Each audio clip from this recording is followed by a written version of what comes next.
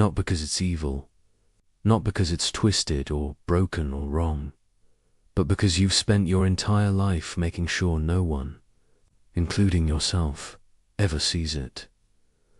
Carl Jung discovered that this hidden self holds the key to everything you've been searching for. Your creativity, your power, your purpose, your peace, everything you want, is locked inside the part of yourself you've been running from. Imagine standing in front of a mirror, but only half your face is lit. The other half disappears into shadow. You can see your smile, your eyes, the face you show the world. But the other side, pure darkness. Most people spend their entire lives looking only at the lit side. They perfect it, polish it, make it acceptable, beautiful, safe. They never turn to face what's hidden in the dark. But here's what Jung understood. The darkness isn't empty. It's not nothing. It's you, the rest of you, the half you forgot, the half you rejected, the half you were told wasn't allowed to exist. And that half has been waiting, patient, silent, powerful, growing, in the dark. By the end of this journey, you'll understand why the parts of yourself you've rejected, the qualities you've denied, the emotions you've buried, are actually your gateway to becoming whole. Not perfect, not fixed, whole. There's a difference, and Jung spent his entire life trying to show us that difference, because he knew something that most people never discover. You're not broken. You've never been broken. You're just incomplete. And the missing pieces, they're closer than you think. But before we can understand what the shadow is, before we can talk about integration or transformation or becoming whole, we need to understand something crucial. We need to understand why you created it in the first place, because you did create it, not consciously, not deliberately, but you created it nonetheless. And it started earlier than you think. Every child is born whole. Watch a toddler for 5 minutes and you'll see it. They cry when they're sad. They laugh when they're happy. They scream when they're angry. They dance when they feel joy. There's no filter, no performance, no mask. They express everything, feel everything, are everything. A child doesn't say, "I shouldn't feel this." They just feel it, fully, completely, without shame. But then something happens. The world starts teaching them which parts of themselves are acceptable and which parts are dangerous. Stop crying. Big boys don't cry. Don't be so loud. Good. Girls are quiet. Stop being so sensitive. Why can't you be more like your sister? You're too much. You're not enough. Every single one of these messages, delivered by parents who often love their children deeply, by teachers who think they're helping, by a culture that has its own ideas about who you should be. Every single one of these messages creates a split. A fracture in the self. The child learns, this part of me is loved, this part of me is rejected, this part is safe, this part is dangerous, this part I can show, this part I must hide. And so the hiding begins, not as a conscious decision. Children don't sit down and think, I'm going to repress my authentic self now. It happens naturally, automatically, as a survival mechanism, because to a child, rejection from caregivers feels like death. Their survival depends on connection, on belonging, on being loved. So when a part of them threatens that connection, when expressing anger gets them punished, when showing fear makes them weak, when being too happy annoys the adults, that part gets pushed down, locked away, hidden in a place where it can't cause problems. Jung called this place the shadow. But think of it like this. Imagine you're a child and you have a basement in your inner house. Every time you express something that gets rejected, something that causes pain or punishment or disconnection, you take that part of yourself and you put it in the basement. You thought you were cleaning up, becoming better, more acceptable, more lovable, but really, you were creating a prisoner. The angry child who gets punished for tantrums learns to lock anger in the basement. Years later, they become the adult who can't set boundaries, who lets people walk all over them, who swallows rage until it turns into depression. The sensitive child who gets mocked for crying learns to lock vulnerability in the basement. Years later, they become the adult who can't connect, who feels nothing, who everyone describes as cold. The creative child who gets told to stop daydreaming and focus on real work learns to lock imagination in the basement. Years later, they become the adult who feels dead inside, who traded their soul for a salary, who can't remember the last time they felt truly alive. The wild child who gets told to sit still, be quiet, stop causing trouble, locks their authentic energy in the basement. Years later, they become the adult who's always exhausted, always performing, always pretending to be someone they're not. And here's the thing that breaks your heart. Once you see it, you didn't choose any of this. You were just a child, trying to survive in a world that couldn't hold all of you. You weren't bad for hiding parts of yourself. You were smart. You were adapting. You were doing exactly what you needed to do to stay safe.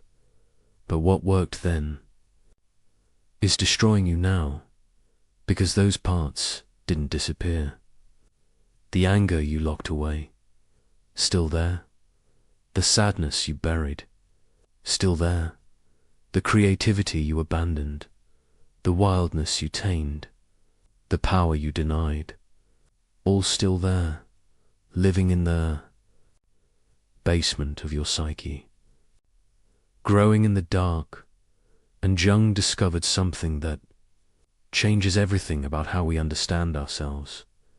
He discovered that the shadow isn't just made of the bad stuff. It's not a garbage dump of our worst qualities.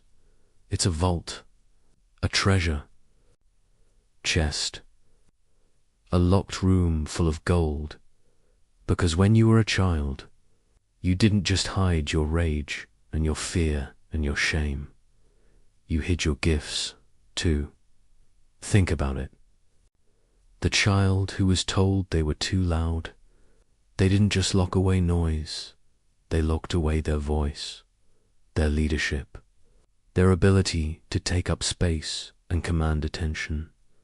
The child who was told they were too sensitive, they didn't just lock away tears. They locked away empathy, intuition, the ability to feel deeply and connect authentically.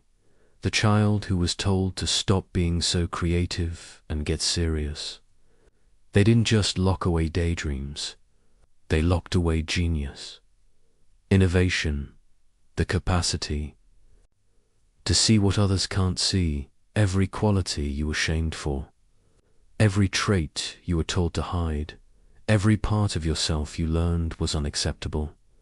Those weren't flaws, they were powers, and you've been living without them for years, maybe decades. Half a person looking in the mirror, seeing only the acceptable side, wondering why life feels so empty. so exhausting, so not quite right. It's because you're trying to live a full life with half of yourself, and the other half, it's been waiting in the darkness. Not patiently anymore, because the shadow doesn't just sit there. It doesn't just wait. Quietly in the basement while you go about your acceptable life. Akshong said that we don't have a shadow. We are shadowed by what we won't acknowledge. And that shadow, it's been running your life from the darkness. Every time you meet someone and instantly dislike them for no clear reason. That's your shadow. You're seeing in them what you've denied in yourself. Every time you have an inexplicable emotional reaction that seems too big for the situation. That's your shadow. The feelings you locked away are leaking out. Every time you sabotage yourself right before success. Every time you pick the same toxic partner with a different face.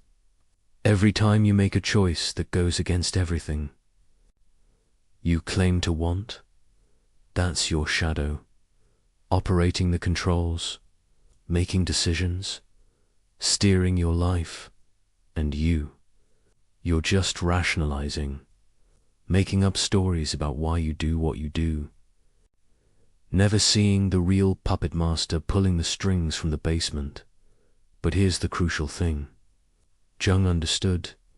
The shadow isn't your enemy. It's not some demon that needs to be slayed. Not some darkness that needs to be eliminated. It's you. The parts of you that you abandoned. The child you locked away. The gifts you rejected. The power you denied. And it's been trying to get your attention. For years. Through dreams. Through symptoms. Through the same painful patterns repeating over and over again. It's not punishing you. It's calling to you. Come back. Come home. Remember me. Reclaim me. Become whole.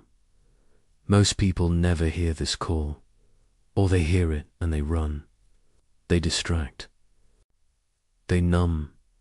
They build the persona even stronger. Create an even more acceptable mask. Hide the shadow even deeper. But you're here. You're listening, and that means something is ready to change, because Jung discovered that there comes a moment in some people's lives, a moment when the persona cracks, when the mask slips, when the basement door flies open and everything you've been hiding comes flooding out. It usually happens during crisis, loss, breakdown, the ending of something you thought defined you. And in that moment, you have a choice. You can run.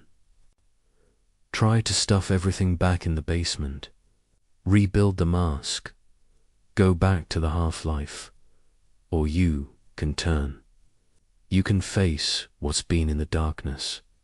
You can finally look at the other half of your face in the mirror.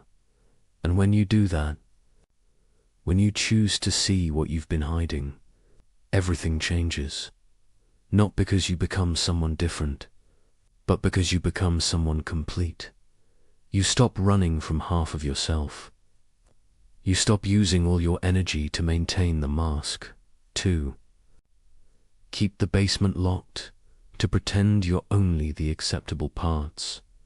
And suddenly, that energy, it's available for actually living, for creating, for loving, for becoming who you actually are instead of who you thought you had to be.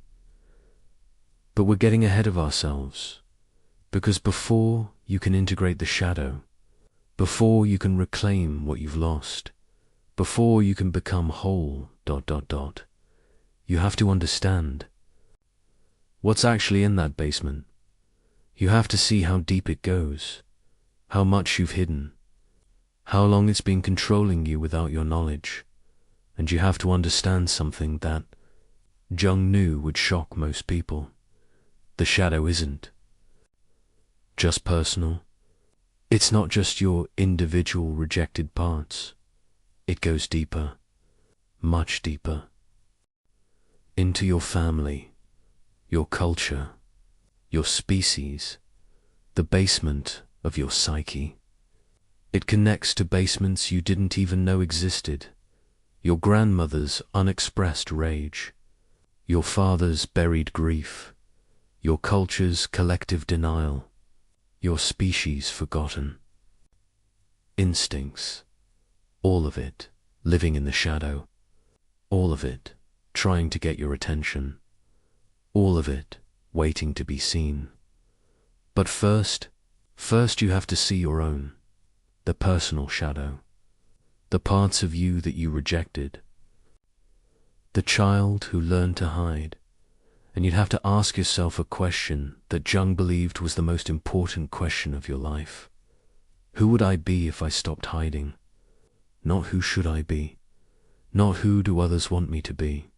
Not who is it safe to be. Who would I be? If I was whole? If the angry part came home? If the sensitive part was welcomed? If the creative part was celebrated?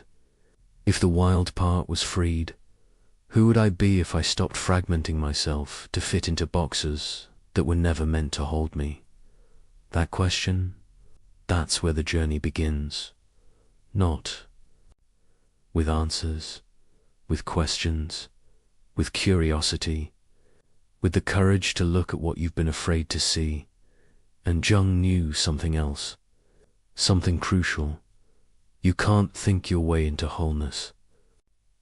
You can't analyze your shadow from a safe distance and expect transformation. You have to feel it, meet it, dialogue with it, bring it into the light, not to destroy it, but to integrate it, to say, you're not my enemy, you're me, the part of me I forgot, the part I rejected, the part I need. Come home. But what does that actually look like? How do you meet something that's been hidden for so long? How do you integrate what you've spent your whole life running from? And more importantly, what happens when you do? What happens when the basement door opens? When the rejected parts come flooding back? When you finally see the whole face in the mirror, light and dark together? Jung discovered that this moment, this meeting with the shadow, it changes everything. Not just who you are, but what becomes possible. The life you can live, the relationships you can have, the work you can create, the peace you can feel, all of it locked behind one simple act. Turning to face the darkness and discovering it was never darkness at all. It was just you, waiting in the shadows, waiting to be seen, waiting to come home. There's a story Jung loved to tell about alchemy. Ancient alchemists spent their lives trying to turn lead into gold. They worked in darkness with fire and strange substances, chasing transformation. Most people thought they were fools, chasing an impossible dream. But Jung understood what they were really doing. They weren't trying to transform metal. They were trying to transform themselves. The lead was the rejected self, the heavy, dark, worthless parts they carried in shame, the gold. That was what those parts could become, what they always were, what they'd been all along, hidden under layers of judgment and fear. And here's the secret that changes everything about how you understand your shadow. What you locked in the basement wasn't garbage. It was gold, disguised as lead, rejected as worthless, hidden in shame, but gold nonetheless. Let me show you what I mean. Think about the people you admire most in the world. Not celebrities, not distant figures, but the people in your actual life who captivate you, who seem to possess some quality that draws you in. Maybe it's someone's confidence, the way they walk into a room and everyone notices, the way they speak their truth without apology. Maybe it's someone's creativity, the way they see possibilities everywhere, the way they turn ordinary moments into art. Maybe it's someone's passion, the way they commit fully to what they love, the way they burn bright instead of playing it safe.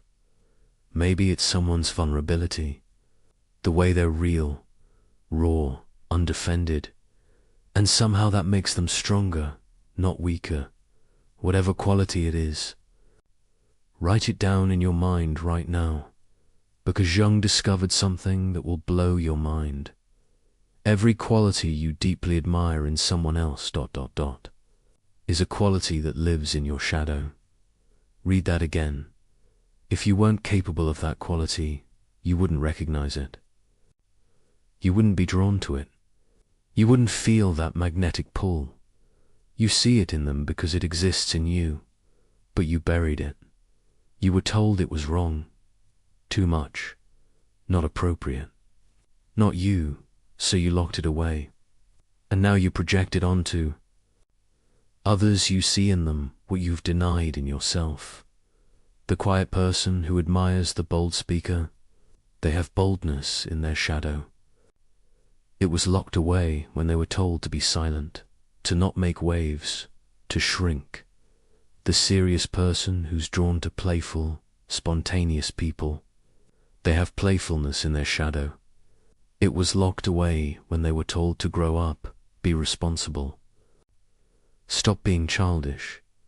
The logical person who's fascinated by emotional, intuitive people, they have emotional depth in their shadow. It was locked away when they were told feelings were weak, irrational, dangerous. Dangerous, this is what Jung called the golden shadow, not the darkness you fear, not the rage or the shame or the pain, but the light, the power, the gifts, all the qualities you needed to survive. You had to hide, and now you're living half a life, admiring in others what you won't claim in yourself. But here's where it gets even more interesting, because the shadow doesn't just contain individual qualities. It contains entire selves, entire ways of being that you abandoned to become acceptable. Jung called these the anima and animus, the feminine in men, the masculine in women. But it goes deeper than gender.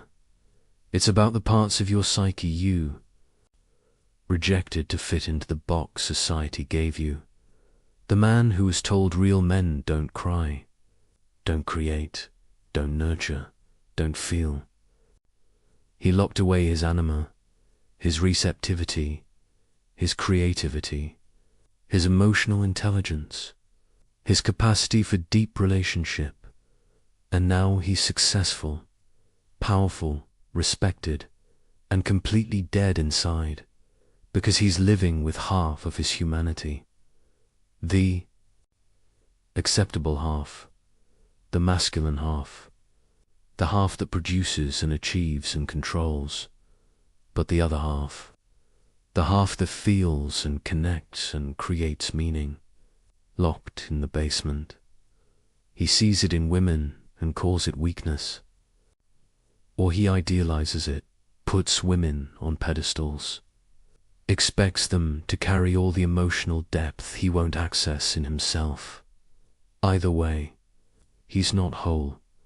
The woman who is told real women are soft, agreeable, nice, supportive, she locked away her animus, her assertiveness, her ambition, her healthy aggression, her capacity to take up space and claim power, and now she's loved, needed, everyone calls her kind, and she's exhausted, resentful, invisible, because she's living with half of her humanity, the acceptable half, the nurturing half, The half that gives and supports and accommodates, but the other half, the half that claims and demands and refuses to shrink. Locked in the basement, she sees it in men and calls it toxic. Or she's drawn to powerful men, expects them to carry all the strength she won't access in herself. Either way, she's not whole. This is the trap, the split, the lie that our culture tells us, that you have to choose, masculine or feminine, strong or soft, logical or emotional, wild or civilized. But Jung knew the truth. You're not one or the other. You're both. You've always been both, and the half you rejected, it's not gone. It's in the basement, waiting to be reclaimed. But let's go deeper, because the golden shadow isn't just about big archetypal qualities. It's in the small things too. The everyday ways you've diminished yourself. The person who always plays. It's safe. They have risk-taking in their shadow. It was locked away when they were punished for making mistakes, for being too adventurous, for coloring outside the lines.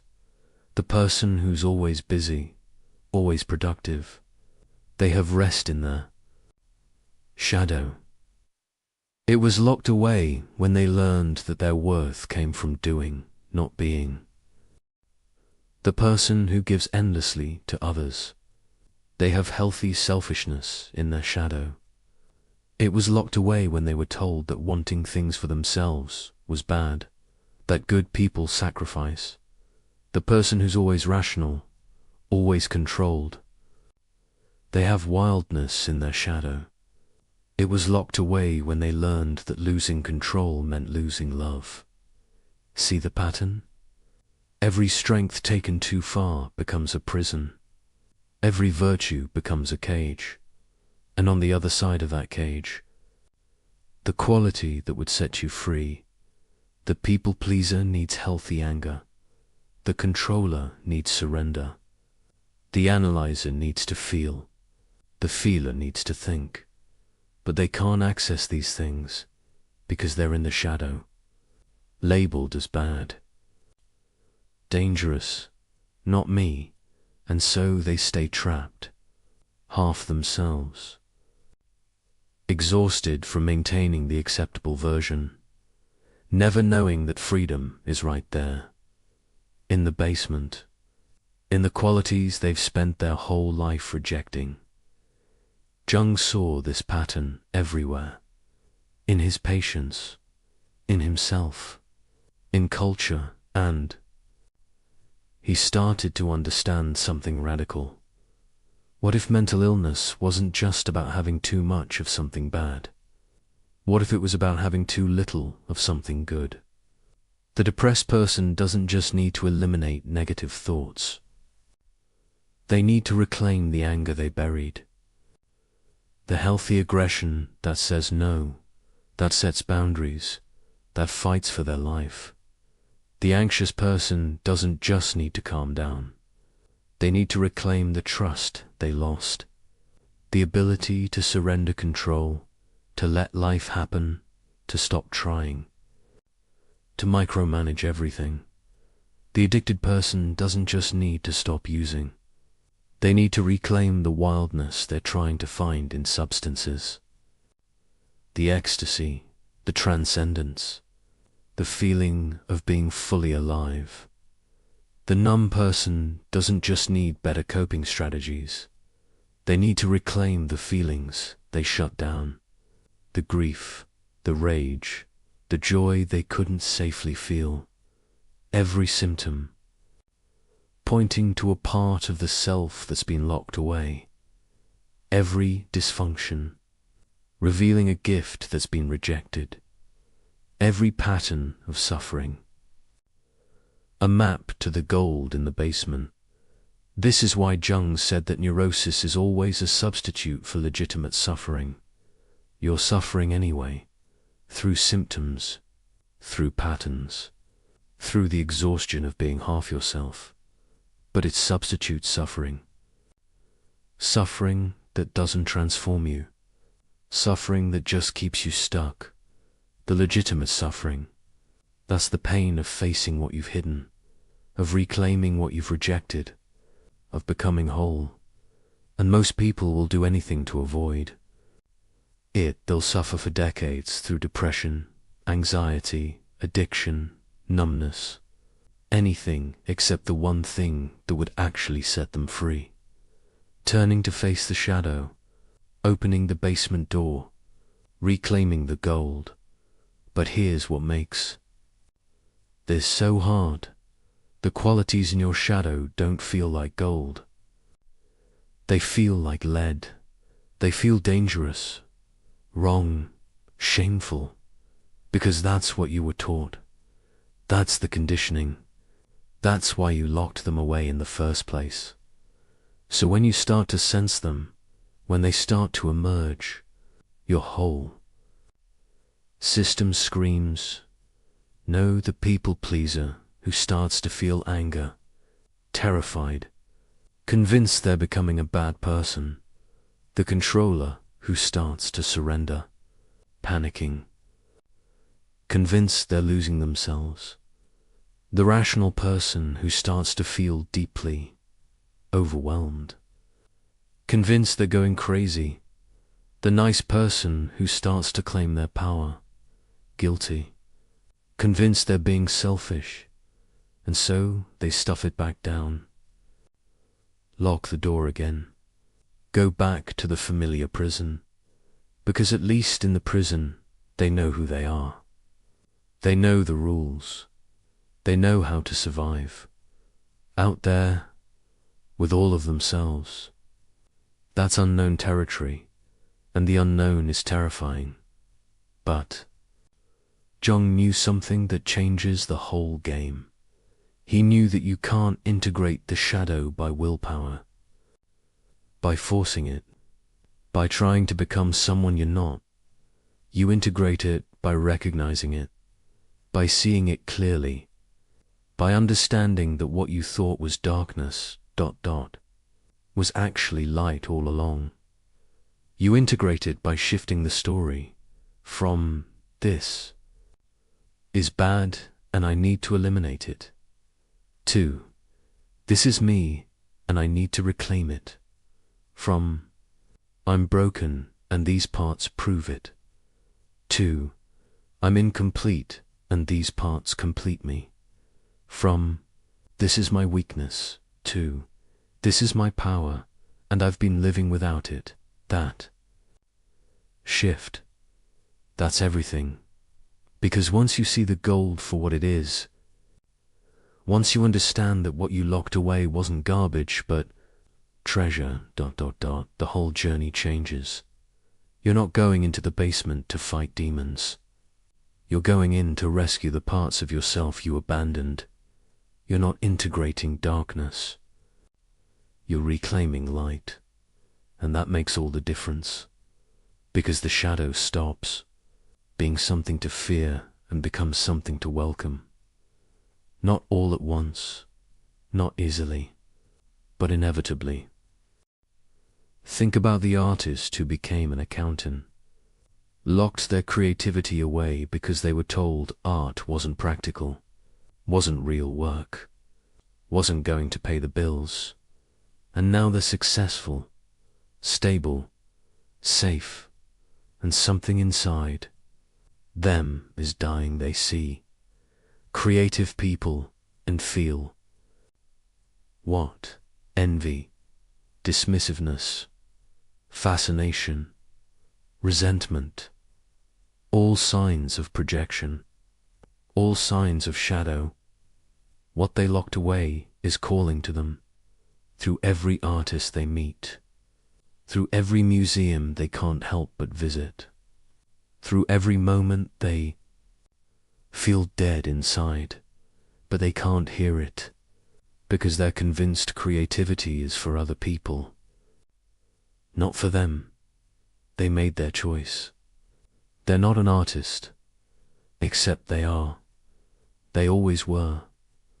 They just locked that self in the basement, and the accountant self they're living. It's not wrong. It's just incomplete. What would happen if they reclaimed the artist, not by quitting their job and starving, but by integrating the creative self into their life, by making space for both numbers and paint, logic and imagination, structure and flow?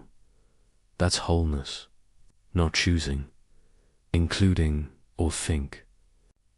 About the warrior who became passive, locked their healthy aggression away because they were told fighting was bad, standing up for yourself was mean, protecting your boundaries was selfish, and now they're kind, agreeable, everyone likes them, and everyone walks all over them.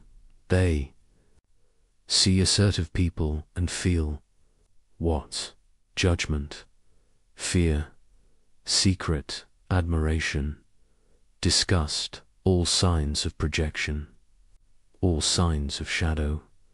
What they locked away is calling to them.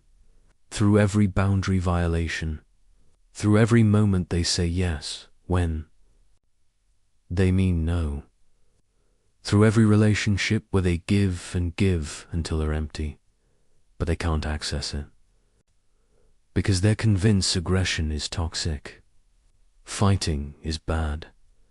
They're not that kind of person, except they could be, if they reclaimed the warrior, not the toxic version they were warned about, but the healthy version, the part that says no, that defends, that fights for what matters, that stands their ground. That's not violence, that's vitality, and without it, they're not peaceful, they're just exhausted.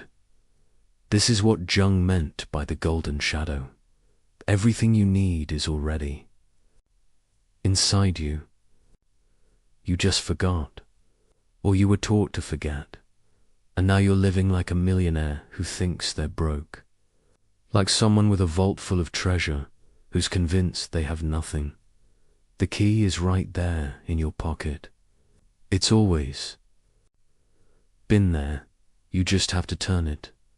Open the door, walk into the basement, and see what's really there. Not monsters, not demons, not the darkness you feared, but you. The parts of you that you rejected, the qualities you denied, the self you abandoned, waiting, patient, powerful, ready to come home. And when you bring them home, when you integrate what you've projected, when you reclaim what you've rejected, that's when the real transformation begins. Not because you become someone different, but because you become someone whole. You stop admiring in others what you won't claim in yourself. You stop projecting your gold onto people and then resenting them for having what you don't. You stop fragmenting your energy between maintaining the persona and suppressing the shadow, and suddenly, all that energy, it's available for creating, for living, for becoming. But we're still just scratching the surface, because the golden shadow is only part of the story. There's another part, a darker part, the part that isn't gold disguised as lead. It's the part that actually is lead. The rage, the shame, the parts you locked away not because they were gifts, but because they were dangerous. And those parts, they're not waiting patiently in the basement. They're active. They're running the show. They're controlling your life from the shadows. And until you see them, until you face them, until you understand how they've been pulling the strings, ... you're not free. You're a puppet, and the shadow is the puppet master, and it's time to cut the strings. You think you're in control of your life. You think the choices you make are yours, the relationships you choose, the patterns you repeat, the way you react when someone pushes your buttons. You think it's you, making conscious decisions, steering your life in the direction you want to go. But Jung discovered something terrifying. Most of what you do, most of what you choose, most of who you think you are, isn't coming from you at all. It's coming from the basement, from the parts you locked away, the emotions you buried, the wounds you never healed, the aspects of yourself you refuse to acknowledge. They didn't disappear when you hid them. They didn't fade away because you stopped looking. They grew. They organized. They learned to operate in the dark. And now, they're running the show. You're not the director of your life. You're the puppet and the shadow. The shadow is pulling the strings. Let me show you how this works. Think about the last time someone really triggered you. Someone said something, did something, and you had a reaction that was way bigger than the situation called for. Maybe someone criticized you and you spiraled for days. Maybe someone didn't text back and you felt abandoned. Maybe someone succeeded, where you failed and you felt rage disguised as judgment. In the moment, it felt justified. They were wrong. They hurt you. They deserved your reaction. But here's what Jung understood. If the reaction is bigger than the situation, it's not about the situation. It's about the shadow. Something in what happened touched something you buried. Something you won't look at. Something you've been running from. And the shadow reacted. Not you. The shadow. The part of you that's still 5 years old and desperate for approval. The part that's still 13 and terrified of rejection. The part that's still 17 and convinced you're not good enough. That part doesn't live in the past. It lives in your shadow, and it's active right now, making decisions, controlling reactions, running patterns without your conscious awareness. This is what Jung meant when he said, until you make the unconscious conscious, it will direct your life and you will call it fate. You think it's fate that you keep choosing the same kind of partner, the one who abandons you, the one who criticizes you, the one who needs saving. It's not fate, it's the shadow. Recreating the original wound, trying to resolve it, failing, and trying again. You think it's fate that you sabotage yourself right before success, that you get sick right before the big opportunity, that you blow up the relationship right when it gets good. It's not fate, it's the shadow. The part that learned you're not worthy, that doesn't believe you deserve it, that feels safer in familiar pain than unknown joy. You think it's fate that you're stuck in patterns you can see but can't change, that you know what you should do, but you can't do it, that you understand yourself intellectually but nothing transforms. It's not fate. It's the shadow. Understanding doesn't change the shadow. You can't think your way out of what you won't feel your way through. And the shadow, it communicates through feeling, through body, through compulsion, through the things you do that make no logical sense but feel utterly necessary in the moment. Jung called these autonomous complexes, parts of your psyche that split off, developed their own agendas, their own logic, their own power. They're not you. But they're not you either. They're fragments, younger versions, wounded parts, exiled selves, and they have more control than you want to admit. Think about it like this. You're not one unified self. You're a collection of selves, and most of them you disowned. There's the part that wants to be loved, the part that's terrified of being hurt, the part that wants to succeed, the part that's convinced you'll fail, the part that wants connection, the part that pushes everyone away. In a healthy psyche, these parts talk to each other, they integrate, they work together under the guidance of a mature self. But in most people, these parts are at war. And the parts you rejected, the ones in the shadow, they're saboteurs, not because they're evil, but because they're trying to protect you using strategies that worked when you were 7, but destroy you now. The part that learned love equals pain is still protecting you by making sure you never get close enough to be hurt, by choosing unavailable people, by leaving before they can leave you. It thinks it's keeping you safe. It's actually keeping you alone. The part that learned your worth comes from achievement. It's still protecting you by driving you harder, never letting you rest, convincing you that if you stop, you'll be worthless. It thinks it's keeping you valuable. It's actually killing you. The part that learned conflict equals danger. It's still protecting you by making you agreeable, compliant, invisible. It thinks it's keeping you safe.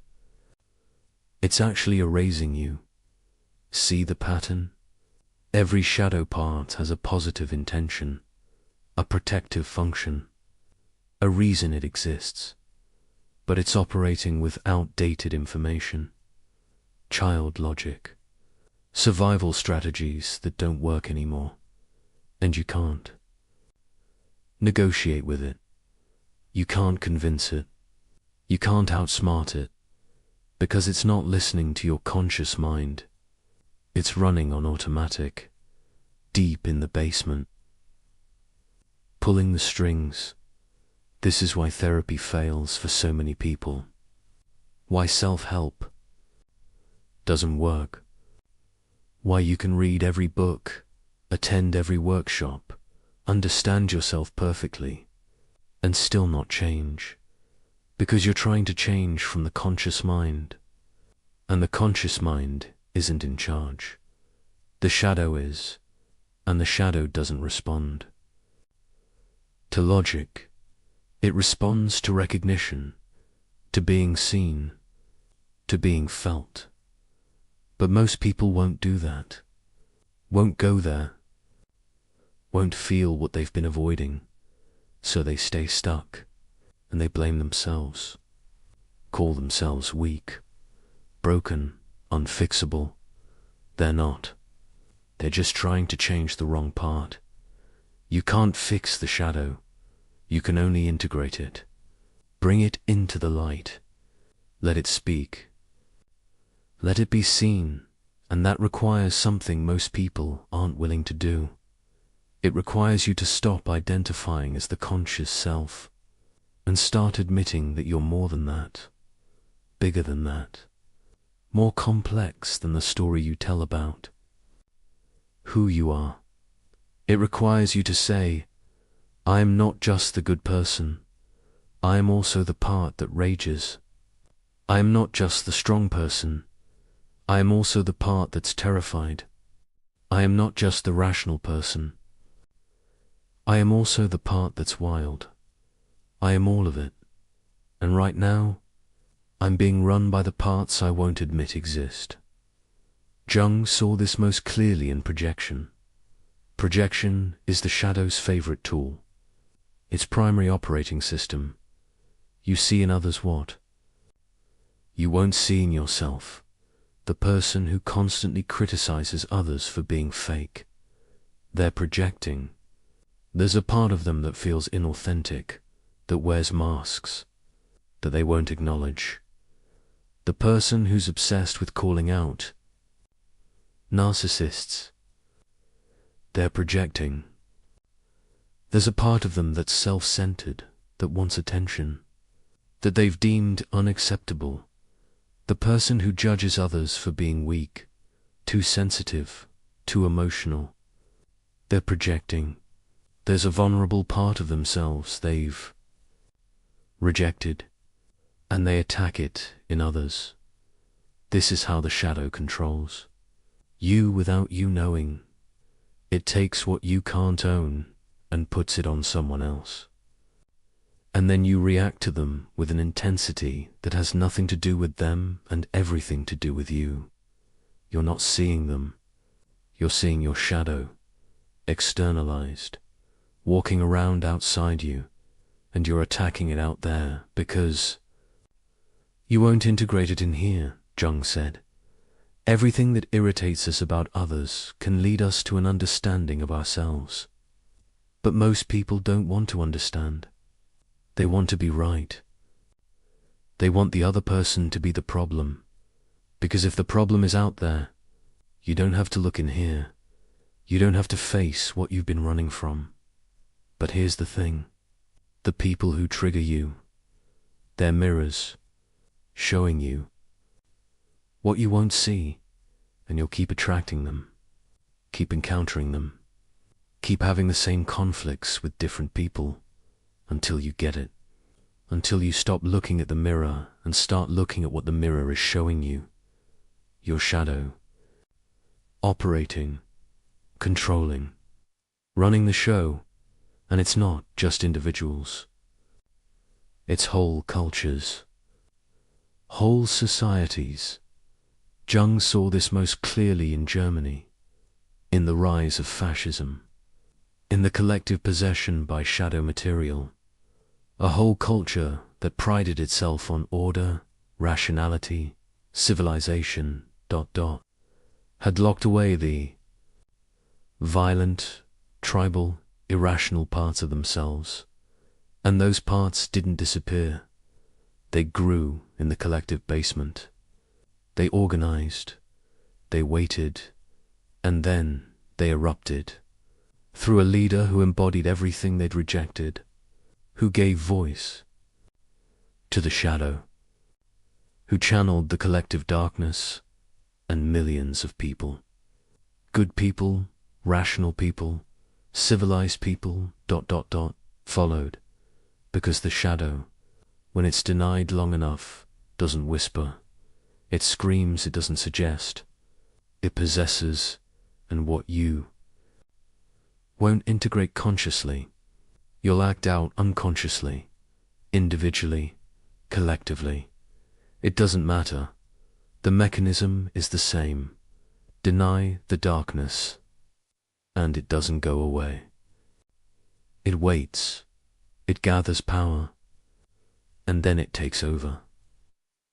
This is why Jung was so urgent about shadow work, why he saw it as not just personal healing, but collective necessity, because a world full of people who don't know their own darkness, who project it onto others, who are being run by unconscious forces they won't acknowledge. That world is dangerous. That world goes to war, scapegoats, minorities, demonizes the other, destroys itself. All because individuals won't do the one thing that would change everything. Turn around, face the darkness, own it, integrate it, not because it's noble, but because it's necessary for your own liberation and for everyone around you.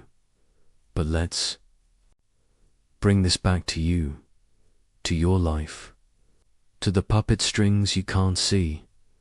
How do you know when the shadow is running you? Jung gave us clues, symptoms, patterns to watch for, repetition. When you keep having the same experience with different people, that's the shadow. Same abandonment, same betrayal, same feeling of not being enough. The people change, the pattern doesn't, because the pattern isn't about them. It's about the shadow part that's orchestrating the whole thing. Disproportionate emotion. When your reaction is bigger than the situation, that's the shadow. When someone's small comment ruins your week. When a minor rejection feels like annihilation. when success feels dangerous instead of joyful. That's not about what's happening, that's about what happened. The old wound activated, the shadow part triggered, the past playing out in the present, compulsion, when you know you shouldn't do something but you do it anyway. When you watch yourself make the choice that will hurt you and you can't stop, that's not weakness.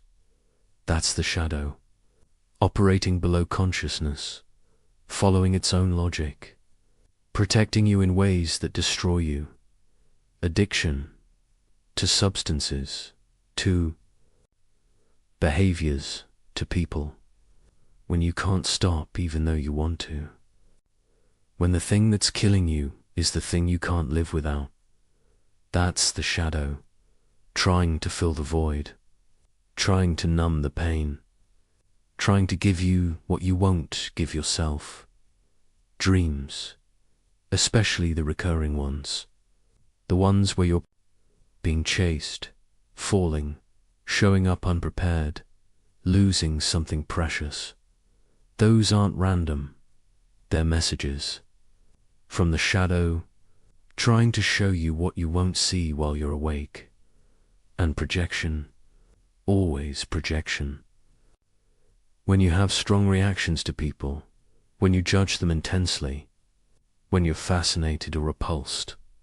that single quote's the shadow, showing itself to you, in them. So what do? When you realize you're being run by forces you can't see, when you understand that the conscious you is not in charge, most people panic, try to assert more control, work harder at being good, strengthen the persona, lock the basement door tighter. But that doesn't work. That's what created the problem in the first place. The answer isn't more control. It's less, or rather, a different kind. Not controlling what's in the shadow, but consciously relating to it. Not fighting the puppet master, but turning to face it and asking, who are you? What do you want? What are you trying to protect me from? Because the shadow, when you actually meet it, is never what you expected. It's not a monster. It's not evil. It's not your enemy. It's a part of you, usually a young part, a hurt part, a part that's been in the dark so long it forgot there was any other way to be, and has been pulling the strings not to hurt you, but because it doesn't know what else to do. It's trying to keep you safe using the only strategies it knows. Strategies that made sense once, in your childhood, in the moment of wounding, but don't make sense now, and it can't update, can't evolve, can't change, because it's been locked in the basement, frozen in time, operating in darkness, the only way. It changes, as if you bring it light, not by eliminating it, but by seeing it, acknowledging it, dialoguing with it, by saying, I see you. I know you're trying to help, but there's another way now, and I need you to trust me. That's integration. That's how the puppet becomes a person again, not by cutting the strings, but by taking them consciously in your own hands, by becoming aware of what was unconscious, by making visible what was invisible, by bringing into relationship what was exiled. And when you do that, when you stop being run by the shadow and start consciously working with it, everything changes. The patterns break, the compulsions loosen, the triggers lose their power, not because the shadow disappears, but because it's no longer operating in the dark. It's part of you, integrated, conscious, working with you instead of against you. But we're getting ahead of ourselves. Because before integration can happen, before the shadow can be brought into the light, there has to be a moment, a crisis, a breaking point, a moment when the puppet strings become visible, when the basement door flies open, when you can no longer deny what's been controlling you. Jung called this the confrontation with the shadow, and it's not gentle, it's soul, it's not easy, it's not something you can do halfway, it's a death of the persona, of the illusion of control, of everything you thought you were. And most people, when that moment comes, when the crisis hits, they run. They rebuild the walls. They relock the door. They go back to the familiar prison, because the alternative, facing what's in the darkness, that feels like annihilation, but it's not. It's liberation. And a few who are brave enough to stay, to turn, to face what they've been fleeing, they discover something that changes everything. The darkness was never trying to destroy them. It was trying to free them. There comes a moment in some people's lives when everything they've built collapses. Not slowly, not gradually, but all at once. The marriage ends. The job disappears. The diagnosis comes. The betrayal is revealed. The addiction can't be hidden anymore. Or sometimes it's quieter. No external crisis. Just an internal knowing that you can't ignore anymore. You wake up one day and you don't recognize your life. Or worse, you don't recognize yourself. And something inside you whispers, this isn't working. This has never been working. And I can't pretend anymore. Jung called this the confrontation with the shadow. It's the moment when the persona cracks. When the mask you've been wearing your whole life finally shatters. When the basement door you've kept locked flies open, and everything you've been hiding comes flooding out, and you have a choice. Run, rebuild the walls, go back to sleep, or stay, turn, face what's coming, and let it destroy you. Not literally, but the you that you thought you were, the you that was acceptable, the you that was safe, the you has to die, so the real you can finally be born. This moment doesn't announce itself. It doesn't send a warning. It comes disguised as the worst day of your life. You lose the person you thought you couldn't live without. And suddenly you're forced to discover who you are without them, without the role you played, without the identity you borrowed from the relationship. You lose the career you built your whole sense of worth around. And suddenly you're forced to face the question, if I'm not my achievements, who am I? You lose your health, your certainty, your control.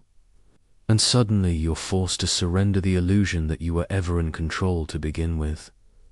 Or the crisis is internal. A depression that won't lift. An anxiety that won't quiet. A numbness that won't break. An emptiness that success can't fill. Something is wrong. Has been wrong.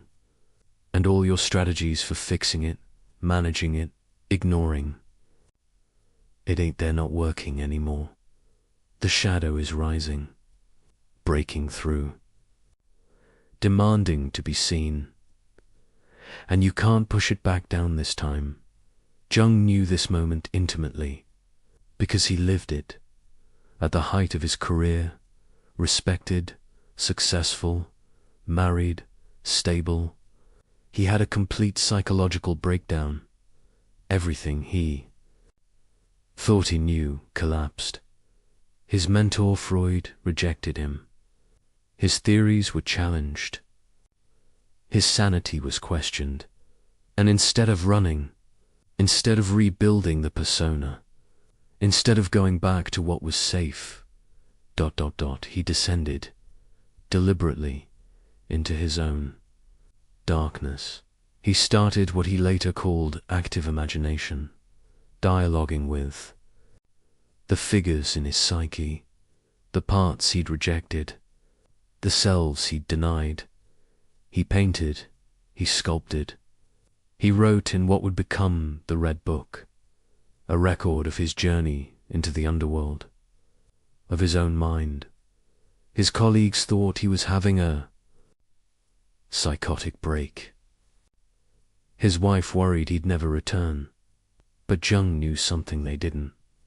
He knew that the breakdown was actually a breakthrough, that the crisis was an invitation, that the darkness wasn't trying to destroy him, it was trying to initiate him into wholeness, into truth, into the self he'd always been but had forgotten how to be, and he emerged transformed, not fixed, not healed in the conventional sense, but whole, integrated, alive in a way he'd never been before, because he did the one thing most people won't do.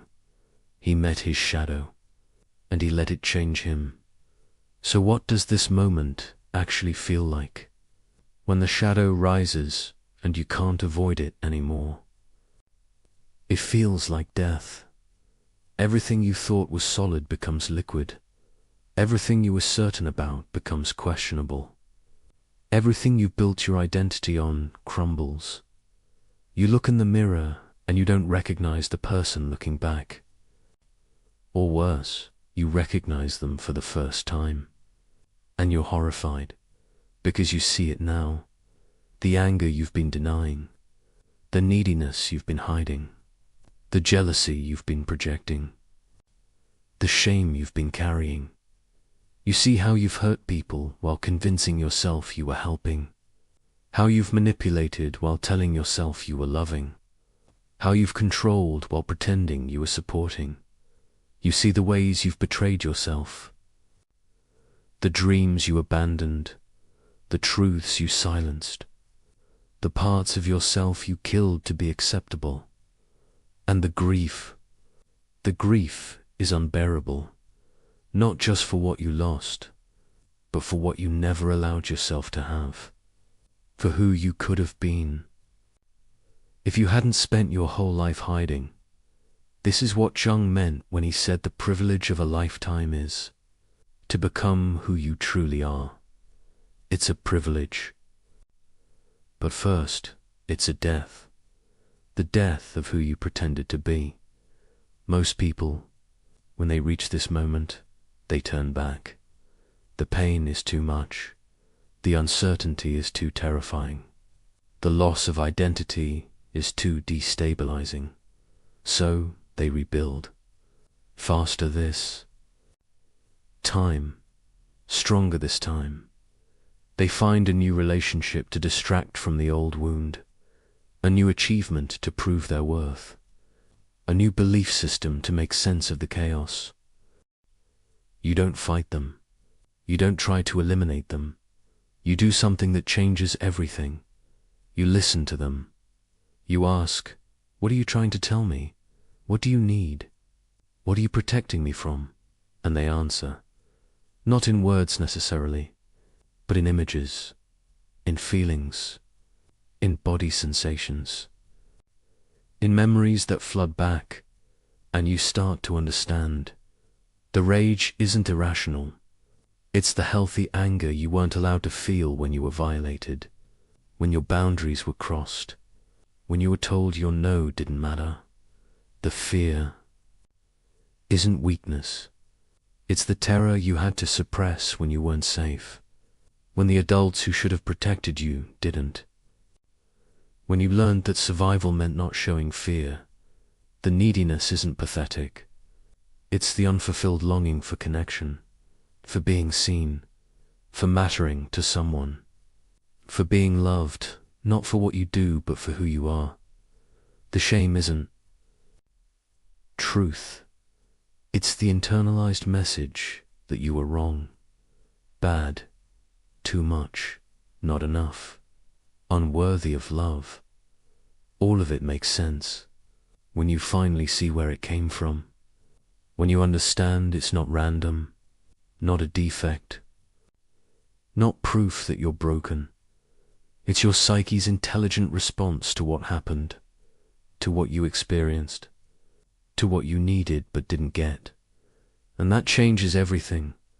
Jung developed a practice for this moment, for when you meet the shadow and it starts to speak.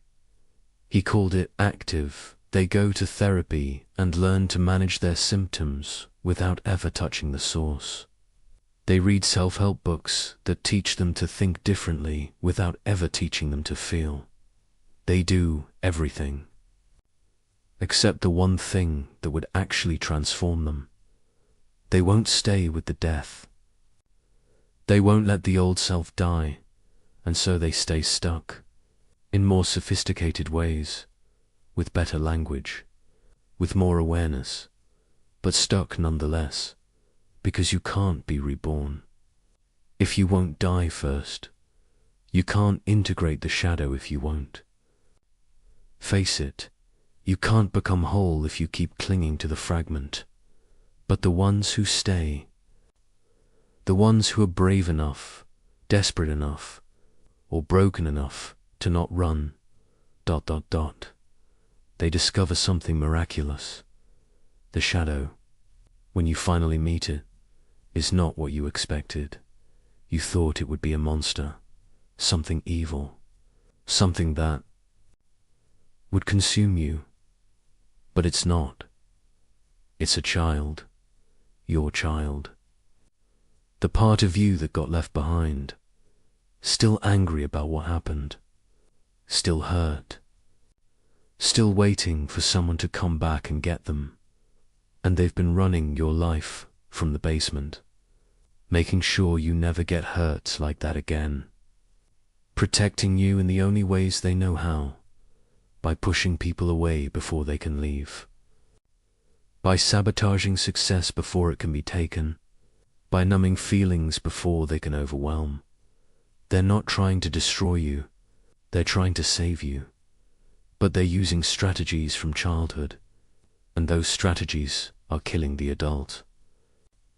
You're trying to become so when you meet them, when you finally turn and face them in the darkness. ... Imagination. It's deceptively simple.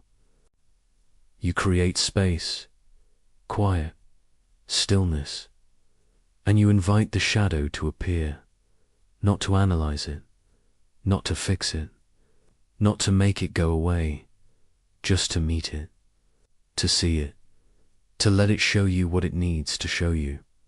For Jung, it appeared as figures, wise old men, mysterious women, animals, children, archetypal beings from the collective unconscious.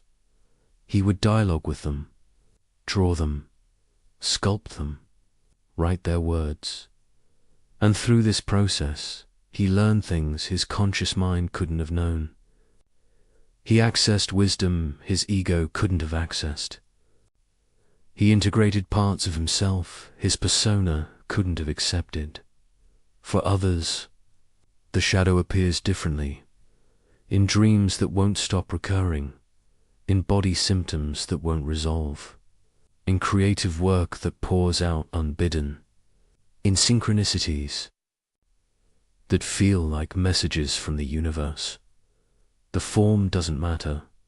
What matters is the willingness to engage, to not run, to stay with what's arising, even when it's terrifying, even when it feels like madness, even when everything in you screams to stop.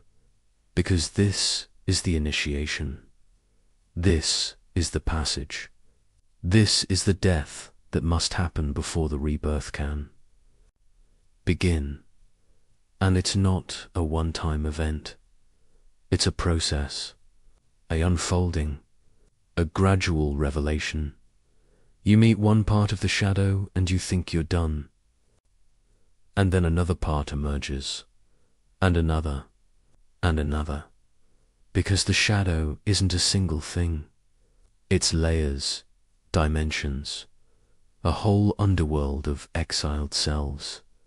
And each one needs to be met, seen, heard, integrated, not all at once, but over time, through patience, through compassion, through the willingness to keep facing what you'd rather avoid. But here's what nobody tells you about this process. Meeting the shadow doesn't make you feel better. Not at first. It makes you feel worse, because now you see things you can't unsee. You know things you can't unknow. You feel things you can't unfeel. You see how you've hurt people, how your unconscious patterns have damaged relationships, how your shadow has been acting out while you thought you were being good. You see the years you wasted, the opportunities you missed, the life you could have lived if you'd been brave enough to be yourself. You see your parents clearly for the first time, not as heroes or villains, but as wounded people who did their best and also hurt you deeply, and you have to hold both truths at once. You see the culture you live in, the systems of oppression, the collective shadow playing out on the world stage. And you can't just consume entertainment and ignore it anymore. You see everything, and it's overwhelming. This is what Jung called the dark night of the soul, the descent into the underworld, the necessary suffering that transformation requires. And most people, when they hit this phase, they think they're doing it wrong. They think something's broken. They want to go back. But you can't go back. You can only go through, because this is the fire. This is the crucible. This is where the old self burns away, so the new self can emerge. And if you run from the fire, you stay half-cooked, half-transformed, half-dash alive.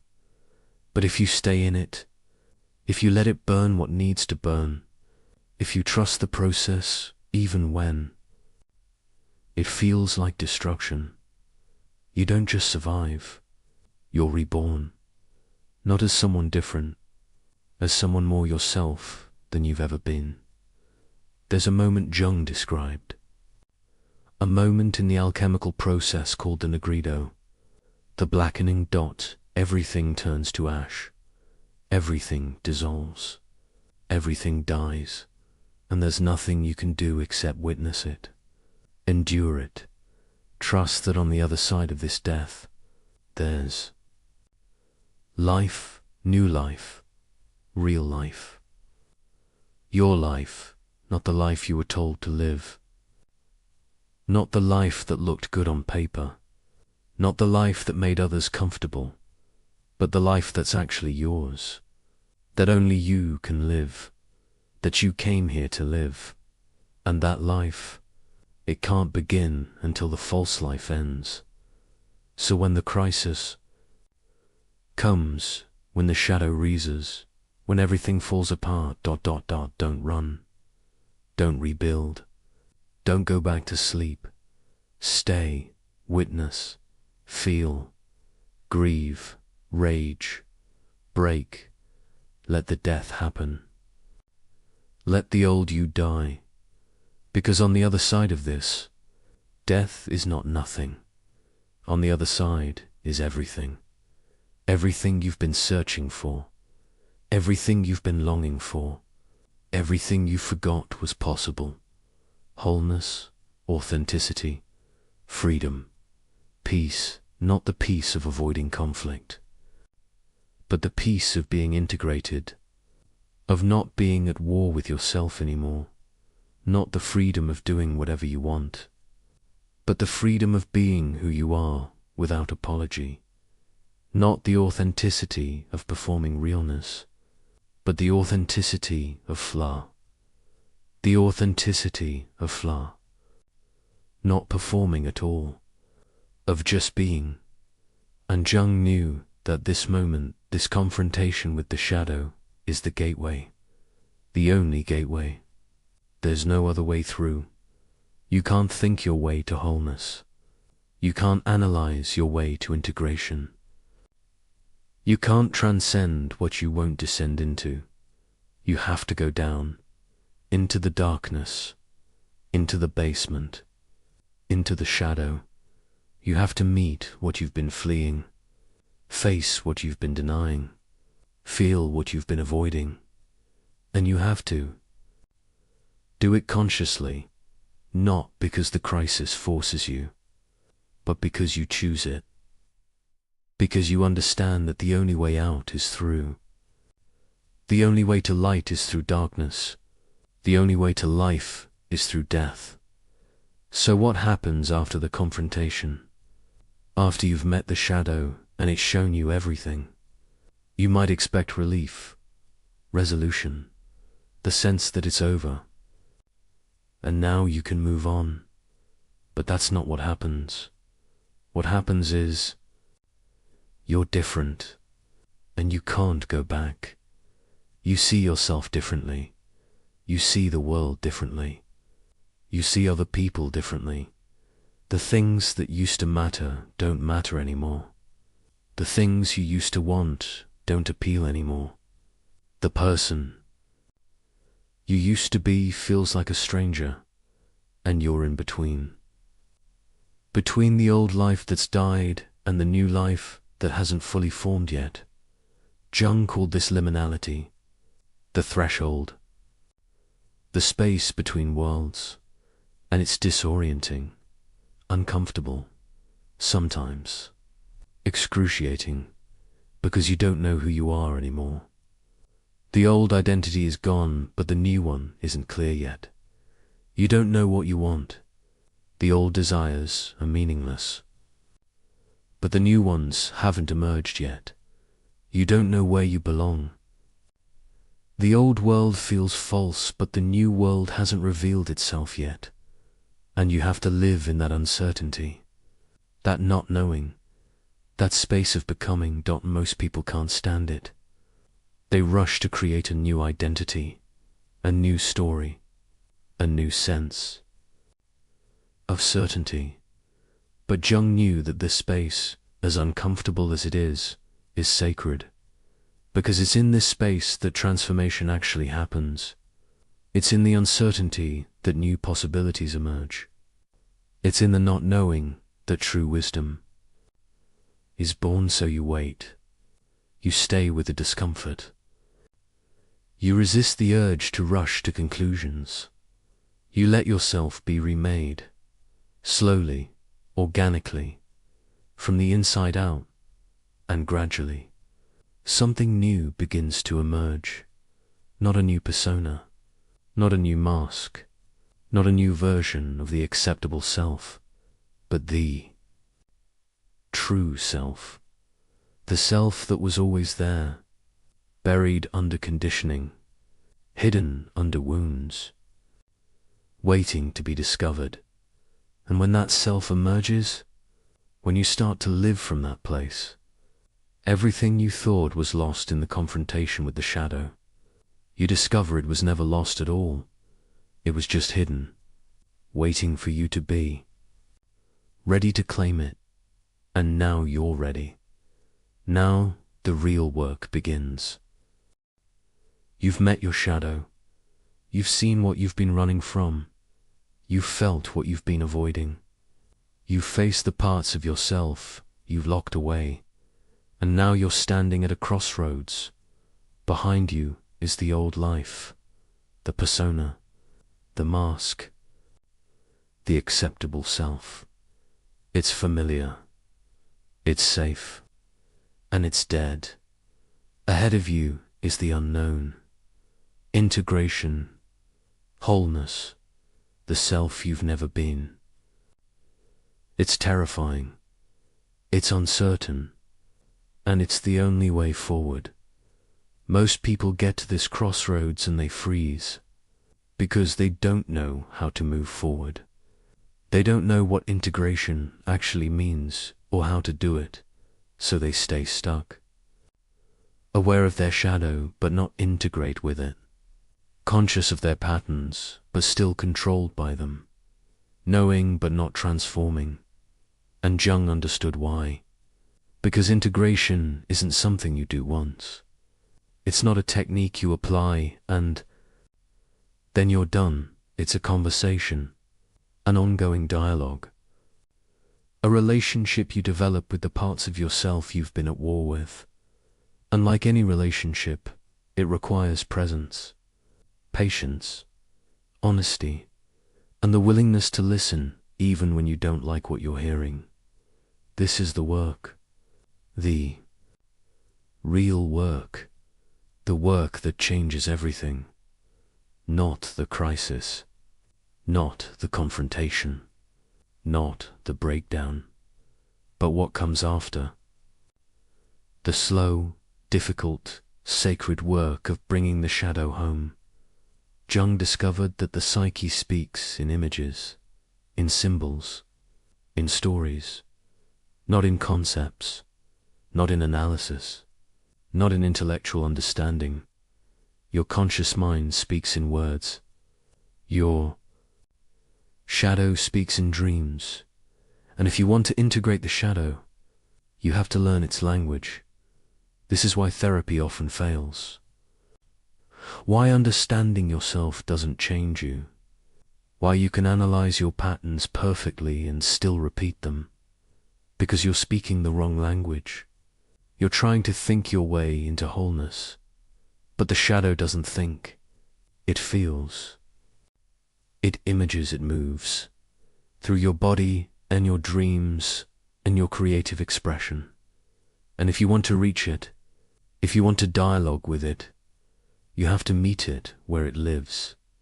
Not in your head, but in your depths. Jung called this active imagination. And it's one of the most powerful tools for shadow integration that exists. Here's how it works. You create space. You quiet the mind. You drop beneath the noise of thought into the stillness beneath. And you wait. You wait for an image to arise. A figure. A scene. A feeling. Something from the unconscious. And when it comes, you don't analyze it. You don't interpret it. You don't try to figure out what it means. You engage with it. You dialogue with it. You let it speak. Maybe it's a child, sitting alone, and you approach them, and you ask, "Who are you? What do you need?" Maybe it's an animal, wild, dangerous, and you don't run. You stand your ground, and you ask, "What are you protecting? What are you guarding?" Maybe it's a dark figure, threatening, and instead of fighting, you ask, "What do you want from me? Why are you here?" And they answer, not always in words, sometimes in images, sometimes in sensations, sometimes in an overwhelming flood of emotion, and you listen, you witness, you let them show you what they need to show you. This is not imagination in the casual sense. It's not making things up. It's not fantasy.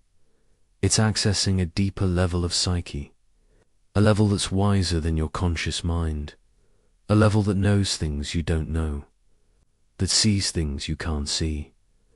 Jung did this for years, especially during his breakdown, and the figures he met, the conversations he had.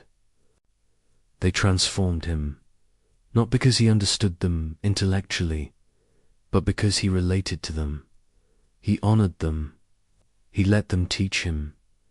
And slowly, gradually, they integrated, became part of him, not separate, not exiled, but woven into the fabric of his being. But active imagination isn't the only path, because people are different. Psyches are different. Some people meet their shadow through art, through painting what they can't say, through sculpting what they can't express, through creating images that bypass the conscious mind and speak directly from the depths. You don't have to be an artist to do this. You don't have to be good at it. You just have to be willing to let your hand move without knowing what it's creating. To use color and form and texture to give the shadow a voice. Jung painted mandalas, circular images, containers for chaos, symbols of wholeness. He didn't plan them. He didn't think about what they should look like. He just painted, and in the painting, something integrated. Something that couldn't have integrated through words alone.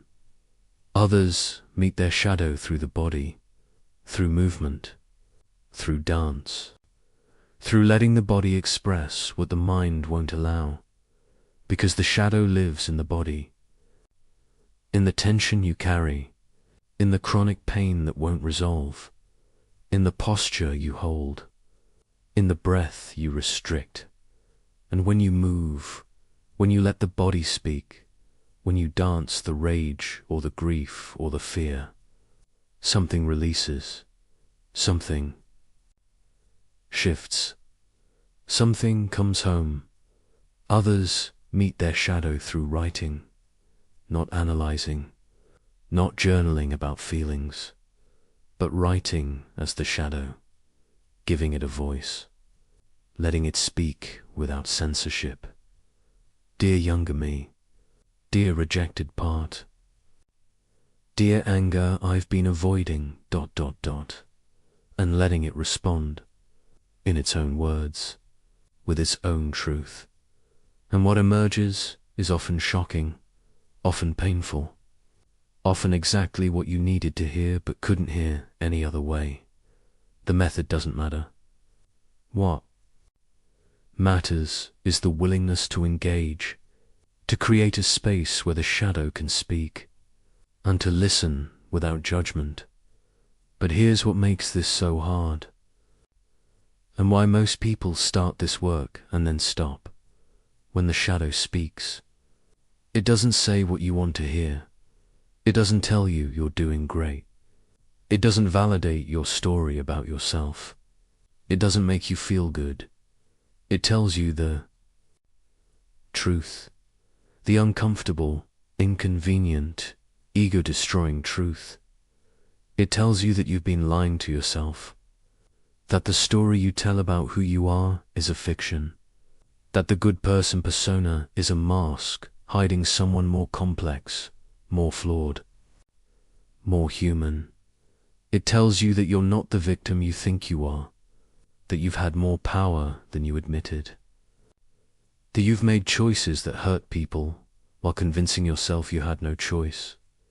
It tells you that what you thought was love was sometimes control. What you thought was helping was sometimes manipulation. What you thought was strength was sometimes rigidity. And it hurts. God, it hurts. Because your ego wants to be right. It wants to be good. It wants to maintain the image. But the shadow doesn't care about the image. It cares about truth, about wholeness, about integrating what's been denied. So when you engage with it, when you open that dialogue, you have to be prepared for what it might say, and you have to be willing to hear it without defending, without rationalizing, without shutting it down. You have to sit with the discomfort of seeing yourself clearly, all of yourself, not just the acceptable parts. And that requires a kind of courage most people don't have. Jung noticed something else, something crucial about this process. The shadow doesn't integrate all at once. It integrates in layers. You meet one aspect, you integrate it, you think you're done, and then something happens, a trigger, a reaction, a pattern, and you realize there's another layer, another part you haven't seen yet. another wound you haven't healed yet, another aspect you haven't integrated yet, and you have to go back down, back into the darkness, back into the conversation, again and again and again. This is what he meant when he said individuation. The process of becoming whole is the work of a lifetime. It's not a destination you arrive at. It's a practice you engage in, a relationship you maintain, a dialogue you continue. Every time you get triggered, that's the shadow speaking, showing you where you're not integrated yet, where you're still fragmented, where there's still work to do. Every time you project onto someone, judging them intensely, that's the shadow showing you what you haven't owned in yourself yet. Every time you feel stuck in a pattern you can't break, that's the shadow inviting you into another layer of dialogue, another round of integration. And if you see this as failure, as proof that you're not doing it right, you'll despair. But if you see it as a process, as exactly how it's supposed to work, you'll relax into it. You'll stop expecting to be done. You'll stop trying to arrive at some final healed state, and you'll start engaging with the shadow as a lifelong companion, a teacher, a guide into deeper and deeper levels of self-understanding. There's a practice Jung developed that few people talk about, but it's essential. He called it holding the tension of opposites. Here's what he meant. You are not one thing. You are many things. Often contradictory things. You are strong and vulnerable, independent and needy, generous and selfish, loving and hateful, and the ego hates this. It wants to be one thing, consistently, predictably. Simply so it picks a side. I'm strong, not vulnerable. I'm generous, not selfish. I'm loving, not hateful. And it exiles the opposite into the shadow. But those opposites don't disappear. They create tension, internal conflict, a war within yourself. And that war exhausts you. It fragments you. It keeps you from being whole. Jung said that transformation doesn't come from choosing a side. It comes from holding both sides, consciously, without collapsing into either one. Yes, I am strong. And yes, I am vulnerable. And I can be both, in different moments, in different ways. Yes, I am generous. And yes, I am selfish. And both are part of being human. Yes, I love. And yes, I hate. And I can acknowledge both without being consumed by either. This is the tension, the paradox, the both and instead of either or. And when you can hold that tension, when you can stand in the middle without collapsing to one side or the other, ... something alchemical happens. A third thing emerges. Jung called it the transcendent function. It's not strong or vulnerable. It's integrated strength. Strength that can also be soft. It's not generous or selfish. It's healthy boundaries. Giving without depleting. Receiving without guilt. It's not love or hate. It's mature relationship. Able to hold complexity. Able to be honest even when it's hard. This is what integration actually produces. Not the elimination of one side, but the inclusion of both sides. In service of something larger, the whole self, the individuated self, the self that doesn't have to fragment to survive. But let's be practical. Because this can all sound abstract, theoretical, like something that happens in Jung's study, but not in your actual life. So what does this look like day to day? When you're trying to integrate the shadow while also living your life? It looks like noticing, constantly noticing. When you have a strong reaction to someone, instead of justifying it, you pause. You ask, what in me is this touching? What part of my shadow is being activated? When you feel a compulsion, an urge to do something you know isn't good for you, instead of either giving in or white-knuckling against it, you pause. You ask, what is this part trying to give me? What need is it trying to meet? When you have a dream that disturbs you, instead of ignoring it or analyzing it intellectually, you pause. You engage with it. You ask the figures in the dream, who are you? What are you showing me? When you feel numb, disconnected, like you're going through the motions, instead of pushing through, you pause. You ask, what feeling am I avoiding? What part of me am I shutting down? This is the practice. This constant turning toward instead of turning away. This willingness to meet what's arising instead of managing it, or avoiding it, or transcending it. And it's hard, because life is busy. Distractions are endless. And your ego will give you 1,000 reasons to skip the pause. Avoid the conversation, stay on the surface. But every time you pause, every time you turn toward, every time you engage with the shadow instead of running from it, you integrate a little more. You become a little more whole. You live a little more from truth instead of from persona. And over time, those small moments add up. They compound, they transform you, not dramatically, not overnight, but steadily, surely, inevitably. There's something else Jung discovered about this process, something that changed how he understood the human psyche. He discovered that the shadow isn't just personal. It's not just your individual rejected parts. There's a layer beneath the personal shadow, a deeper layer. Jung called it the collective unconscious, the archetypal level, the patterns and images that all humans share.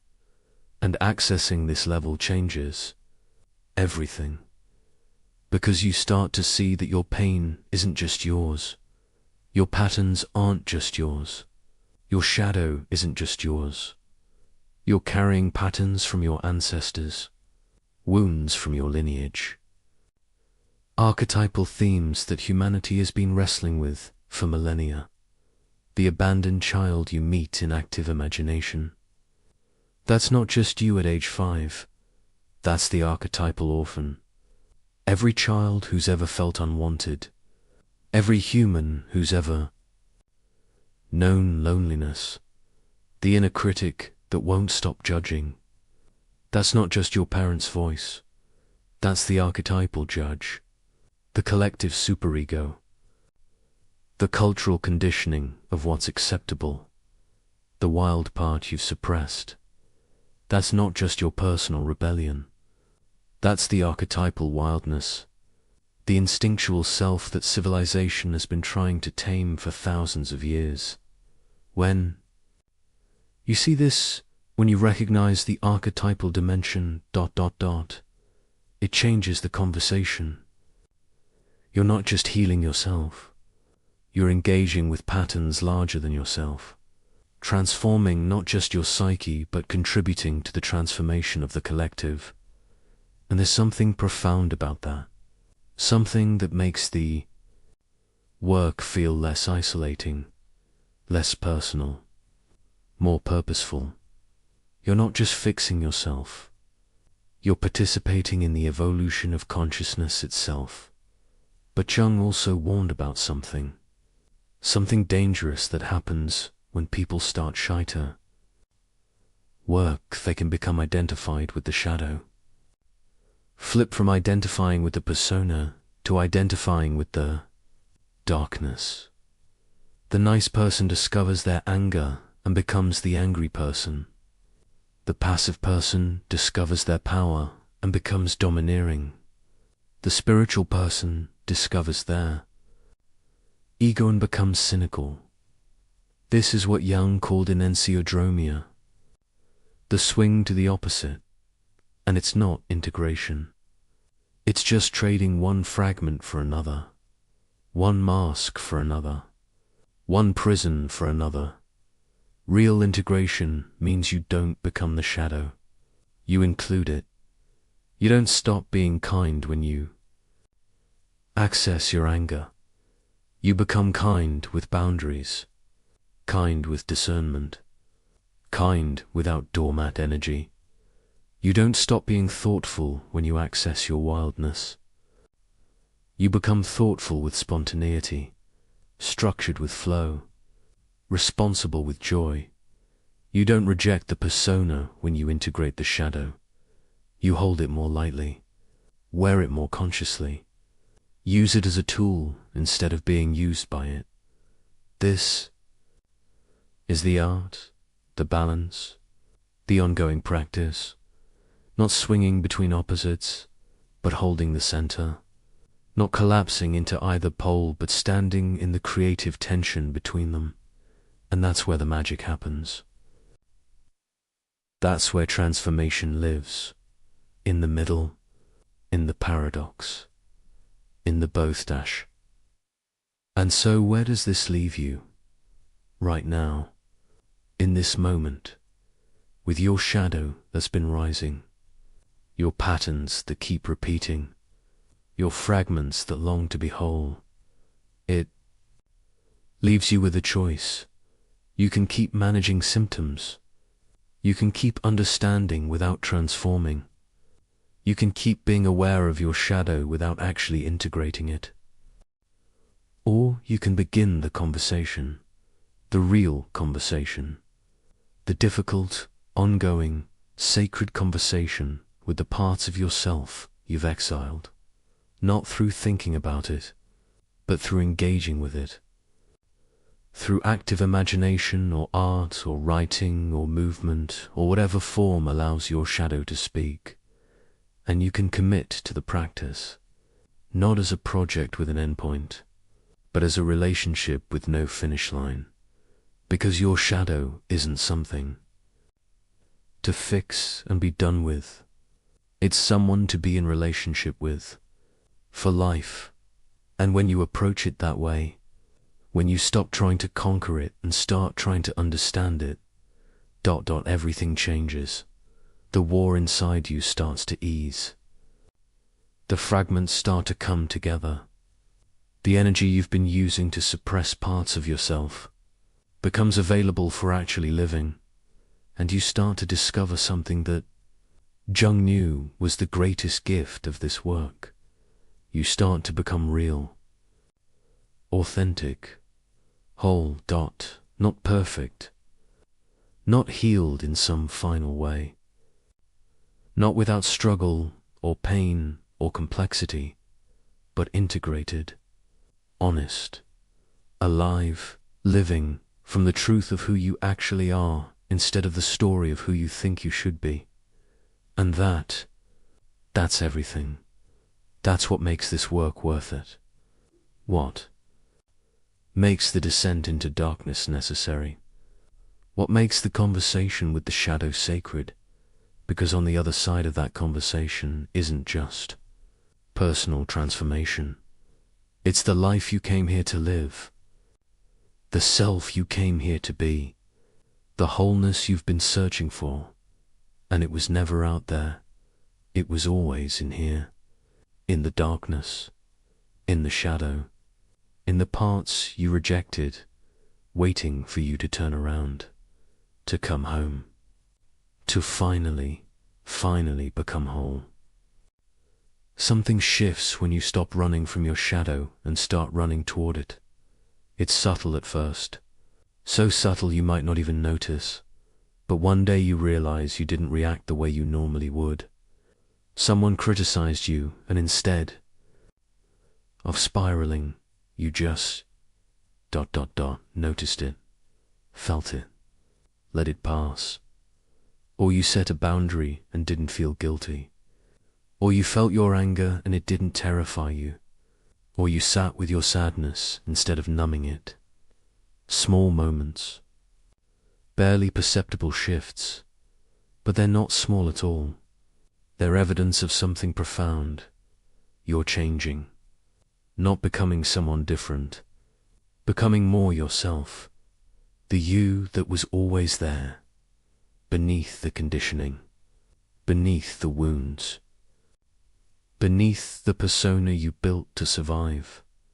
That you is starting to emerge. And when it does, when you start living from that integrated place, everything changes, not all at once.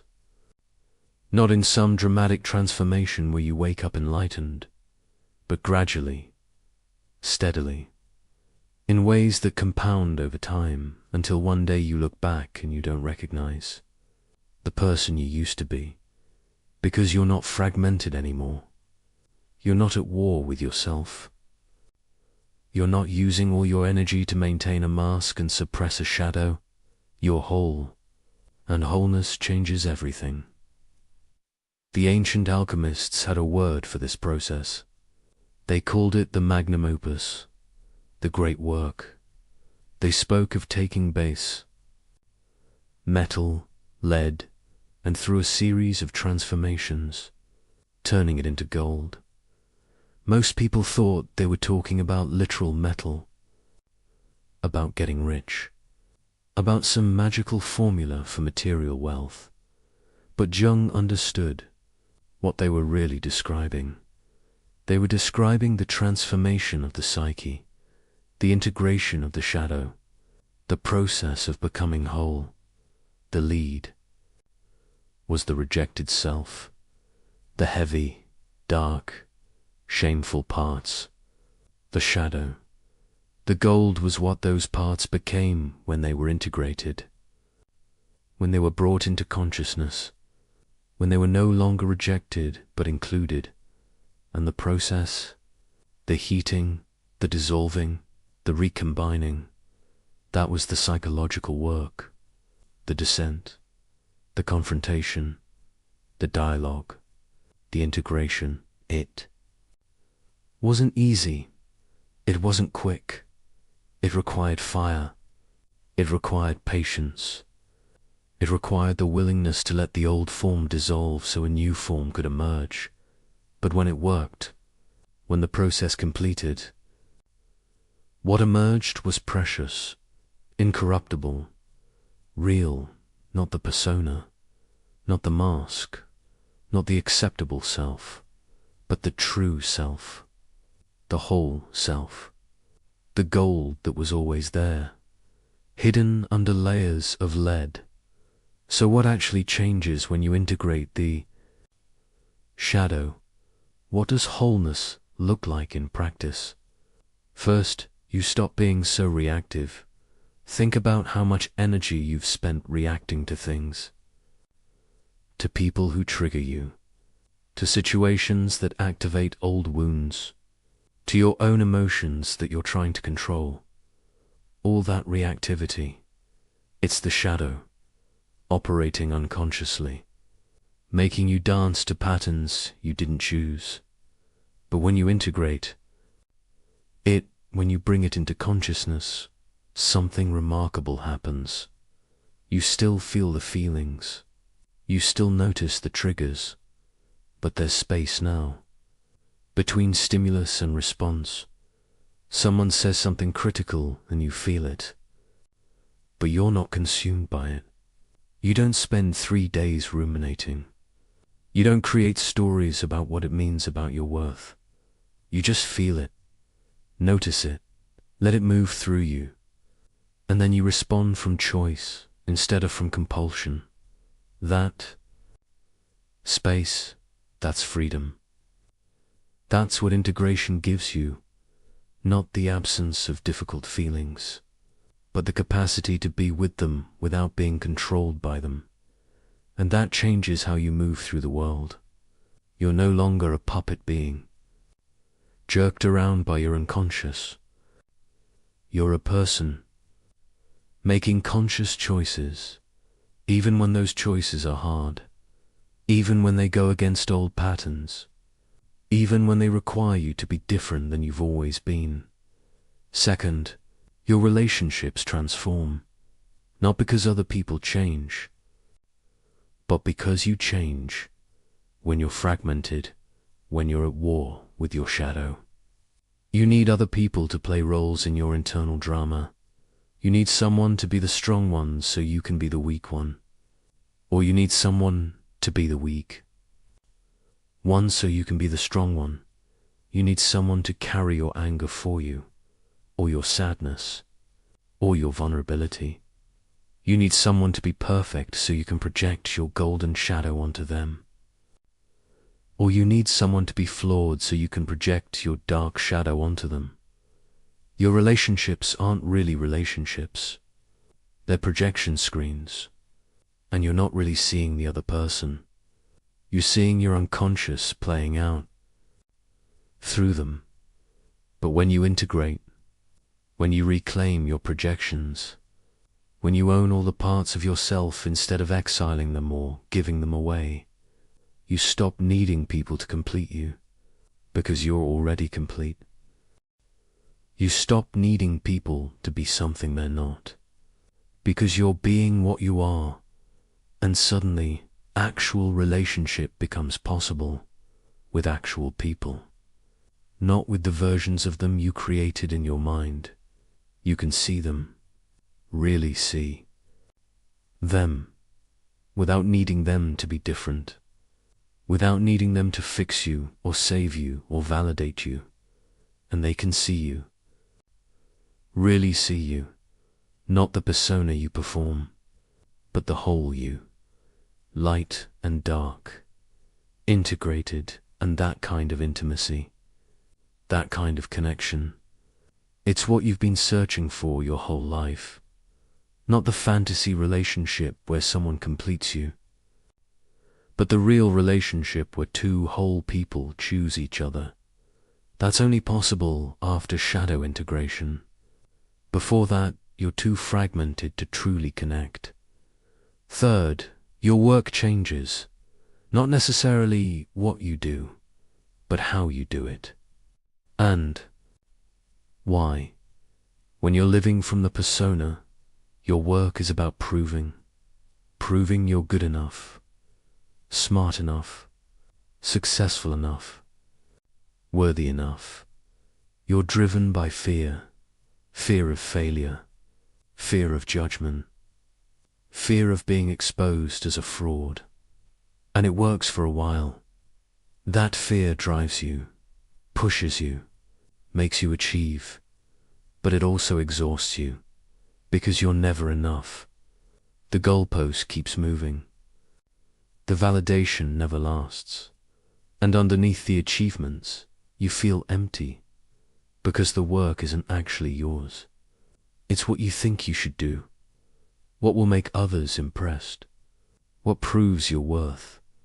But when you integrate the shadow, when you stop living for validation and start living from truth, your work becomes authentic. It comes from you, from what you actually care about, from what you're genuinely called to create. And it might be the same work, same job, same industry, but you do it differently. Not from fear, from purpose, not to prove, to express, not to be enough, to create something meaningful. And the strange thing, you often become more successful, not because you're trying harder, but because you're no longer sabotaging yourself, the shadow part that was afraid of success, that was convinced you didn't deserve it, that would sabotage you right before breakthrough. It's integrated now, so you can actually receive what you are. Create. Actually let yourself succeed. Actually allow good things without unconsciously destroying them, and your creativity. It explodes, because creativity doesn't come from the persona. It comes from the depths, from the unconscious, from the parts of yourself you've been rejecting.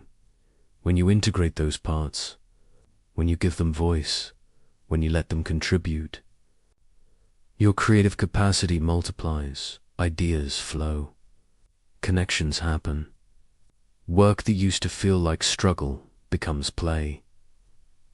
Not because it's easy, but because you're no longer fighting yourself while you're doing it. Fourth, your body changes. This one surprises people, but Jung knew it. The body and psyche aren't separate.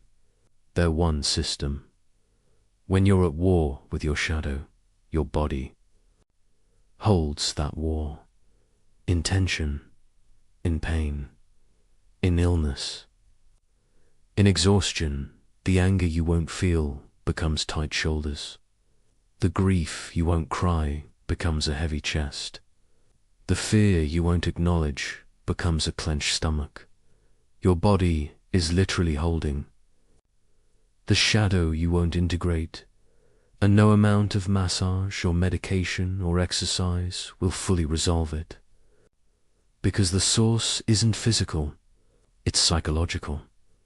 But when you integrate, when you let yourself feel what you've been avoiding, when you bring the shadow into consciousness, the body releases, tension dissolves, chronic pain eases, energy returns.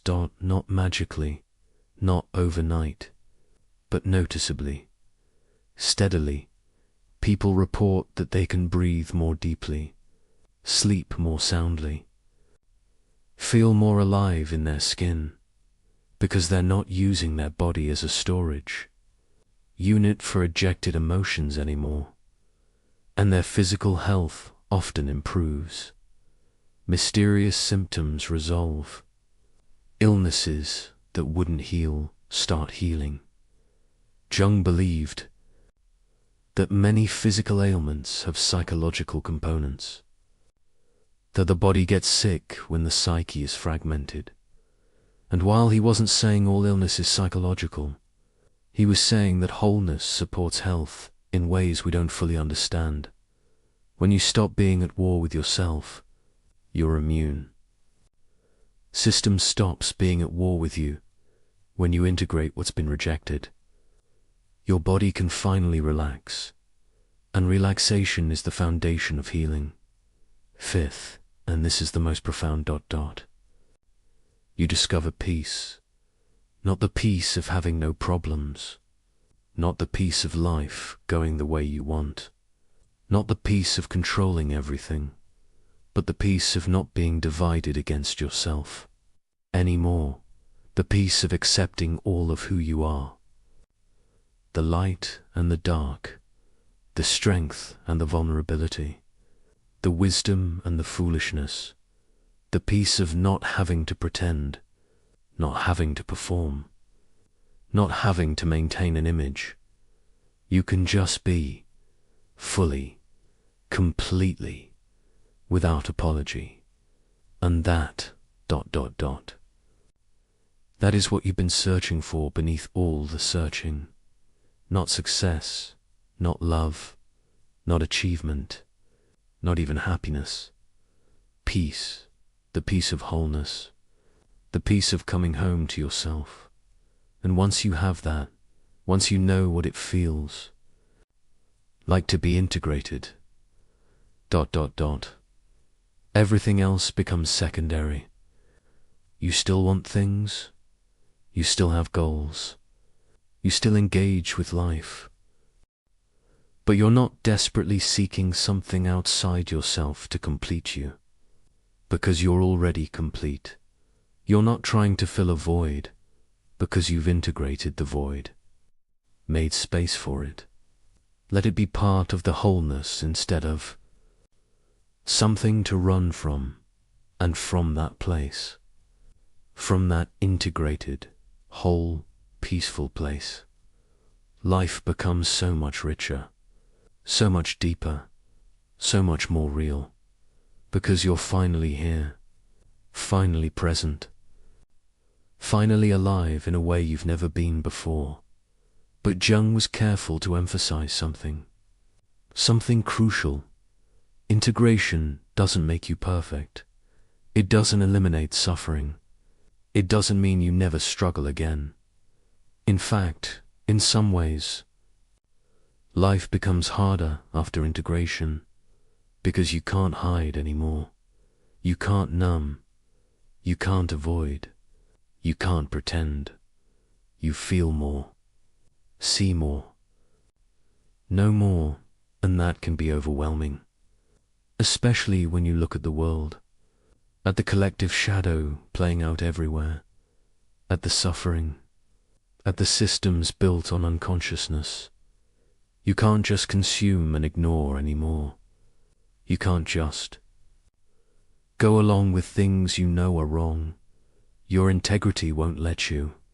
Your wholeness demands truth, even when truth is uncomfortable. So integration brings responsibility.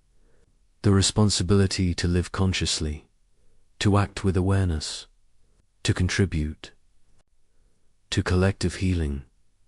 But here's what makes it bearable. What makes it worthwhile? Do you have capacity now? Real capacity. Not the fragile kind that comes from avoiding hard things, but the deep kind that comes from having faced your own darkness, from having integrated your own shadow, from having survived your own death and rebirth. So you can hold complexity. You can sit with paradox. You can be with suffering without being destroyed by it. You can feel deeply and not be overwhelmed. You can care intensely and not burn out. You can engage with difficulty and not fragment, because you're not fighting yourself anymore. All that energy you were using for internal warfare, it's available now for actually living, for actually engaging, for actually contributing. And that's the gift. That's what wholeness gives you. Not a perfect life, but a real one. Not the absence of pain, but the capacity to metabolize it. Not the elimination of difficulty, but the strength to meet it. There's a moment Jung described, a moment in the integration process when something clicks.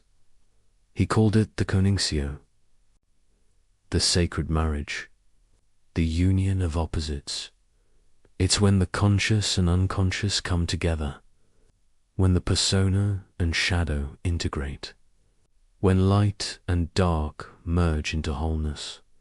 And in that moment, something new is born. Jung called it the self, capital S, not the ego self, not the persona self, but the true self, the totality of who you are, conscious and unconscious, light and shadow, individual and collective, all of it, held together, integrated, whole. And when you access that self, even for a moment, everything changes. You realize you're not just your story, not just your wounds, not just your patterns. You're something vast. Something that includes all of that, but isn't limited by it. You're connected to something larger, to the collective unconscious, to the archetypal realm, to life itself. And that connection, that sense of being part of something infinite, it gives meaning to everything, even the suffering. Especially the suffering, because you understand now that your pain wasn't random, your struggles weren't pointless, your shadow wasn't a mistake. It was all part of the process of becoming who you actually are, and who you are. When you're whole, when you're integrated, you're extraordinary, not better than others, but fully yourself. And that's extraordinary, because most people never get there. Most people live and die having never met their shadow, having never integrated their darkness, having never become whole. They stay fragmented, divided, at war with themselves until the end. But you're doing the work. You're having the conversations. You're integrating what you once rejected. And that makes you rare. That makes you powerful. Not power over others, but power to transform, to heal, to become and that power, it ripples out. Because here's what Jung discovered that changes everything about how we understand this work. When you integrate your shadow, you don't just change yourself. You change the field around you. Your family feels it, even if they don't understand. Something in the system shifts when you stop playing your old role. Your relationships reorganize. The people who were feeding on your unconsciousness fall away. The people who can meet your wholeness appear. Your work transforms. Opportunities that match your integrated self start showing up. Doors you didn't know existed start opening. Even strangers respond to you differently, because you're not projecting anymore. You're not unconsciously asking them to carry parts of you. You're whole, and wholeness is magnetic, not in a manipulative way, but in an authentic way. People feel safe around integrated people, real. Seen that because when you're not at war with yourself, you're not at war with them either. You can meet them where they are without needing them to be different. You can hold space for their process without trying to fix them. You can be present without agenda. And that presence, it's healing. For everyone around you, this is what Jung meant when he said the privilege of a lifetime is to become who you truly are. It's not just a privilege for you, it's a gift to everyone whose life you touch, because the world needs whole people, desperately needs them. People who aren't projecting their shadow onto others, people who aren't acting out their unconscious patterns, people who can hold complexity and paradox, people who can be strong and vulnerable, wise and humble, powerful and gentle, people who have done the work, who have faced their darkness, who have integrated their shadow. Those people, they change the world, not through grand gestures, but through presence, through being, through wholeness. So where are you in this process, right now? In this moment, maybe you're just beginning to see your shadow, just starting to recognize the patterns, just beginning to question who you think you are. Or maybe you're in the middle of it, in the fire, in the dissolution, in the painful process of letting the old self die.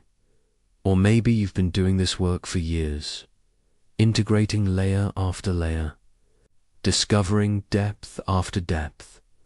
Wherever you are, it's exactly where you need to be, because this process doesn't happen on your timeline. It happens on its own timeline, the psyche's timeline. You can't force it. You can't rush it. You can only participate in it. Show up for it. Trust it.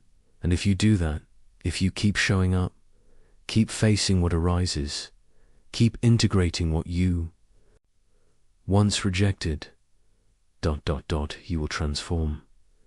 Not might. Will. Because that's what this process does. It transforms. It alchemizes. It turns lead into gold.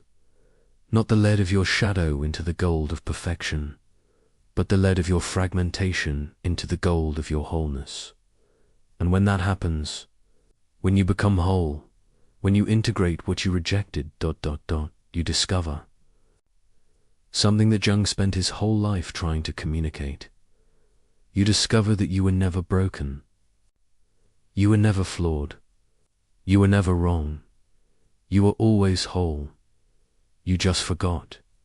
You just believed the lies. You just locked away the parts that didn't fit.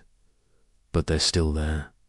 They've always been there, waiting in the darkness, waiting to come home. And now you know how to bring them home, through dialogue, through practice, through the courage to keep facing what you'd rather avoid, through the sacred work of becoming whole.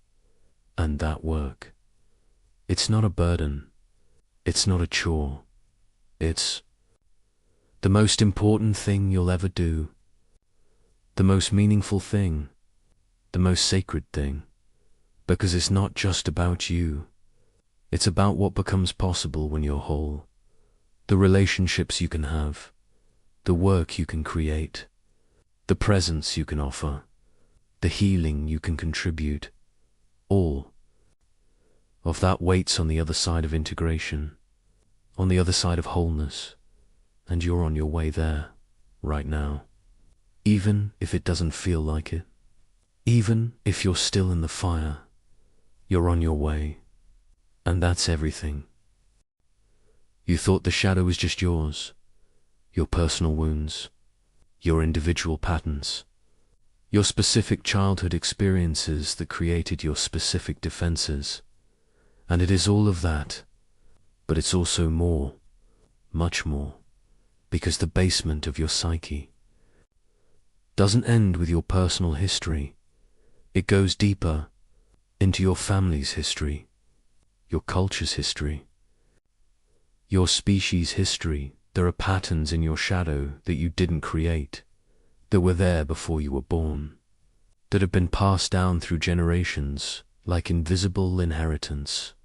Your grandmother's unexpressed rage, your grandfather's ungrieved losses, your ancestors' unhealed trauma, all of it living in your psyche, all of it influencing your choices, all of it waiting to be seen.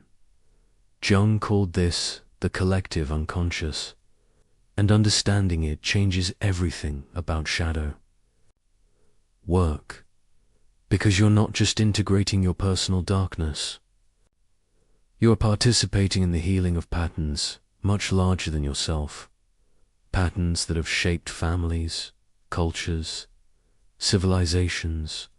And when you do your work, when you integrate what your ancestors see, OULDN, single, quotes, T, ...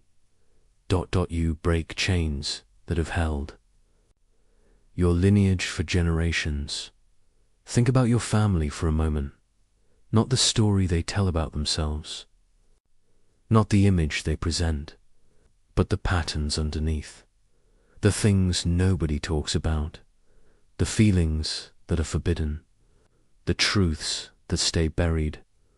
Every family has them, secrets, shames, unspoken, rules about what's acceptable and what must never be acknowledged. And those secrets, those shames, they don't stay buried. They leak out. They get passed down, not through words, through energy, through behavior, through unconscious transmission from one generation to the next. The father who never cried teaches his son that vulnerability is dangerous, not by saying it, by never showing it, by treating emotion as weakness. And that son grows up with vulnerability in his shadow, and he passes it to his children, who pass it to theirs. 3 generations later, nobody remembers why the men in this family can't cry. They just know they can't. It's who they are. It's in their blood, except it's not in their blood. It's in their collective shadow, or the mother who learned that anger meant abandonment, who saw her mother raged at and left, who internalized, never be angry or you'll be alone. And she teaches her daughter, wordlessly, that anger is unacceptable, that good women don't get angry, that rage must be suppressed, and that daughter grows up unable to set boundaries, unable to protect herself, unable to access the healthy aggression that every human needs, and she passes it to her children, who pass it to theirs.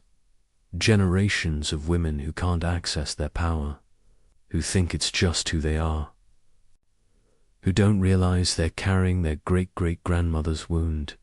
This is how family systems work. Trauma doesn't just affect the person who experienced it. It affects everyone downstream, until someone wakes up, until someone turns around, until someone says, "This pattern stops with me." Jung saw this most clearly in his own life.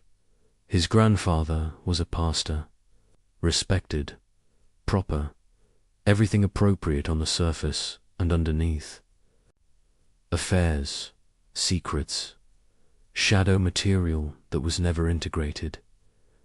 Jung's father inherited that split, became a pastor too, maintained the proper image, but something was dead inside him.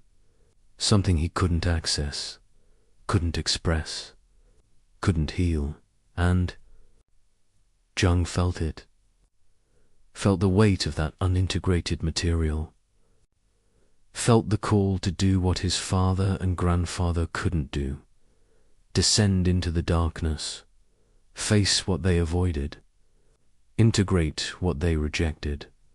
He didn't just heal himself. He healed a pattern in his lineage. He broke a cycle that had been running for generations.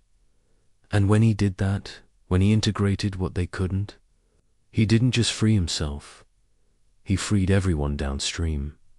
His children, his grandchildren, everyone who came after, because integrated patterns don't get passed down. Only unintegrated ones do. This is the sacred responsibility of shadow work. You're not just doing it for yourself. You're doing it for everyone who came before you and couldn't. And everyone who comes after you and won't have to. But it's not just family patterns. It's cultural patterns to dot. Every culture has a collective shadow. Things the culture rejects, values it denies, truths it won't acknowledge.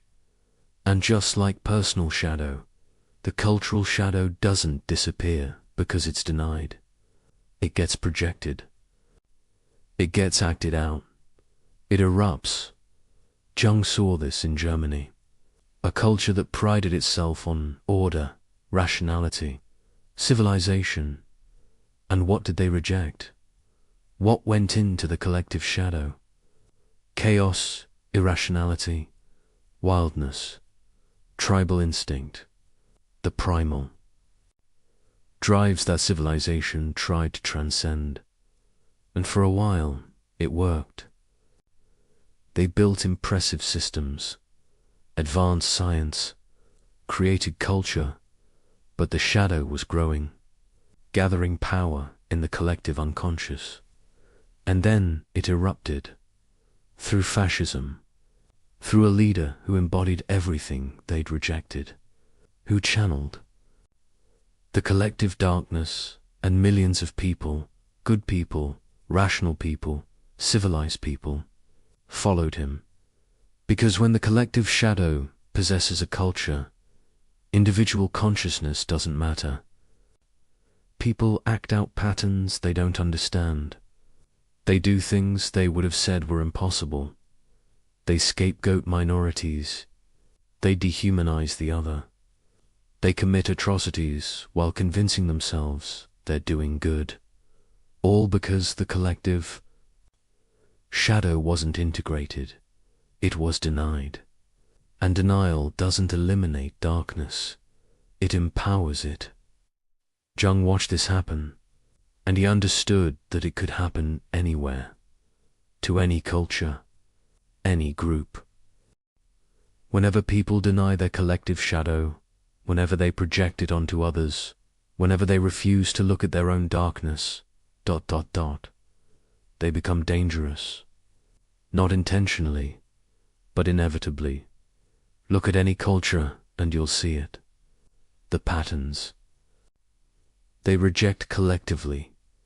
American culture rejects vulnerability, worships strength, independence, self-reliance, and what's in the shadow? Neediness, dependence, the human reality that we need each other.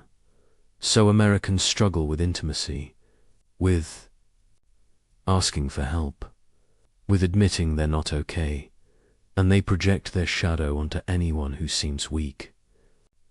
Judge them, dismiss them, tell them to pull themselves up by their bootstraps, all while carrying massive amounts of unacknowledged pain, loneliness, disconnection, because the shadow doesn't go away just because you refuse to look at it or take. Cultures that worship rationality, logic, the mind over the body, thought over feeling, what's in their shadow? Emotion, intuition, the body's wisdom, the non-rational ways of knowing. So they create systems that ignore feeling, that treat the body as a machine, that dismiss anything that can't be measured or proven. And they wonder why people are anxious, depressed, disconnected from themselves. Because you can't reject half of human experience without creating massive shadow material. Or cultures that emphasize the collective over the individual, that value harmony over authenticity, conformity over expression. What's in their shadow? Individual desire, personal truth, the need to be seen as unique. So people in those cultures struggle with identity, with knowing who they are separate from the group, with expressing what they truly want, and the shadow emerges in subtle rebellion, in depression, in the parts of themselves they can only access in private. Every culture creates its own shadow based on what it values, and then suffers from what it rejects. And the only solution, the same as personal shadow work, turn and face it. Acknowledge what's been denied. Integrate what's been rejected, not by abandoning cultural values, but by including what's been by holding the paradox. You can be strong and vulnerable, independent and connected, rational and intuitive, individual and collective. But most cultures won't do it. They double down on their values, reject the shadow even harder, and the suffering increases. There's an even deeper layer beneath personal shadow, beneath family shadow, beneath cultural shadow. Jung called it the archetypal layer, the collective unconscious that all humans share, patterns that don't belong to you or your family or your culture. They belong to the species, to humanity itself. The shadow at this level isn't personal anymore. It's mythological, archetypal, universal. It's the parts of being human that civilization has been trying to transcend for thousands of years. The animal self, the wild self, the instinctual self that doesn't care about social rules or moral codes. That self wants what it wants. It's driven by hunger, by desire, by survival instinct, by territorial impulse. And civilization said, no, we're beyond that. We're rational, moral, evolved. And so the archetypal wildness went into the collective shadow, but it didn't disappear. It couldn't disappear, because it's part of being human, part of being animal, part of being alive. So it erupts in violence. That makes no sense. In compulsions we can't control. In moments when civilized people do uncivilized things, or it gets projected onto others, onto indigenous peoples who are still connected to the earth, onto anyone who seems more instinctual, more physical, more wild, we other them, fear them, try to civilize them, all while denying that we carry the same wildness in our own shadow. Jung knew that this archetypal shadow couldn't be eliminated, shouldn't be eliminated, because the instincts aren't bad. They're necessary. They keep us alive. They connect us to life force, to vitality, to being fully embodied. The task isn't to transcend them, it's to integrate them, to bring them into consciousness, to relate to them instead of being possessed by them, to say, yes, I am an animal, and yes, I am conscious, and I can be both. I can honor my instincts while also making choices. I can feel my wildness while also living in civilization.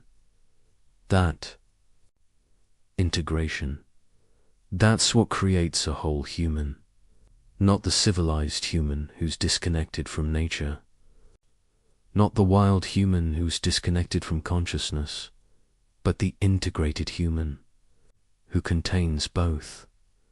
This is where shadow work gets truly profound and truly necessary, because we're living in a time when the collective shadow is erupting everywhere. Politically, we're seeing projection run rampant.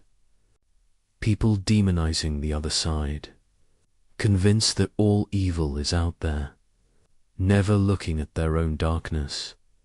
Environmentally, we're destroying the earth, treating nature as something separate from us, rejecting our animal selves so completely that we're killing the ecosystem we depend on.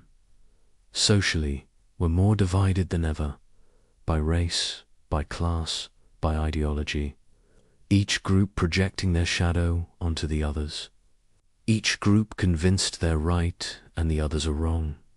And the solution? It's the same at every level: personal, family, cultural, collective.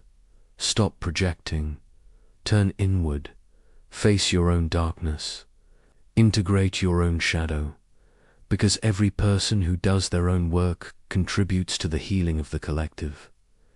Every person who stops projecting their rage onto others and integrates it themselves reduces the collective rage.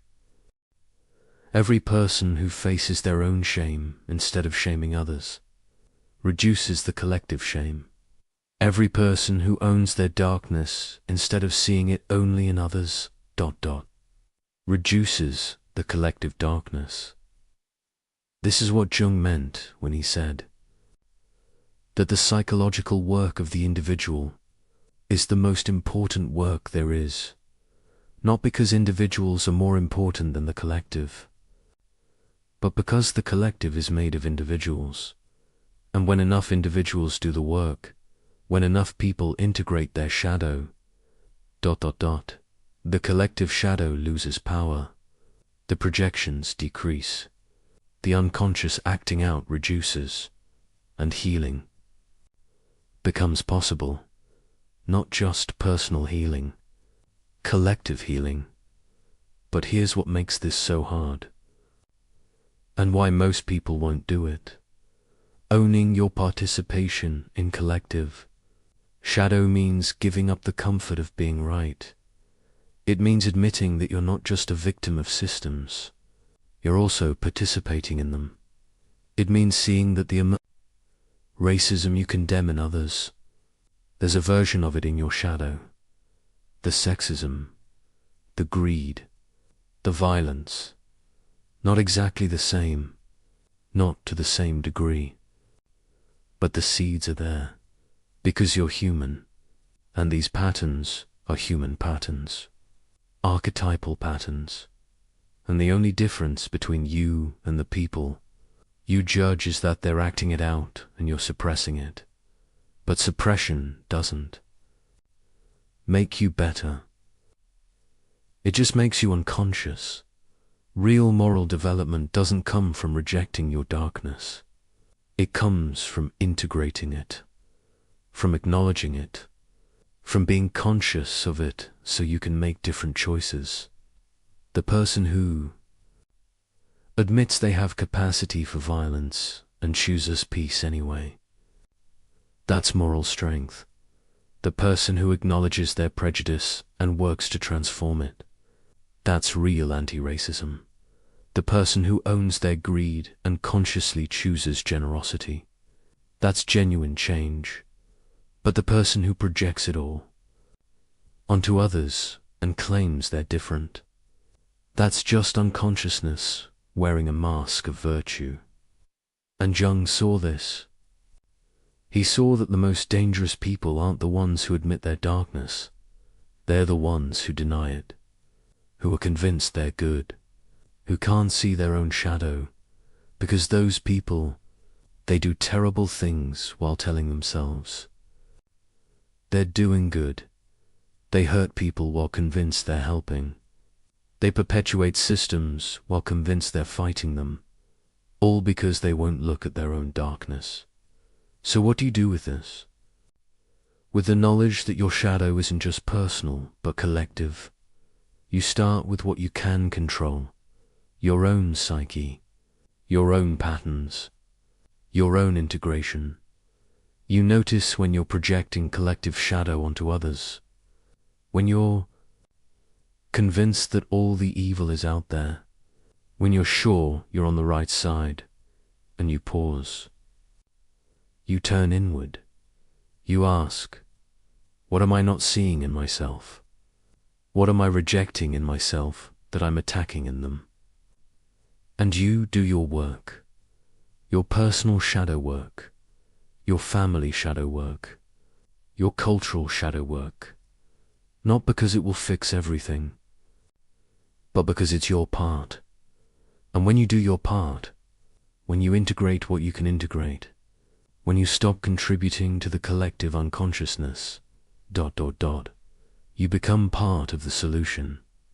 Instead of part of the problem, you stop adding to the collective shadow and start contributing to collective healing. And that matters more than you might think, because the collective is not some abstract thing. It's made of individuals, of choices, of consciousness or unconsciousness. And every choice you make, every pattern you integrate, every projection you withdraw, it shifts the field just a little, just enough. And if enough people do it, if enough individuals take responsibility for their own shadow, the collective shadow loses power, the unconscious patterns break, the cycles end, not perfectly, not completely, but measurably, significantly, enough to matter, enough to create real change. This is why Jung devoted his life to this work, not just for individuals, for humanity, because he knew that the fate of the world depends on the psychological development of individuals, on whether we can face our darkness, integrate our shadow, become conscious, or whether we'll keep projecting, keep acting out, keep repeating the same destructive patterns while expecting different results.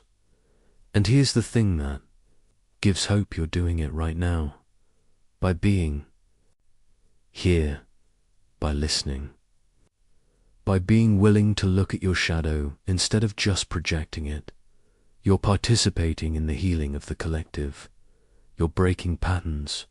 You're integrating what others won't. And that makes you part of something larger, something sacred, something essential. You're not just healing yourself. You're healing your lineage, your culture, your species, one integration at a time, one conscious choice at a time. One moment of owning your darkness instead of projecting it. And Jung knew that this work, this sacred work of becoming conscious, it's the only thing that can save us. The only thing that can break the cycles. The only thing that can transform the collective shadow. Not policies, not systems, not external solutions, but internal transformation. Individual by individual, shadow by shadow, integration by integration. Until enough people are conscious, until enough people are whole, until enough people stop acting out their unconscious patterns. And then collective transformation becomes possible, not because we've eliminated the shadow, but because we've integrated. Not because we're perfect, but because we're conscious. Not because we've transcended our humanity, but because we've fully embraced it. Light and dark, individual and collective, personal and archetypal, all of it integrated, whole, and that's the future Jung was working toward. The future that's possible if we do the work. The future that starts with you, right now, in this moment. Choosing consciousness over unconsciousness. Integration over projection. Wholeness over fragmentation. Choosing to do your part in the healing of the collective shadow. And that choice, that's everything. There's a life waiting for you on the other side of shadow integration. Not the life you planned. Not the life that looks good on paper. Not the life you thought you were supposed to live. But your life. The one that's been waiting for you to be ready. The one you can only access when you're whole. And it's nothing like you imagined. It's richer, deeper, more real, more alive. Because you're finally here, not performing a role, not maintaining a persona, not hiding parts of yourself, just ... here, fully, completely, without division. And from that wholeness, from that integration, from that deep presence, ... gifts emerge. Capacities you didn't know you had, powers you'd locked away, possibilities you couldn't access while you were fragmented. This is what Jung promised, not that integration would make life perfect, but that it would make it possible to create what you're meant to create, to love how you're meant to love, to live what you're meant to live. And the gift isn't one thing. It's everything. Everything that was waiting for you to stop running from yourself and start embracing all of who you are. The first gift is creativity that flows instead of struggles. When you're at war with your shadow, when you're keeping parts of yourself locked away, creativity becomes almost impossible. Because creativity doesn't come from the conscious mind. It doesn't come from the persona. It doesn't come from the acceptable self. It comes from the depths, from the unconscious, from the very places you've been avoiding. Think about it. Where do ideas come from? Not from trying, not from forcing, not from willpower. They come from somewhere else, somewhere deeper. They arise. They emerge. They surprise you. And if you've locked the basement, if you've denied access to the unconscious, if you've built walls between your conscious mind and your depths, ... the ideas can't get through. The creativity can't flow. The connection is severed so. You sit there, trying to create, and nothing comes. Or what comes feels forced, contrived, dead, and you think you're not creative. You think you don't have talent. You think other people have access to something you don't. But that's not true. You have access. You've always had access. You just blocked it by rejecting your shadow, by refusing to dialogue with your depths, by keeping the basement locked. But when you integrate, when you open that dialogue, when you develop a relationship with your unconscious, the creativity floods in, not because you're trying harder, because you're not blocking anymore. Ideas come at 3 in the morning. Images arise during meditation. Connections happen while you're walking. Solutions appear when you stop forcing, because the unconscious is always creating, always making connections, always generating new possibilities. You just have to get out of the way. You just have to stop trying to control it. You just have to let it speak, and it speaks through dreams, through active imagination, through your hands when you paint or sculpt, through your body when you dance, through your voice when you write. The shadow, when integrated, becomes your greatest creative resource, because it contains everything you rejected. And those rejected parts, they have things to say, stories to tell, art to create. The rage you suppressed becomes powerful music. The grief you avoided becomes moving poetry. The wildness you tamed becomes ecstatic dance. All of it transformed, not eliminated, not transcended, but channeled, expressed, given form, and the work that emerges, it's authentic, it's alive, it resonates, because it's not coming from your ego trying to prove something. It's coming from your depths trying to express something. And people feel, if they recognize truth when they encounter it, they're moved by art that comes from integrated shadow, because it speaks to their shadow. It touches their depths. It reminds them of what they've forgotten. The second gift is intuition that guides instead of confuses. When you're fragmented, when you're disconnected from your depths, you lose access to your inner knowing. You second-guess everything. You overthink. You analyze. You try to figure out the right answer with your conscious mind.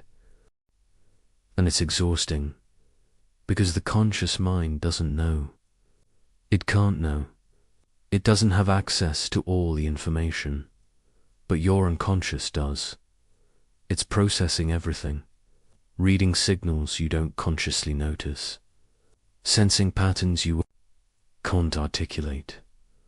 Jung called this the transcendent function, the capacity to access wisdom beyond the ego's knowing, and it emerges through integration, through developing a relationship with your unconscious, through learning to listen to the depths. Some people call it gut feeling, some call it inner knowing, some call it the still small voice. But whatever you call it, it's real, it's reliable, and it's only accessible when you're integrated, because if you're at war with your unconscious, if you're rejecting your shadow, if you're refusing to listen to anything that doesn't make rational sense, you can't hear it. The signal is there, but you're not receiving it. But when you integrate, when you develop that dialogue, when you trust the depths, the intuition becomes clear, strong, undeniable. You know which job to take, even though on paper the other one makes more sense. You know which relationship is right, even though your friends don't understand. You know when to leave, even though you can't explain why. Not because you're psychic, not because you have special powers, but because you're whole. And wholeness gives you access to information that fragmentation blocks. You can feel into situations, sense the energy, read what's not being said, trust what your body knows, even when your mind doesn't understand. And that intuition, it guides you away from what looks good but feels wrong, toward what feels right, even when it looks risky. And over time, you learn to trust it, to follow it, to let it lead, because it's not random, it's not irrational.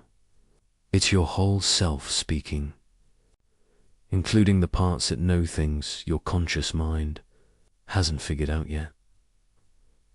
The third gift is presence that heals without trying. This one is subtle, but it's profound. When you're integrated, when you're no longer at war with yourself, when you've done your shadow work, ... your presence changes. People feel it, even if they can't name it. You're there, really there, not performing, not managing. Your image, not trying to be someone you're not, just there, present, whole, and that presence, it creates space for others to be present too, for others to drop their masks, for others to be real. Because when you're not projecting your shadow, when you're not asking them to carry parts of you, when you're not trying to fix them or change them or need them to be different, ... they can relax, they can breathe, they can be themselves, and that's healing. Not dramatic healing, not crises intervention, but the quiet healing of being seen, being met, being allowed to be human. Integrated people don't try to heal others. They don't need to. Their presence does it naturally. They can sit with someone's pain without needing to fix it. They can witness someone's struggle without needing to solve it. They can hold space for someone's process without needing to speed it up, because they've sat with their own pain. They've witnessed their own struggle. They've held space for their own process, so they know how to do it for others. Not as a technique, as a natural expression of wholeness. And people are drawn to this. They might not know why. They just know they feel safe, seen, met, that they know they can be real without being judged. They know they can struggle without being fixed. They know they can be messy without being rejected. And in that space, transformation happens. Not because you're doing anything, because you're being something. Being whole, being present, being integrated. And that's more powerful than any technique, more healing than any advice, more transformative than any intervention. The fourth gift is boundaries that protect without walls. This is one of the most practical gifts, and one of the most surprising. When you're fragmented, you either have no boundaries or you have walls. No. Boundaries means you let everyone in. You say yes when you mean no. You give until you're empty. You let people cross lines you don't even know you have, because you don't have a strong sense of self. You don't know where you end and others begin. You need them to like you more than you need to protect yourself. Or you have walls rigid impenetrably nobody gets in. You don't need anyone. You can't be hurt because you won't be vulnerable, because you've been hurt before, and you decided never again. So you shut everyone out. You keep them at distance. You protect yourself by disconnecting. But when you integrate, when you become whole, when you know yourself fully, shadow and all, you develop real boundaries, not walls, not absence of protection, but conscious, flexible, appropriate boundaries. You know what's yours and what's theirs. You can feel when someone's energy is crossing into your space. You can sense when you're giving more than is sustainable, and you can say no, clearly, without guilt, without needing to justify or explain or apologize. Not because you're selfish, because you're integrated, because you know that giving from depletion helps no one, because you understand that protecting your energy is how you stay whole. But you can also say yes, really yes, full yes, without resentment, because the yes is clean. It's not coming from people pleasing, not coming from fear of rejection, not coming from needing to prove you're good. It's coming from choice, from wholeness, from actually wanting to give, and people feel the difference. They feel the integrity. They respect the boundaries because the boundaries are real. Not walls to keep them out, not absence of protection that lets them take advantage, but clear, conscious, appropriate limits that actually serve relationship.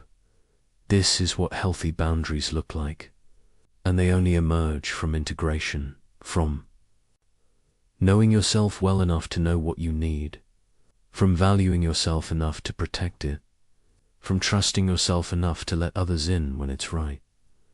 The fifth gift is power that empowers instead of dominates. Power is tricky. Most people are terrified of it because they've seen it misused. They've been hurt by it.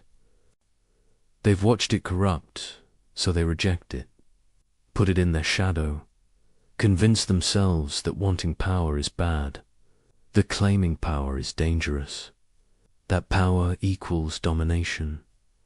But Jung knew better. He knew that power itself isn't the problem. Unconscious power is the problem. When you deny your power, when you reject it, when you put it in your shadow, you don't become powerless. You become unconsciously powerful, which is far more dangerous. You manipulate without knowing it. You control without admitting it. You dominate in subtle ways while telling yourself you're being nice. The passive comment, the guilt trip, the martyr routine, the helplessness that forces others to take care of you. All of it unconscious power. Shadow power. Power that denies its power. But when you integrate your power, when you acknowledge it, own it, take responsibility for it, it transforms from domination to empowerment. From power over to power, dash with dot. You can stand in your strength without needing to diminish others. You can take up space without needing to shrink others. You can lead without needing to control. Because integrated power isn't about making others small. It's about being your full size, which, paradoxically, gives others permission to be their full size too. You're not competing for power. You're not hoarding it. You're not afraid of it. You have it. You use it. You share it. And that's magnetic. That's leadership. That's the kind of power that actually changes things. Not the power of position, not the power of dominance, but the power of integration, of wholeness, of being fully yourself. And when you step into that power, when you own it without apology, when you use it in service of something larger than ego, impossible things become possible. Doors open. Opportunities appear. People follow not because you're controlling them, but because you're inspiring them.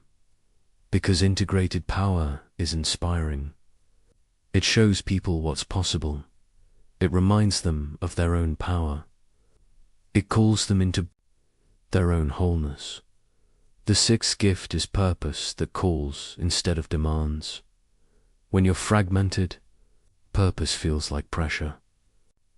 Like something you have to figure out.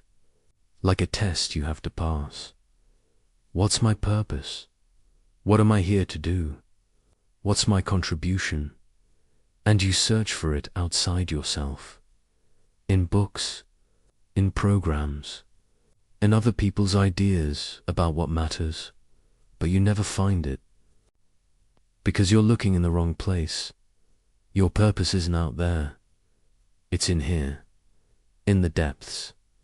In the shadow. In the parts of yourself you've been rejecting. And it only reveals itself when you integrate. When you become whole. When you stop trying to be someone you're not and start being who you are. Then purpose doesn't feel like pressure. It feels like calling, like resonance, like coming home. You're not trying to figure it out anymore. You're following what pulls you, what lights you up, what you can't not do. And it's usually connected to your wounds, your struggles, your shadow. The person who was bullied becomes the advocate. The person who was abandoned becomes the therapist. The person who was shamed becomes the artist, who gives voice to shame, not because they're trying to fix their wounds by helping others, but because their wounds, when integrated, become their medicine, their gift, their contribution. Jung said, "The wound is the gift." And he was right. But only when you integrate it, only when you transform it, only when you stop running from it and start learning from it. Then it becomes purpose, not something you have to figure out, something you can't avoid. It pulls you, calls you, won't let you rest until you answer.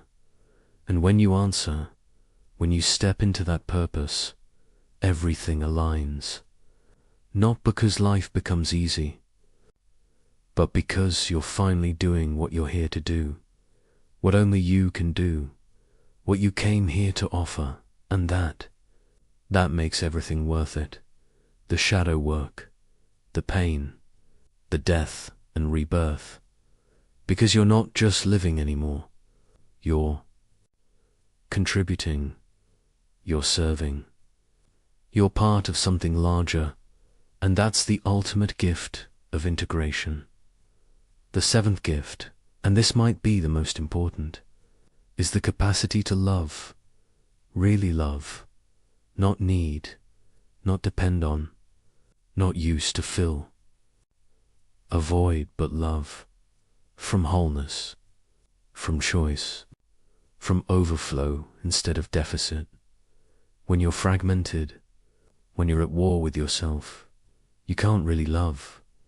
You can need people, you can want them, you can use them to feel complete, but you can't love them, because love requires wholeness. And you're not whole. You're asking them to complete you, to carry your shadow, to be what you won't be for yourself. And that's not love. That's projection. That's need. That's using another person as a mirror for your unintegrated parts. But when you integrate, when you become whole, when you're not missing pieces anymore, you can love, really love, without agenda, without need, without trying to get something. You can love someone for who they are, not for who you need them to be. You can appreciate them without trying to change them. You can be with them without trying to merge with them. You can love their light and their darkness, their strengths and their struggles, their wholeness and their fragmentation, because you've learnt to love all of that in yourself. And that love, it's transformative for you, for them, for everyone it touches, because it's real, it's clean, it's free, not the conditional love that says, "I'll love you if you meet my needs," but the unconditional love that says, I love you because you exist. Not the needy love that demands reciprocity, but the generous love that gives freely. Not the fearful love that clings, but the trusting love that releases. This is what becomes possible after shadow integration. This is the gift on the other side. Not a perfect life, but a real one. Not the absence of struggle, but the capacity to meet it. Not the elimination of darkness, but the integration of it. And from that integration, everything else flows. Creativity, intuition, presence, boundaries, power, purpose, love, all of it waiting on the other side of the shadow, waiting for you to be whole, waiting for you to stop running and start integrating, to stop rejecting and start including, to stop fragmenting and start becoming. And when you get there, when you access these gifts, you realize something profound. They weren't gifts given to you. They were always yours. You just locked them in the basement along with everything else. You rejected, and shadow work didn't create them. It liberated them, released them, let them finally come home. You thought integration meant being done. You thought there would be a moment when the work was complete, when the shadow was integrated, when you could finally relax and be whole. And in a way, that moment does come. The moment when you're no longer fragmented, when you're no longer at war with yourself. But wholeness isn't a destination. It's not a state you arrive at and then maintain without effort. It's a practice, a daily practice, a lifelong practice, because the shadow isn't something you integrate once and forget about. It's someone you live with for the rest of your life. And that's not a problem. That's the point. Jung spent decades doing shadow work. Even at the end of his life, he was still discovering new rooms in the house of his psyche, still meeting new aspects, still integrating new layers. And he didn't see this as failure. He saw it as the natural unfolding of becoming human. You don't finish becoming yourself. You continue becoming, layer by layer, year by year, until your last breath, and the shadow is your companion on that journey. Your teacher, your guide into deeper and deeper levels of truth, not your enemy, your ally.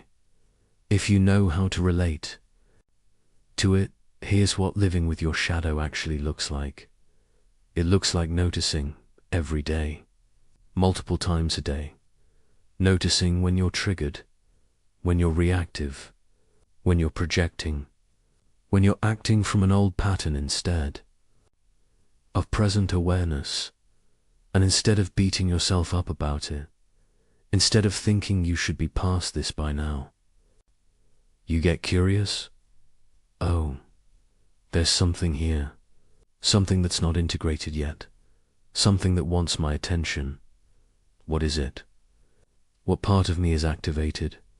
What old wound is being touched? And you pause. You breathe. You turn inward. You don't judge it. You don't try to fix it. You just notice it. And sometimes that's enough. Just the noticing. Just the conscious awareness that this is shadow material, not present reality. And sometimes you need to do more. You need to journal about it, or meditate with it, or talk about it with someone you trust. But either way, you're engaging. You're in relationship. You're not running. And over time, that particular trigger loses its power. Not because you eliminated it, because you integrated it. But then another one appears, a different layer, a different aspect, and you do it again. Notice, pause, engage, integrate, again and again and again. This is the practice. Not dramatic, not glamorous, just consistent, daily, ongoing. Some days, the practice is harder than others. Some days you're triggered and you react before you even notice. You say the thing you regret. You do the thing you said you wouldn't do. You fall back into the old pattern, and the old you, the fragmented you, would have spiraled, would have convinced yourself you're broken, would have given up on the whole thing. But the integrated you, the you who's been doing this work, you have compassion for yourself, for your humanity, for the fact that transformation isn't linear. You acknowledge what happened. You take responsibility for it. You make amends if needed, but you don't make it mean something about your worth. You don't use it as evidence that you're failing. You use it as information, as a sign that there's more to integrate, as an invitation to go deeper, and you return to the practice, not with shame, with humility, because humility isn't thinking you're nothing. It's knowing you're human, complex, still growing, still learning, still becoming, and that knowing, it keeps you in the practice, even when the practice is hard, even when you fail, even when you forget. You return, you notice, you engage. You continue. Living with your shadow also means accepting complexity. The you that wants to be simple, the you that wants clear answers, the you that wants to know if you're good or bad, right or wrong, healed or broken. The you has to die, or at least relax, or at least make space for paradox, because you're not simple. You never were. You never will. Be. You're both. You're all of it. You're contradictory, and that's okay. You're generous and selfish, strong and vulnerable, wise and foolish, loving and hateful. You're not one thing. You're a multitude. And living with your shadow means living with that multiplicity, not trying to resolve it, not trying to pick a side, but holding it, all of it, the tension, the paradox, the both and. Some days you'll be patient, some days you'll be irritable, and both are you. Some days you'll be open and trusting, some days you'll be guarded and suspicious, and both are you. Some days you'll feel connected to your purpose, some days you'll question everything, and both are you. And instead of making one version right and the other wrong, instead of accepting one and rejecting the other, ... you hold them both. You let them coexist. You understand that you contain multitudes, and that's not a problem to solve. That's the richness of being human. The integrated person doesn't eliminate complexity. They embrace it. They develop capacity to hold it. They learn to dance with it. And that capacity, it grows over time, with practice, with patience, with self-compassion. You get better at holding paradox, at sitting with not knowing, at being comfortable with your own contradictions. And that makes you more human, not less, more whole, not more fragmented, because wholeness includes everything, the contradictions, the paradoxes, the parts that don't make sense together, all of it. held in the container of your awareness.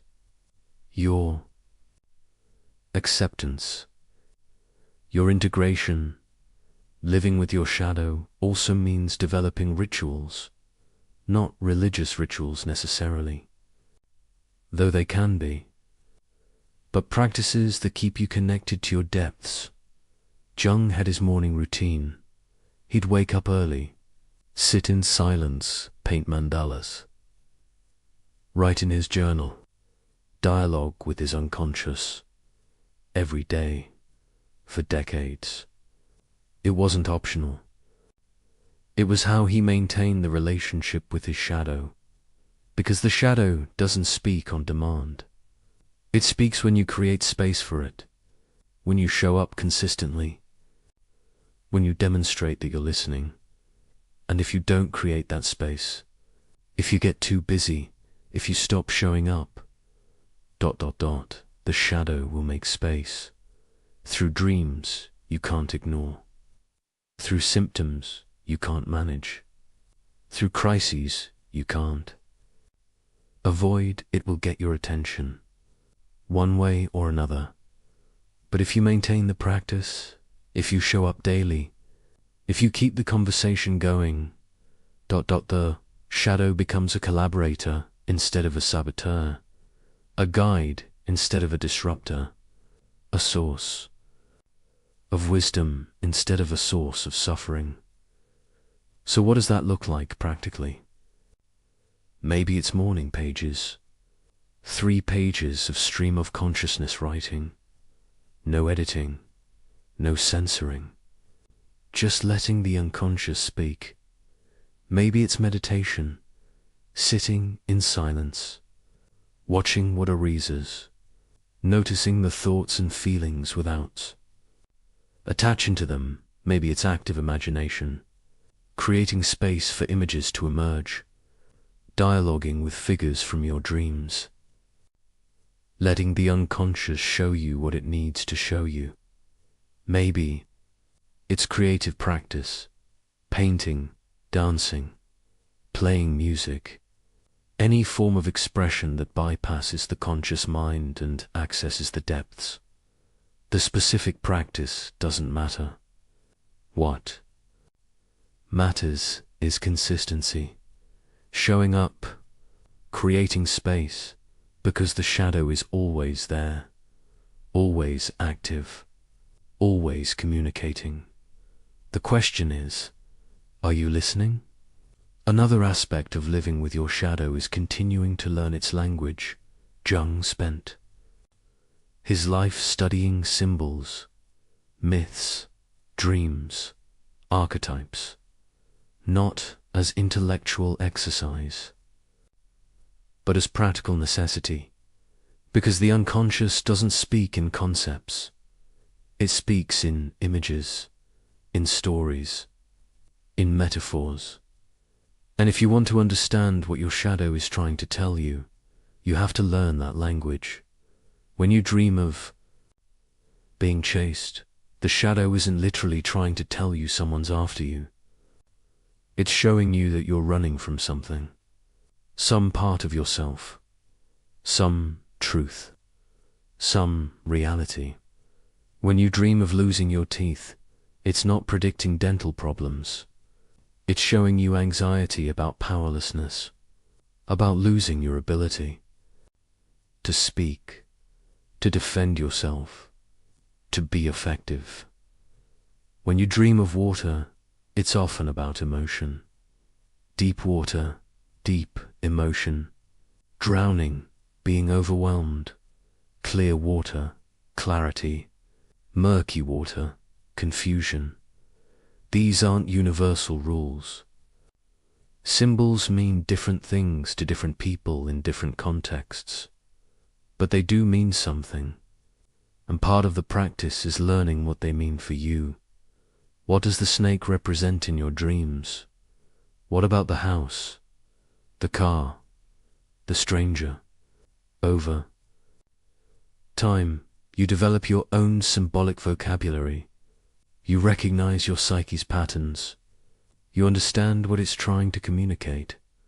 and that understanding becomes a tool, a way to access wisdom beyond your conscious knowing, a way to receive guidance from your depths.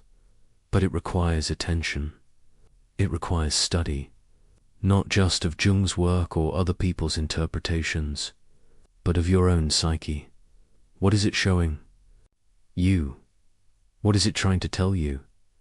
What patterns keep appearing? And you track it. You write it down. You reflect on it. You learn from it. And slowly, gradually, you become fluent in the language of your own unconscious. And that fluency, it changes everything, because you're not guessing anymore. You're not projecting anymore. You're listening to the wisest part of yourself, the part that knows things your conscious mind doesn't, the part that sees patterns you can't see, the part that's been trying to guide you all along. If you would just listen, living with your shadow also means accepting that some patterns may never fully resolve. This is hard to hear, especially in a culture that promises total healing, complete transformation, final resolution. But Jung was honest about this. Some wounds are so deep, so early, so formative, they shape you permanently, not in a way that dooms you, but in the way that becomes part of who you are. The person abandoned in childhood, they may always have abandonment sensitivity, even after years of therapy, even after deep shadow work. It might get better. It might lose some of its charge. They might react less intensely. They might recover more quickly. But that wound, it's woven into the fabric of their psyche. It's not going away completely. And that's okay. It has to be okay. Because fighting it, denying it, demanding it be different, that creates more suffering, not less. Integration doesn't mean eliminating your wounds. It means accepting them, making space for them, learning to work with them instead of being controlled by them. So yes, you might always be sensitive to abandonment, but you can learn to recognize when it's being triggered. You can learn to soothe yourself. You can learn to communicate your needs instead of acting out your fears. You don't transcend the wound. You integrate it. You make it part of your wholeness instead of something that fragments you. And sometimes that wound becomes your medicine, your gift, the thing that makes you uniquely able to help others with similar wounds, because you know that territory intimately. You've mapped it. You've learned to navigate it. And that knowledge, it's valuable, not just for you. For everyone you encounter who's struggling with the same thing, there's also the question of regression. You'll have periods where you feel integrated, whole, like you've done the work and you're living from that place. And then something happens. A crisis, a loss, a major life transition, and you regress. You fall back into old patterns. You find yourself reacting like you used to, fragmenting like you used to, acting out shadow material you thought you'd integrated, and it can feel like failure, like you lost everything you gained, like the work didn't stick. But Jung understood regression differently. He saw it as a necessary part of the process. Sometimes you have to go back to go forward. Sometimes you have to revisit old material at a deeper level.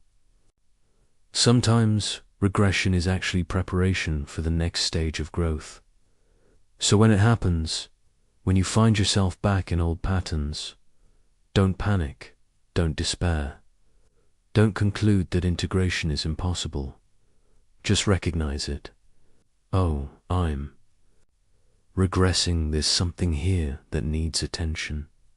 some layer I missed, some aspect that's not fully integrated yet, and you engage with it, again, at this new level. With the awareness you have now, with the tools you've developed, with the compassion you've cultivated, and you integrate it again, more deeply this time, more thoroughly, more consciously, and then you move forward, not to where you were before, but to somewhere new, somewhere you couldn't have gotten to without the regression. This is the spiral nature of growth. You don't go in a straight line, you circle back. But each time you circle back, you're at a different level, higher, deeper, more integrated. And that's how transformation actually works. Not linear, spiral, cyclical, rhythmic. Forward and back, up and down, in and out, and all of it is the process. All of it is necessary. All of it is part of becoming whole. So what does this mean for you right now? In your daily life, it means you stop waiting to be done. You stop thinking integration is something you achieve and then move on from. You recognize it as a practice, a relationship, a lifelong commitment, and you build it into your life. Not as one more thing on your to-do list, but as the foundation of how you live. You create space for silence, for reflection, for dialogue with your depths. You notice your triggers and you get curious instead of reactive. You accept your complexity, and you stop trying to be simple. You learn the language of your unconscious and you listen when it speaks. You hold your wounds with compassion and you let them teach you. You accept regression as part of growth, and you don't despair when it happens. This is what it means to live with your shadow. Not to conquer it, not to transcend it, but to be in relationship with it every day, for the rest of your life. And that's not a burden, that's a privilege. That's what makes life rich, deep, real, because you're not performing anymore. You're not pretending. You're not maintaining a facade. You're just living, fully, honestly, consciously, with all of yourself, shadow included. And that's everything Jung was pointing to. That's the goal. That's the promise. Not perfection, not final arrival, not eternal peace, but ongoing integration, deepening wholeness, continuous becoming. And in that process, in that practice, in that lifelong commitment to knowing yourself fully, you discover what it means to be truly alive, not despite your shadow, because of it, with it, through it, all the way home. You might think your shadow work is personal, private, just about you. You're doing it to heal your wounds, to break your patterns, to become whole. And it is all of that. But it's also more, so much more, because you don't exist in isolation.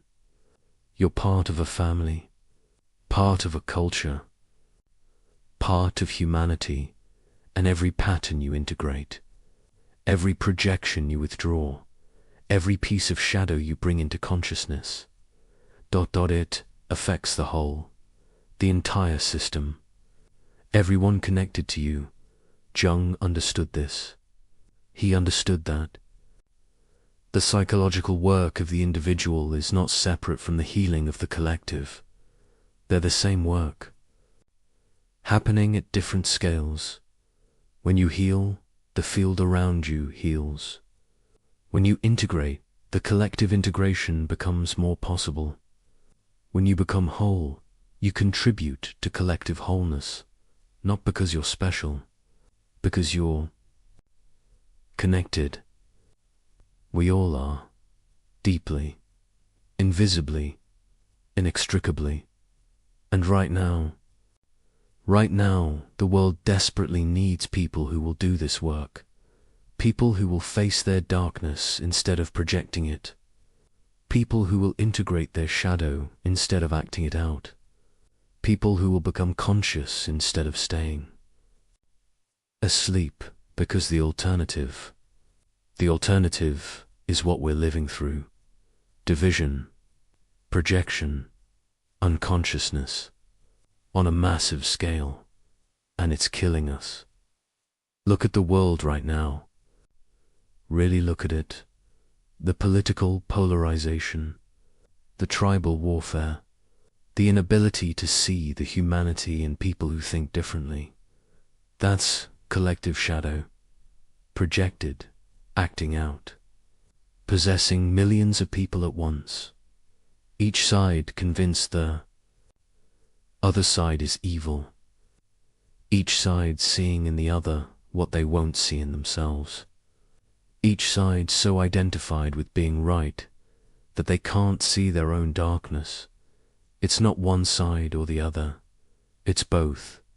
It's all of us, projecting our collective shadow onto the other, creating enemies, building walls, and underneath we're all human, all carrying the same archetypal patterns, all struggling with the same fundamental questions. But we can't see it because we're too busy projecting, too busy being right, too busy defending our position, and nothing changes, nothing heals, nothing transforms. Because the work that would actually change things, the work of withdrawing projection and owning our own darkness, nobody wants to do it.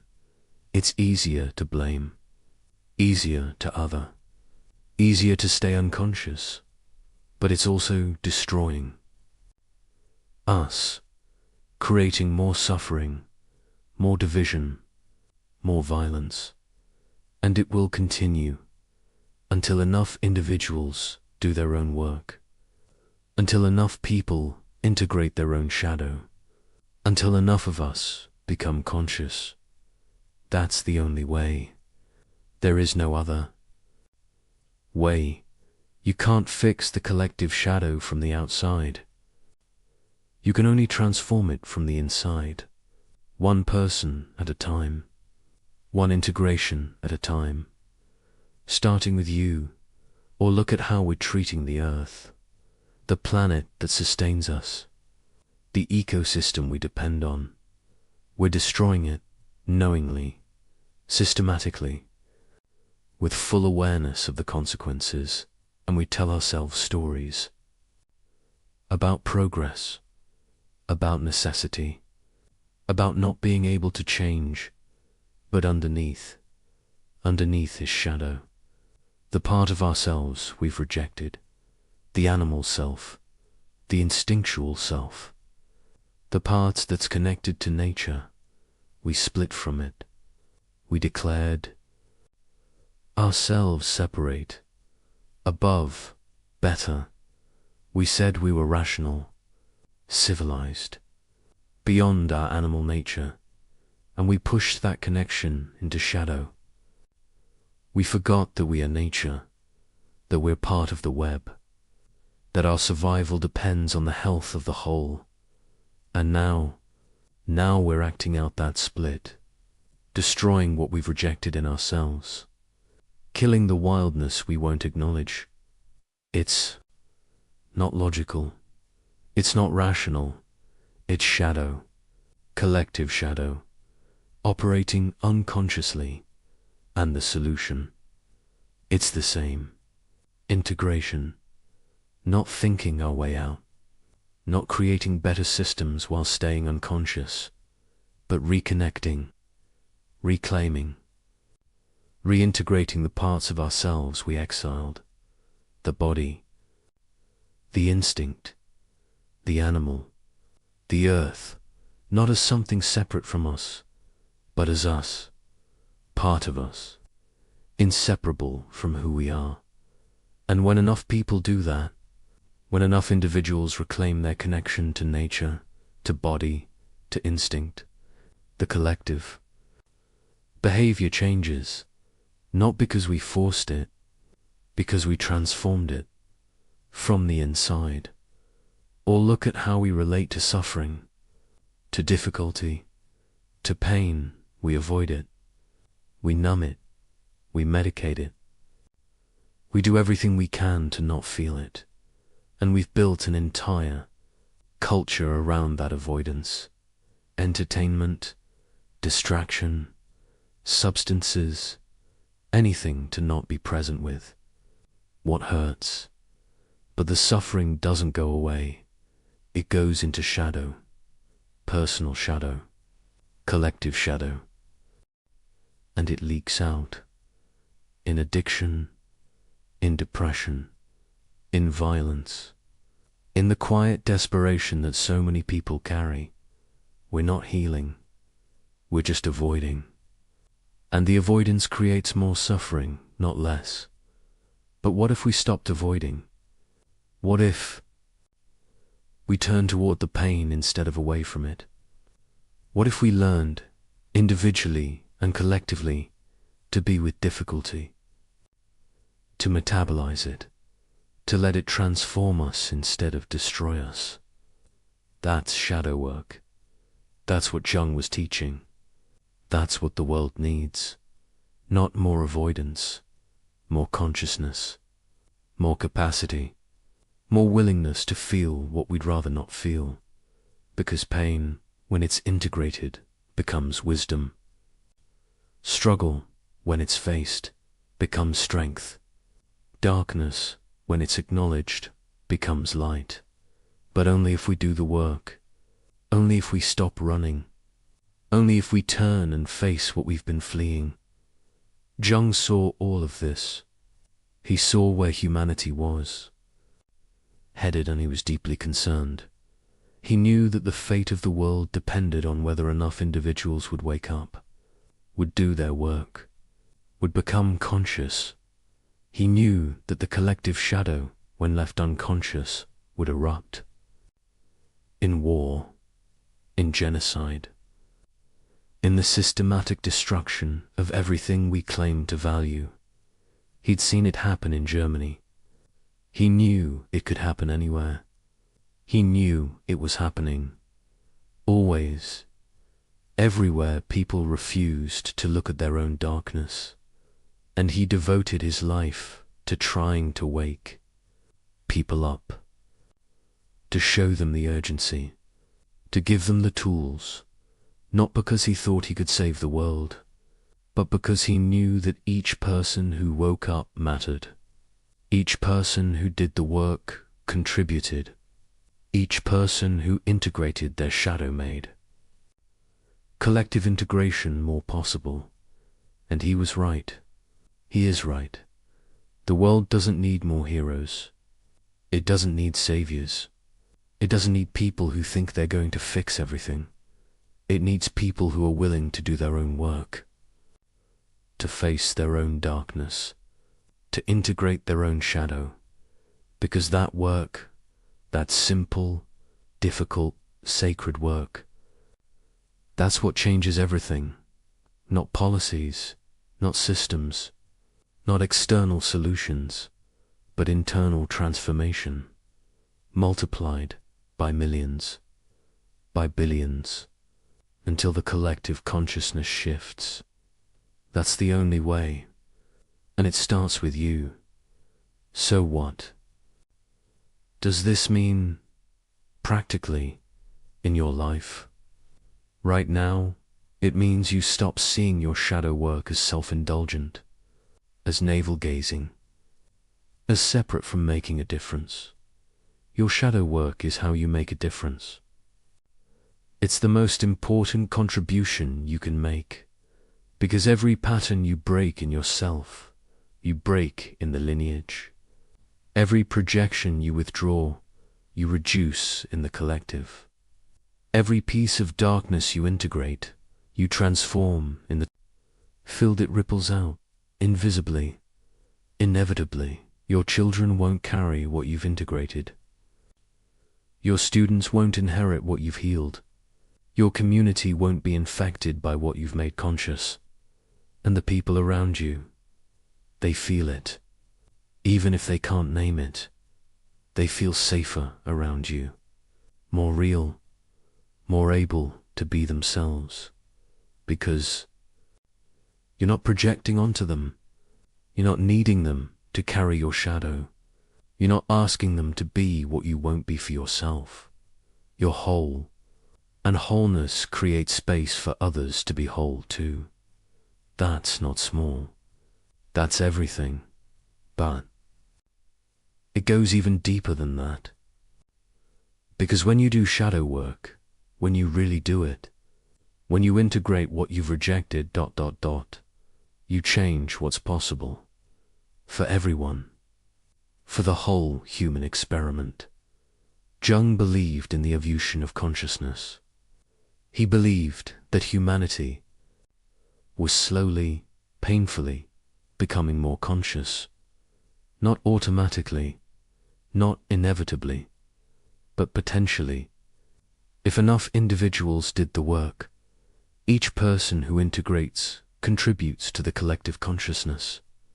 Each person who becomes whole makes wholeness more accessible to others. It's like you're creating a pathway, a possibility, a template. You're showing through your being, through your presence, through your life. That integration is possible. That wholeness is real. That transformation happens. And that matters more than you know. Because most people don't believe it's possible. They think they're stuck. They think their patterns are permanent. They think change is for other people, not for them. But when they encounter someone who's done the work, someone who's integrated, someone who's whole, something shifts in them, in what they believe is possible. They think, if they can do it, maybe I can too. If transformation is real for them, maybe it's real for me. And that belief, that shift in what's possible, that's what allows them to begin their own work. You're not just transforming yourself. You're expanding what's possible for everyone around you. That's not grandiose. That's how collective consciousness evolves. Through individuals who go first, who do the work, who'll become living proof that transformation is real. And there's one more thing, one final piece that makes this work so urgent, so necessary, so sacred. The children, the next generation, the ones who are watching us, learning from us, absorbing our patterns. They don't learn from what we say. They learn from what we are, from what we do, from what we embody. And if we're unconscious, if we're projecting, if we're acting out our shadow, they learn that, they inherit that, they repeat that. Generation after generation, the same patterns, the same wounds, the same unconsciousness. But if we do the work, if we integrate, if we become conscious, they learn that instead. They inherit wholeness instead of fragmentation. They start from a different place, a more integrated place, and they have a chance, a real chance, to go further than we did, to integrate deeper, to become more whole. That's how evolution happens, not in one lifetime, but across lifetimes, across generations, each generation healing a little more, integrating a little more, becoming a little more conscious, until one day, maybe many generations from now, humanity might actually be whole, conscious, integrated, but only if we do our part, Only if we do the work. Only if we stop passing down unconsciousness and start passing down integration. That's what's at stake. That's why this matters. That's why your shadow work is not just personal. It's generational. It's evolutionary. It's sacred. So here you are, at the end of this journey, having learned about the shadow, about integration, about what's possible, and you have a choice. The same choice everyone has. The same choice Jung faced. The same choice every conscious person faces. You can go back to sleep. You can pretend you didn't hear this. You can decide it's too hard, too much, too uncomfortable. You can go back to the persona, the mask, the acceptable self. You can keep the basement locked. You can keep running from your shadow. Nobody will blame you. Most people do. Most people live and die having never faced their darkness, having never integrated their shadow, having never become whole. It's the easier path, the more comfortable path, the path of least resistance, but it's also the path of unconsciousness, of fragmentation, of being asleep or ... You can choose differently. You can choose consciousness. You can choose integration. You can choose wholeness. You can turn and face what you've been fleeing. You can dialogue with what you've been rejecting. You can integrate what you've been denying. You can do the work, the hard, sacred, transformative work of becoming whole. Not because it's easy. It's not easy. Not because it's comfortable. It's not comfortable, but because it's real, because it's true, because it's what you came here to do, and because the world needs it, desperately needs it, is dying for lack of it. The world doesn't need more people pretending to be perfect. It needs people brave enough to be whole, broken open, put back together with their cracks filled with gold, integrated, conscious, real, people who have faced their darkness and brought it into the light, people who have integrated their shadow and become whole, people like you, if you choose it, if you commit to it, if you do the work. Jung said, the privilege of a lifetime is to become who you truly are. Not who you think you should be. Not who others want you to be, not the persona you've been performing, but who you truly are, shadow and all, darkness and light, integrated, whole, real. That's the invitation. That's the call. That's what this entire journey has been pointing toward. Not information, transformation, not understanding, embodiment, not knowing about the shadow, integrating it. And now the real work begins. Not in this video, in your life, in your choices, in your daily practice, in the moments when you're triggered and you pause instead of react, in the times when you want to project and you own it instead, in the instances when you want to hide and you show up anyway. That's where integration happens. Not in theory, in practice, not in concept, in living. And it's not easy, but it's possible, and it's worth it. And you can do it, because you're already doing it. You've been doing it, just by being here, just by listening, just by being willing to look at what most people won't see. That takes courage. That takes strength. That takes something rare and precious. And you have it. You've always had it. You just forgot. But now you remember. Now you know. Now you understand. The shadow isn't your enemy, it's you, the part of you that's been waiting.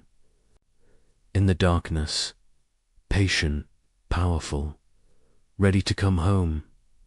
And the world is waiting too, waiting for you to be whole, waiting for you to contribute your integration to the collective healing, waiting for you to become who you truly are, not perfect, whole, not healed in some final way, integrated, not without struggle, but conscious in the struggle. That's what's possible. That's what's calling. That's what's waiting on the other side of the shadow.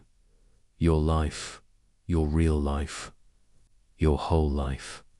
And it starts now, in this moment, with this choice to turn toward the darkness, to face what you've been fleeing, to integrate what you've been rejecting, to become whole, finally, fully, completely, and in doing so, to change everything, for yourself, for your lineage, for the collective, for the world. That's the gift. That's the promise. That's what Jung discovered and spent his life trying to share. And now it's yours. If you want it, if you choose it, if you do the work, the shadow is waiting. Your wholeness is waiting. Your life is waiting. All you have to do is turn around and walk into the darkness and discover it was never darkness at all. It was just you all along, waiting in the shadows, waiting to come home. Remember the mirror from the beginning, the one where only half your face was lit. You've been standing in front of that mirror your whole life, looking at the acceptable half, the side you show the world, the side you thought was all of you, and the other half, pure darkness, invisible, forgotten. But now, something has changed. Not the mirror. You turned. You faced what was in the darkness. You met what you'd been running from, and you discovered something that changes everything. The darkness wasn't empty. It wasn't nothing. It wasn't the absence of you. It was you, the rest of you, the half you forgot, the half you rejected, the half that's been waiting in the shadows your whole life, waiting for this moment, when you'd finally be ready. To see yourself fully, to accept yourself completely, to become whole, the one Jungian concept that transforms how you see yourself. It's not really about the shadow, it's about this. You were never broken. You were always whole. You just forgot how to see in the dark. You believed the lie that wholeness meant having only light, only good, only acceptable parts. But Jung knew better. He knew that wholeness means including everything, the light and the dark, the acceptable and the rejected, the persona and the shadow. All of it, held together, integrated, whole, and the journey you've been on. From that first moment of recognizing your shadow to this moment now, that wasn't about fixing yourself. It was about remembering yourself, reclaiming what you exiled, retrieving what you lost, bringing home what you abandoned, piece by piece, layer by layer, until you're no longer half a person looking in a mirror. You're whole, standing in the light, with your darkness beside you, integrated, conscious, real. And now that you know, the real question isn't whether the shadow exists. It's what you'll do with this knowledge. Will you go back to sleep? Pretend you didn't see? Return to the comfortable illusion that you're only the lit half? Or will you stay awake? Keep looking. Continue the conversation with the parts of yourself you've just begun to meet. Because the shadow is patient. It's been patient your whole life. It can wait longer if needed, but your life won't wait. Your wholeness won't wait. The world that needs you to be integrated, it can't wait forever. Every day you stay fragmented is a day you're not fully alive. Every moment you reject parts of yourself is a moment you're living half a life. And you deserve more than that. You deserve wholeness. You deserve to know yourself fully. You deserve to live from integration instead of from division. Not because it's easy, but because it's true, because it's real, because it's your birthright. Jung spent his entire life mapping this territory, showing us the way, proving that transformation is possible, not through his theories, through his life, through his willingness to descend into his own darkness, through his courage to meet what he found there and what he discovered, what he spent decades trying to communicate, is that the darkness isn't the problem. Unconsciousness is the problem. When you're unconscious of your shadow, it controls you. When you're aware of it, you can work with it. When you integrate it, it becomes your greatest resource. Your creativity, your intuition, your power, your purpose, your capacity to love, all of it locked in the shadow. All of it waiting to be reclaimed. And the key has always been in your hand. You just had to turn it, open the door, walk into the basement, and see what's really there. So this is where we end, but it's also where you begin. Because everything you've learned here is just information until you live it. It's just concept until you embody it. It's just theory until you practice it. The real work starts now. In your life, in your choices, in the moment you get triggered and you pause, in the time you want to project and you own it instead, in the instance you feel your shadow rising and you turn to meet it. That's where transformation happens, not in understanding, in doing, not in knowing about. In being with Dot, and you don't have to do it perfectly. You don't have to get it right. You just have to show up again and again and again, noticing, engaging, integrating, becoming Dot, more yourself with each iteration, more whole with each integration, more alive with each piece you bring home, until one day you stand in front of that mirror and you see it, really see it, not half a face, not light and dark separated, but both, together, integrated, whole, and you recognize yourself, finally, fully, completely, not as you thought you should be, but as you actually are, human, flawed, contradictory, complex, beautiful, real, shadow and light, darkness and radiance. All of it, you, all of it integrated, all of it. Whole. The privilege of a lifetime is to become who you truly are, not who you were told to be, not who seems acceptable, not the version that fits the mold, but you, the real you, the whole you. The you that includes everything you've been hiding. That's what's waiting. That's what's possible. That's what this entire journey has been about. Not the shadow as enemy, but the shadow as invitation to wholeness, to integration, to coming home. And now you know. You can't unknow it. You can't unsee it. You've looked into the darkness, and you've seen what's there. Not a monster, not evil, not something to destroy, but yourself, waiting, patient, powerful, ready to come home. And the question is simple. The question is everything. Will you let it? Welcome back, dear friends. Before we begin, let me know where in the world you are watching, and please don't forget to subscribe and like to support the channel.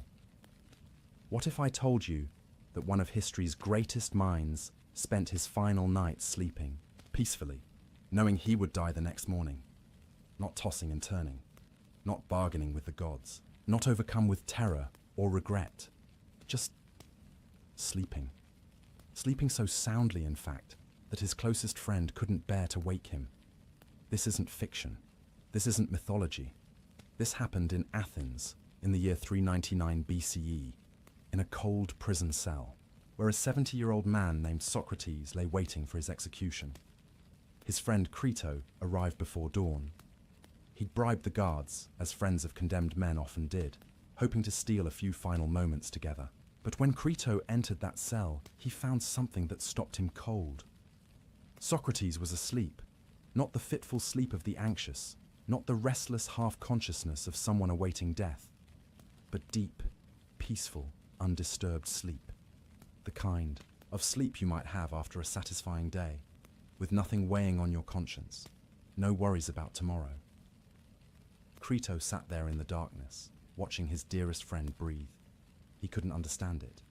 In just hours, the sun would rise. The prison officials would arrive. The hemlock poison would be prepared, and Socrates would drink it and die. How could anyone sleep through their last night on earth? Later, when Socrates finally woke, Crito would remark on this. He said he had always thought Socrates had a happy disposition, but seeing him sleep so well made him believe it even more. Here was a man bearing what most would call the worst misfortune imaginable, and yet he slept as sweetly as a child. But here's what makes this story truly remarkable. Socrates wasn't just accepting death. He wasn't simply resigned to fate. He was, in a way we'll come to understand, actually looking forward to it. You see, Socrates had spent his entire life thinking about death, not in a morbid way, but as a philosopher thinks about anything, with relentless curiosity and rigorous questioning. And through all that thinking, he'd arrived at a conclusion that most of us would find utterly bizarre. He believed that death might actually be a good thing, perhaps even the best thing that could happen to a person. Now, before you think this is the story of a depressed man embracing oblivion, let me be clear. Socrates loved life. He loved conversation and ideas and the electric thrill of a good argument. He loved the city of Athens with its bustling markets and complicated politics. He loved his students, his friends, even his allegedly difficult wife, Xanthippe. This was not a man who had given up on living. So what did he know that we don't? What had he discovered through decades of philosophical inquiry that allowed him to face death not with fear, but with something approaching curiosity, maybe even hope? The answer lies in a radical idea, one that Socrates presented to the jury that condemned him. He told them that death was one of two things. Either it was a complete absence of consciousness, like a dreamless sleep, or it was a journey to another place where all the dead reside together. Think about that for a moment. Really think about it. When was the last time you had a truly deep, dreamless sleep? The kind where you close your eyes, and then suddenly it's morning, and it feels like no time has passed at all? The kind of sleep where you wake up refreshed, with no memory of dreams or worries, or the long hours passing. Socrates said that if death was like that, an eternal, peaceful, dreamless sleep, then it would actually be wonderful. A relief even. And if death wasn't annihilation, if consciousness continued, well then, Socrates reasoned, he would find himself in the company of all the great minds who had died before him. Homer, the legendary poet. Hesiod, who wrote of the gods. Odysseus, that clever hero. All the philosophers and wise ones, who had puzzled over the same questions he spent his life exploring. And in that place, he imagined, he could do what he loved most: ask questions, seek truth, engage in endless philosophical dialogue. Except now, without the interruptions of hunger or tiredness, or the constant demands of maintaining a physical body. Either way, he concluded, death was nothing to fear. At worst, it was the best sleep you've ever had. At best, it was the ultimate education. But there's something else, something deeper in Socrates' attitude toward death that we need to understand. It wasn't just about what death might be, it was about what life had been. Socrates believed that a life well lived prepared you for death, that if you spent your time cultivating your mind, questioning assumptions, pursuing wisdom rather than pleasure or power or wealth, then when death came, you would greet it as an old friend. He had a phrase for this. He said that philosophy itself was practicing for death. Not because philosophers were morbid or life-denying, but because philosophy taught you to separate yourself from your body's endless demands. It taught you that your true self, your mind, your soul, whatever you want to call the thing that thinks and wonders and knows itself, was distinct from flesh and bone.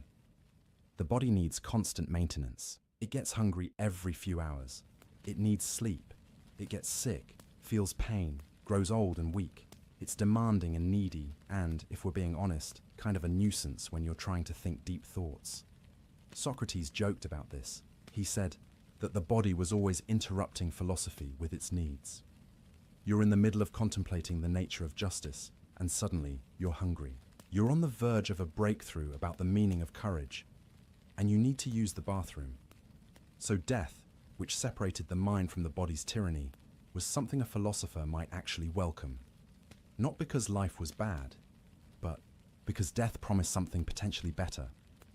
Either oblivion, which meant no more suffering, no more physical pain, no more needs, or continuation in a realm of pure thought, where you could finally focus on what truly mattered without biological interruptions. This is why Socrates could sleep that final night. He had lived the kind of life that prepared him for this moment.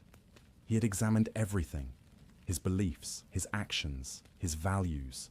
He had questioned relentlessly, even when it made him unpopular, especially when it made him unpopular.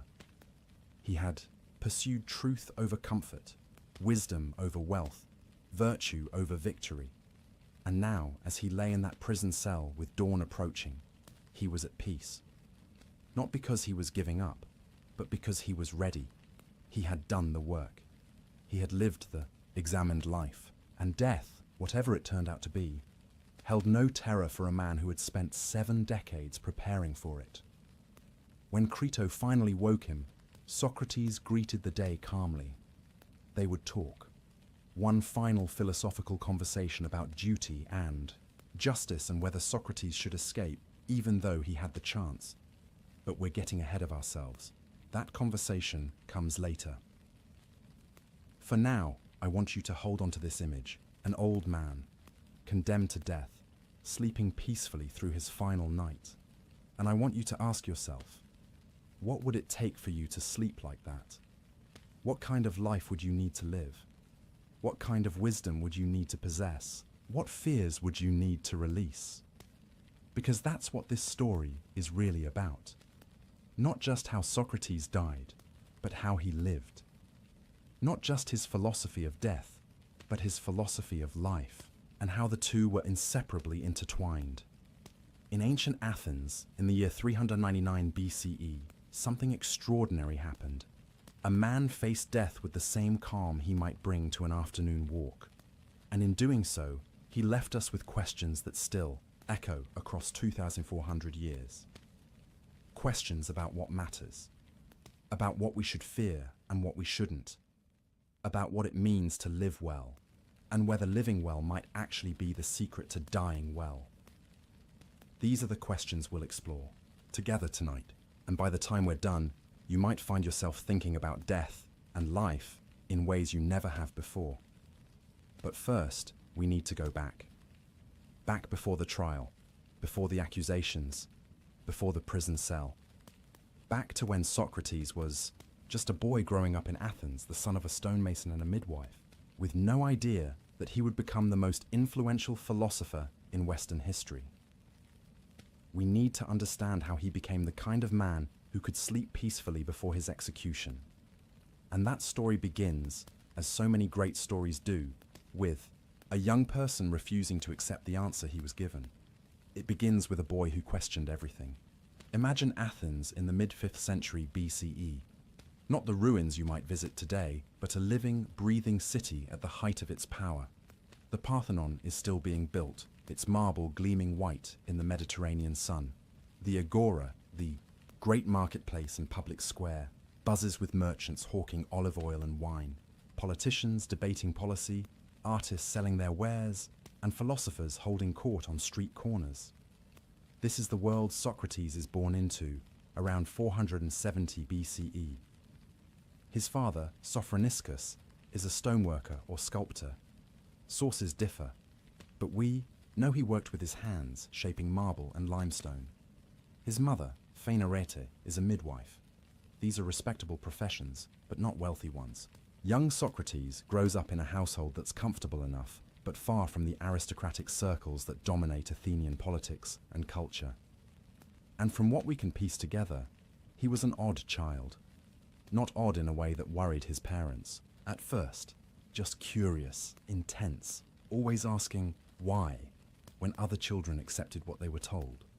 While other boys played war games or practiced athletics, young Socrates seemed most content when he was thinking, or better yet, questioning. There's a story, and while we can't verify every detail, it captures something essential about who Socrates was even as a young person. His mother, Phaenarete, wanted him to have a better life than his parents had. She dreamed of him becoming a successful merchant. Maybe he could trade in olive oil or fine fabrics. Perhaps he could even own ships someday, importing goods from across the Mediterranean. It was a reasonable dream.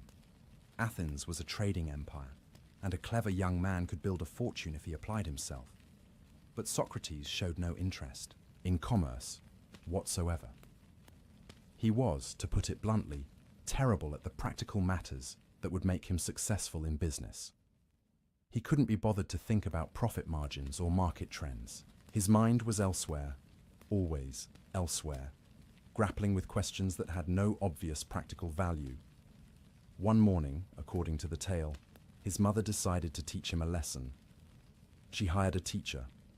Some accounts say it was a wise old man from the neighborhood to come and instruct young Socrates about the value of ambition and hard work.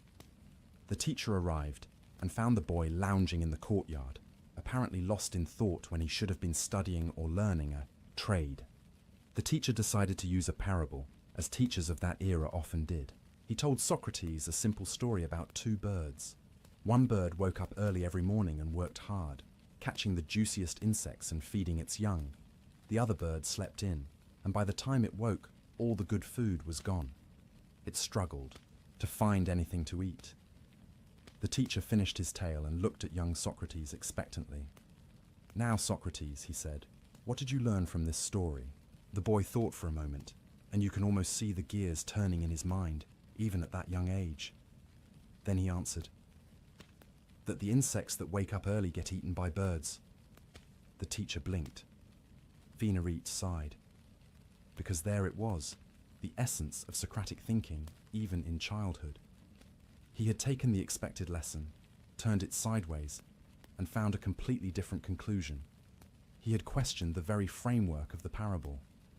After all, from the insect's perspective, waking up early wasn't a virtue, it was a fatal mistake. Now we should be careful not to read too much into this story. It might be apocryphal, a legend that grew up around Socrates to illustrate his character. But true or not, it tells us something important.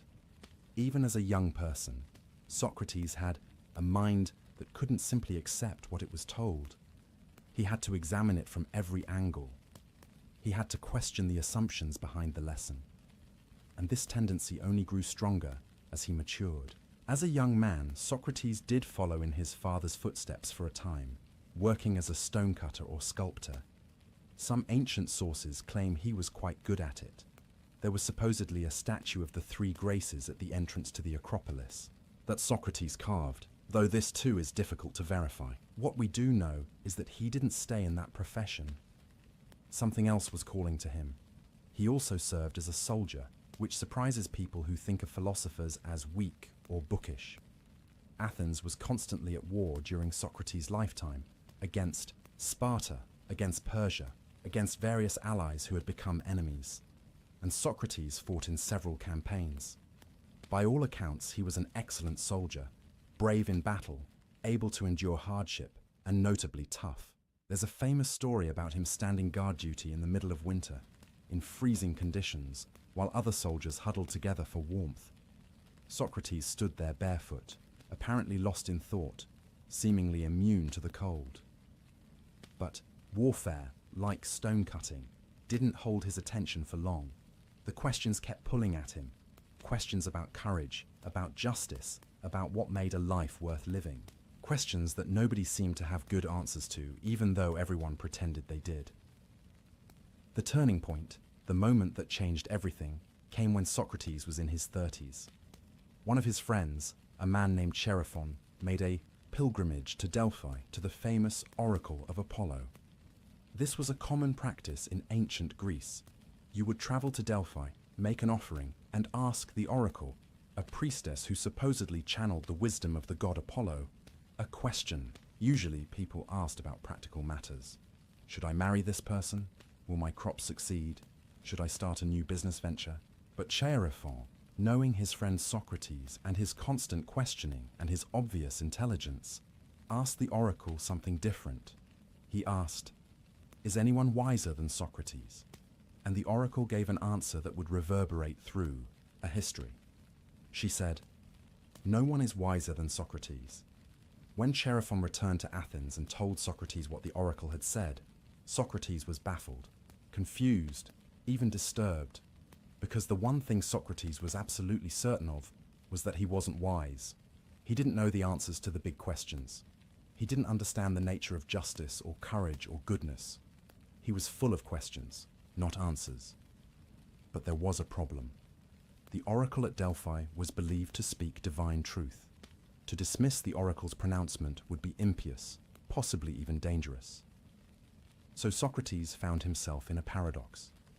The oracle said he was the wisest man in Athens, but he knew he wasn't wise. How could both things be true? This is when Socrates made a decision that would define the rest of his life. He decided to test the oracle's statement. He would go around Athens and find someone who was truly wise, someone who understood these deep questions about how to live and what was truly good. And when he found such a person, he would bring them to the oracle and prove that the oracle had been wrong, or at least unclear. So he started visiting people who had reputations for wisdom. First, he went to the politicians, the men who made decisions about war and peace, about law and justice. Surely they understood what justice really was. But when Socrates questioned them, really questioned them, their knowledge fell apart. They had opinions, certainly, strongly held opinions. But they couldn't defend those opinions under examination. They couldn't explain why they believed what they believed. They just believed it. Then he tried the poets and artists, thinking perhaps wisdom lived there. These were men who created beautiful works, who seemed to understand human nature in their tragedies and comedies. But again, when questioned, they couldn't explain the wisdom they seemed to embody in their art. They created by inspiration or instinct, but couldn't articulate the truths their work contained. Finally, he went to the craftsmen, the potters, the shipbuilders, the smiths. These men had real knowledge. They understood their crafts deeply. A shipbuilder could tell you exactly why a hull needed to be constructed in a certain way, could explain the principles behind what made a ship seaworthy. But then Socrates noticed something interesting. Because they were experts in their crafts, these men assumed they were experts in everything else too. The shipbuilder, who knew everything about ships, thought he therefore understood justice, courage, and the good life. But he didn't. He just thought he did. And suddenly, Socrates understood what the oracle meant. He was the wisest man in Athens, not because he knew more than everyone else, but because he knew that he didn't know. Everyone else walked around thinking they understood things they didn't actually understand. Socrates, at least, was aware of his ignorance.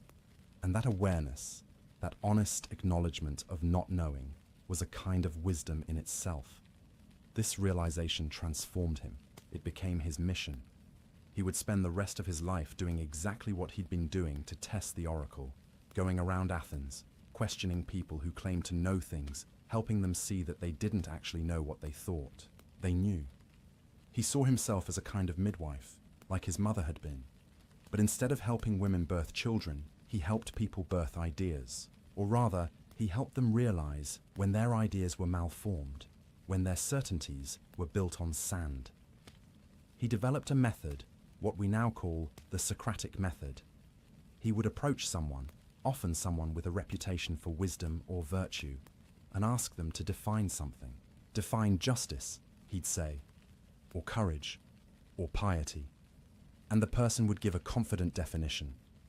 Then Socrates would ask questions about that definition, looking for contradictions, exceptions, problems. And almost always, he would find them. The definition would collapse. The person would have to revise it. And then Socrates would question the revision, and that would collapse too. He never claimed to have the right answer himself. He was just showing that the answers people confidently held weren't as solid as they thought. And some people found this enlightening. Younger men especially flocked to Socrates, fascinated by watching him dismantle the pretensions of their teachers and elders. They started following him around the agora, watching him work, but many others found it infuriating. Imagine being a respected politician or teacher going about your day, and this odd-looking man, Socrates, was famously ugly by Athenian standards, with a snub nose and bulging eyes, stops you in the marketplace and starts asking you questions that make you look foolish in front of a crowd. Imagine being forced to admit that you don't actually understand justice, even though you've been making laws about it for years. Socrates made enemies, powerful enemies, people who felt humiliated by his questioning, people who saw him as a threat to the social order, to respect for authority, to the very fabric of Athenian society. And these enemies would remember. They would wait for their opportunity. And years later, when Athens was vulnerable and frightened after losing a war, they would strike. But that comes later. For now, in his 30s and 40s, Socrates is in his element. He's found his calling. He spends his days in the agora, questioning anyone who will engage with him. He's not wealthy. Philosophy doesn't pay, and unlike other teachers of his era, the sophists, he refuses to charge money for his conversations. He thinks wisdom can't be bought and sold like olives or cloth. This means he lives modestly, sometimes relying on the generosity of his admirers for meals. His wife, Xanthippe, is reportedly not thrilled about this arrangement. Ancient writers portrayed her as nagging and difficult, though we might consider that she had good reason to be frustrated with a husband who spent all his time philosophizing instead of earning a decent living. But Socrates doesn't care about comfort or wealth. He's discovered something more valuable than gold. He's discovered a way of living that makes every day an adventure. Every conversation is an opportunity to learn, to question, to dig deeper. He's fascinated by how the human mind works, by how we form beliefs, by how we fool ourselves into thinking we understand things we don't, and he's beginning to form some convictions of his own. Not answers to the big questions, he still doesn't claim to have those, but convictions about how to live. He believes that virtue is the most important thing, that it's better to suffer injustice than to commit it, that the quality of your soul matters more than the condition of your body or the size of your bank account, that an examined life, a life where you constantly question yourself and your beliefs, is the only life worth living. These aren't just abstract philosophical positions for Socrates. He lives them. When he's offered bribes, he refuses them. When powerful people tell him to stop asking questions, he ignores them. When he sees injustice, he speaks up, even when it's dangerous to do so. He's not trying to be a martyr or a hero. He's just being consistent with what he believes. And that consistency, that absolute refusal to compromise his principles for comfort or safety, is what makes him both admired and dangerous. Because a man who cannot be bribed, cannot be intimidated, and cannot be silenced is a threat to anyone whose power depends on lies, corruption, or unquestioned authority. Young Socrates, the boy who questioned the parable of the early bird, has grown into a man who questions everything and everyone. He's become exactly what Athens needs and exactly what Athens' elite fears. He's become a philosopher in the truest sense. Not someone who knows all the answers, but someone who asks all the right questions. And in asking those questions, he's challenging his fellow citizens to examine their own lives, to question their own beliefs, to wake up from the comfortable sleep of unthinking habit. He doesn't know it yet, but this mission will cost him everything. The same sharp mind that won him devoted followers will eventually bring him powerful enemies. The same integrity that made young men admire him will make old men fear him. The same questions that illuminated truth will be twisted into charges of impiety and corruption. But again, we're getting ahead of ourselves. Right now, in the middle of his life, Socrates is at the peak of his powers. He's surrounded by brilliant, young minds who hang on his every word. He's engaged in the work he was born to do. He's living the examined life, and it feels right, feels true, feels like finally being the person he was always meant to be. And in living this way, he's developing a philosophy that will help him face his own death with courage and even joy. Because Socrates is learning something profound about what it means to be human, about what really matters, about how to separate the essential from the trivial. He's learning how to live. And in learning how to live, he's inadvertently learning how to die. But to understand that, we need to go deeper into his method, his madness, his peculiar genius. We need to walk with him through the agora, to hear him question and probe and dismantle the false certainties people cling to. We need to understand what it meant to be on the receiving end of Socratic examination. We need to experience the art of knowing nothing. Picture a typical morning in the agora of Athens. The sun hasn't yet reached its peak, so the marble colonnades still offer some shade from the Mediterranean heat. Vendors are setting up their stalls, pyramids of olives glistening with oil, fabric dyed in rich purples and reds, pottery both practical and decorative. The air smells of bread baking, of fish from the morning's catch, of incense from a nearby shrine.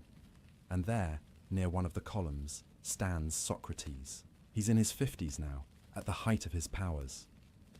His appearance is distinctive, impossible to miss. While other philosophers of his era might dress in fine robes to signal their status, Socrates wears the same simple cloak year-round. His feet are bare. He's famous for going barefoot even in winter. His face, as we've mentioned, isn't conventionally handsome. Ancient sources describe him as looking somewhat like a satyr, those mythological creatures that were half man, half goat. But there's something magnetic about him anyway. When he speaks, people listen. A small crowd has already gathered around him. Some are his regular followers, young men from wealthy families who find traditional education boring, but find Socrates endlessly fascinating. Others are passers-by who've stopped out of curiosity. And approaching now is a man named Euthyphro, a religious expert who has a reputation for understanding the will of the gods. This is perfect for Socrates, because Euthyphro is on his way to the courthouse. He's prosecuting his own father for murder. It's a scandalous case that everyone in Athens is talking about. One of the father's workers killed a slave in a drunken rage, and the father bound the killer and threw him in a ditch while sending for religious guidance on what to do. The bound man died of exposure before the advice arrived. Now Euthyphro is charging his father with murder, claiming it's the pious thing to do. Socrates sees an opportunity. He approaches Euthyphro with what seems like genuine curiosity and respect.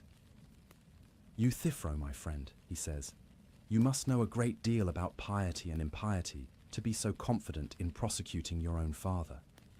Most men would worry about whether they were doing the right thing. But you clearly understand piety. Could you teach me? What exactly is piety? You can imagine Euthyphro's reaction. He's flattered. Here's the famous Socrates, asking for his wisdom.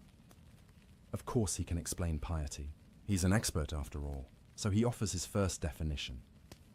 Piety is doing what I'm doing now, prosecuting wrongdoers, whether they're your father or anyone else.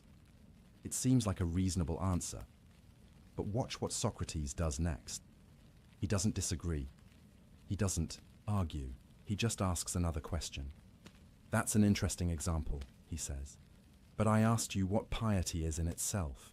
You've given me an example of a pious act. But what makes an act pious?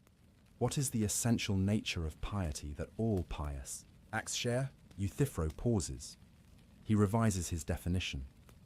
Piety is what is loved by the gods. Better, Socrates agrees. That's more like a real definition. But then, and here's where the method gets interesting, he asks, but which gods? Don't the gods disagree with each other? Zeus approves of some things that Hera despises. Ares loves war while Athena prefers wisdom. So if the gods disagree, how can we say something is pious simply because a god loves it? Euthyphro sees the problem. He refines the definition again. Piety is what all the gods love. Now we're getting somewhere, Socrates says. But here comes the crucial question, the one that cuts to the heart of everything. Is something pious because the gods love it? Or do the gods love it because it is pious? Stop and think about that question for a moment. It sounds like word games, but it's not. It's asking something profound. Is piety just whatever the gods happen to approve of? In which case, piety is arbitrary, and if the gods change their minds, murder could become pious. Or is there something inherently pious about certain acts, something that exists independently of the gods' opinions, which the gods recognize and approve of? Euthyphro struggles with this. He tries several more definitions, each one sounding good at first, each one collapsing under Socrates' gentle questioning. And finally, frustrated, Euthyphro makes an excuse and hurries off to court, leaving Socrates with his crowd of onlookers, many of whom are now laughing or arguing among themselves about what piety really is. This is the Socratic method in action, and it's important to understand what just happened, because it's not what it might appear to be on the surface. Socrates didn't teach Euthyphro anything. He didn't provide a definition of piety. In fact, by the end of the conversation, Euthyphro is more confused than when he started. He came to the agora confident in his knowledge and left uncertain, even embarrassed. So what was the point? Was Socrates just being cruel? Was this intellectual bullying disguised as philosophy? No. This is where we need to understand something crucial about Socratic philosophy. Socrates believed that the first step toward wisdom was recognizing your own ignorance. Euthyphro thought he understood piety. He was so confident in that understanding that he was willing to prosecute his own father based on it. But he didn't actually understand it. He had opinions, strong ones, but they weren't built on solid ground. By questioning Euthyphro, Socrates wasn't trying to humiliate him. He was trying to help him, because as long as Euthyphro believed he understood piety when he really didn't, he would make decisions based on false knowledge.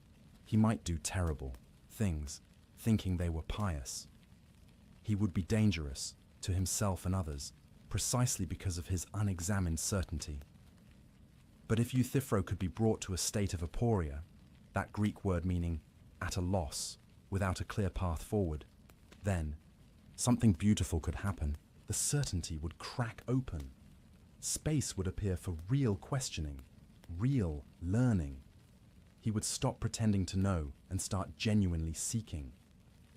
This state of aporia, this experience of being at a loss, was essential to the Socratic method, and it wasn't comfortable. Imagine believing you understood something, building your life around that understanding, and then having someone show you through simple questions that you don't understand it at all. It's destabilizing, frightening even. This is why the young men loved Socrates.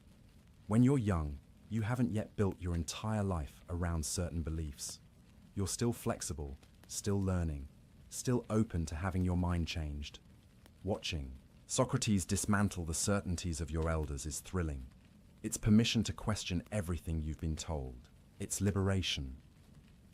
But this is also why older men, established men, powerful men, hated him. They had reputations to protect. They had built careers on their supposed wisdom.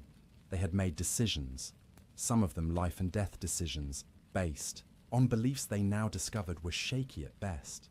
To admit uncertainty at that point in life felt like admitting their entire lives had been based on sand. Let me walk you through another example, because the pattern is so consistent, so revealing. One day, a famous general approaches Socrates.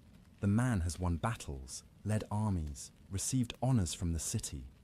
And Socrates asks him, "What is courage?" The general is confident. He knows courage. He's demonstrated it in battle. Courage, he says, is standing your ground in battle, not retreating even when the enemy advances. Socrates nods thoughtfully. That's interesting. But what about the Scythian warriors who use a different tactic? They retreat strategically, drawing the enemy into traps, and this leads to victory. Are they not courageous? The general sees the point. All right, courage is knowing when to stand and when to retreat in order to achieve victory. So courage is a kind of knowledge, Socrates asks. Knowledge of what's dangerous and what's safe. Yes, exactly, the general agrees. But then, Socrates continues, a doctor has knowledge of what's dangerous and safe for sick patients. Does that make the doctor courageous? Or a ship's captain knows what's dangerous at sea? Is he displaying courage simply by having that knowledge? The general pauses. No, that's different. Courage is specifically about dangers in war. But why only in war? Socrates presses. Can't someone be courageous in facing poverty, or in facing disease, or in facing temptation? Are there not many kinds of dangers that require courage? And so it goes. Every answer leads to more questions. Every definition reveals exceptions, contradictions, or problems. And the general, who began the conversation certain he understood courage, he who had demonstrated courage in battle, ends it uncertain, at a loss. Now here's what's fascinating. Socrates never claims to have the right definition himself. He never says, "You're wrong, here's what courage really is." He maintains throughout that he doesn't know. And this seems paradoxical, almost maddening. How can someone who doesn't know the answer still demonstrate that everyone else's answers are wrong? The answer lies in understanding the difference between knowing something and knowing about something.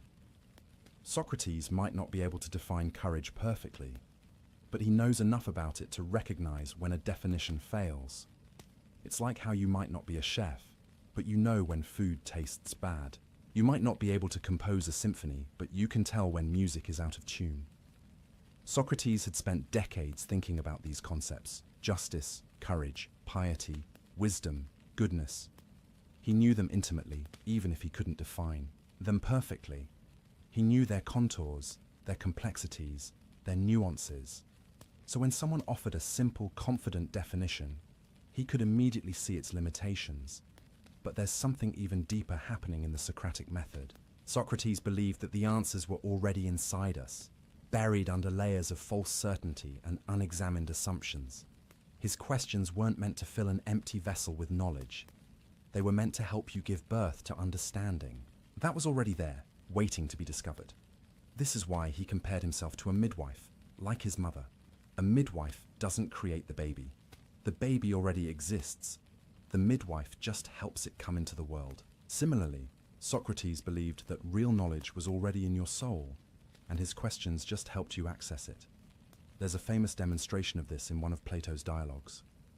Socrates encounters an uneducated slave boy who has never studied mathematics, and through questions alone, never teaching, only asking, Socrates gets the boy to discover the Pythagorean theorem. The boy figures out the geometric proof himself, guided only by Socrates' questions. This, Socrates argued, proved that the knowledge was already there. It just needed to be drawn out. Whether you believe in Socrates' theory about knowledge being Innate is less important than understanding what the method was trying to do. It was trying to wake people up, to shake them out of the comfortable sleep of unexamined opinion, to make them think for themselves rather than simply accepting what they'd been told. And it worked. At least it worked on people who were genuinely interested in truth. Those who came to Socrates with real curiosity, with humility, with openness to being wrong. They often had transformative experiences. They would leave conversations, feeling uncertain about things they'd been certain of. Yes, but also feeling more alive, more engaged, more aware. One of his students described it beautifully. He said that talking with Socrates was like being stung by a stingray. You'd be swimming along, confident and comfortable, and suddenly, zap, you're paralyzed, unable to move forward with your old certainties. But that paralysis was the beginning of real thought.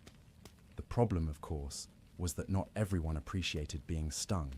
Some people came to Socrates wanting to show off their knowledge, expecting deference to their expertise. When Socrates questioned them and revealed the limits of that expertise, they didn't feel enlightened. They felt humiliated. And here's where things get dangerous. In a democratic society like Athens, reputation was everything. Your political power, your social standing, your ability to influence decisions, all of it rested on people respecting your wisdom and judgment. So when Socrates publicly demonstrated that you didn't actually understand what you claimed to understand, he wasn't just winning an argument. He was threatening your position in society. Imagine being a wealthy aristocrat who served on juries, advised the assembly, perhaps even led military campaigns. Your neighbors respect you. Young men ask your advice. You're invited to important symposia where decisions are made. And then this strange, ugly, barefoot philosopher stops you in the marketplace and starts asking questions that make you look foolish in front of a crowd that includes your peers, your rivals, and young people who used to respect you. What do you do? Do you admit you don't know what you thought you knew? Do you embrace the aporia, the uncertainty, and start genuinely seeking wisdom? Some did. Those became Socrates' friends and followers. But others, perhaps most, did something else. They got angry. They dismissed Socrates as a sophist, a word twister, a corrupter of youth who taught young people to disrespect their elders. They began to see him not as a gadfly trying to wake Athens up, but as a threat to social order, to tradition, to everything that made Athens great. These men started gathering, started talking among themselves, started plotting. Because there's one thing powerful people hate more than being wrong. It's being publicly shown to be wrong. And Socrates had been publicly showing them to be wrong for decades. But Socrates didn't stop, couldn't stop. Because for him, the examined life was the only life worth living. To stop questioning, to accept easy answers, to let people walk around, confidently ignorant. That would be a betrayal of everything he'd learned from the oracle. He was the wisest man in Athens precisely because he kept asking questions, kept examining, kept pushing. He believed he was on a divine mission. The god. Apollo had essentially told him, through the oracle, that his wisdom lay in recognizing his ignorance. And from that, Socrates had derived a calling. He was meant to go around Athens helping others recognize their ignorance too. He was meant to wake people up, even when it made him unpopular, even when it made him poor. He could have charged for his teaching like the sophists did, but he refused, believing wisdom couldn't be bought. Even when it started making him enemies in high places, even when those enemies started becoming dangerous. Because here's what Socrates understood that most of us forget. Comfort is the enemy of truth. If you want to believe comfortable lies, you'll never face uncomfortable truths. If you want to keep your assumptions intact, you can't examine them too closely. If you want peace and prosperity and respect, you probably shouldn't spend your days challenging people's most deeply held beliefs. But Socrates had chosen truth over comfort, wisdom over wealth, the examined life over the easy life. And that choice, that absolute commitment to questioning everything, was going to cost him everything. The powerful men he'd embarrassed were patient. They waited for the right moment, the right political climate, and it would come. Athens would suffer defeats, would become fearful and paranoid, would look for scapegoats, and when that moment came, they would strike. But we're not there yet. Right now, in the agora, Socrates is still free to question, still surrounded by devoted followers, still doing the work he was born to do. He's demonstrating day after day that wisdom begins with admitting you don't know. That the unexamined, life isn't worth living, that questions are more valuable than answers. He's teaching, though he would insist he's not teaching, only questioning, an entire generation about how to think. Not what to think, but how. How to examine your beliefs, how to question your assumptions, how to distinguish between opinion and knowledge, how to be intellectually honest, how to value truth over ego. And in doing this work, in living this examined life, he's preparing himself for something he doesn't yet know is coming. He's developing a kind of spiritual strength, a philosophical courage that will serve him when the worst happens. He's learning to care more about his soul than his body, more about virtue than reputation, more about truth than survival. He's becoming the kind of man who could sleep peacefully the night before his execution, the kind of man who could drink hemlock without fear, the kind of man who could face death as he faced everything else, with questions, with curiosity, with absolute integrity. But to understand how he got there, we need to go deeper still. We need to understand what Socrates believed about the soul, about virtue, about what makes life meaningful. We need to understand his philosophy of the examined life, not just as a method for questioning others, but as a way of being in the world. Because the Socratic method wasn't just a debating technique. It was a spiritual practice, a way of cultivating wisdom, a path toward becoming fully human. And that's where we're going next. There's a line that Socrates spoke at his trial that has echoed through 2,400 years of human history. It's probably the most famous thing he ever said, and it's become so familiar that we sometimes forget how radical it was, and still is. The full, unexamined life is not worth living, not difficult, not less fulfilling, not suboptimal, not worth living. That's an extreme statement.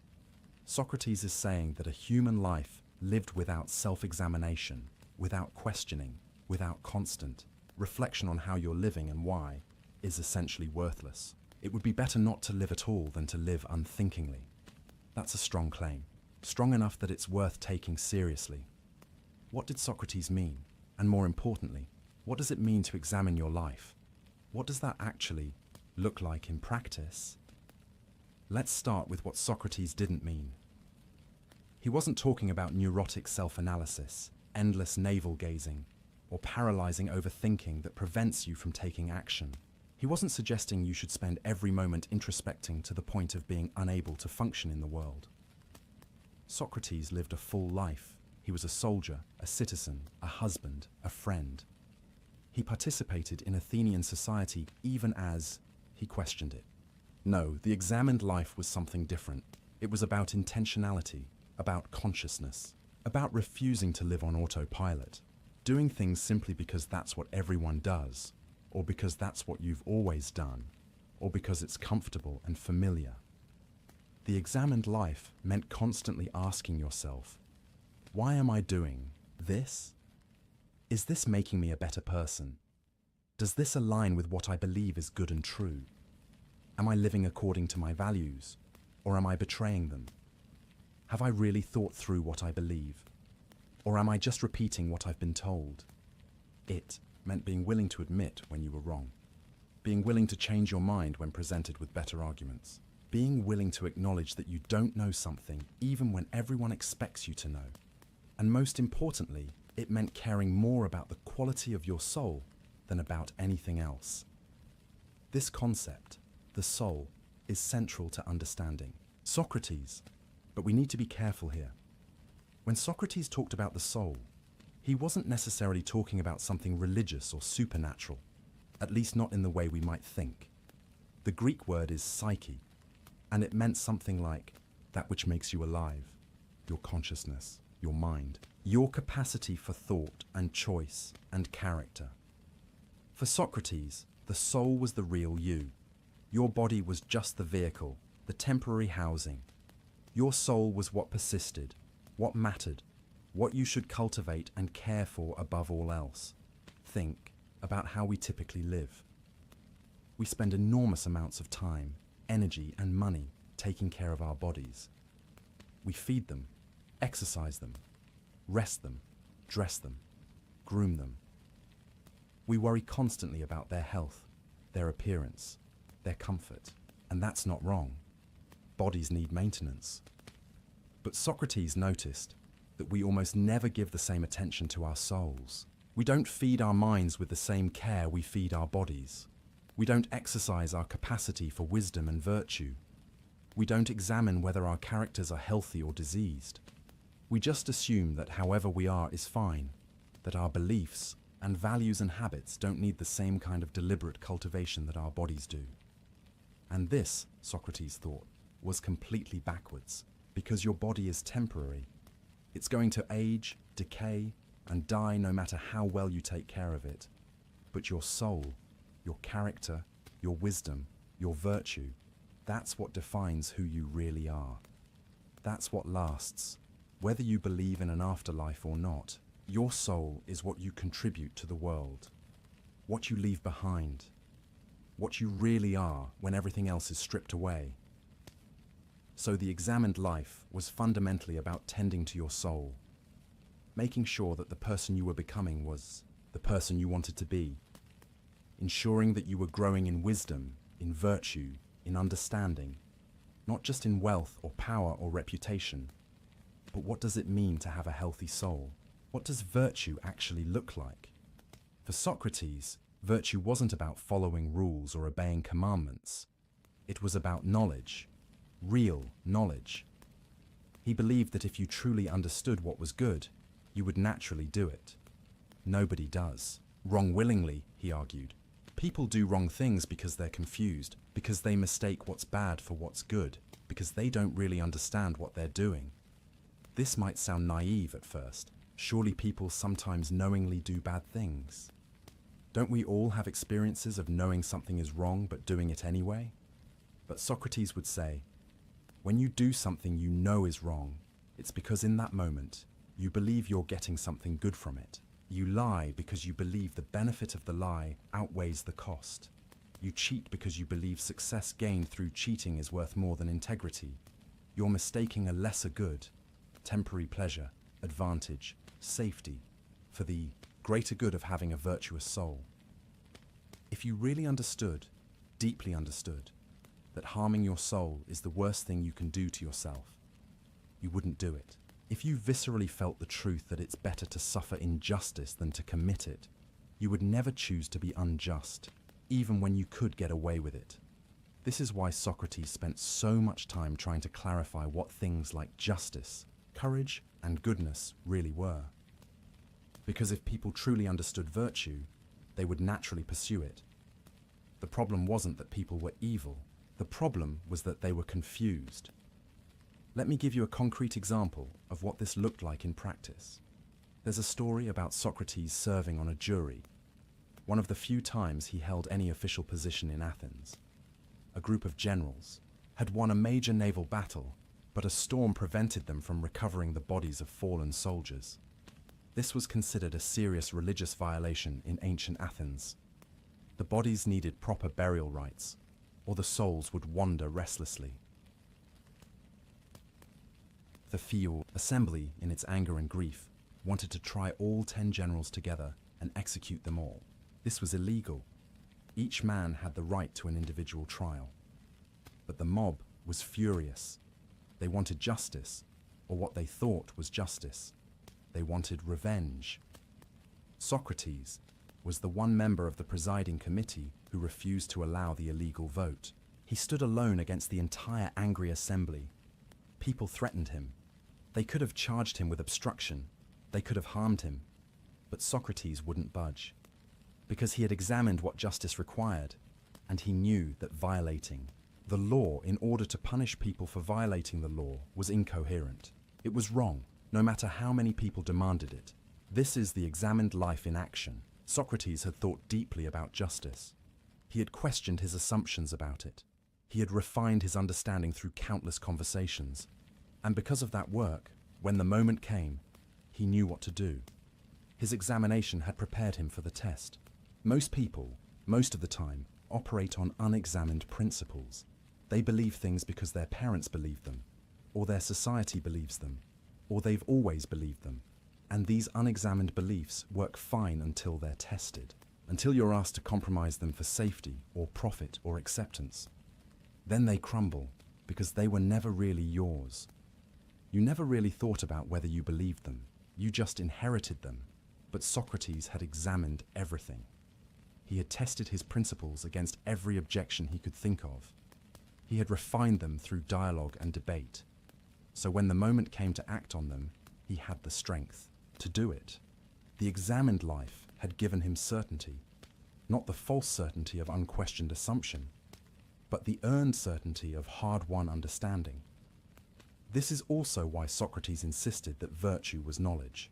If you really know what's right, if you've examined it and tested it and made it truly yours, you'll do it. You won't be swayed by threats or bribes or social pressure, because you'll understand in your bones that compromising your soul for any external reward is a terrible trade. Now you might be thinking, this sounds exhausting. Do I really need to question everything all the time? Can't I just live, make reasonable decisions, try to be a decent person? And the answer is, you can live that way. Most people do, but Socrates would ask you, is that really living? Or is that just existing on autopilot? Letting circumstances and social pressure determine who you are. The examined life isn't about being perfect. It's not about never making mistakes. Socrates himself admitted constantly that he didn't have all the answers. The examined life is about being awake, being conscious, being intentional, making choices rather than just reacting to stimuli. It's about asking yourself regularly, am I living according to my values? What are my values? Why do I hold them? Am I becoming the person I want to become? If not, what needs to change? What am I assuming without questioning? Where am I lying to myself? Where am I choosing comfort over truth? These aren't comfortable questions. Examining your life means confronting things you'd rather not confront. It means admitting you've been wrong about things. It means changing behaviors you've grown comfortable with. It means acknowledging that you're not as good, as wise, as virtuous as you'd like to believe.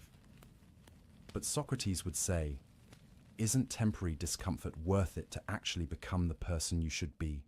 Isn't a moment of ego-bruising honesty better than a lifetime of self-deception? What's the point of being comfortable if you're comfortable with a lie? And here's where Socrates' philosophy connects directly to his view of death. Because if the quality of your soul is what really matters, if who you are is more important than what you have or how you appear, then death loses much of its power over you. Think about what we're usually afraid of when we fear death.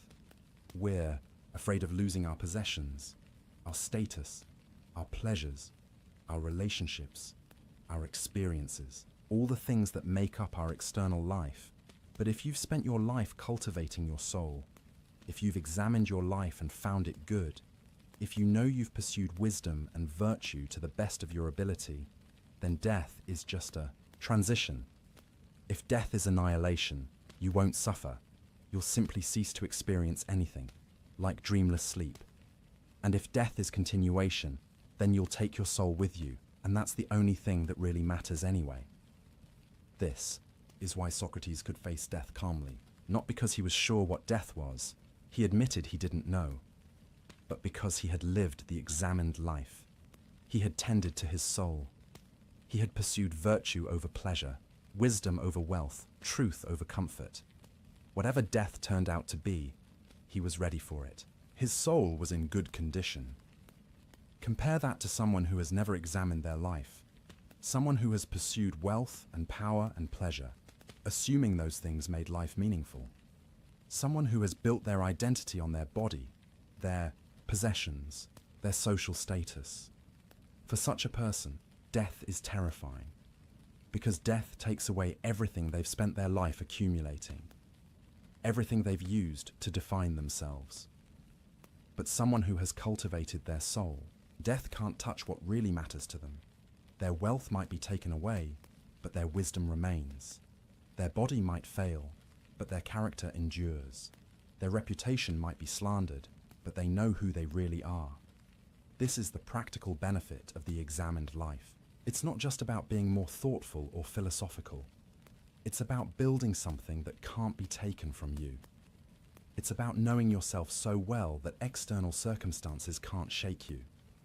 It's about having a foundation of examined, tested, chosen principles that you can stand on when everything else is uncertain. Socrates believed that most people were prisoners without knowing it. They were enslaved to their appetites, their fears, their need for approval. They thought they were free because they could go where they wanted and do what they wanted, but they weren't really making free choices. They were just reacting to whatever stimulus was strongest at the moment. Hungry, eat. Tired, sleep. Afraid, run. Angry, strike back. They were like animals, driven by impulse and instinct rather than reason and reflection. The examined life was liberation from that slavery. When you examined your life, you became conscious of your patterns. You saw how you were being controlled by unexamined desires and fears. And in seeing them, you could choose differently. You could decide deliberately what kind of person you wanted to be. You could cultivate some desires and starve others. You could face your fears and see which ones were rational and which were phantoms. This is why Socrates said that the examined life was the only life worth living for a human being, because examination was what made you fully human. Without it, you were just a clever animal. With it, you became something more, a rational being, capable of self-determination, able to choose virtue over vice, even when virtue was harder. And Socrates lived this philosophy. Every story we have about him shows a man who had examined his life and found clarity. He was offered bribes and refused them, because he had examined whether wealth mattered more than integrity, and found it didn't. He was threatened with death if he continued teaching, and he continued anyway, because he had examined whether life was worth living without the freedom to pursue wisdom, and found it wasn't. He was given the chance to escape prison, and he refused, because he had examined what justice required, and found that he couldn't violate the laws he had lived under all his life just to save himself. These weren't easy choices. Socrates wasn't superhuman. He felt fear, discomfort, attachment to life just like anyone else. But his examination had given him something stronger than those feelings. It had given him conviction. Not blind faith, but examined, tested, chosen. Conviction about what really mattered and what didn't. And this conviction gave him peace. The kind of peace that let him sleep soundly the night before his execution. The kind of peace that let him comfort his grieving friends rather than needing comfort himself. The kind of peace that comes from knowing, really knowing, that you've lived well, that your soul is in good condition, that you've done what you could to become who you should be. This is what the examined life offers. Not easy answers, not comfortable, certainty, not a life free from difficulty or pain, but clarity, purpose, integrity, the knowledge that you're living deliberately, consciously, in accordance with principles you've chosen after real thought. And in Socrates' view, that was the only life worth living. Everything else, wealth, power, pleasure, even life itself, was secondary. The quality of your soul, the state of your character, the depth of your wisdom, that was what mattered. That was what you should examine, cultivate, protect. Because your soul is the only thing that's really yours. Everything else can be taken away. Your possessions can be stolen. Your reputation can be slandered. Your body can be imprisoned or killed. But your soul, who you really are, what you really believe, the wisdom you've gained, the virtue you've cultivated, that remains yours. That goes with you, wherever you go. That is you. And when you understand that, really understand it at a bone-deep level, then you're free in a way that most people never experience. free from the fear of loss, because you can't lose what really matters, free from the need for approval, because you know your own worth through examination rather than through others' opinions, free from the terror of death, because death can only take what was temporary anyway. This is what Socrates had achieved through his examined life. This is what allowed him to face his accusers with calm confidence. This is what let him sleep peacefully on his final night. But to understand how he got to that point, to really grasp the full story, we need to see how his examined life, his refusal to compromise, his insistence on questioning everything, eventually brought him into fatal conflict with Athens itself.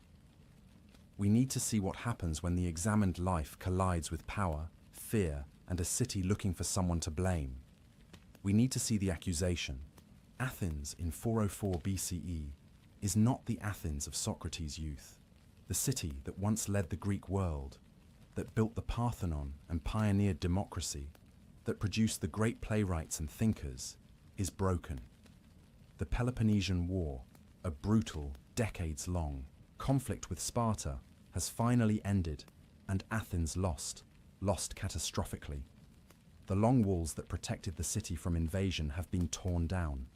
The powerful navy that made Athens an empire has been reduced to a handful of ships. The democracy that Athenians were so proud of has been temporarily overthrown by a brutal oligarchy called the 30 Tyrants, sponsored by Sparta.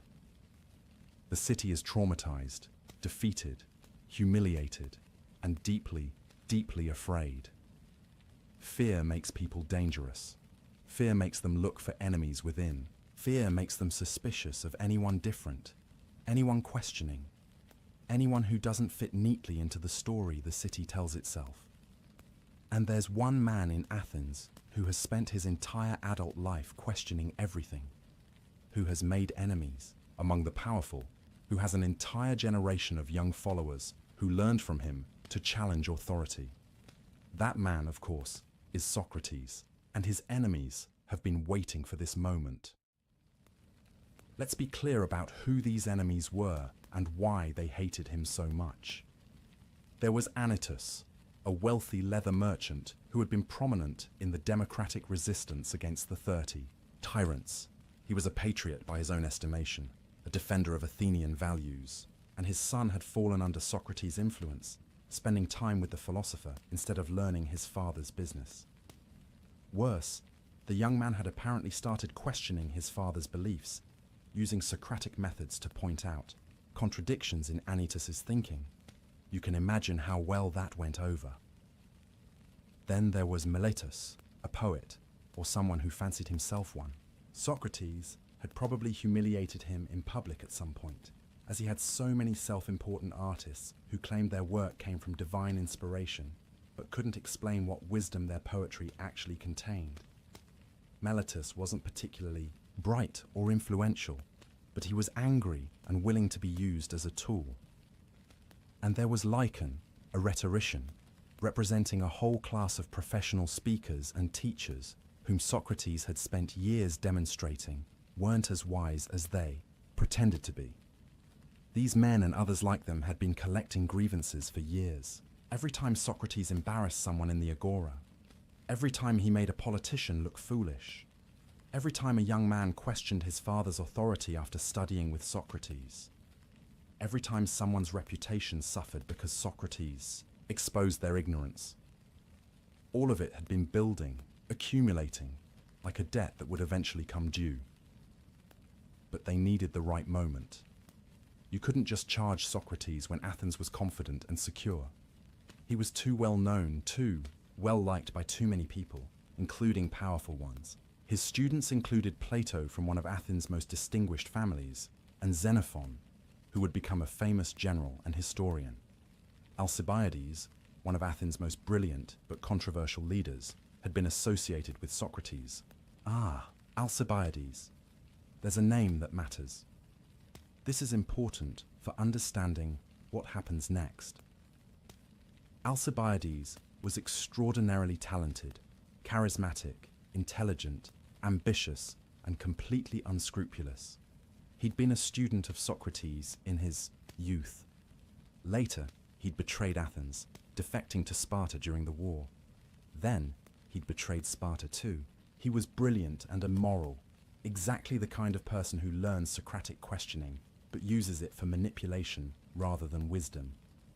When Athens was looking for someone to blame for its defeat, for its loss of moral character, for its young, men becoming disrespectful and cynical, it was easy to point at Socrates and say, look at what he produced.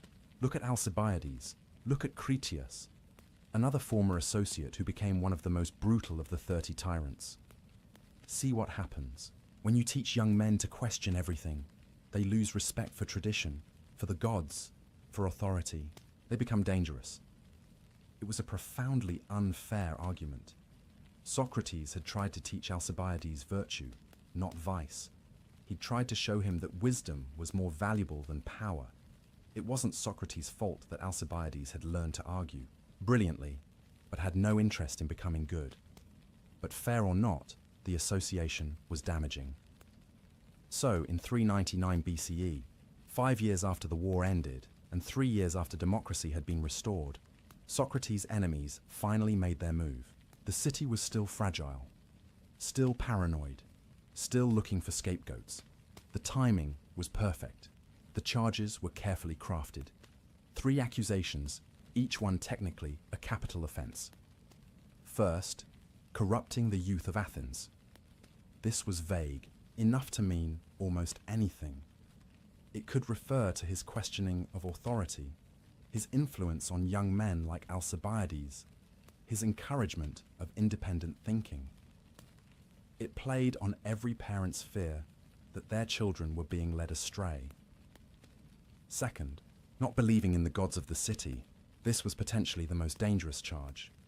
Athens took religion seriously. The gods weren't abstract theological concepts. They were thought to directly influence the city's welfare. If Socrates didn't believe in them properly, if he was impious, he could be bringing divine wrath down on Athens. This could explain why Athens had suffered such devastating defeat.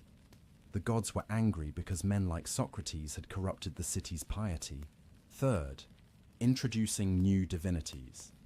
This charge was interesting because it contradicted the second one. How could he both not believe in the gods and also introduce new ones? But the accusers were referring to something Socrates often talked about.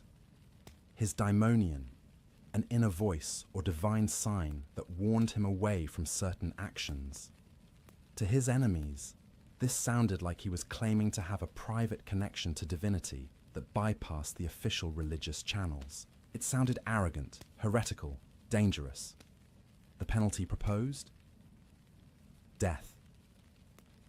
When Socrates received the summons to trial, he must have known how serious this was. At 70 years old, he'd lived through enough Athenian politics to recognize a politically motivated prosecution. He knew these men. He probably knew exactly which of his past humiliations they were avenging. But here's what's remarkable. He didn't run. Athens had no police force. It would have been relatively easy to slip away to another city-state, to live out his remaining years in comfortable exile. Many of his friends urged him to do exactly that. Why stay and face trial when the outcome was uncertain and the penalty was death? Socrates' answer was simple. He couldn't live a life inconsistent with his principles. He had spent 70 years arguing that a good person never willingly commits injustice, that it's better to suffer wrong than to do wrong, that you should obey the laws of your city even when it's inconvenient. How could he flee now? How could he save his body by corrupting his soul? So he stayed, and when the day of the trial came, he walked into that courtroom prepared to defend not just himself, but his entire way of life. The trial took place in a large public court. 500 Athenian citizens served as jurors, a huge number by our standards, but typical for Athens. The accusers spoke first, presenting their case. Then Socrates would have his chance to defend himself. There were no lawyers. You represented yourself, made your own arguments. At the end, the jury would vote by dropping a pebble into one of 2 urns, one for guilty, one for innocent. We don't know exactly what Meletus and Anytus said in their accusations, But we have Plato's account of Socrates' defense speech, which he titled The Apology, though apology here means defense, not sorry. And what's astonishing about this speech is that it barely defends Socrates at all, at least not in the way you'd expect. A normal defendant in an Athenian court would have pulled out all the stops. He would have brought his children to weep and beg for mercy. He would have reminded the jury of his military service, his contributions to the city. He would have flattered the jurors, appealed to their emotions, done everything possible to win sympathy. Socrates did almost none of this. Instead, he used the trial as an opportunity to explain, to justify his entire philosophical mission. In a way, he put Athens itself on trial. He began by addressing the charges, but not in the straightforward way the jury expected. He said that before he could answer the formal accusations of Miletus, he needed to address older, deeper prejudices that had built up over decades. He needed to clear away the misconceptions. There are people, he told the jury, who have been saying for years that Socrates is a busybody, someone who inquires into things beneath the earth and in the sky, who makes the weaker argument appear the stronger, and who teaches these things to others. He was referring to a comedy written decades earlier by Aristophanes, called The Clouds, which had portrayed Socrates as a ridiculous figure who ran a thinkery, where he taught young men to argue their way out of debts and obligations. It was satire, exaggerated for laughs, but it had shaped how many Athenians thought about Socrates. "I have nothing to do with such investigations," Socrates told them. "I don't claim to know about the physical world. I don't teach people to make the weaker arguments stronger. I don't run a school or charge fees like the sophists do." So, what did he do? Here Socrates told them about the oracle at Delphi, about his mission to test the oracle's claim that no one was wiser than he was. He explained how he'd gone to supposedly wise people and found they didn't actually know what they claimed to know. How he'd realized that his wisdom consisted in acknowledging his ignorance, while others claimed false knowledge. "This is what I still do," he told them. "I go around examining anyone who seems to be wise, and when I find they're not, I help the god by revealing this. This work keeps me busy. I'm so occupied with this mission that I've neglected my own affairs and live in poverty." Can you imagine how this sounded to the jury? He's on trial for his life, and instead of begging for mercy, he's explaining that he's on a divine mission to expose people's ignorance. He's essentially admitting to the very behavior his accusers found so offensive, but framing it as a service to the god. Then he addressed why the young men followed him around. They enjoy hearing people questioned who think they're wise but aren't. And they try to imitate me, examining others.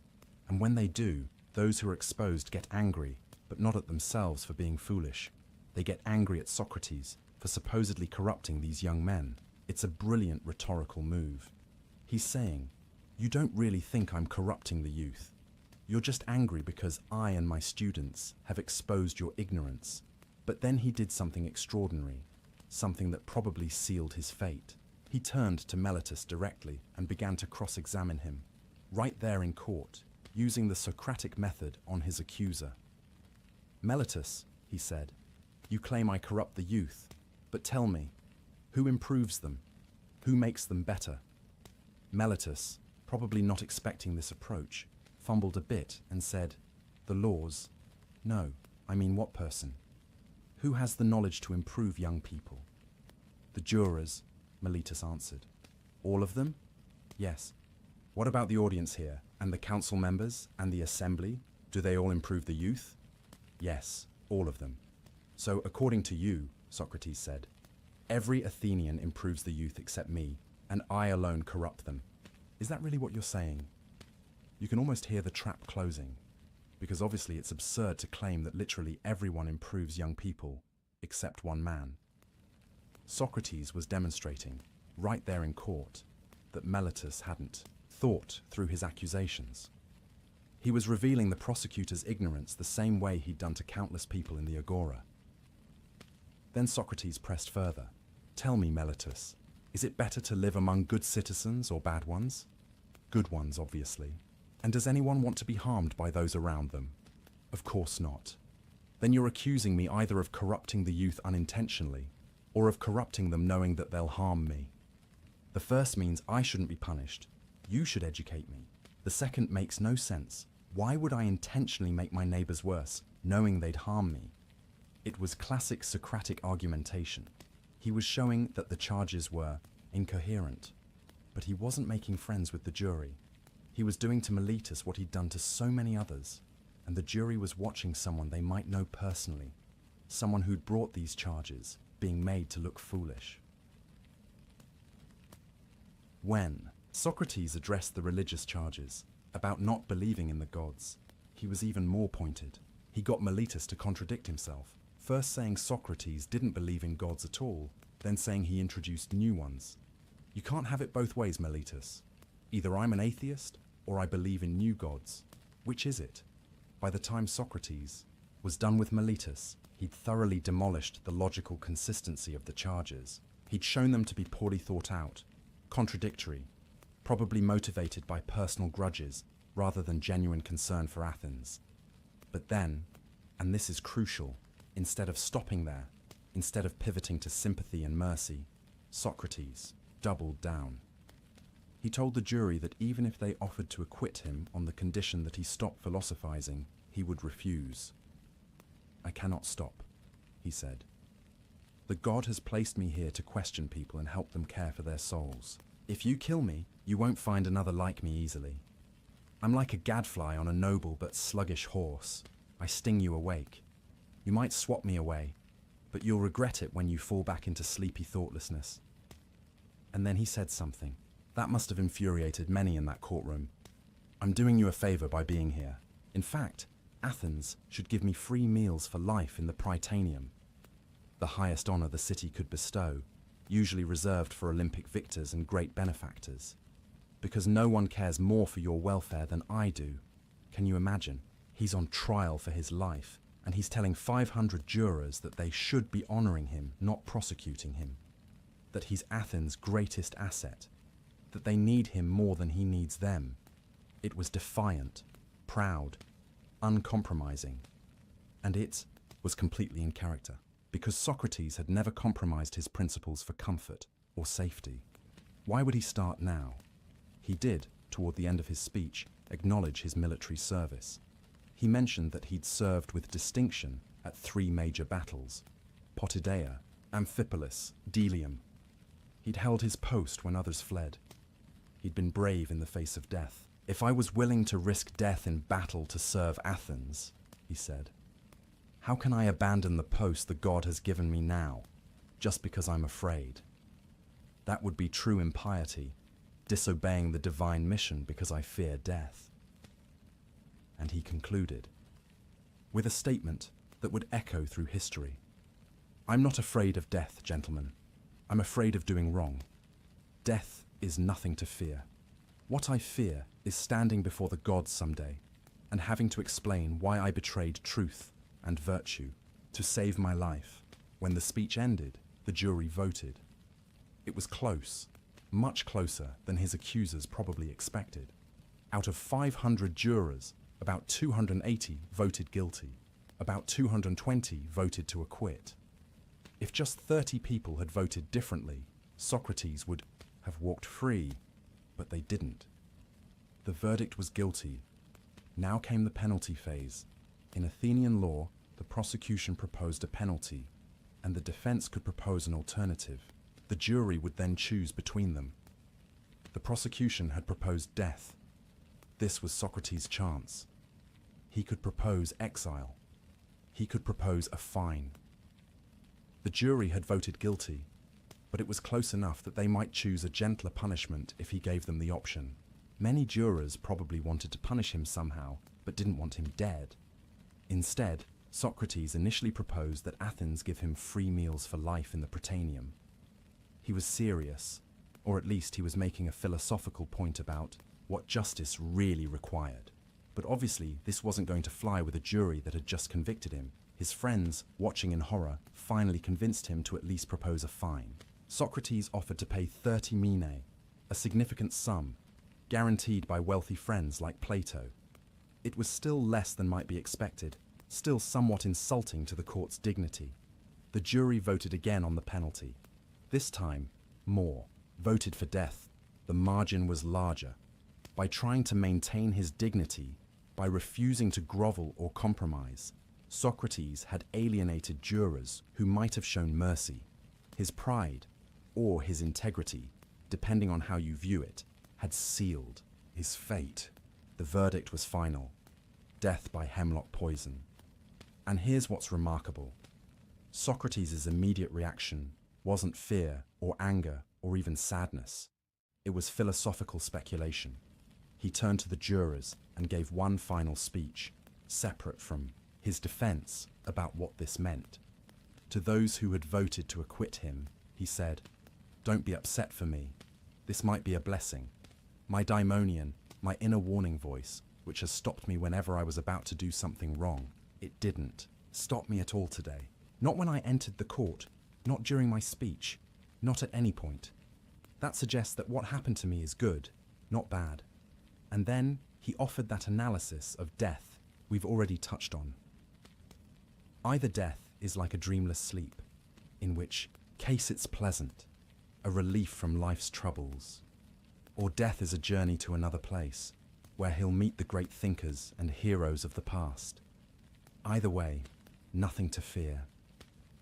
If I die now, having lived a good life, what loss is that? But if I'd compromised my principles to live longer, that would have been true death, the death of my soul. To the jurors who had voted for his death, he was less kind. "You think you've escaped being tested by condemning me, but I warn you, you'll have more critics now, younger ones, harsher ones. By killing me, you won't silence the questions. You'll just create more questioners." It was a prophecy, and it would prove true. Plato would write, Xenophon would write, others would remember. The death of Socrates would become more powerful than the life of Socrates. His enemies thought they were silencing a troublesome gadfly. They were creating a martyr for philosophy itself. As the court session ended and the guards prepared to take Socrates to prison, he turned to his friends with what might have been a slight smile. "Now it's time for us to go. I to death, and you to life. Which of us goes to the better fate, only the God knows." Even at that moment, sentenced to die, he was questioning. Still uncertain, still humble in the face of the ultimate mystery. But one thing he was certain of: he'd lived according to his principles. He'd maintained his integrity. He'd refused to compromise his soul to save his body. And that meant, in the deepest sense, he'd won. The jury might have condemned him to death, but they couldn't make him do wrong. They couldn't corrupt his virtue. They couldn't touch what really mattered. The examined life had prepared him for this moment, and he was ready. But between the sentencing and the execution, there would be weeks of waiting, weeks in prison, time for friends to visit, to argue, to plead, to plan escapes. Time for Socrates to have conversations that would be remembered forever.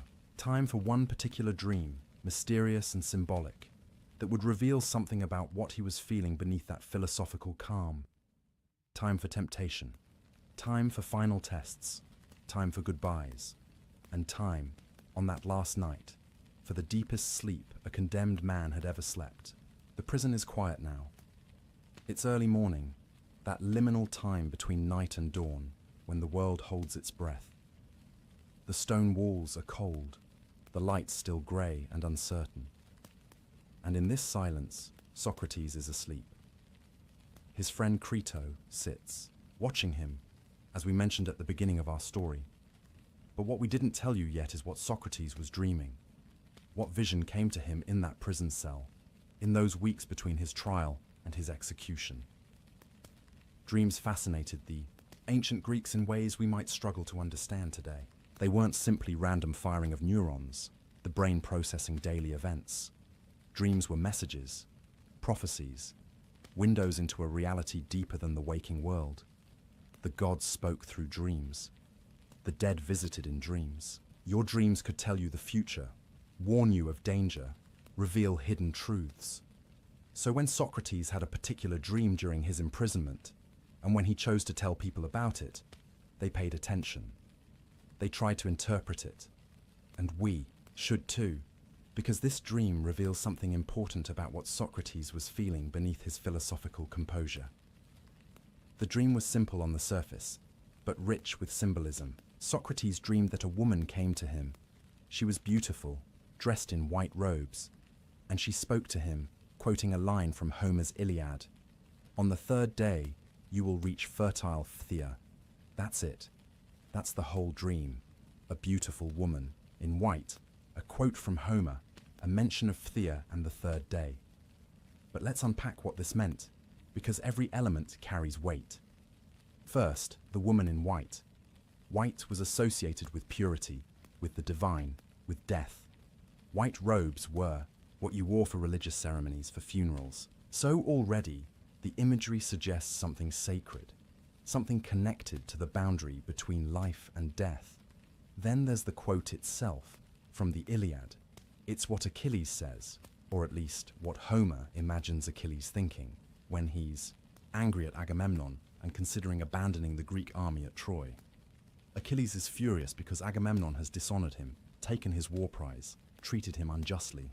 And Achilles thinks, why should I stay here and fight for these people? I could go home. I could reach Phthia, his homeland, in 3 days if I left now. Phthia, in the geography of Homer's world, was Achilles' home. It was where he came from, where he belonged. It represented safety, comfort, the place where he was loved and valued rather than dishonored and disrespected. And the third day in Socrates' dream, well, that had an obvious interpretation. Socrates told Crito about this dream, and he interpreted it himself. It meant he would die in 3 days. That was when the sacred ship would return from Delos, ending the religious period during which no executions could be carried out. The third day would bring his death. But here's what's interesting. What's revealing about what might have been happening in Socrates' psyche.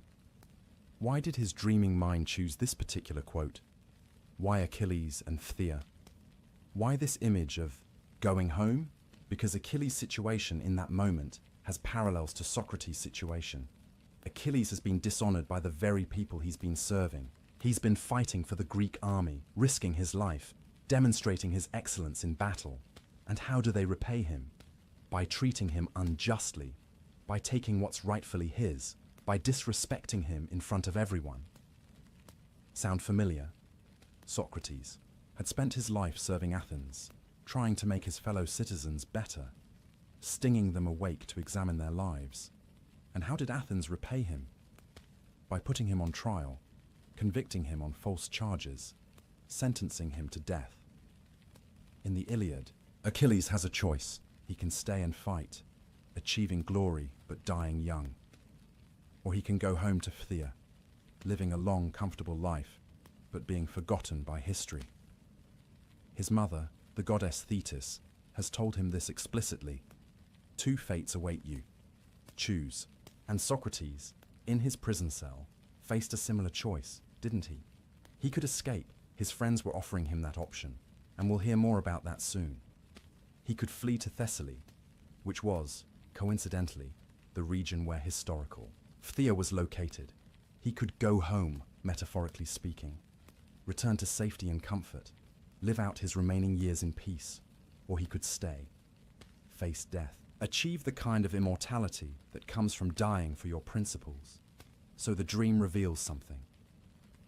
Beneath Socrates' philosophical calm, beneath his rational arguments about why death is nothing to fear, there was a human being who felt what had been done to him, who felt dishonored, like Achilles, who thought about escape, about going somewhere safe, about leaving this whole unjust situation behind. The woman in white, was she calling him home? Was she death itself, beautiful and pure, promising relief? Or was she a vision of escape, of the life he could still have if he chose it? And here's where the dream gets even more layered, even more psychologically fascinating. Because Socrates told this dream to Crito, and he interpreted it as a prophecy of his death. But dreams are slippery things. They can mean multiple things at once. Yes, on one level, The dream is saying, in 3 days, you'll die. You'll reach your true home, whatever that is. Phthia might represent Hades, the afterlife, the final destination. But on another level, the dream might be expressing a wish, a desire, deep and probably inadmissible to Socrates' conscious mind, to escape. To go to Thessaly, to fertile Phthia, to live. The dream gives him permission to think about escape by disguising it as a prophecy of death. Think about the symbolism of fertility. Fertile Phthia. The Greek word is piothen, emphasizing richness, abundance, life-giving land. Is that really a metaphor for death? Or is it a metaphor for life, for escaping Athens and going somewhere you can grow old, have more conversations, see more sunrises? But Socrates, committed to his principles, interprets the dream in the way that allows him to stay on his chosen path. He reads it as a prophecy that closes off the possibility of escape rather than opening it up. The dream is clear, he tells Crito. I'll die in 3 days. Is the dream really that clear? Or is Socrates choosing the interpretation that fits with what he's already decided to do? We can't know for certain. Dream interpretation, even in our modern age with psychology and neuroscience, remains more art than science. In ancient Athens, it was even more ambiguous. The same dream could be read multiple ways, but what we can say is this. The dream reveals that Socrates was human, that he wasn't simply a rational thinking machine, calmly analyzing his situation without emotion. The dream shows us the conflict beneath the surface, the pull toward life, toward escape, toward fertile Phthia, where he could rest and be safe. And it shows us that he felt the parallel to Achilles, that he saw himself as having been dishonored by his city, just as Achilles was dishonored by Agamemnon, that he understood he was making a choice between two fates, escape and obscurity, or death and immortal fame. Achilles, in the end, chose glory over long life. He stayed at Troy. He fought. He died young. And he became the most famous hero in Greek mythology, his name remembered for thousands of years. Socrates would make the same choice. But unlike Achilles, whose choice was driven by pride and the desire for glory, Socrates' choice was driven by principle, by the belief that it's better to die justly than to live unjustly, by the conviction that escaping would corrupt his soul, more surely than hemlock could kill his body. Still, the dream shows us it was a choice, not an easy, automatic decision, but a genuine struggle. The human part of Socrates wanted to live, wanted to escape, wanted relief from this terrible situation. The philosophical part of Socrates knew what he had to do. And the dream, with its beautiful woman in white, with its promise of reaching home in 3 days, bridged both possibilities. It could be read as encouragement to escape, or as prophecy of death. It was ambiguous enough to hold both meanings, to let Socrates think about escape while still choosing to stay. There's another layer to consider. The woman in white, who was she? Socrates doesn't say in any account we have, but Crito, hearing the dream, might have thought of Thetis, Achilles' divine mother. Thetis appears to Achilles in the Iliad to warn him, to advise him, to comfort him. She's a liminal figure, divine, but also deeply maternal, connected to both the mortal world and the realm of the gods. Could the woman in Socrates' dream represent that same kind of figure? A divine messenger, yes, but also a maternal presence. Remember, Socrates compared himself to a midwife. He'd spent his life helping others give birth to ideas. His own mother had been a midwife, bringing physical life into the world. And now, facing death, he dreams of a woman who might be guiding him through that final birth, the birth of the soul from the body, as he understood death, the transition from this life to whatever comes next. The woman in white isn't threatening. She's beautiful. She quotes poetry. She promises arrival at a fertile homeland. Whether that homeland is death or escape, it's portrayed as something to move toward, not something to fear. This is consistent with everything Socrates had said about death. He wasn't afraid of it. He was curious about it, and his dream reflects that. Death appears not as a monster or an ending, but as a beautiful guide promising to take him home. But there's a melancholy to it too, isn't there? The dream admits something Socrates rarely admitted consciously. He was tired. Fertile Phthia is a place of rest. After all his years of questioning, of fighting, of standing alone against the ignorance and hostility of his fellow citizens, wouldn't it be nice to just stop, to rest, to go home, whether home meant Thessaly and continued life, or Hades and the afterlife, or simply the cessation of consciousness, dreamless sleep, as he described it. The dream suggests a longing for peace, for an end to struggle, and maybe that's part of why he could face death with such calm. Not just because of his philosophical arguments, but because he was, in a very human way, ready. Ready to stop fighting, ready to rest, ready to see if the beautiful woman in white was telling the truth about what waited for him. The ancient Greeks believed dreams could be prophetic, but they also believed they could be deceptive. There were true dreams sent by the gods through the gate of horn, and there were false dreams sent through the gate of ivory, designed to mislead or confuse. Was Socrates' dream true or false? Did it really foretell his death in 3 days? Or did it offer him an escape he chose not to take? Both, perhaps. The dream was true in that Socrates did die 3 days later, just as he predicted. But it might have been false in suggesting that death was the only way to reach fertile Phthia. There was another Phthia available, the physical place in Thessaly where Crito wanted to take him. But Socrates chose to read the dream as prophecy rather than invitation. He chose to see the woman in white as psychopomp, a guide to the underworld, rather than as a call to escape. And in choosing that interpretation, he made it true. This is the power of interpretation, of the stories we tell ourselves about what things mean.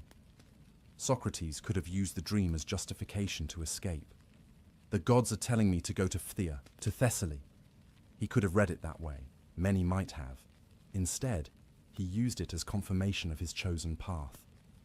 The dream became evidence that he was right to stay, right to face death, right to trust that whatever came next would be his true homecoming. And when Crito woke him, when they talked about the dream, Socrates was at peace with his interpretation. The dream is clear, Crito. In 3 days, I'll reach fertile Phthia. I'll go home. But Crito wasn't ready to accept that interpretation. Crito heard the dream and thought, 3 days. We have 3 days to save him. 3 days to convince him, to escape. 3 days before we lose the best man we've ever known. Because Crito had a different dream. Not a sleeping dream, but a waking one. A dream of getting Socrates out of Athens, safely away to Thessaly, where they could sit together and talk philosophy for a few more years. Where Socrates could live out his days in peace, respected and honored, far from the fear and pettiness of defeated Athens. And Crito was going to try one last time to make that dream real. He was going to present Socrates with an offer of escape, with arguments for why it was right and good, and what Socrates should do. The beautiful woman in white had appeared in a dream, ambiguous and mysterious. But Crito was real, present, pleading. And the choice between Socrates' interpretation of the dream and Crito's hope would become the subject of one of the most moving conversations in all of philosophy. A conversation about duty and friendship, about justice and survival, about whether it's ever right to break the law to save your own life. A conversation that would test everything Socrates believed about the examined life, about virtue, about what really matters when death is 3 days away and escape is possible. The dream of the woman in white was mysterious and symbolic, open to interpretation, dwelling in the ambiguous realm between waking and sleeping, between prophecy and wish fulfillment. But the conversation with Crito would be concrete, real, immediate, and far more difficult to navigate than any dream.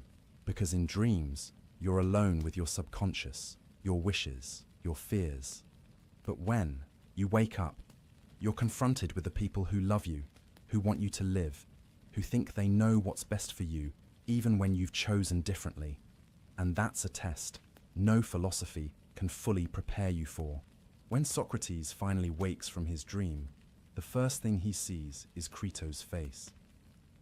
His old friend has been sitting there for some time, watching him sleep, wrestling with what he's about to do. Crito is a wealthy man, one of Socrates' oldest friends. They grew up together in Athens. They're roughly the same age, though Crito has lived a more conventional life, managing his estates, raising his family, participating in civic affairs without making waves. He's always admired Socrates, perhaps even been a bit in awe of him, but he's also worried about him, worried that Socrates' principles will get him killed. And now those fears have come true. The trial is over. The sentence has been passed. In just a few days, 3 days, as Socrates' dream suggested, the ship will return from Delos and the execution will be carried out. But Crito has a plan, and he's been waiting for Socrates to wake up so he can present it. Socrates, he begins, and there's urgency in his voice, desperation even. I have bad news. The ship has been sighted. It will arrive today or tomorrow. When it does, you must die. But it doesn't have to be that way. Socrates sits up, probably running his hand through his hair, that same gesture of his when he's thinking. He's calm. Tell me what you're thinking, Crito. And so Crito makes his case. It's a carefully constructed argument, and it reveals a lot about how a normal, decent person thinks. Someone who loves his friend and wants to save him, but who doesn't quite understand why Socrates is so committed to staying. First, Crito appeals to reputation, his own reputation. Socrates, if you die, people will think I could have saved you but didn't want to spend the money. They'll think I valued my wealth more than my friend's life. My reputation will be ruined. It's an understandable concern. In Athens, your reputation was everything, and Crito is essentially saying, don't make me look bad by dying when I could have saved you. But Crito senses that this argument might not work on Socrates, who has never cared much about reputation. So he tries another angle. Besides, why should we care what the majority thinks? The people who matter, the ones whose opinions are worth. Considering we'll know the truth, that you refused to escape, that I tried to save you. Socrates must have smiled at this. Crito is trying to use Socratic principles against him. You've always said we shouldn't care about popular opinion, only about what's actually right. So let the masses think what they want. But then Crito shifts to more practical concerns. You're worried that if you escape, your friends will get in trouble. Don't worry. We've arranged everything. I have money. Other friends have contributed. We can bribe the guards easily. They don't want much. We have contacts in Thessaly where you can live safely. You'll be welcomed there, protected. You can continue your philosophical work in peace. This is tempting, isn't it? The chance to live out your remaining years doing what you love, surrounded by friends, free from persecution. What principle could be more important than that? But Crito isn't done. Now he appeals to duty. Not duty to the law, but duty to the people Socrates will leave behind. Think of your sons, Socrates. You have 3 boys. If you die, you abandon them. You'll leave them without a father, without guidance. You've always taught that we should care for our children, raise them properly. How can you do that if you're dead? This is a low blow, and Crito probably knows it. He's using Socrates' own values against him. You care about education, about helping the young become virtuous. But you're abandoning your own sons. And then Crito delivers what he thinks is his strongest argument. Besides, Socrates, your enemies want you to die. They convicted you unjustly.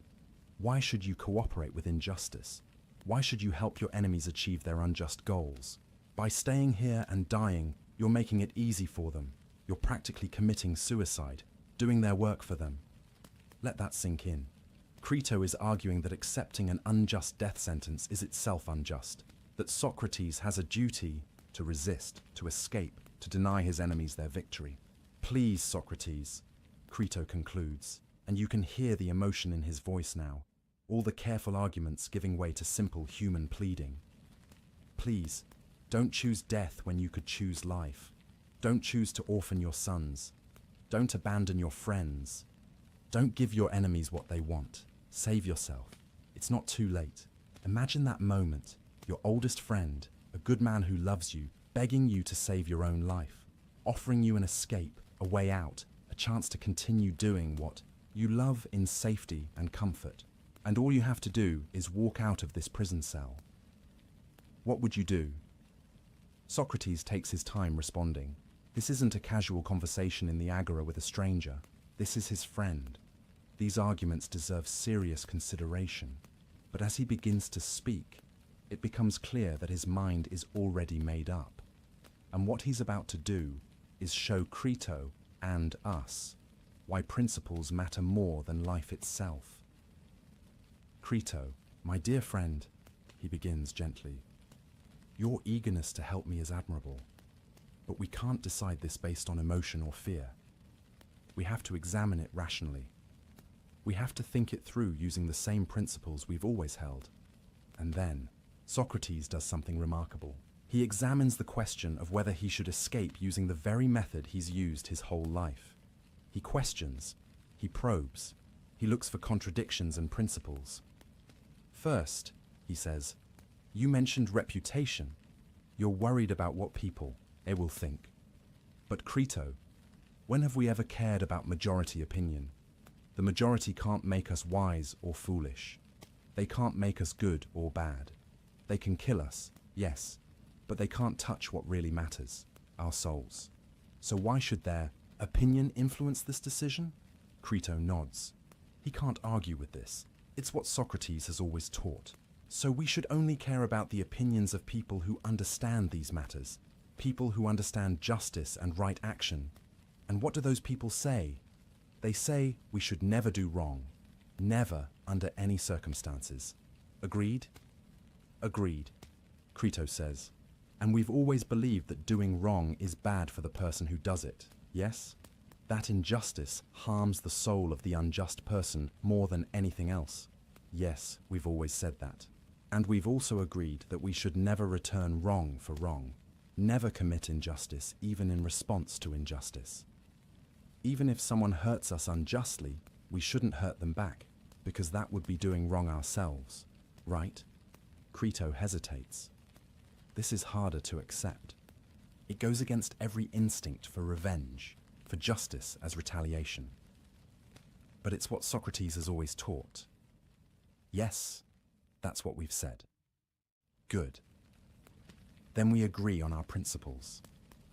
Now let's see if escaping would violate them.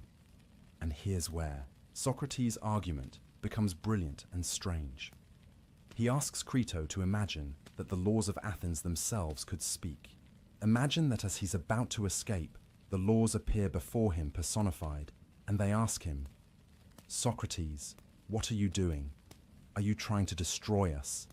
It's a rhetorical device, a thought experiment, but it's powerful. Socrates is about to give voice to the laws, to let them make their case for why he should stay and die.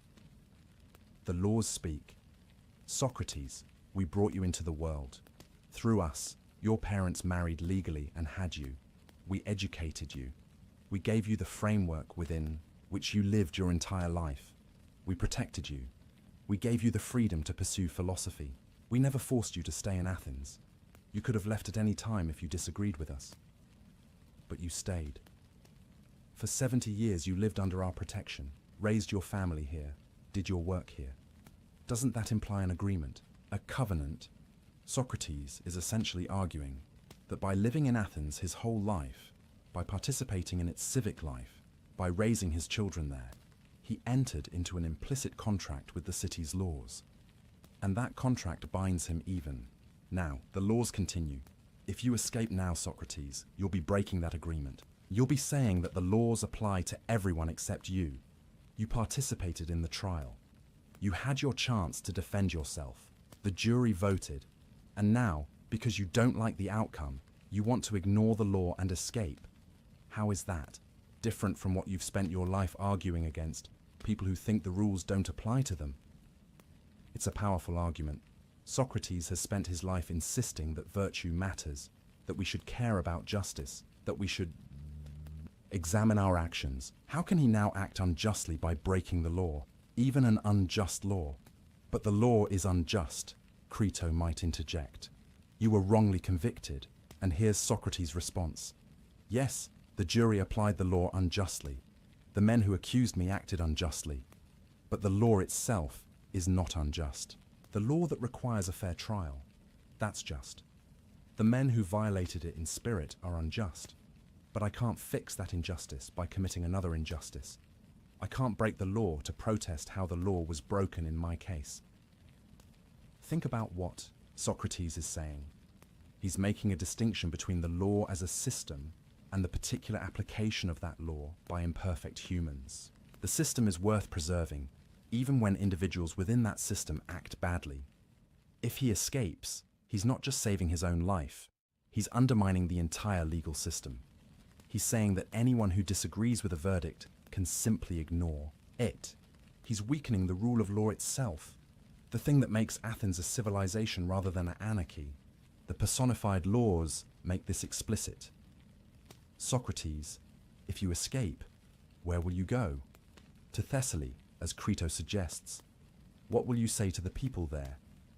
Will you tell them you're a great teacher of virtue who ran away from justice when it became inconvenient? Will you teach their young men to respect laws and justice while being a living example of someone who didn't?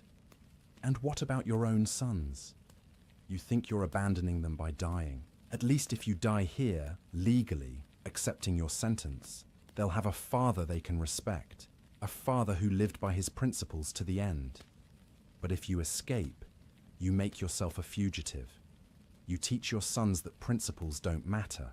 When your life is at stake, is that really better for them? Crito is silent now. He can see where this is going, but he's hoping Socrates will find a way around it, some argument that allows him to live without compromising his integrity. But Socrates doesn't find that argument. Instead, he reinforces the original point. Crito, we agreed that we should never do wrong, that injustice harms our souls, that we shouldn't return wrong for wrong. Escaping would be doing wrong, breaking my covenant with the laws, undermining the legal system, acting as if the rules don't apply to me. But you'll die, Crito says, and now there's anguish in his voice, pure human grief at the thought of losing his friend. Yes, Socrates says quietly, I'll die, but I'll die with my soul intact. I'll die having lived according to my principles. Crito, what would be the point of a few more years of life if I lived them as a hypocrite? If I taught virtue for 70 years and then abandoned it to save my skin? There's a long silence. Crito has no answer to this. Besides, Socrates adds, and maybe there's a slight smile, we've talked about death. It might be the best sleep I've ever had, or it might be a journey to meet all the great thinkers of the past. Either way, it's nothing to fear. But Crito isn't comforted. You're thinking of yourself, of your principles. What about us? What about the people who love you? Don't we get a say? Don't our feelings matter? It's a fair question. Isn't there something selfish about Socrates' choice? He gets to die with his integrity intact, sure, but his friends have to live with the grief, the loss, the knowledge that they could have saved him, but he refused. Socrates softens. Crito, I know this is hard. I know you want me to live, and I love you for that. But you have to understand, if I escaped, I couldn't live with myself. Every day, I would know that I had betrayed everything I believed in. I would be a living lie. Would you really want me to survive that way? And then he offers one final image, one final argument. Crito, imagine we're about to escape, and the laws appear before us. They ask me, Socrates, after all we've done for you, after 70 years of protection and freedom, are you really going to betray us now? Are you going to destroy us by showing that anyone can ignore the law when it's inconvenient? What could I possibly say to justify that? How could I look at the laws and claim I'm acting virtuously? Crito has no response. He knows Socrates is right, at least according to Socrates' own principles. But that doesn't make it any easier to accept. The voice I hear, Socrates says finally, is like the sound of flutes in a religious ecstasy, drowning out all other arguments. I can't hear anything else, Crito. The laws are speaking to me, and I cannot disobey them.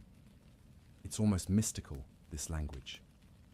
Socrates, the great rationalist, the questioner of everything, is describing his moral certainty in religious terms. He hears voices, not his usual daimonion warning him away from wrong action, but the voice of the laws themselves, calling him to stay true to his covenant.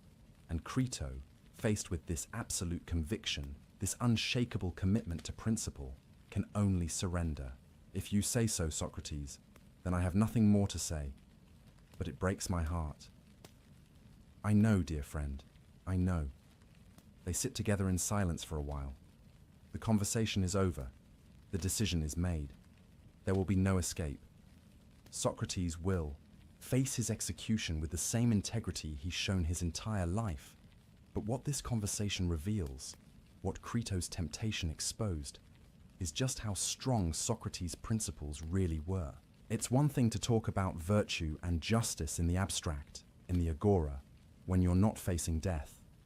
It's another thing entirely to choose death over life, because escaping would require you to act unjustly. Most of us, if we're honest, would escape. We'd find a way to rationalize it. We'd say the law is unjust, so breaking it is justified. We'd say our lives matter more than abstract principles. We'd say our families need us. We'd find a reason, because the instinct for self-preservation is so strong. But Socrates didn't. He examined the question using the same rigorous method he'd always used, and he found that escaping would violate the principles he'd lived by for 70 years. So he stayed, not because he wanted to die, but because living as a hypocrite was worse than dying with integrity. This is what the examined life looks like when it's truly tested. This is what it means to care more about your soul than your body. This is the practical application of everything Socrates had been teaching. And Crito, even in his grief, must have understood that he was witnessing something extraordinary. His friend wasn't just talking about philosophy anymore. He was living it, demonstrating it, proving through his choice that the principles he'd taught were real and binding and worth dying for. The offer of escape had been genuine. The temptation was real. For a moment, Socrates could have chosen life, comfort, more years of philosophy, the chance to see his sons grow up. But he chose differently. He chose to stay, to drink the hemlock, to die according to law, rather than live as a fugitive from it. And in making that choice, he completed his life's work. He showed, once and for all, that virtue isn't just a nice idea for philosophical discussions. It's the most real thing there is. More real than self-preservation, more real than the love of friends, more real even than life itself. The conversation with Crito was over. The escape plan was refused. The beautiful woman in white from the dream was right. In 3 days, Socrates would reach fertile Phthia, not the Thessaly of exile, but the Hades of his imagination, or the dreamless sleep of annihilation, or whatever waited beyond death. But first, there would be one more night, one more deep, peaceful sleep. The sleep of someone whose conscience is clear, whose soul is in order, whose life has been lived well. And in the morning, he would face his final day with the same courage, the same integrity, the same commitment to truth that had defined all his days. Because that's what the examined life had given him. Not the ability to escape death, but the ability to face it without fear. Not the power to avoid suffering, but the strength to suffer justly rather than to survive unjustly. It was enough. More than enough. It was everything. After Crito leaves, after the conversation about escape has ended, after the decision has been made final, Socrates is alone in his cell. The stone walls are cold. The small window lets in the grey light of late afternoon. Tomorrow, the ship will arrive. Tomorrow he will die. What do you do with that knowledge? How do you spend your last night on Earth when you know, with absolute certainty, that morning will bring your execution. Most of us can't really imagine it. We think about death in abstract terms, as something far off, something that happens to other people or to our future selves, but not to us, not now, not tomorrow morning. But Socrates knew. The countdown was definite. The hours were numbered. And what did he do with those hours? According to every account we have, he did something that still astounds people more than 2,000 years later. He slept. Not fitfully, tossing and turning with anxiety. Not sedated or exhausted into unconsciousness, but peacefully, deeply, soundly, the kind of sleep you have when your mind is at rest, when nothing is troubling your conscience, when you're at peace with yourself and the world. Crito, who had been visiting throughout the imprisonment and who came again early that final morning, found Socrates sleeping so peacefully that he couldn't bring himself to wake him. He sat there in the pre-dawn darkness, watching his friend breathe, marveling at the calmness of his face. How? How is this possible? How does someone sleep peacefully the night before their execution? Let's think about what keeps us awake at night in normal circumstances. Worry about the future, regret about the past, anxiety about things we can't control, guilt about things we've done wrong, fear of loss, pain, failure, death. Our minds race, spinning through scenarios, obsessing over problems, rehearsing conversations, imagining disasters. But Socrates had none of this keeping him awake. Or rather, he'd done the work of examining and resolving all of it. Worry about the future? He'd examined death thoroughly and concluded it was either dreamless sleep or continuation in another realm. Either way, nothing to fear. The future, at least his personal future, was settled. There was nothing more to worry about. Regret about the past. He'd lived the examined life. He'd done his best to pursue wisdom and virtue. He'd questioned everything, including himself. Were there mistakes? Certainly, but they were honest mistakes, made in good faith, not betrayals of his principles. There was nothing he needed to lie awake regretting. Guilt about wrong actions. This is key. Socrates hadn't compromised his principles to save himself. He'd refused to escape even when he could have. He was dying unjustly, yes, but he wasn't acting unjustly. His conscience was clear. There was no guilt gnawing at him, no voice saying, "You betrayed yourself. You're a hypocrite. You didn't live up to what you believed." Anxiety about things beyond his control. He'd long ago accepted that he couldn't control what other people did, their opinions, their judgments, their actions. He could only control himself, his own choices, his own soul, and he'd controlled that well. The rest was up to the gods, or fate, or chance, whatever you wanted to call it. Fear of the pain of death? The hemlock poison, as we'll see, was relatively painless. It caused gradual numbness and paralysis, working from the extremities inward. Unpleasant, certainly, but not agony. And Socrates had already faced death in battle multiple times. He knew he could endure physical discomfort without losing his composure. So what was left to keep him awake? Nothing. Everything that usually keeps humans tossing and turning in the night. He'd addressed it, examined it, resolved it, accepted it. This is the power of the examined life when it's fully realized. Socrates had spent 70 years preparing for this moment, though he probably didn't know it. Every conversation about virtue, every questioning of assumptions, every examination of what really mattered, every choice to prioritize soul over body, wisdom over wealth, integrity over comfort, all of it had been training for this final test, and he passed. Not because he was superhuman or felt no fear, but because he'd done the work. He'd examined his life and found it good. He'd lived according to his principles and had no reason for regret. He'd faced the temptation to escape and chosen justice over survival. There was nothing left to resolve, nothing left to worry about, nothing left to keep him awake. So he slept. And in sleeping peacefully that final night, he demonstrated something profound about what philosophy, real philosophy, lived philosophy, can do for a person. There's a concept in ancient Greek thought that we should understand here. The word is ataraxia. It means tranquility, imperturbability, freedom from disturbance. It was considered one of the highest goals a human could achieve, to have a mind so well ordered, so at peace, that nothing could disturb it. The Stoics, who would come after Socrates and be deeply influenced by him, made ataraxia central to their philosophy. They believed that through rational examination of what's truly good and truly bad, through distinguishing between what you can control and what you can't, through accepting fate while maintaining virtue, you could achieve a state of profound inner peace. Not numbness or indifference, but genuine tranquility rooted in wisdom. And the Epicureans, another school that followed, also sought ataraxia, though they pursued it differently.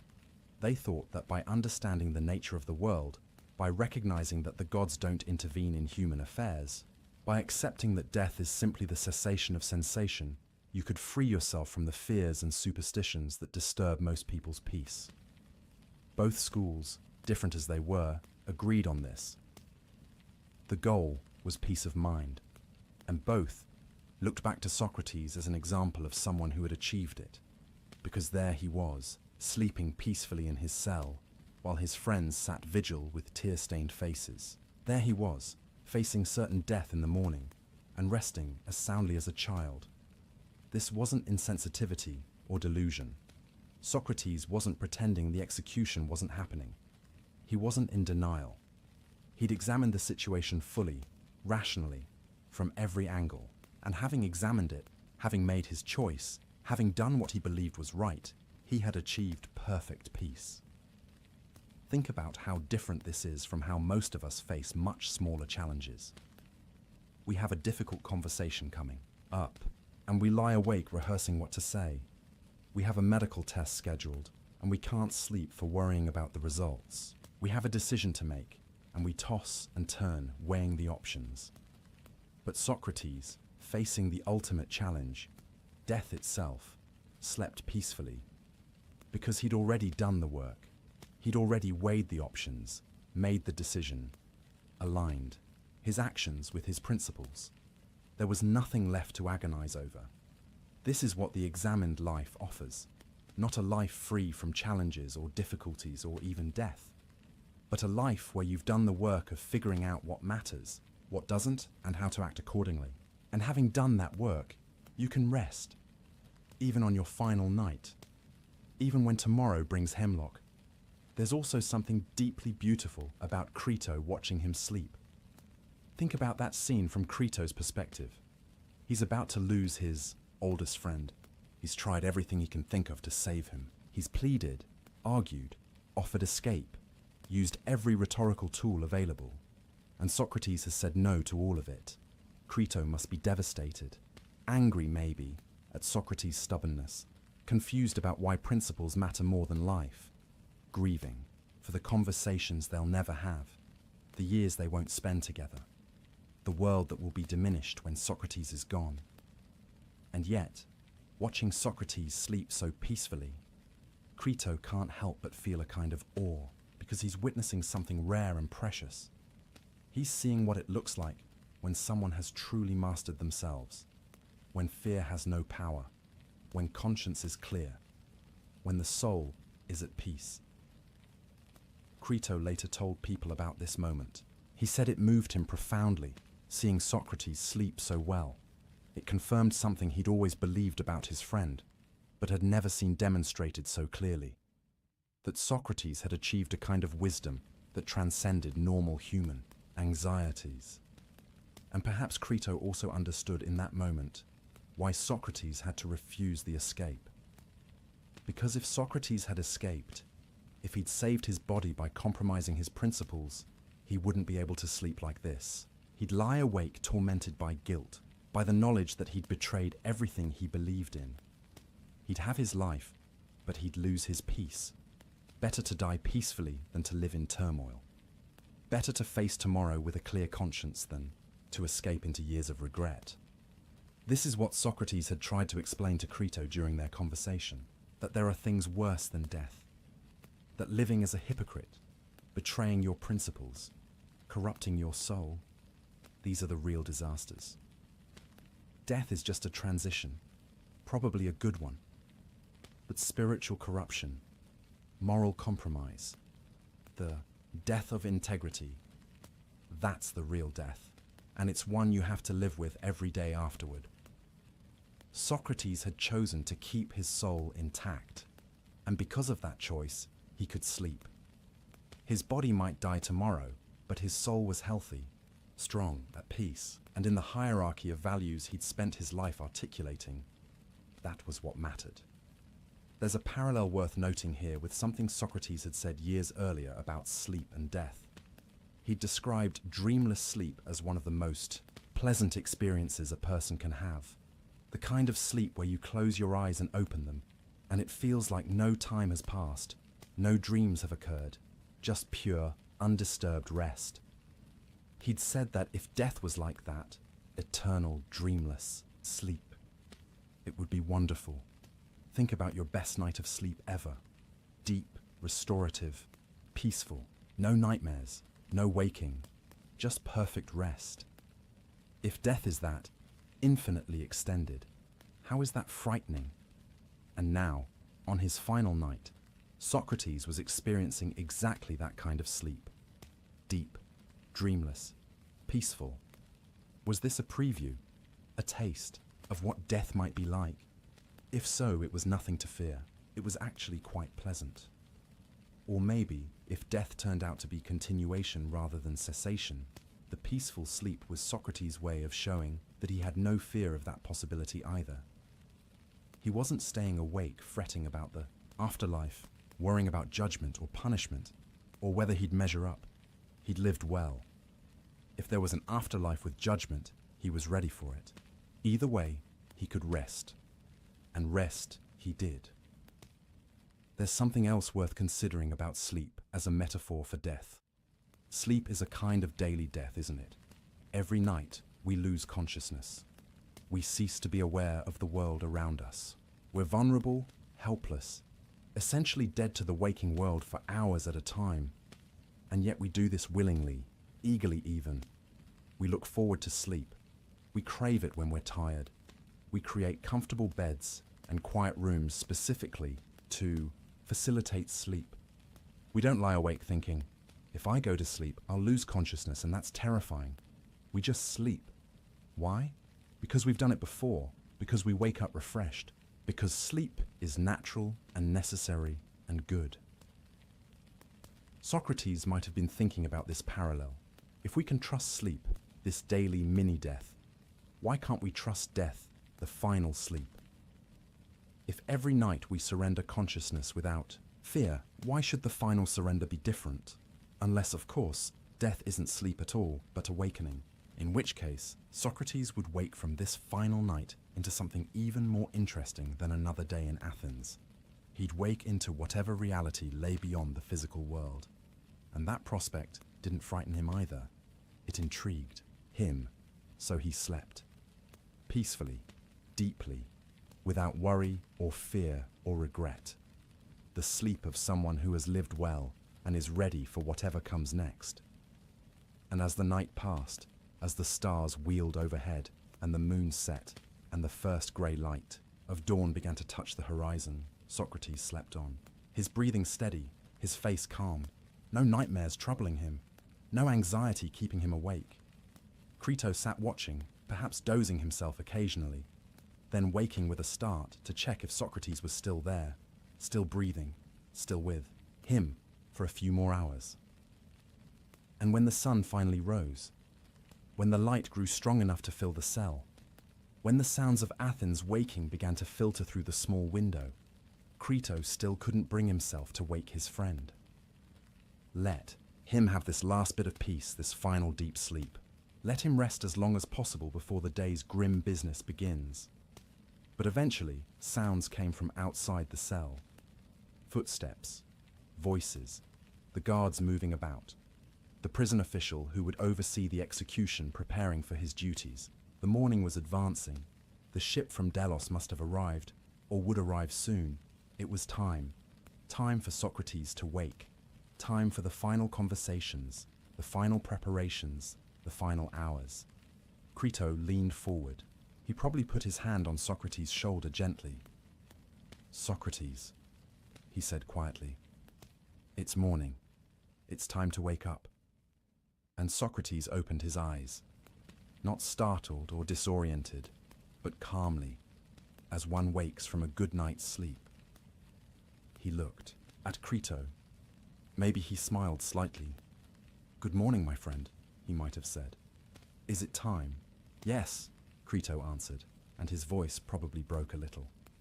"It's time." Socrates sat up, stretched perhaps, oriented himself to the day, his last day, and according to every account we have, he greeted it with the same calm he'd shown the night before. No panic, no last-minute regrets, no breakdown or crisis, just acceptance, readiness, peace. Because he'd slept well. He'd rested. His conscience was clear, his principles intact, his soul at peace. Whatever this day brought, he was ready for it. The examined life had given him this gift, the ability to face his final morning with tranquility, to wake from peaceful sleep into the day of his death without fear. And that gift, that profound, inner peace in the face of ultimate loss, was the culmination of everything he taught and lived. It was proof that philosophy wasn't just words, wasn't just clever arguments and abstract principles. It was something real, something powerful, something that could sustain you, even when everything else was being taken away. Socrates had slept peacefully on his final night. And in doing so, he'd demonstrated something extraordinary about what human beings can achieve when they live deliberately, examine thoroughly, and choose virtue over everything else. He'd shown that death, the thing we fear most, can be faced without terror. That life, even when it's about to end, can still be lived with grace. That the soul, properly tended, can remain at peace even when the body faces destruction. He'd shown, in the simplest and most profound way possible, what the examined life makes possible. And now, as morning light filled his cell and his final day began, he would show one more thing: how to die well, how to face the end with dignity, with courage, with philosophical grace. But before we get to that final scene, we need to understand what Socrates believed about death itself. We need to explore his two possibilities in depth: the dreamless, sleep, or the journey to another realm. We need to understand why neither option frightened him, and what that tells us about how to think about our own mortality. Because Socrates' peaceful sleep was rooted in his philosophical understanding of death. And that understanding, radical in its time and still challenging today, is the key to everything that follows. Now that Socrates is awake, now that his final day has begun, we need to step back and really understand what he believed about death. Because his calm in the face of execution wasn't just personal courage or stoic resignation. It was rooted in a carefully thought-out philosophy of death that challenged everything most people believed, and still challenges us today. Let's return to the argument Socrates made to the jury after they'd sentenced him to death. This wasn't his defense speech trying to avoid conviction. That was over. The verdict was in. Death was certain. And with nothing left to lose, Socrates could speak with complete honesty about what he really thought. He told them that death was one of two things. Just two possibilities, that's all. And either way, there was nothing to fear. Let's explore both possibilities deeply, because understanding them is crucial to understanding how Socrates could face his execution with such tranquility. The first possibility: death is complete annihilation, total cessation of consciousness, the end of perception, thought, feeling, awareness. When you die, you simply stop existing. There is no you anymore to experience anything. No pain, no boredom, no loneliness, nothing. Just nothing. For most people, this is the terrifying option. We think non-existence, the end of me. never experiencing anything again, never seeing, hearing, feeling, thinking. That's horrible. But Socrates asked, is it? Really? He compared death to dreamless sleep. Think about the times you've slept so deeply that you had no dreams, no awareness of time passing. You close your eyes at night, and then, instantly, from your subjective experience, it's morning. Hours have passed, but you experienced none of them. There was no you during that time to experience anything. Was that terrible? Was it frightening? Or was it actually quite pleasant? Don't we often wake from deep, dreamless sleep, feeling refreshed, restored, peaceful? Socrates asked the jury to think about the best sleep they'd ever had. That night when you were perfectly comfortable, perfectly safe, perfectly tired from a good day's work. You lay down and simply stopped. And when you woke, it felt like mere moments had passed, and you felt wonderful. Now, he said, compare that single night of perfect sleep to all the other days and nights of your life. Days filled with worry, pain, frustration, disappointment. Nights of anxiety, bad dreams, restless tossing. Even your best days, aren't they filled with needs and wants and efforts and struggles? If you had to choose between one more night of perfect, dreamless sleep and one more day of ordinary life with all its troubles, which would you choose? When you frame it that way, Socrates suggested, death as annihilation starts to look less like a tragedy and more like a gift. It's eternal rest, perfect peace, freedom from all suffering, all anxiety, all the exhausting business of being alive and conscious. You won't be bored because you won't exist to be bored. You won't miss anything because you won't exist to miss it. You won't regret the loss of consciousness because you won't be conscious to feel regret. It's not like being trapped in a dark room aware of your confinement. It's just not being. And not being has no experience of itself. Think about this carefully, because it's a radical reframing of death. We fear death as a loss, the loss of everything we are, everything we have, everything we might experience. But loss is something that happens to someone. You can only lose something if you exist to experience that loss. If death is annihilation, there's no you left to experience the loss. The loss happens to your loved ones, certainly. They lose you, but you don't lose anything because you're not there anymore to have or to lose. Socrates was essentially arguing that fearing death as annihilation is philosophically incoherent. You're fearing a state in which you won't exist to experience fear or anything else. You're worried about a condition in which you won't be present to be worried. It's like being afraid of the time before you were born. Were you suffering during the millions of years before you existed? Were you anxious about not being alive yet? Of course not. You weren't there to suffer or be anxious. Death as annihilation is just returning to that state. And that state wasn't bad. It wasn't anything at all. The Roman philosopher Lucretius, who was influenced by Greek thought, put it beautifully a few centuries after Socrates. He said, "Why should we fear death? When we exist, death is not present. And when death is present, we do not exist. Death is nothing to us." Socrates anticipated this argument. If death is nothing, if it's just the cessation of being, then it's not something to fear. At worst, it's neutral. At best, it's the most perfect rest you could ever have. But Socrates didn't stop there, because there was a second possibility. What if death isn't annihilation? What if consciousness continues? What if the soul, the psyche, the essential you, survives the death of the body and goes somewhere else? For many people, this might seem like the comforting option. At least you still exist. At least there's something rather than nothing. But it could also be terrifying. What if you go to a place of punishment? What if you're judged and found wanting? What if the afterlife is worse than this life? Socrates addressed these concerns head-on, and his answer reveals something beautiful about how he understood justice, virtue, and the nature of reality itself.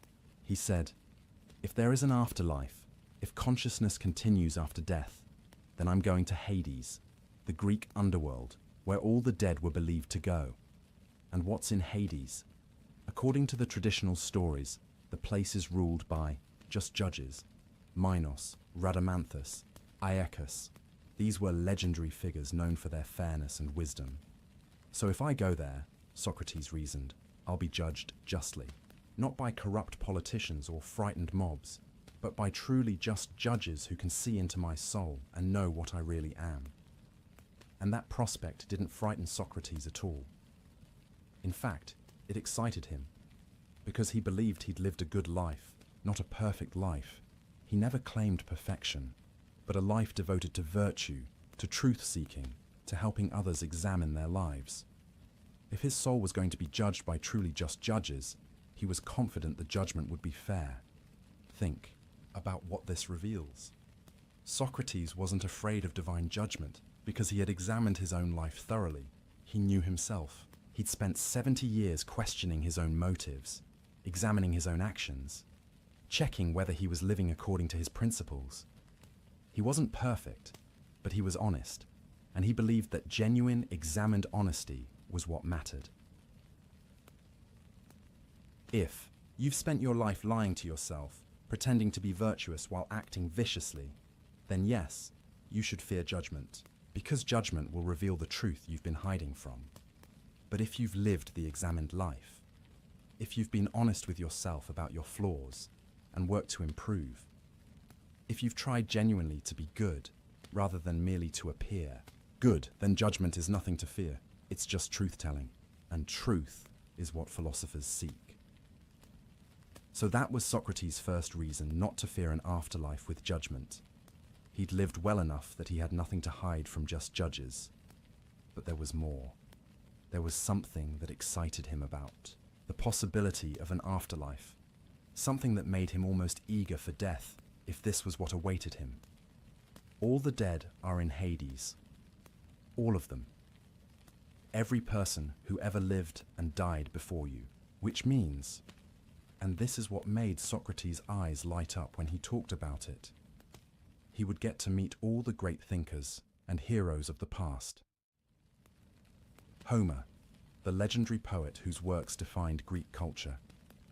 Hesiod, who wrote about the origin of the gods. Odysseus, that clever hero who spent 10 years trying to get home from Troy. Agamemnon, who led the Greek army. Ajax, the great warrior. All the wise men and women who had puzzled over the same questions Socrates spent his life asking. Imagine being Socrates and thinking about this. You've spent your entire life seeking wisdom, asking questions, trying to understand virtue and justice and the good life. You've talked with thousands of people, but most of them didn't really understand what you were trying to do. They got defensive or confused or angry when you questioned them.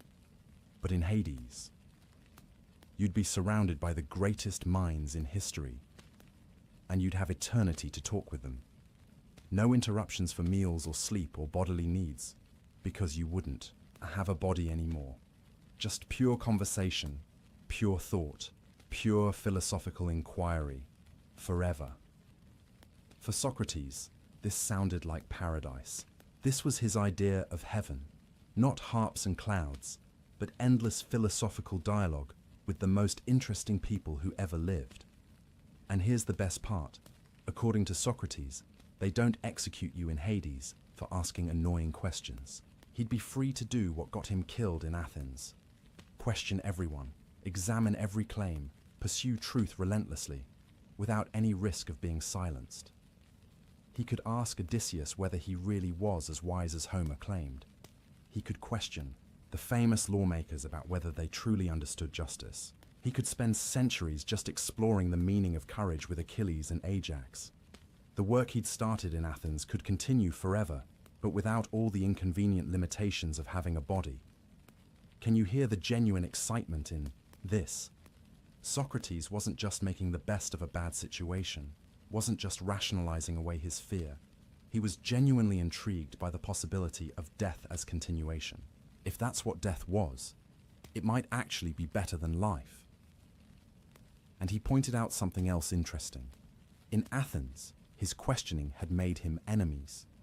It had gotten him condemned to death. But in Hades, the only authority figures were just judges. And they wouldn't condemn him for pursuing truth. They would understand. They would appreciate. They might even join in. So if death was continuation, Socrates win-win. He'd either be with just judges who would recognize his virtue, or he'd be free to do what he loved most without fear of persecution. Either way, it was good. Do you see what Socrates did here? He took the two basic possibilities that most people fear, either non-existence or judgment, and reframed both of them as potentially positive. Non-existence. That's perfect rest, dreamless sleep, freedom from all suffering. Judgment. That's finally being evaluated fairly by those who truly understand justice, plus the opportunity to pursue wisdom forever. Neither option is frightening. Both could be good. Therefore, death itself is nothing to fear. But there's something even deeper in Socrates' argument that we need to understand. His lack of fear wasn't just based on abstract logical possibilities. It was rooted in something more fundamental, his understanding of what really matters. Remember what Socrates believed was most important: the quality of your soul. Not your body, not your possessions, not your reputation, your soul, your character, your virtue, your wisdom. That was what really mattered, what really defined who you were. And here's the crucial point. Death can't touch that. If death is annihilation, then yes, your soul ceases to exist along with everything else. But in that case, there's no you left to regret it or suffer from it. And before you cease to exist, your soul was good. You lived well. The quality of your existence while it lasted was high. That's what mattered. If death is continuation, then your soul is literally all you take with you. Your body gets left behind. Your possessions stay in Athens. Your reputation is in the hands of whoever wants to gossip about you. But your soul, your character, your wisdom, everything you've cultivated through examination and effort that goes with you, that's yours forever. So either way, having invested in your soul rather than in external things, you're prepared. You've put your energy into the one thing that either doesn't matter if you cease to exist, or is all that matters if you continue to exist. This is why Socrates could say that a good person has nothing to fear from death. Not because good people get special treatment or divine protection, but because if you've cultivated your soul, if you've lived virtuously, if you've examined your life and found it good, then you've prepared for either possibility. The person who has spent their life accumulating wealth, death takes that away. The person who has invested everything in their body, their beauty, their strength, their physical pleasures, death destroys that. The person whose entire identity is wrapped up in their social status or their career or other people's opinions of them, death strips all of that away. But the person who has cultivated virtue, who has gained wisdom, who has developed their character, death can't touch any of that. It either preserves it eternally or ends everything, including the capacity to suffer, loss. This is the genius of Socrates' philosophy of death. It's not wishful thinking or blind faith. It's a careful analysis of possibilities combined with a clear understanding of what's valuable. If you value things that death can take away, you'll fear death. If you value the one thing death either preserves or makes irrelevant, you won't fear death. It's almost that simple. Of course, Socrates acknowledged that he didn't know which possibility was true. He couldn't know. No one who was alive could know for certain what happened after death. That was one of the few things he was absolutely certain of, his own ignorance about death's true nature. But that's the point. He didn't need to know. He'd examined both possibilities, thought them through carefully, and found that neither was frightening. So death itself, whatever it turned out to be, held no terror. This is the examined life applied to the ultimate question. Instead of just inheriting fears about death from culture or religion or other people, Socrates examined those fears.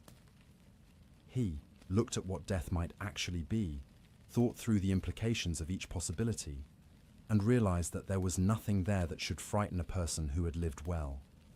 And this brings us back to why he could sleep peacefully that final night. He wasn't in denial about death.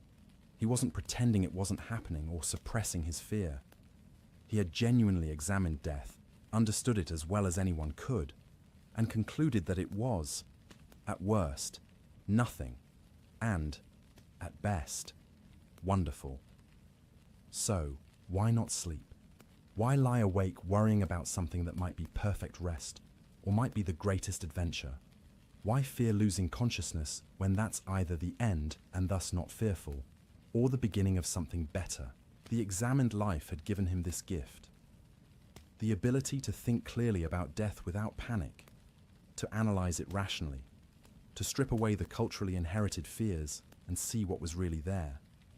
And what was really there was either nothing or something good, not much to lose sleep over. But we need to be honest about something.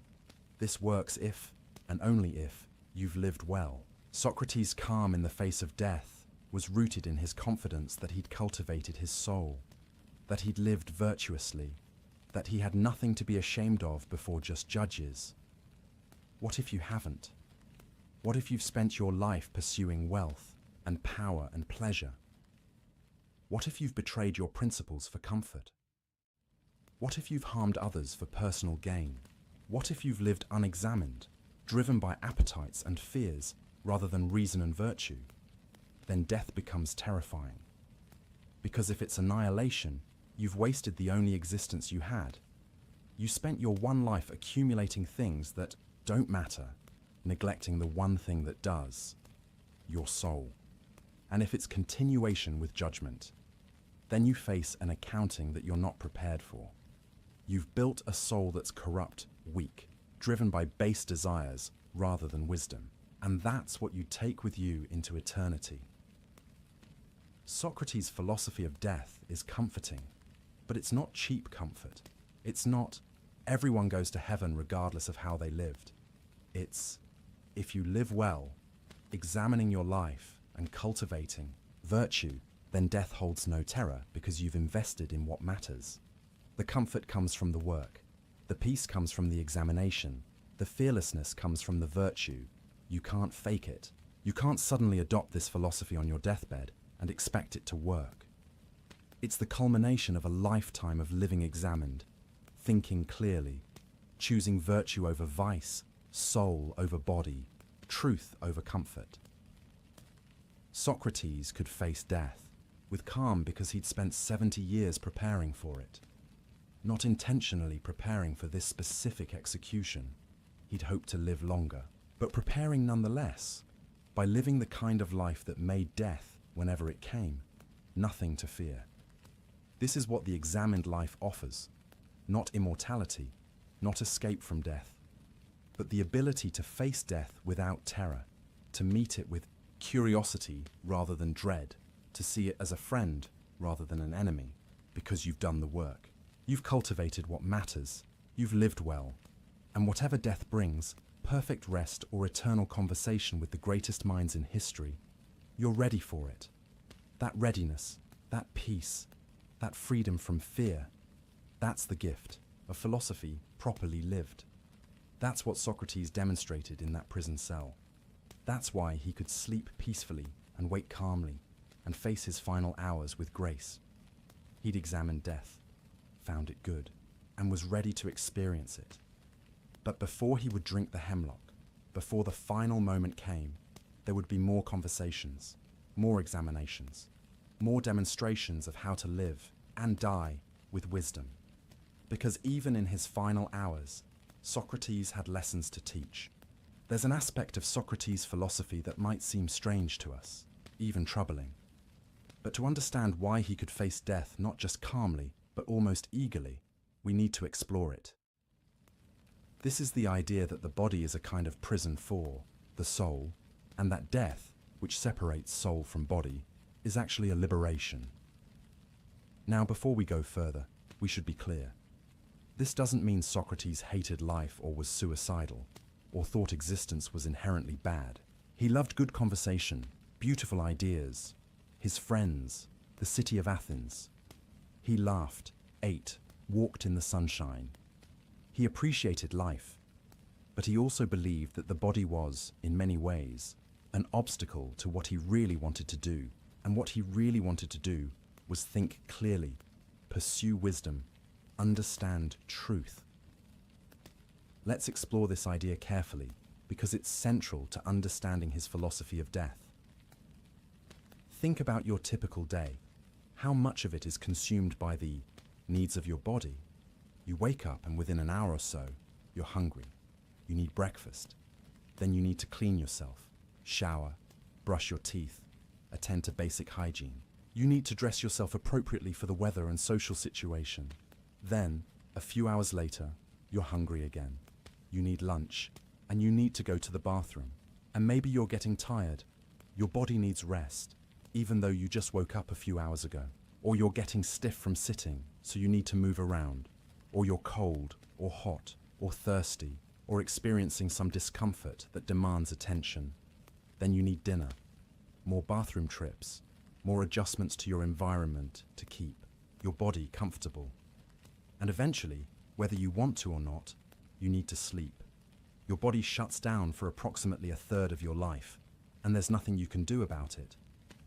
This is every single day. Your body constantly interrupting. Your mind with demands. Feed me, rest me, warm me, cool me, empty me, scratch this itch, adjust this position. Pay attention to this pain. For most of us, this is just normal life. We don't think much about it. It's just how things are. But Socrates looked at it differently. He saw all these bodily needs as interruptions to what really mattered. Thinking, learning, pursuing wisdom. He'd be in the middle of a fascinating philosophical conversation, and someone would say, "Socrates, let's continue this over lunch, I'm starving." The body's needs would interrupt the mind's work. Or he'd be lying awake at night, turning over a difficult philosophical problem, and his body would demand sleep. The very moment when he might be on the verge of understanding something important, his body would force unconsciousness on him. Or he'd want to spend hours thinking about justice, but his body would get sick, or feel pain, or need to be somewhere else to earn money to feed itself. The body, from this perspective, is demanding and needy and constant. It requires maintenance the way a machine requires maintenance. Except, you can't just take a day off from maintaining your body. It needs attention every single day, multiple times per day, for your entire life. And that's when everything goes well. When your body is healthy and young and strong. As you age, the maintenance becomes even more demanding. Things hurt. Things stop working properly. You need more rest, more medical attention, more accommodation for increasing limitations. Socrates was 70 when he died, old by ancient standards, though not unheard of. He'd lived long enough to experience his body's decline, to feel things that used to be easy become difficult, to need more rest, to have less energy, to feel the body becoming less obedient to the will. And through all of this, his mind, his soul, remained sharp, still asking questions, still pursuing wisdom, still trying to understand, but increasingly trapped in a body that was wearing out. Now, contrast this with what Socrates imagined consciousness without a body would be like. In his vision of the afterlife, if there was one, souls existed as pure mind. No bodies, no physical needs, no hunger or thirst or tiredness or pain, which meant no interruptions to thinking. You could pursue a philosophical question for as long as you wanted without needing to stop for lunch. You could have a conversation with Homer or Hesiod that lasted centuries without anyone needing to sleep. You could focus completely on ideas without any bodily discomfort distracting you. From Socrates' perspective, this sounded wonderful. This was what philosophy had been training him for all along. Life as pure thought, pure reason, pure consciousness, without all the messy biological needs getting in the way. This is why he said that philosophy was practicing for death. Not because philosophers were morbid or death-obsessed, but because philosophical practice was essentially learning to separate your soul from your body's demands, learning to think clearly despite physical discomfort, learning to prioritize mental cultivation over physical pleasure, learning to identify yourself with your mind rather than your body. Every time Socrates stood in the agora for hours, so absorbed in conversation that he forgot to eat, he was practicing this separation. Every time he endured physical hardship, in military campaigns without complaint, he was strengthening his soul's independence from his body's discomfort. Every time he chose to live in poverty rather than abandon philosophy, he was demonstrating that his soul's health mattered more than his body's comfort. He was training himself to be essentially less attached to his body, less identified with it, less controlled by its needs and wants and demands. And this training, this lifelong practice, was what made death less frightening, because death was just the final and complete version of what he'd been practicing all along. The ultimate separation of soul from body, the final liberation from physical demands. Now, we need to be careful here. There's a version of this philosophy that can become unhealthy, the idea that the body is evil, that physical pleasure is wrong, that we should punish or deny our bodies. That's not what Socrates was teaching. He wasn't an ascetic who tortured his body or denied it all pleasure. He ate when he was hungry. He appreciated good food when it was offered. He had a family, which implies physical intimacy. He wore simple clothes, but he wore clothes. He went barefoot, but not because he thought feet were evil, more likely because it was comfortable for him, and he didn't care about social conventions. The point wasn't that bodies are bad. The point was that bodies are temporary and demanding, while souls can be permanent and self-sufficient. So if you have to choose where to invest your limited time and energy, invest in your soul. Think of it this way. Imagine you're renting an apartment temporarily. You know you'll only be there for a year, maybe less. How much time and money do you put into renovating it? Probably not much. You keep it clean and functional, but you don't invest heavily in improving something you'll have to leave soon. But if you're building a house you'll live in for decades, or that you'll pass on to your children, you invest differently. You put in the time and effort to make it strong and beautiful and lasting. For Socrates, the body was like the rental apartment, temporary housing. You maintain it sufficiently, but you don't mistake it for your real home. Your real home is your soul. That's what you invest in, what you improve, what you cultivate with care. And death was just moving day. Time to leave the temporary housing and either move to a permanent home if there's an afterlife, or simply end the lease if death is annihilation. Either way, you weren't supposed to be overly attached to the apartment. It was never really yours.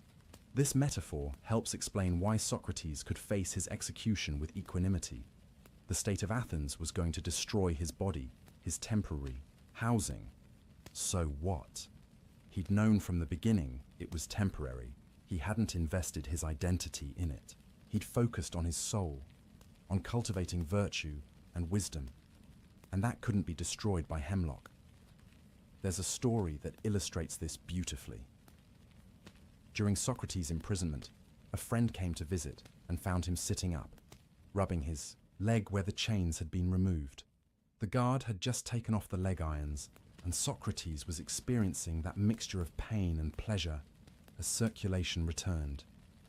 He remarked on how strange it was, pain and pleasure, such opposites, yet they follow each other so closely. Remove the pain, and pleasure comes. Indulge in too much pleasure, and pain often follows.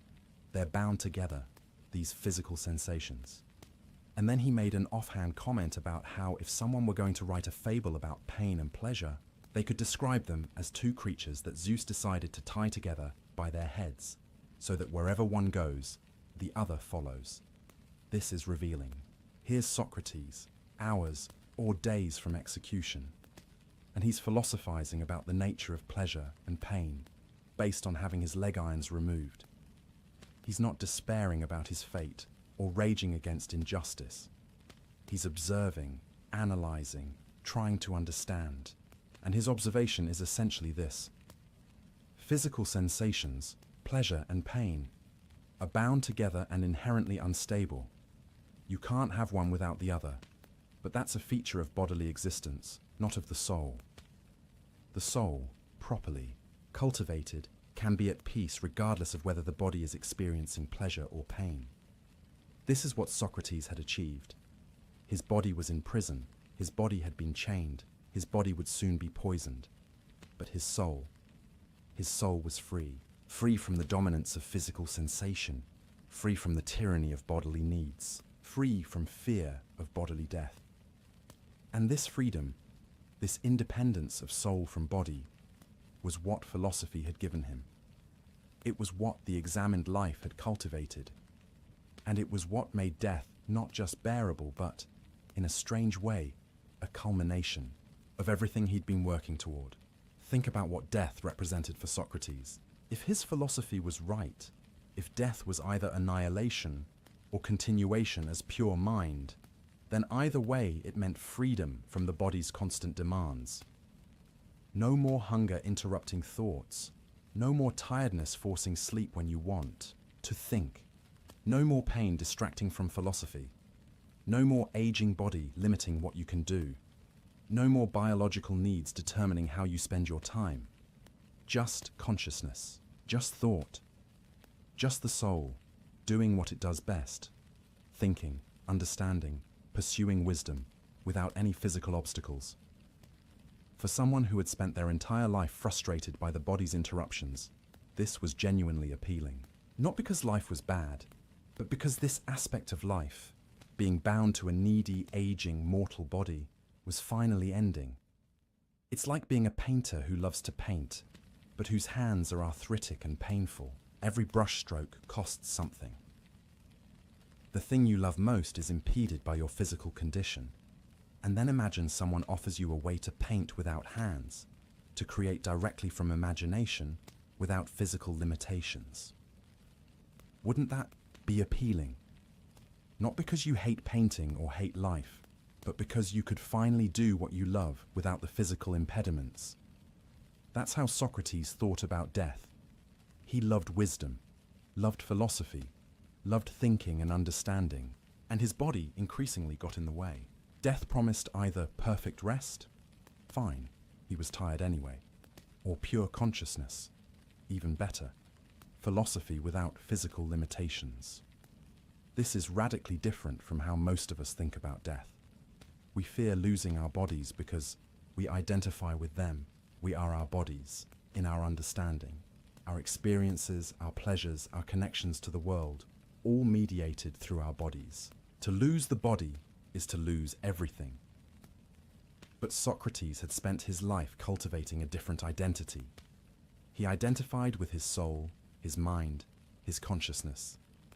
His body was something he had, not something he was. And when you have that perspective, death becomes much less frightening. There's a deeper philosophical point here about suffering and happiness. Socrates believed that most human misery comes from being too attached to the body and its pleasures. We suffer when our bodies are in pain. We suffer when we can't have the physical pleasures we crave. We suffer when our bodies age and decline. We suffer when we compare our bodies to others and find them lacking. All of this suffering comes from over-identifying with the body, from thinking that bodily condition determines happiness. But what if it doesn't? What if happiness comes from the soul's condition, from wisdom, virtue, integrity, self-knowledge? Then physical suffering becomes much more bearable. Not because it doesn't hurt, it does, but because it doesn't threaten what really matters. Your body can be uncomfortable, imprisoned, even dying, and your soul can still be at peace. This was Socrates' lived experience in that prison. His body was confined, awaiting execution, but his soul was free. He spent his final days having fascinating conversations, thinking through difficult problems, teaching and learning and doing what he loved most. The prison couldn't confine what really mattered, and the hemlock would soon kill his body. But his soul, if it continued, wonderful. If it didn't, he wouldn't be there to regret it. Either way, The hemlock was powerless against what truly mattered. This is the ultimate freedom that Socrates' philosophy offered. Freedom from the fear of bodily death, because you've learned to distinguish yourself from your body. Freedom from dependence on physical circumstances for happiness, because you've cultivated something interior that circumstances can't touch. It's not easy to achieve. It takes a lifetime of practice, of examination, of choosing soul over body, again and again. But for someone who does achieve it, death loses its sting. The body might be a prison, but the soul can be free. And death? Death was just the prison door opening. Socrates was ready to walk through that door. Not because he hated the prison, but because he'd never really been imprisoned in the first place. His soul had been free all along, and death would just make that freedom complete and obvious. In a few hours, he would demonstrate this one final time. He would show his friends that a man who has cultivated his soul can face bodily death with grace, with calm, with philosophical clarity. He would prove that the body's death is not the person's death, or at least not the death of what really matters. But we're not quite there yet. We have a few more things to understand about those final hours, about the people who gathered to say goodbye, about the conversations that happened, and the children who came to see their father one last time. Because even as Socrates prepared to demonstrate his philosophy of death, he remained fully human, a father, a friend, a teacher, a man saying farewell to the life he had loved, even as he welcomed what came next. The sun is climbing higher now. Morning has fully arrived, and with it comes the certainty. Today is the day.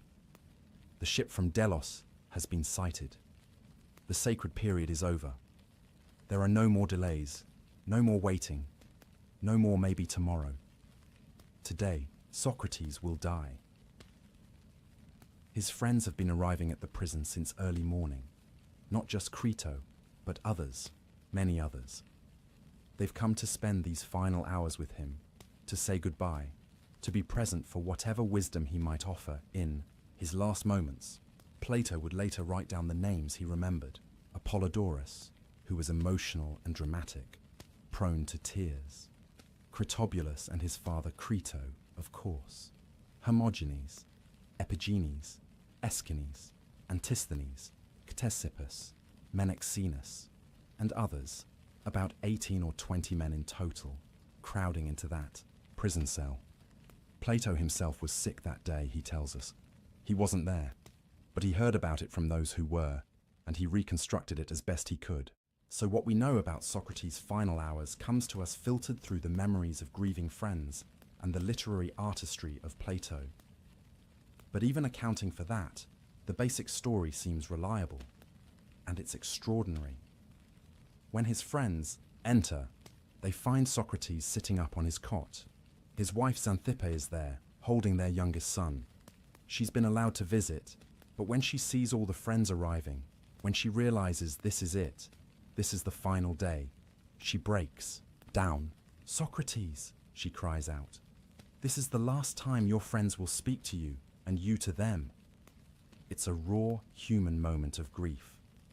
Whatever their relationship had been over the years, ancient sources suggest it was complicated. She's losing her husband today. Her sons are losing their father, and she can't contain the anguish of that. Socrates looks at Crito and gently asks him to have someone take Xanthippe home. Not because he doesn't care, not because he's cold, but probably because he can see this is too much for her. And maybe because he knows that if he lets himself fully feel her grief, fully acknowledge what he's doing to his family, it will be harder to maintain his philosophical composure. So Xanthippe is led away weeping, holding their child, and Socrates turns to his friends, his philosophical companions. The men who have followed him through the agora, listened to his questions, tried to learn his methods. These are the people he'll spend his final hours with.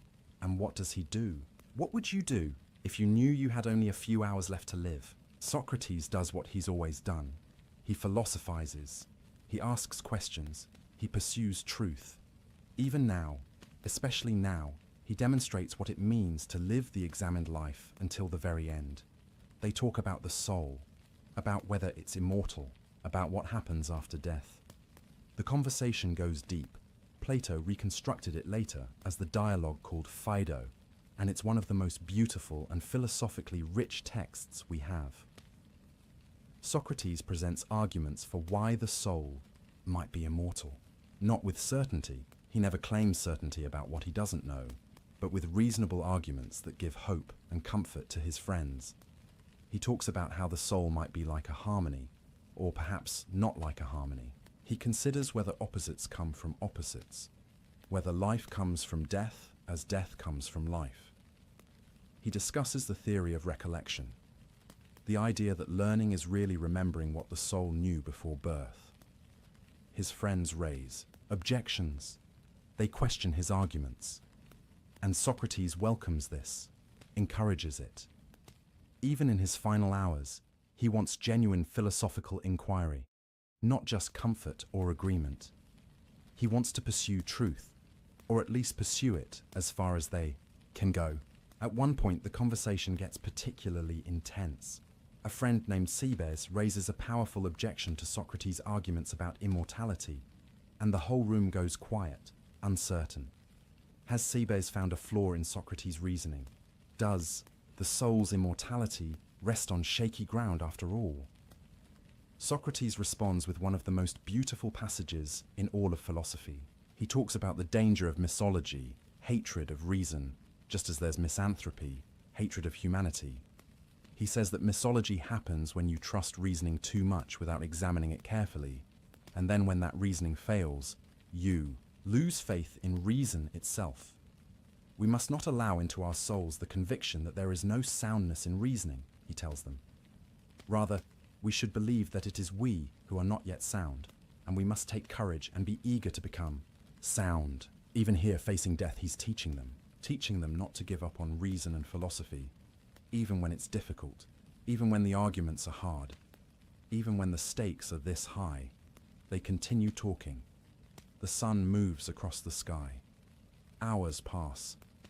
And then, late in the afternoon, the prison servant enters. This is the man whose job it is to prepare the hemlock, to administer it, to oversee the execution. He's done this many times before. It's his duty, but he stops when he sees Socrates, and he starts to cry. "Socrates," he says, struggling to maintain his composure, "I know you won't be angry with me. You know I'm not responsible for this. Others are to blame. You've been the noblest, gentlest, best man who has ever come to this place. I know you won't rage at me, but at those who are responsible." And then he breaks down completely. "Farewell," he manages to say through his tears. "Try to bear what must be borne as easily as you can." This moment is heartbreaking. This prison servant who has seen countless executions, who has learned to be professional and detached, cannot maintain that detachment with Socrates. He's moved by something he's witnessed in these final weeks. The grace, the calm, the kindness of this condemned man. Socrates responds with characteristic gentleness. "Farewell to you too," he says. "I'll do as you say." Then he turns to his friends. "What a gracious man. Throughout my time here, he's visited me and talked with me, and now see how generously he weeps for me. Come, let's obey him. Let someone bring the poison if it's ready.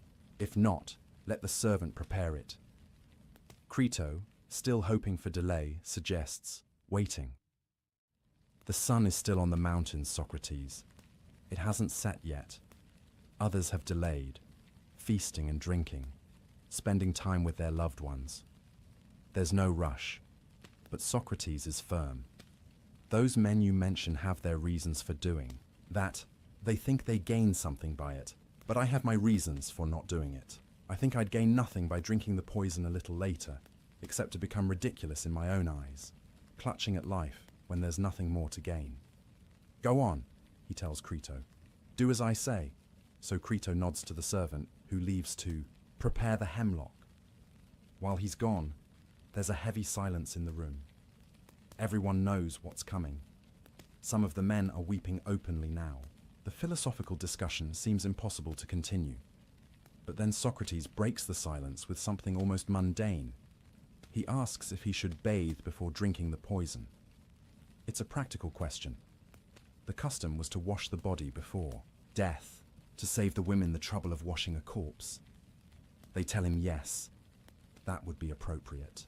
So Socrates goes off to bathe, accompanied by Crito. The other friends wait, talking among themselves in low voices, thinking about what's about to happen, thinking about the loss they're about to suffer. When Socrates returns, clean and prepared, his 3 sons are brought to him. 2 older boys and the youngest, just a child. Xanthippe returns with them for a brief time. We don't know what Socrates said to his sons. Plato doesn't record it. Maybe it was too private, too painful.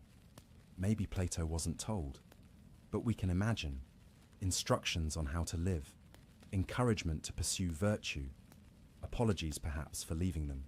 Love expressed in whatever way Socrates expressed love. Probably through teaching, through trying to make them understand why he had to do what he was doing. Then Xanthippe and the children are taken away again. Socrates returns to his friends, and the servant enters carrying a cup. The hemlock is ready. Socrates takes the cup without any hesitation, without any trembling.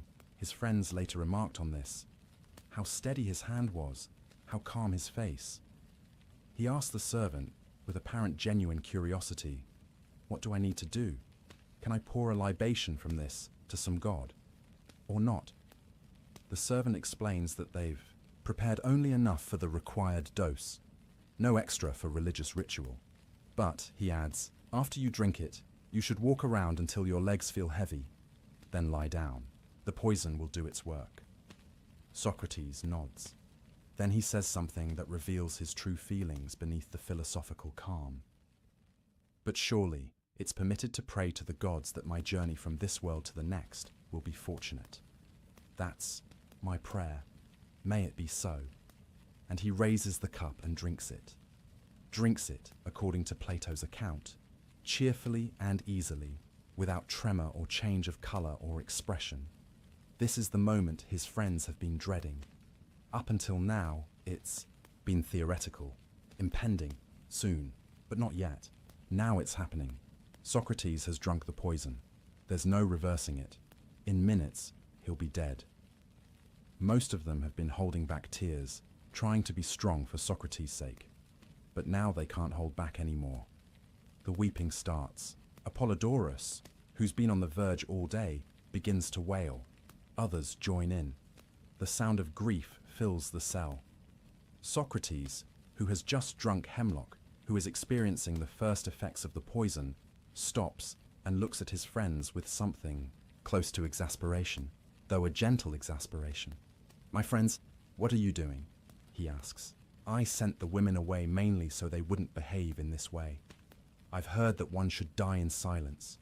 Be still and control yourselves." It's a rebuke, but a loving one. He's trying to give them one last lesson. This is how to face death.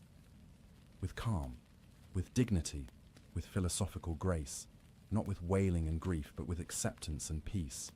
Ashamed, the men try to control their tears. The room grows quieter, though you can hear stifled sobs, see wet faces. Socrates begins walking around, as the servant instructed. He's talking, still teaching, still present. But then he says his legs are getting heavy. He lies down on his back. The servant who gave him the poison comes over and begins checking his feet, his legs, pressing them, testing for sensation. The poison is working. Starting from the extremities and moving inward, the servant presses Socrates' foot and asks if he can feel it. Socrates says no. The numbness is spreading. The servant keeps checking, moving up the legs. Still no feeling. The hemlock is paralyzing him gradually, shutting down his body bit by bit. His friends watch in anguish, seeing him slip away, knowing there's nothing they can do, nothing to say that hasn't been said. When the numbness reaches his waist, Socrates uncovers his face.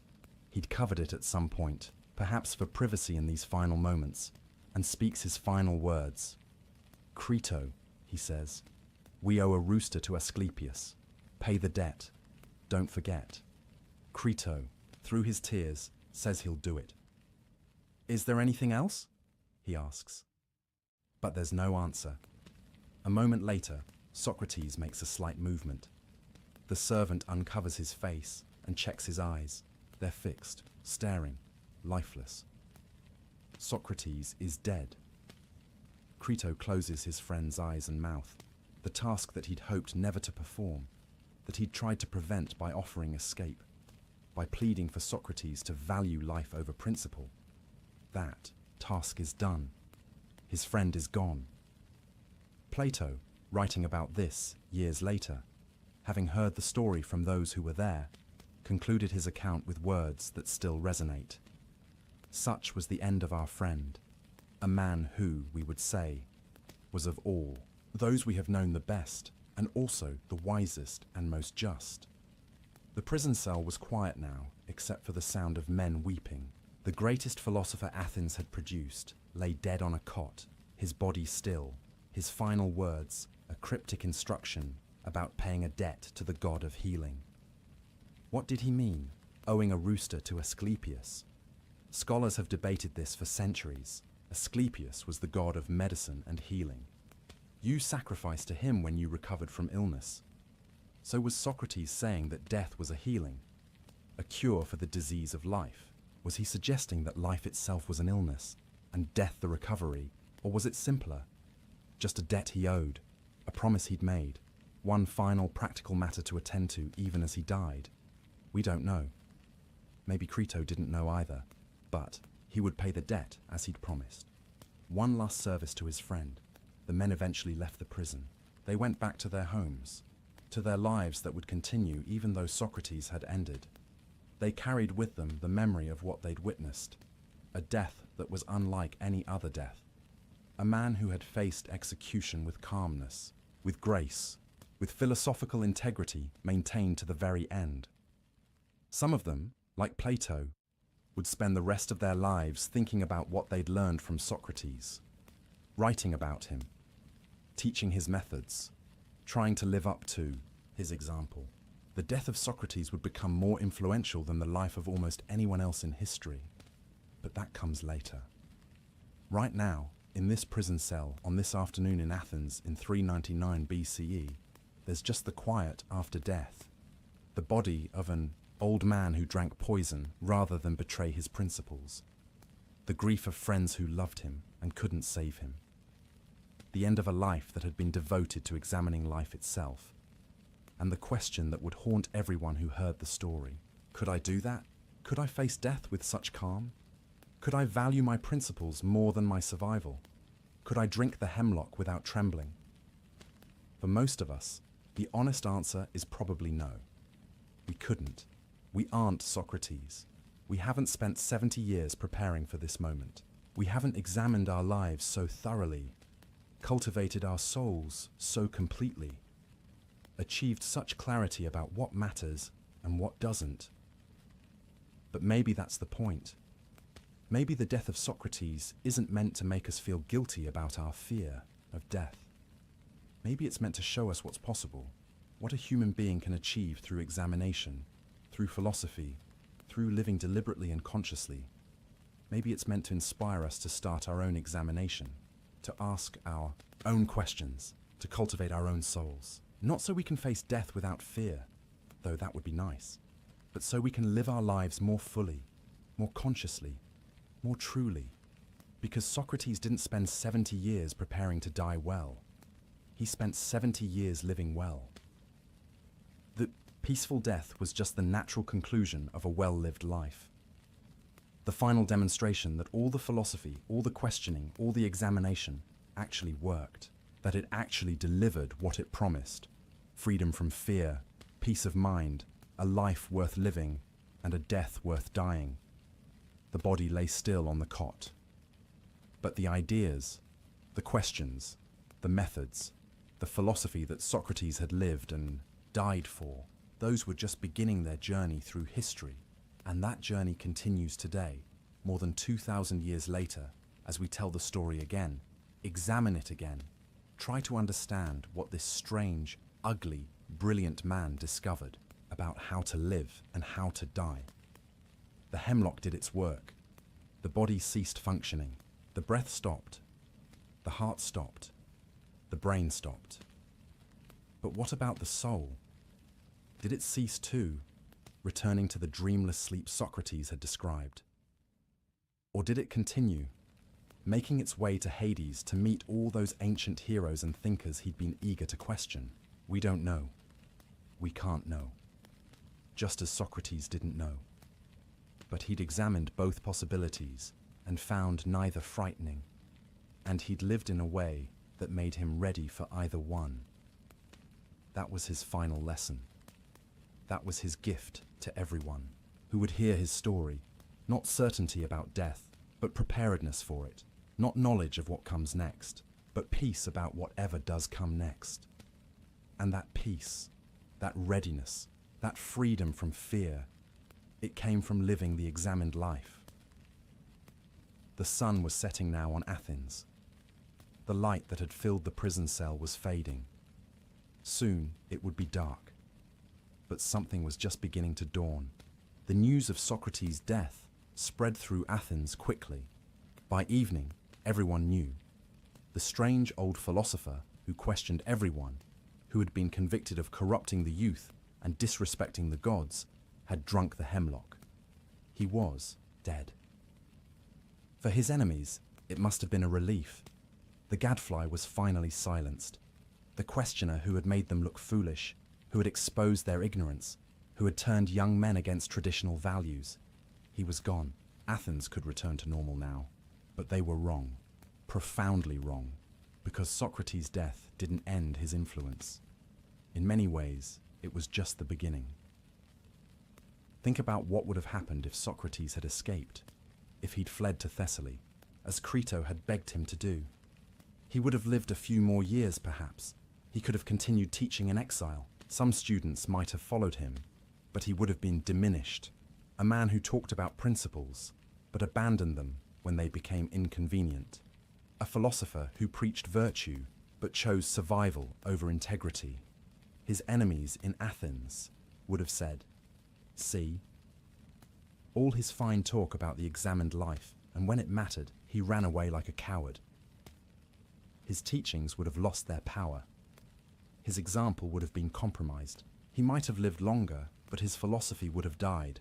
Instead, by refusing to escape, by drinking the hemlock with calm dignity, by dying exactly as his philosophy said a wise person should die, Socrates did something extraordinary.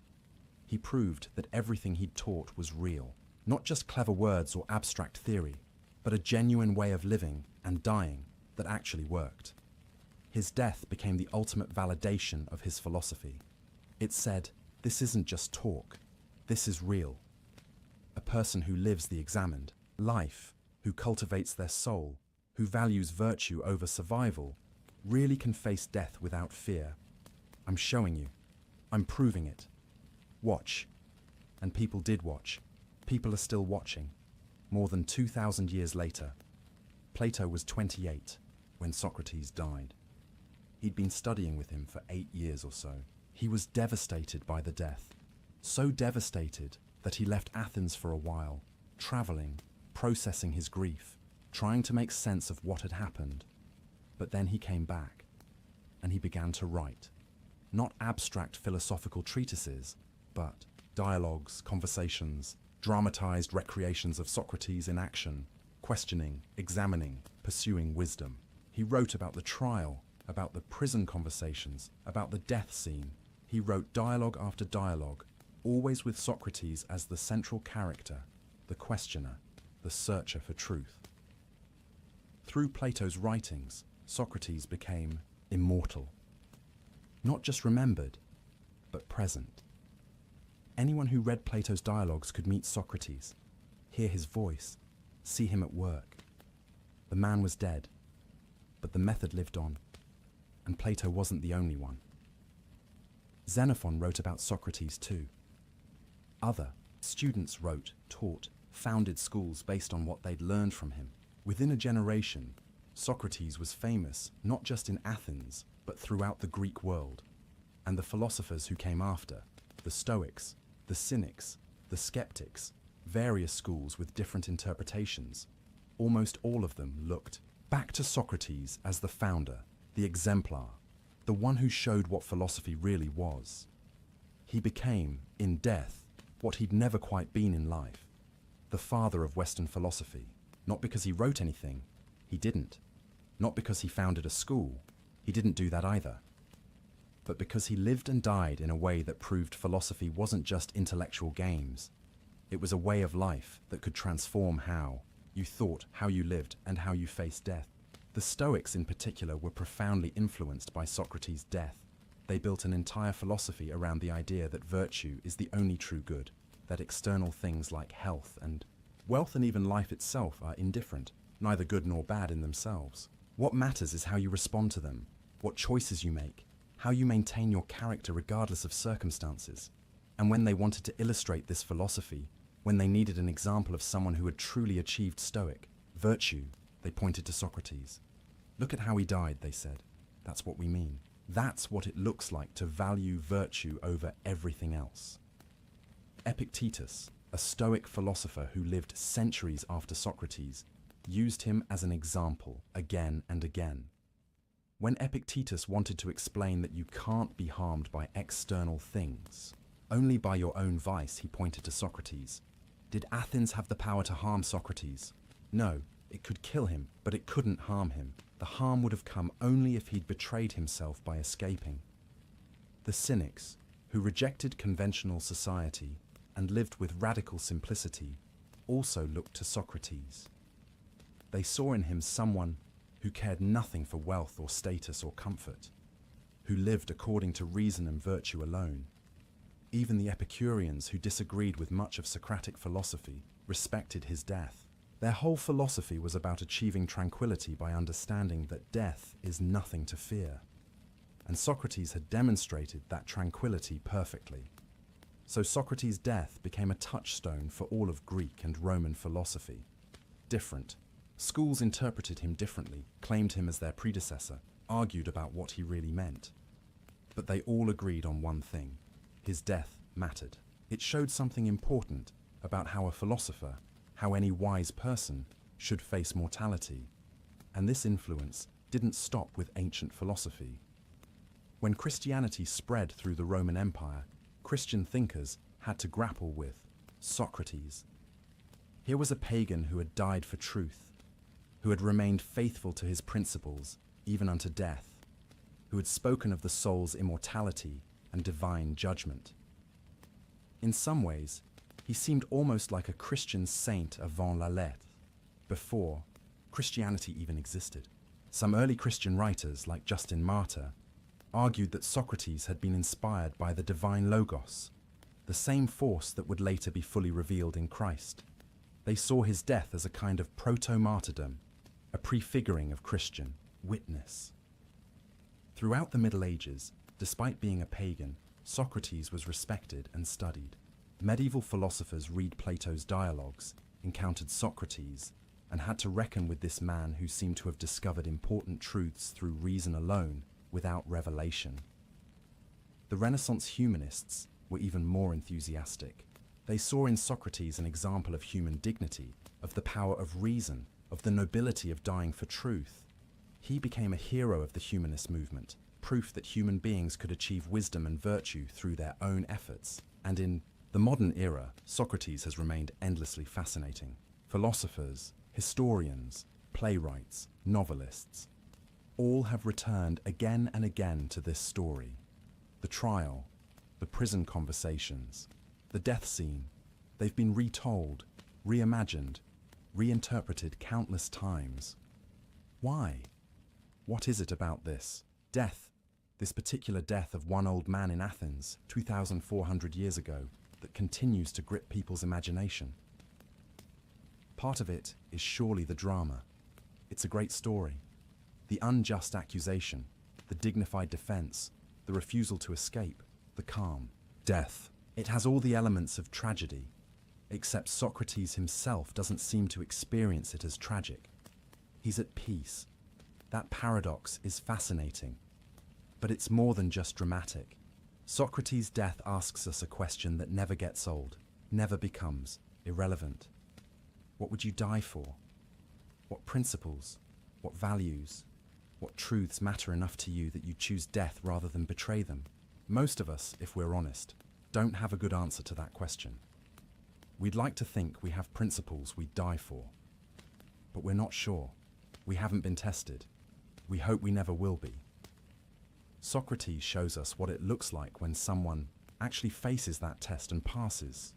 When someone really does value their soul more than their body, truth more than survival, integrity more than life itself. And in showing us that, he forces us to examine our own lives. Would we drink the hemlock? Could we? What would it take for us to develop the kind of wisdom, the kind of courage, the kind of clarity that Socrates had? This is why the death of Socrates is still taught in philosophy classes, still referenced, in ethical discussions, still appearing in books and films and plays. Because it represents something we aspire to, even if we doubt we could achieve it. It represents the examined life taken to its logical conclusion. It shows us what philosophy looks like when it's not just academic or theoretical but actually lived, when it actually transforms how you face the ultimate test. But there's something else important about Socrates' legacy that we need to understand. His death didn't just validate his philosophy, it also changed what philosophy was, what philosophers did, how they understood their mission. Before Socrates, Greek philosophy was mostly about understanding the natural world. What is everything made of? How did the cosmos come into being? What are the fundamental elements? These were important questions, but they were external. They were about the world out there. Socrates changed the focus. He made philosophy about the self, about how to live, about virtue and the soul. He made it personal and practical. Philosophy wasn't just about understanding nature. It was about improving yourself, examining your life, becoming a better person. And he showed that this kind of philosophy had real stakes. It wasn't just interesting, intellectual work. It was a way of life that could get you killed because it challenged power, exposed hypocrisy, questioned authority. But it was also a way of life that could give you a kind of peace and freedom that nothing else could. After Socrates, that's what philosophy became. Not just natural science or logic puzzles, but a guide to living. A way of achieving wisdom and tranquility. A path to the good life. The Stoics made this explicit. They divided philosophy into three parts: logic, physics, and ethics. But they said ethics was the most important, and the others only mattered insofar as they helped you live well. Philosophy was about how to live and how to die. This Socratic understanding of philosophy dominated for centuries.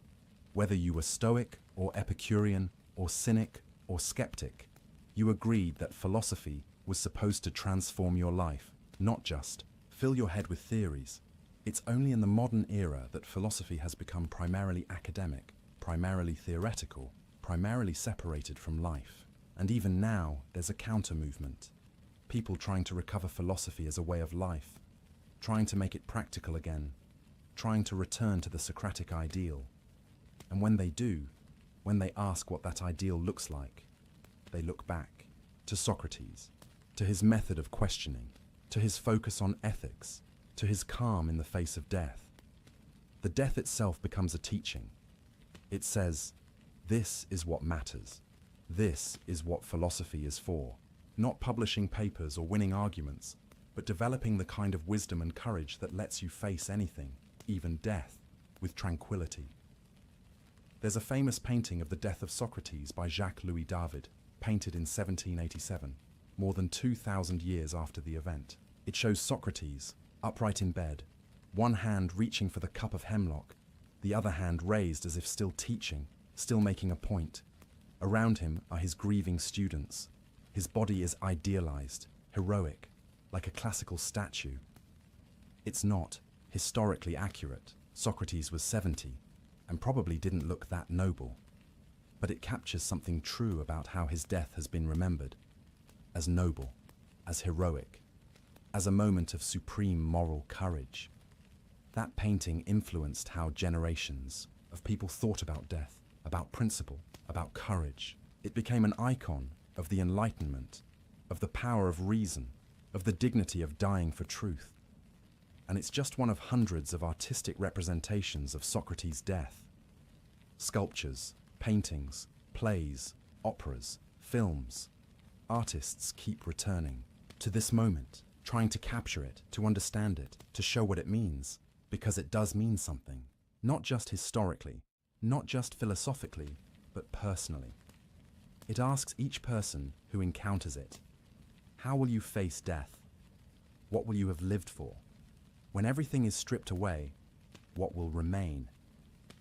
Socrates had an answer. He'd examined his life thoroughly. He'd cultivated his soul carefully. He'd lived according to his principles consistently. And when death came, he was ready. He'd done the work. His soul was in order. There was nothing to fear. Most of us haven't done that work, haven't examined that thoroughly, haven't lived that consistently. And so death remains frightening, because we know we're not ready. We know there are things unexamined, things unresolved, things we've been putting off. But Socrates' death tells us it's not too late. Start now. Begin the examination. Ask the questions. Pursue wisdom. Cultivate your soul. Live deliberately, consciously, according to principles you've actually thought through. You probably won't have to drink hemlock. You probably won't be condemned to death by your city, but you will die someday. That's certain. And when that day comes, wouldn't it be better to face it as Socrates did? With calmness, with clarity, with a well-examined life behind you. That's the gift his death gave us. Not a formula for avoiding death. We can't. Not even certain knowledge about what happens after death. We still don't have that. But an example of how to face death when it comes. An example of a life well lived, a soul well cultivated, a death well met, and the knowledge that it's possible, that a human being really can achieve this, that through examination and philosophy and virtue, you really can develop the kind of wisdom that makes death nothing to fear. Socrates did it. We saw him do it. We have the testimony of his friends who were there, who watched him drink the hemlock without trembling, who heard his final words, who witnessed his peaceful end. It happened. It's real. It's possible. And that possibility has been inspiring people for 2,400 years, inspiring them to examine their own lives, to question their assumptions, to pursue wisdom over wealth, to value their souls over their bodies, to live deliberately, to prepare, not just for death, but for life, for living it fully, consciously. Well, the hemlock killed the man, but the example, the teaching, that can never die, it lives in every person who hears the story and asks, could I do that? Should I try to live that way? What would the examined life look like for me? Those questions keep Socrates alive. Those questions are his immortality, far more certain than any afterlife in Hades. He wanted to spend eternity questioning the great thinkers of the past. Maybe, in a way, he got his wish, because we're still questioning him, still thinking about him, still examining his life and death and trying to understand what he discovered. And in doing that, in examining his examined life, we're doing exactly what he wanted us to do. We're questioning, we're thinking. We're not accepting easy answers. We're living more consciously. That's the legacy. That's what his death taught us about life. Not that death is nothing, it's real and it matters, but that a life well lived makes death bearable, maybe even beautiful. That wisdom is real and achievable. That courage isn't the absence of fear, but the ability to act rightly despite fear. That the soul really is more valuable than the body, if by soul we mean character, wisdom, virtue, everything that makes you who you truly are. 2,400 years, that's how long Socrates has been dead. But his death is still teaching, still challenging, still asking each of us, Will you examine your life? Will you cultivate your soul? Will you live deliberately? Will you face death with wisdom rather than terror? The answer is up to each of us. But we have an example, we have a teacher. We have the story of a man who did it, who showed it was possible, who proved that philosophy isn't just words, but a real way of transforming how you live and die. That's what death taught us about life.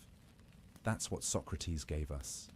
That's his gift to every generation that comes after him, including ours.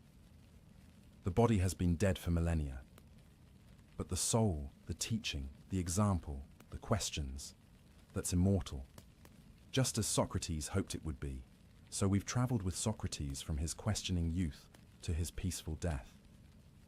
We've examined his philosophy, understood his courage, witnessed his final moments. But now we need to ask, what does this mean for us? How do we actually live? With these insights, how do we practice what Socrates taught? Because that's what it is, a practice, not a belief system you adopt once and forget about. Not a philosophy you agree with intellectually, but never apply. A practice. Something you do regularly, intentionally, as a way of life. Let's talk about what it means to live with death in mind. Not morbidly, not obsessively, but consciously.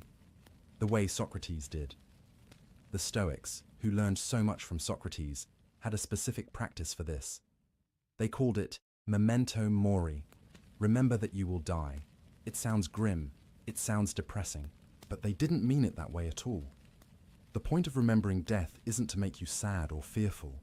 The point is to wake you up, to help you see what matters and what doesn't, to give you perspective on all the trivial things that consume your attention and energy. Think about how we normally live. We act as if we have infinite time. We put off important conversations until later. We waste years in jobs we hate, planning, to do what we really want someday. We hold grudges, nurse resentments, avoid difficult but necessary actions because, well, there's always tomorrow. Except there isn't always tomorrow, not infinitely. We know this intellectually, but we don't live like we know it. We live like we're immortal. But what if you really internalize the truth that you will die? Not just believed it abstractly, but felt it, knew it, lived with that awareness present. You'd probably waste less time on trivial things. That argument about nothing important, maybe not worth having, that grudge you've been holding. Maybe time to let it go. That thing you keep putting off that you know you should do. Maybe you should do it now. This is what memento mori does. It doesn't make you depressed. It makes you focused, clear, intentional. It helps you distinguish between what matters and what doesn't. Socrates lived this way naturally. He'd spent so much time thinking about death, examining it, understanding it, that he was always aware of mortality, not in a way that paralyzed him, but in a way that freed him. He knew his time was limited, so he used it well. He pursued wisdom, cultivated relationships, lived according to his principles. No time to waste on trivialities. And here's the paradox. Thinking about death regularly doesn't make life worse. It makes life better, richer, more vivid, more meaningful. When you're aware that today could be your last day, you pay attention. You notice things. You're present. That conversation with a friend isn't just something to get through so you can get back to scrolling on your phone. It's precious, irreplaceable time with someone you care about. That sunset isn't just weather, it's a beautiful thing you might never see again. Better really look at it.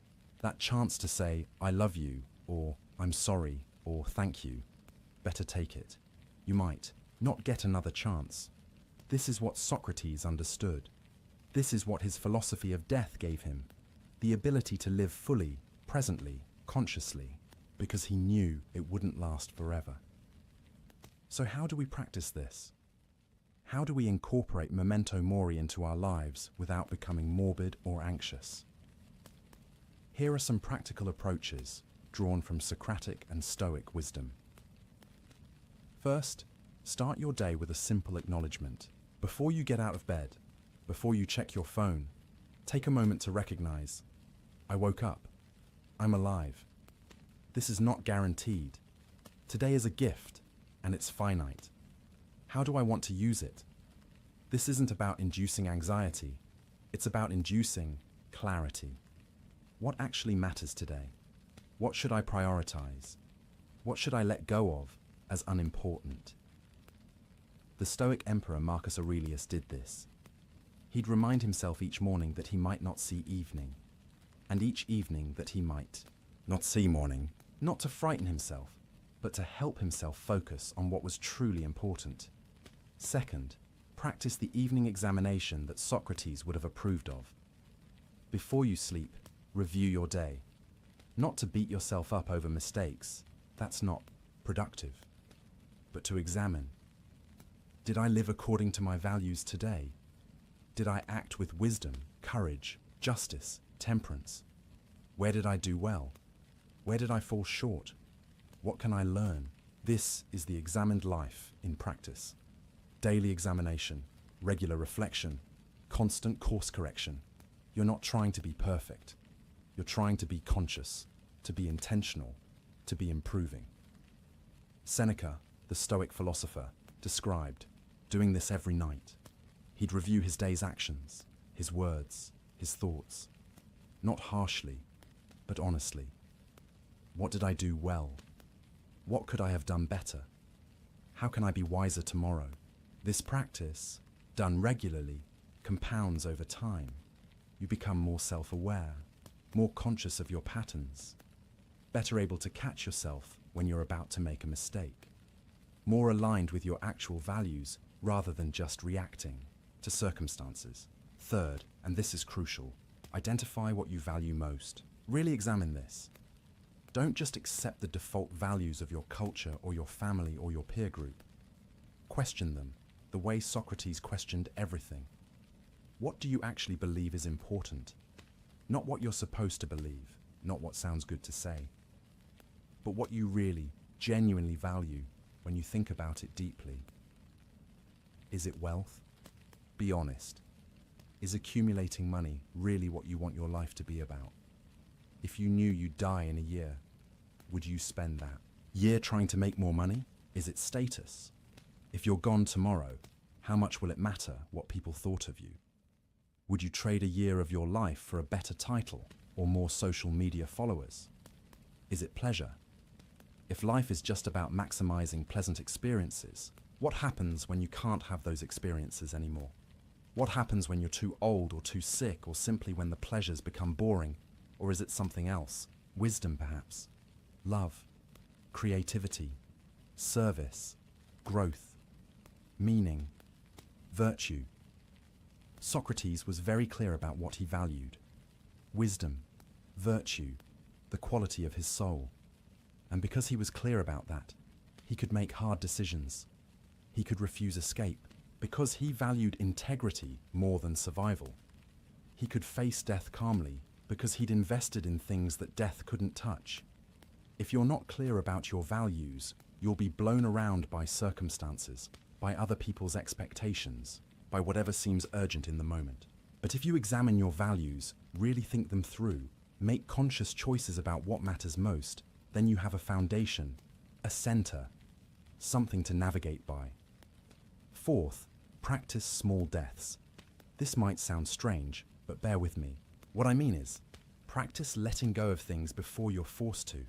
That argument you want to win but doesn't really matter. Let it go. That grudge you're holding, release it. That attachment to being right, to being admired, to being comfortable. Practice loosening your grip. These are small deaths, small experiences of losing something, accepting loss, surviving it, and discovering you're okay. You're still you. The loss didn't destroy you, and this practice, repeated many times, prepares you for bigger losses, for aging, which is the body slowly dying, for the loss of loved ones, eventually for your own death. If you've never practiced letting go of anything, if you cling desperately to everything you have, then every loss will be devastating. But if you've practiced, if you've learned that you can lose things and be okay, then even major losses become more bearable. This was part of Socratic philosophy too. The recognition that everything external to your soul, your body, your possessions, your reputation, other people's opinions, all of it can be taken away. And if your happiness depends on keeping all of that, you'll be miserable, because loss is inevitable. But if your happiness comes from your soul's quality, from your wisdom and virtue and character, then you're free, because those can't be taken away unless you abandon them yourself. Fifth, contemplate worst-case scenarios. Not to induce fear, but to remove it. The Stoics called this premeditatio malorum, premeditation of evils. What's the worst thing that could happen? Really think about it. You could lose your job. You could get sick. Someone you love could die. You could die. And then ask, if that happened, would I survive it? Could I handle it? What would I do? Usually you realize that even worst-case scenarios are survivable. Not easy, not pleasant, but survivable. And this realization is liberating.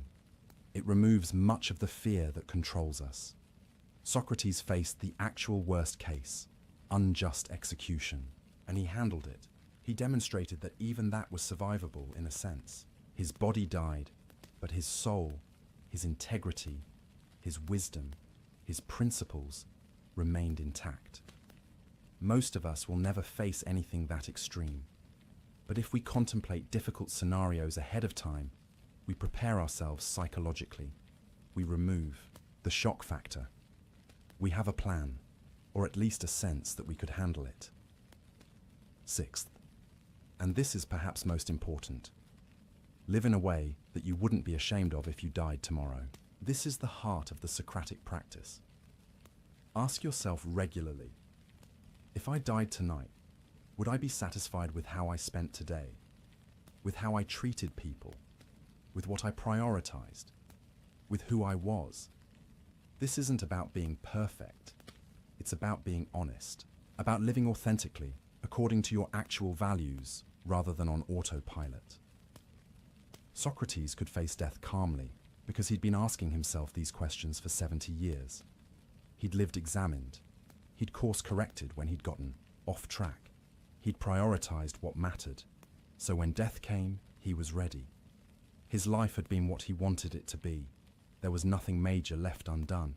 Most of us can't say that. Most of us are putting off important things, compromising our values for convenience, living unconsciously, planning to really live someday when circumstances are better. But someday might not come.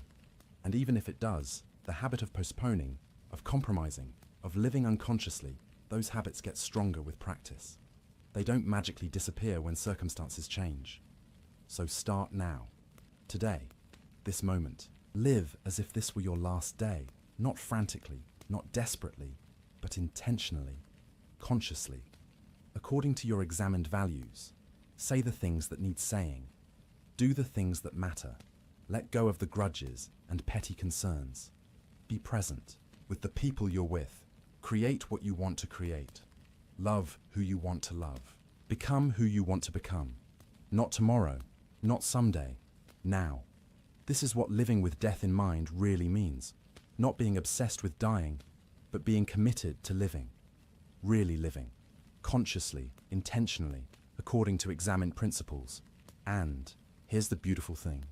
If you live this way, if you really practice this, then death loses much of its power over you. Not because you stop caring about life, you care more, not less. But because you're living so fully, so consciously, that death becomes just a transition rather than a tragedy. You've done the work. You've examined your life and found it good.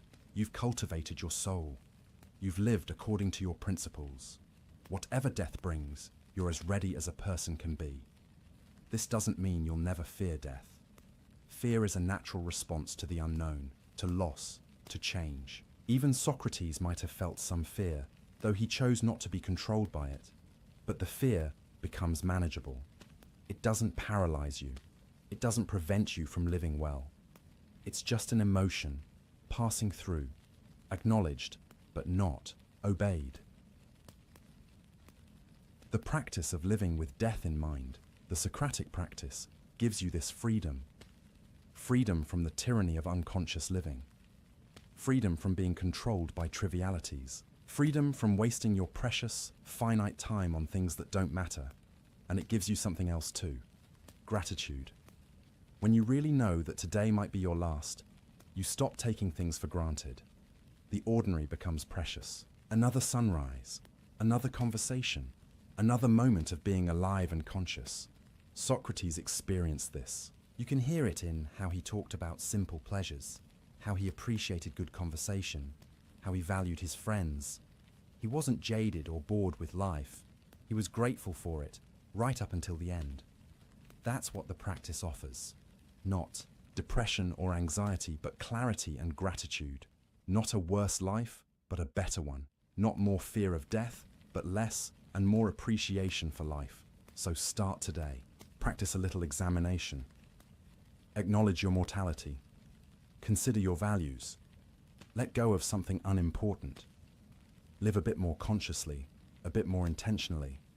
You don't have to be Socrates. You don't have to face execution with perfect calm. You just have to be a little more awake than you were yesterday, a little more examined, a little more alive.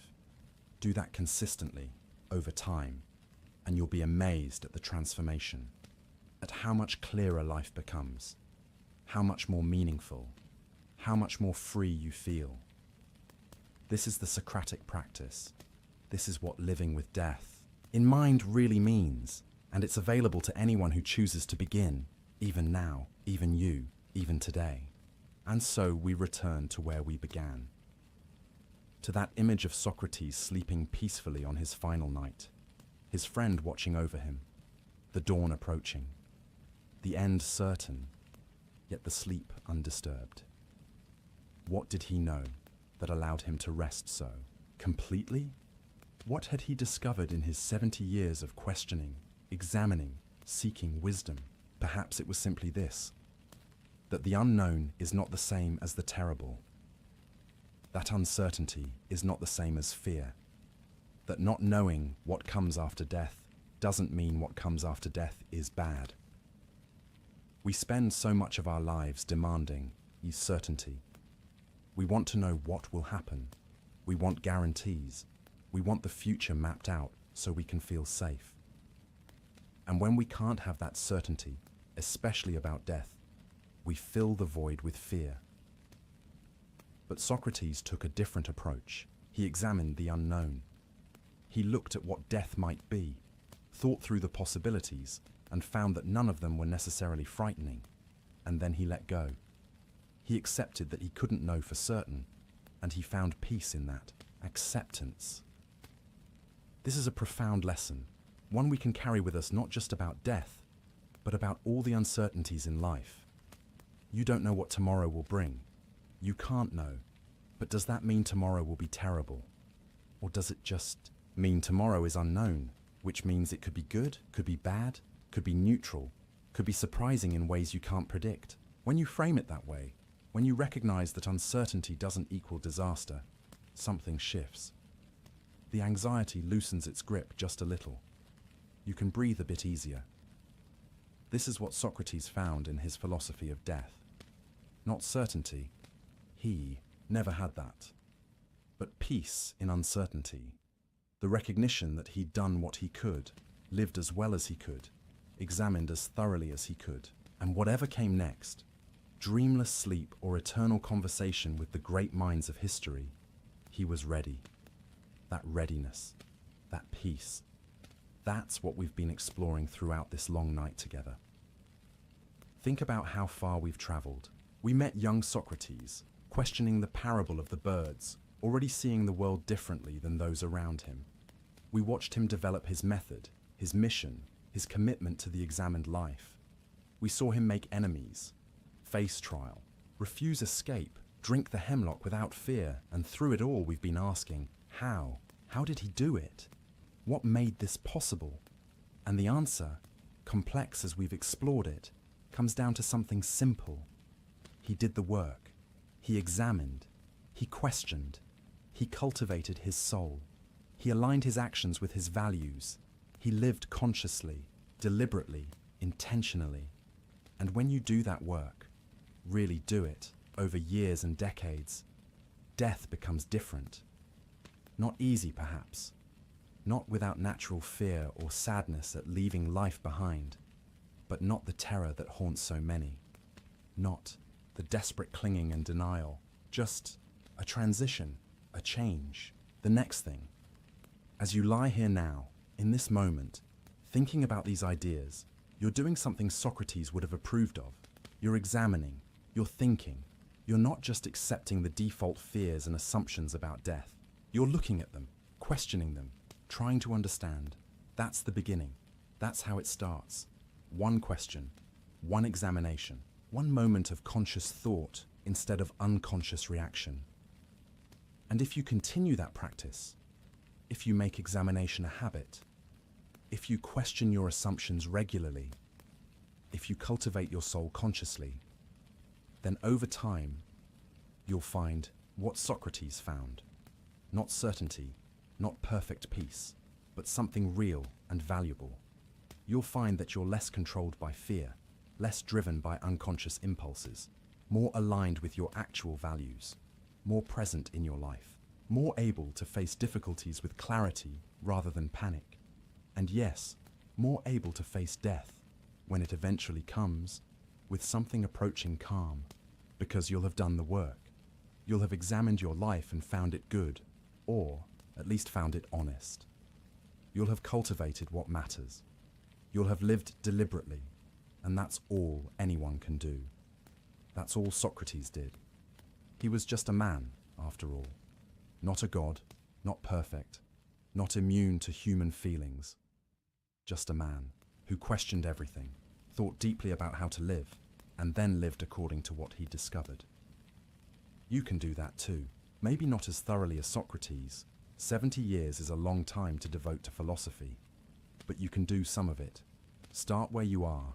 Examine what you can. Question what seems questionable. Live a bit more consciously each day and over time that compounds. The examined life becomes easier, more natural. The peace becomes more accessible. The fear becomes more manageable. You might not ever sleep as peacefully as Socrates did on his final night, but you might sleep better than you do now. You might face each day with more clarity, more purpose, more presence. And when death does come, whether soon or far in the future, you might be able to greet it not with joy perhaps, but without terror, with acceptance, with readiness, with the knowledge that you lived well, that you did what you could, that your soul is in order. That's what Socrates gave us. Not a way to avoid death, not certainty about what comes after, but a way to face death without being destroyed by fear. A way to live that makes death bearable. And maybe, just maybe, if his philosophy is right, if death really is either perfect rest or beautiful continuation, then it's not just bearable. It's actually fine. Maybe even good. We won't know until we experience it ourselves. But we don't need to know. We just need to live well, to examine, to cultivate wisdom and virtue, to care for our souls, to be present, conscious, intentional. Do that, and whatever comes, whether in this life or after it, you'll be as ready as any person can be. So rest now. Let these thoughts settle. Let the story of Socrates wash over you, not as something to figure out or solve, but as something to absorb. A reminder, an inspiration, an example. He slept peacefully on his final night because he'd lived an examined life, because he'd done the work, because he was ready. You're not on your final night. You have time still. Time to examine. Time to question. Time to grow. Time to cultivate your soul and live deliberately. What a gift that is. Not the gift of certainty or immortality or perfect peace, but the gift of time, the gift of consciousness, the gift of choice. You can choose, as Socrates did, to examine your life, to question your assumptions, to live according to your actual values rather than unconscious habits. You can choose to prioritize your soul, your character, your wisdom, your growth, over the temporary pleasures and pains of the body. You can choose to practice small deaths, letting go of attachments, learning to accept loss. You can choose to live with death in mind, not morbidly, but as a clarifying force that helps you see what matters. These choices are available to you. They were available to Socrates 2,400 years ago. They're available to you now. They'll be available tomorrow and the next day and every day you have left. That's the beauty of philosophy as a practice. It's never too late to start. Never too late to begin examining. Never too late to live a bit more consciously, a bit more deliberately. And who knows, maybe decades from now, when your own final night comes, you'll find yourself able to rest peacefully, not because you've achieved perfection, no one does, but because you've done the work. You've examined your life. You've lived according to your principles. You've cultivated your soul. And if death is dreamless sleep, then you'll rest well. The best rest imaginable. Perfect, undisturbed, eternal peace. And if death is continuation, if consciousness goes on, if there's something after, well, then you'll have taken the best of yourself with you. Your wisdom, your character, your virtue. The things that really matter. The things that really are you. Either way, you'll be ready. As ready as Socrates was. As ready as any examined life makes possible. That's the promise. That's what this philosophy offers. Not certainty, but readiness. Not the elimination of death, but the ability to face it without terror. Not a perfect life, but a conscious one. An examined one. A meaningful one. So sleep now. Rest. Let your mind settle. Let your body relax. Tomorrow you'll wake and you'll have another day to examine, to question, to grow. But tonight, for these remaining hours, just rest. Rest as Socrates rested. Not because everything is certain, but because you've done what you could today. Because you're working on examining your life. Because you're cultivating your soul, even if imperfectly. That's enough. More than enough. The unknown still lies ahead. Death still waits in the future for all of us. But the unknown is not the terrible. Death is not the enemy. Fear is the enemy. Unconsciousness is the enemy. Living unexamined, unintentionally, on autopilot, that's the enemy. And you're here now, thinking, examining, questioning. You're not that enemy. You're something else. Something better. Something wiser. You're someone who's willing to look at death, to think about mortality, to examine the ultimate question. That takes courage. That takes wisdom. And if you can do that, if you can face these questions now, then you're already practicing what Socrates practiced, already walking the path he walked. Maybe you won't walk it as far as he did. Maybe you'll take a different path eventually. That's fine. That's good even. Socrates would want you to question him too, to examine his philosophy, to make your own choices. But for now, for tonight, you've walked with him. You've heard his story. You've understood his method. You've glimpsed what the examined life makes possible. That glimpse is valuable. Hold on to it. Let it inform how you live. Let it help you examine a bit more, question a bit more, live a bit more consciously, and rest. Rest peacefully, as Socrates did. Not because you've solved the mystery of death, but because you don't need to solve it tonight. Because you've done enough for today. Because you're on the path, even if you've only taken the first steps. The woman in white from Socrates' dreams said he would reach fertile Phthia in 3 days. For him, that meant death. But for you, it might mean something else. A place of rest, a place of peace, a place where the examined life bears fruit. You'll get there, not in 3 days perhaps, but eventually, if you keep examining, keep questioning, keep living consciously. And when you arrive, whether in this life or after it, you'll find what Socrates found. Not all the answers, but peace with not having them. Not certainty, but readiness for whatever comes. That's enough. That's everything, really. So rest now, dear friend. Rest peacefully. Tomorrow brings another chance to examine, to question, to grow. But tonight, just sleep. Sleep as deeply as Socrates slept on his final night.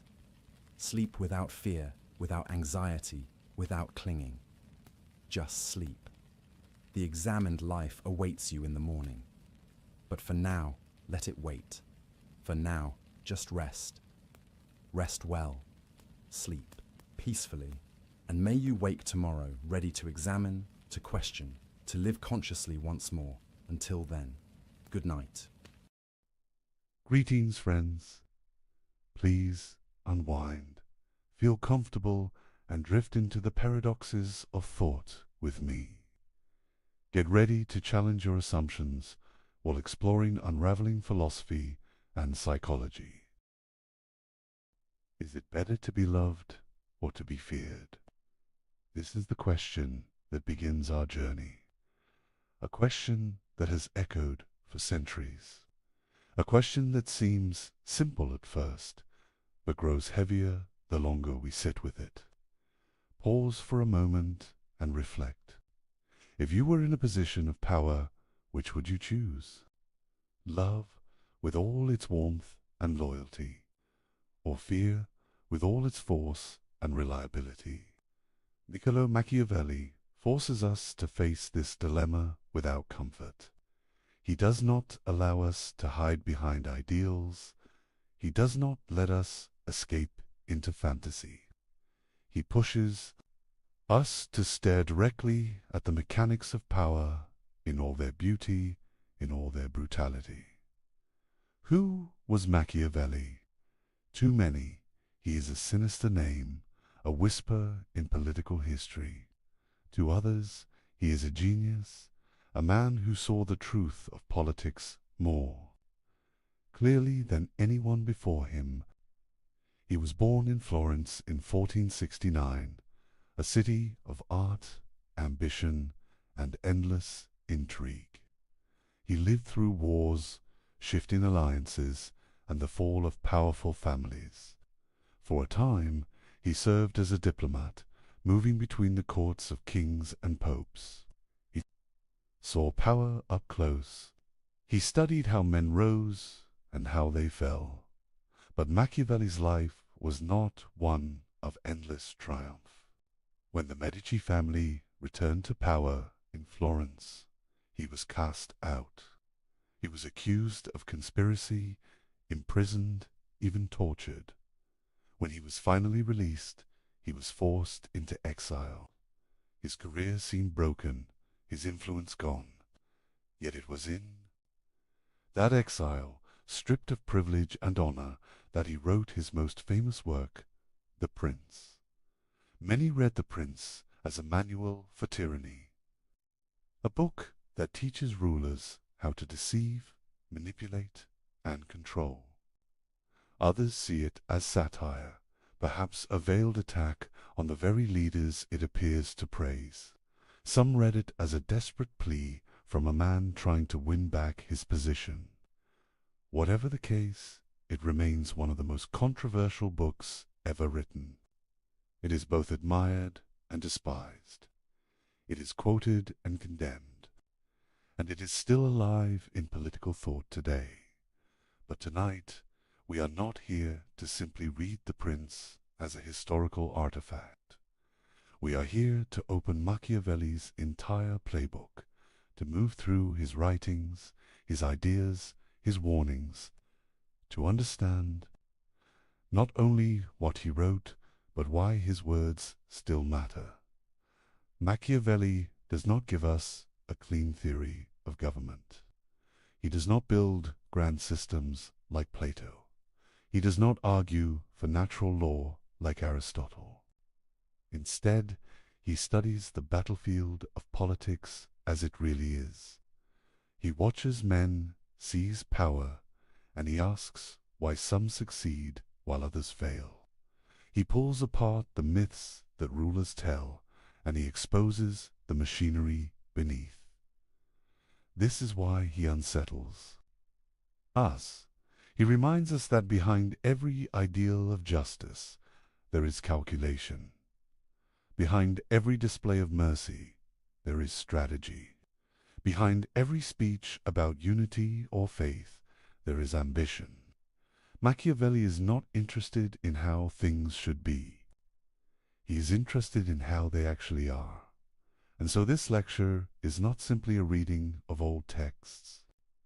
It is an exploration of strategies that remain alive in politics, in business, in leadership, and in human behavior. Each section we will examine reveals another tool in Machiavelli's power playbook. Some tools are violent.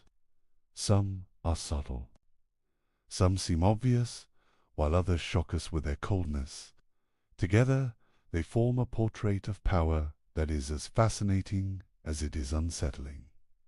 We begin with questions, and we will not always end with answers. Because Machiavelli does not comfort us with certainty. He offers instead a mirror that reflects the ambition, the fear, the cunning, and the cruelty that drive human affairs.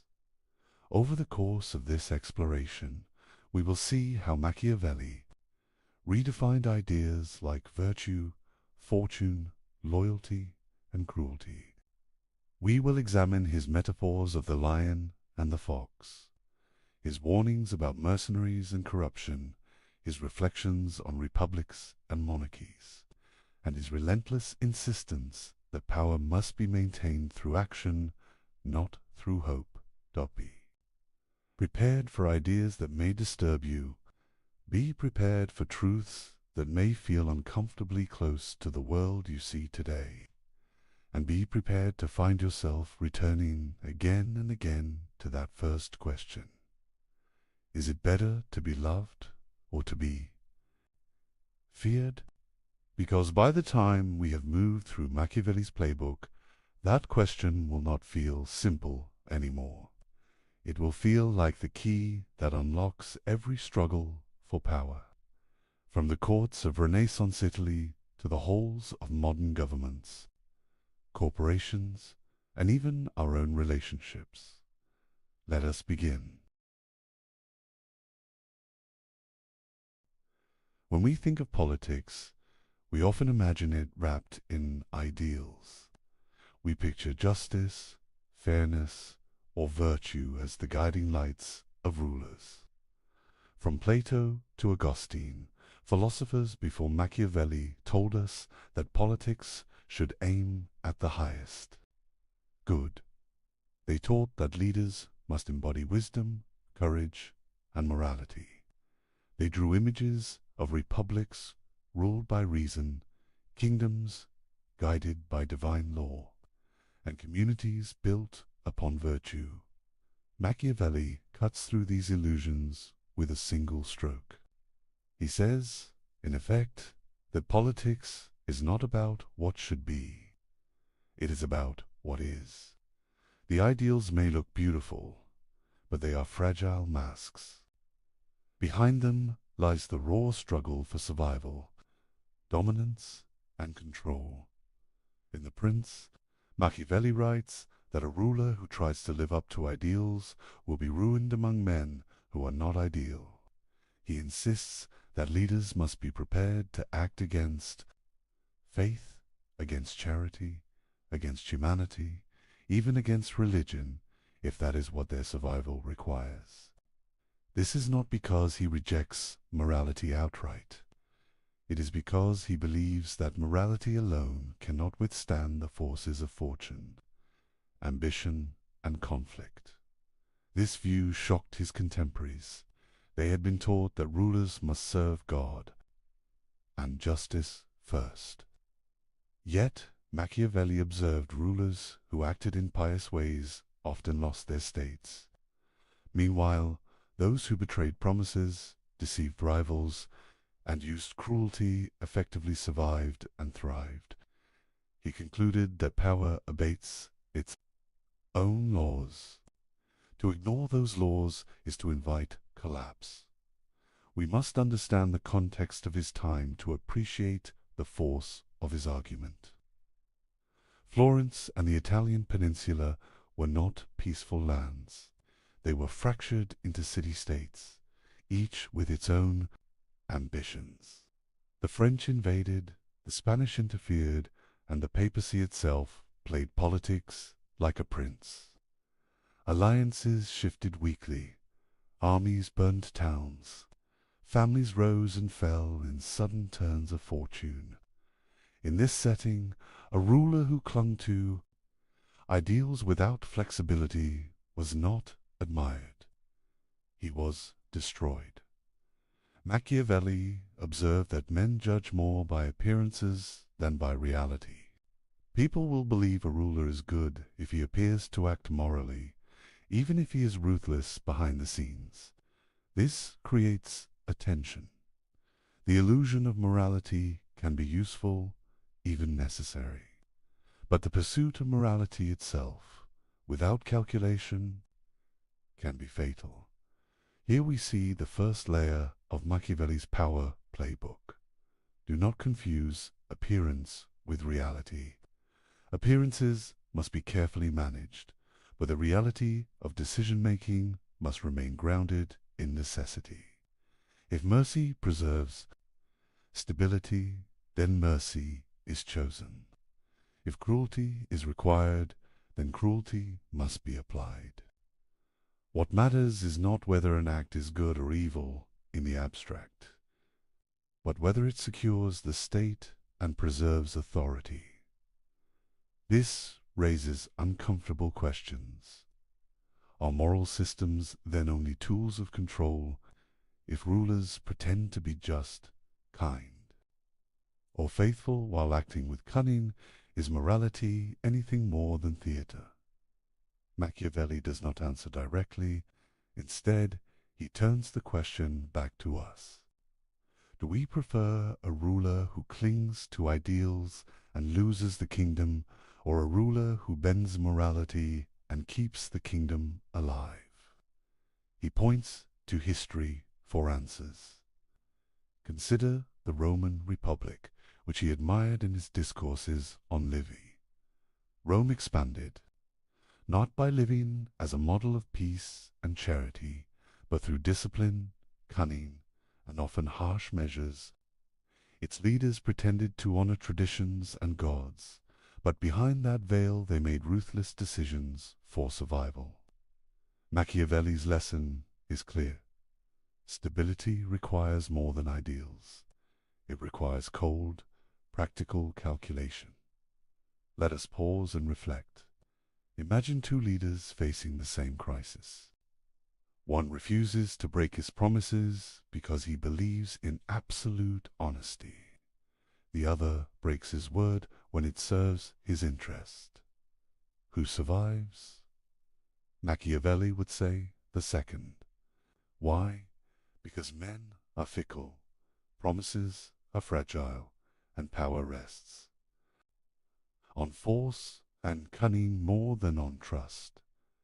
This does not mean Machiavelli denies all value in morality.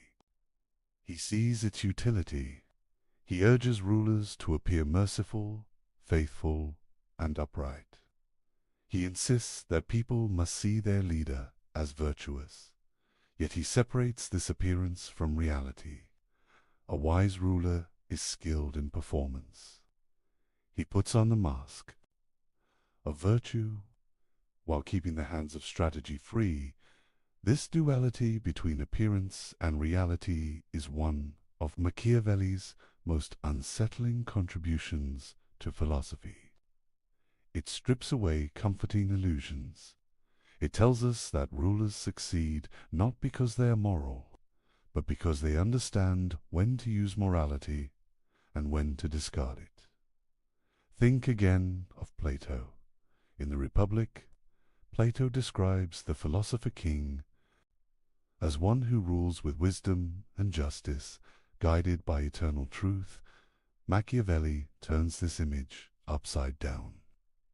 For him, the successful ruler is not the philosopher who contemplates ideals. It is the strategist who adapts, deceives, and seizes opportunity. Where Plato sought harmony between justice and power, Machiavelli separates them. The contrast extends further. Christian thinkers taught that rulers must be shepherds of their people, accountable to divine law. Machiavelli does not dismiss religion entirely, but he treats it as another instrument. A ruler may use religion to inspire loyalty or to justify decisions, but he must never allow religious ideals to dictate choices that threaten survival. Here again, the reality of power trumps the illusion of morality. What does this mean for us? It means that when we look at history, we should ask whether the actions of rulers were driven by ideals, or whether ideals were used as masks for pragmatic calculation. It also means that when we look at our own time, we must ask whether the values leaders display are genuine, or whether they are carefully chosen illusions. Machiavelli offers no comfort in these questions. He offers only clarity. He tells us that power, stripped of illusions, is not gentle. It is harsh, competitive, and endlessly unstable. If rulers refuse to face this reality, their states collapse. If rulers embrace it too openly, they risk hatred and rebellion. The art lies in walking the fine line between appearance and necessity. As we move deeper into Machiavelli's playbook, we must hold on to this tension. The illusions of morality are powerful, but the reality of power cannot be ignored. In his writings, Machiavelli shows us again and again how rulers who fail to balance these forces are destroyed. Some cling too tightly to virtue and fall to cunning enemies. Others display cruelty without restraint and provoke hatred. The survivors are those who master the balance, who act without hesitation, yet who know how to clothe their actions in the garments of morality. This is why Machiavelli's work endures. It is not a celebration of evil, but a study of necessity. He strips away the comforting myths of political philosophy and forces us to confront the engine that drives human affairs. And once we see it, the illusions of morality can never fully shield us again. In Machiavelli's writings, two concepts dominate the landscape of power. These are fortuna and virtue. To understand his playbook, we must first understand them. Fortuna is often translated as fortune or luck. It represents the unpredictable elements of life. It is the flood that can sweep away kingdoms. It is the sudden death of a prince. It is the betrayal of allies, the revolt of citizens, the invasion of foreign armies. Fortuna is chaos made tangible virtue. On the other hand, is not morality. It is not virtue in the sense of goodness or justice. It is a kind of strength, skill, and decisiveness. It is the ability to shape circumstances. It is a capacity to act boldly, to plan wisely, and to respond quickly. Virtue allows a ruler to confront fortune and, when possible, to bend it to his will. Machiavelli presents these two forces as intertwined. Fortune is like a river that rises and falls without warning. Virtue is the dam, the levee, or the engineer who redirects the waters. Without virtue, fortuna will destroy even the strongest ruler. Without fortuna, virtue has no challenges to overcome, but its presence is constant. It tests leaders, punishes hesitation, and rewards audacity. Consider his famous river metaphor. Machiavelli describes fortune as a river that floods suddenly. The flood destroys villages, drowns cattle, and scatters crops. Those who prepare levees, who build channels, who anticipate the rising waters, survive. Those who do not are swept away. In human affairs, fortune functions in the same way. Wars, betrayals, deaths, and revolutions can overwhelm a state in an instant. Virtue is the preparation, the adaptability, and the courage to confront these forces. This does not mean that fortune can be fully controlled. Machiavelli is clear. Fortune is unpredictable and often cruel, but it can be mitigated. A prince who acts boldly, decisively, and with cunning can reduce the power of fortune. He can turn its unpredictability into opportunity. History is full of examples. Leaders who hesitated in crises perished. Leaders who seized the moment thrived.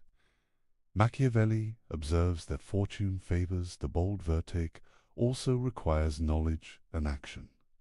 It is not enough to be courageous. A ruler must understand the world in which he lives. He must study the patterns of human behavior, the weaknesses of rivals, and the strengths of allies. Virtue is intelligence applied to power. It is flexibility combined with decisiveness.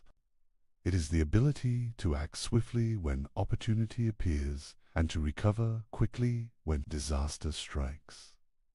Machiavelli repeatedly emphasizes that virtue must be practicable. A prince cannot rely on ideals alone.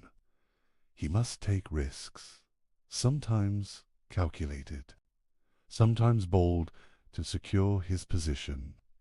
He must not wait for luck or hope for fortune to protect him. Fortune may knock on the door, but only Vert can open it. The interplay of fortune and virtue appears in Machiavelli's historical examples. Consider Cesare Borgia. He inherited a position of power and expanded it through audacity and strategy. He knew when to use force, when to deceive, and when to negotiate. He acted decisively against enemies, and fortune, in some measure, favored him. Yet Borgia's success was not guaranteed. When his father, Pope Alexander VI, died, fortune turned. Borgia's enemies struck, and his state collapsed. This demonstrates the limits of virtue when fortune is overwhelming. Machiavelli also examines the role of timing in virtue. Acting too soon can provoke resistance before power is secure. Acting too late can allow enemies to consolidate their strength.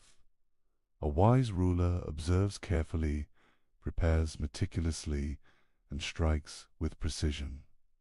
Virtue is the skill of timing. It is the combination of preparation, courage, and intelligence. We must also consider the human dimension. Virtue is not only strategic, it is psychological. A ruler must inspire confidence, command respect, and manage fear. Virtue allows a leader to read the hearts of men, to discern who will betray, who will follow, and who will hesitate.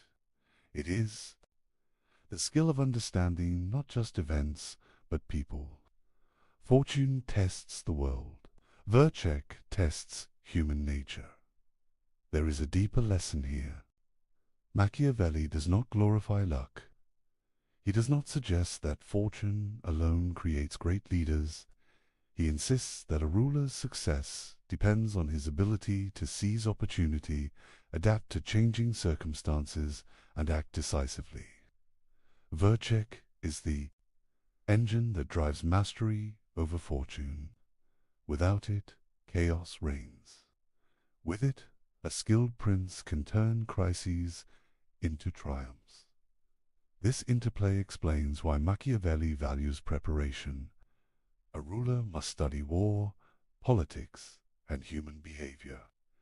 He must anticipate rebellion, treachery, and misfortune. Virtue is cultivated through experience, observation, and learning. A leader cannot rely on theory alone. Action, informed by knowledge, is the only path to stability. Yet Machiavelli warns against arrogance. Virtue is not omnipotence. It does not make a ruler invincible. Fortune will always remain partially beyond control. A wise leader recognizes this, adapts, and uses every opportunity to shape events. The balance of virtue and fortuna is delicate. Too much reliance on one without respect for the other leads to disaster. Machiavelli's exploration of these concepts also has modern resonance. In politics, business, and personal ambition, we see fortune as chance and circumstance. Virtue is preparation, strategy, and decisiveness. Those who succeed are rarely the luckiest.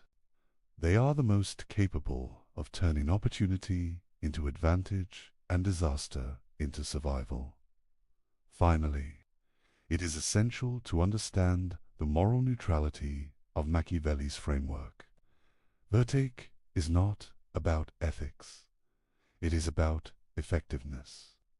Fortune is not about justice. It is about unpredictability. Together, they create a landscape where success is determined by skill, courage, and adaptability, not by adherence to moral ideals. This is the essence of Machiavelli's playbook. To master power. One must respect the force of fortune. One must cultivate virtue relentlessly. One must act decisively when opportunity arises. One must recognize the limits of human control and act within those boundaries. This is the anatomy of fortune and virtue. It is the foundation upon which all other strategies of Machiavelli will build. By understanding this, we begin to see how a ruler can survive in a world that is uncertain, dangerous, and ever-changing. Fortune will challenge him. Virtue will guide him. The wise prince knows when to bend, when to strike, and when to appear steady. This is the essence of the strategy that underlies every decision in Machiavelli's writings. Machiavelli confronts one of the most enduring questions of power. Is it better for a ruler to be loved or to be feared? This is not a question of morality.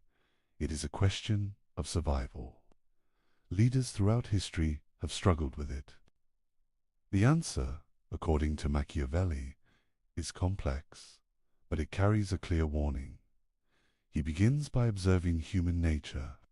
Men are generally self-interested.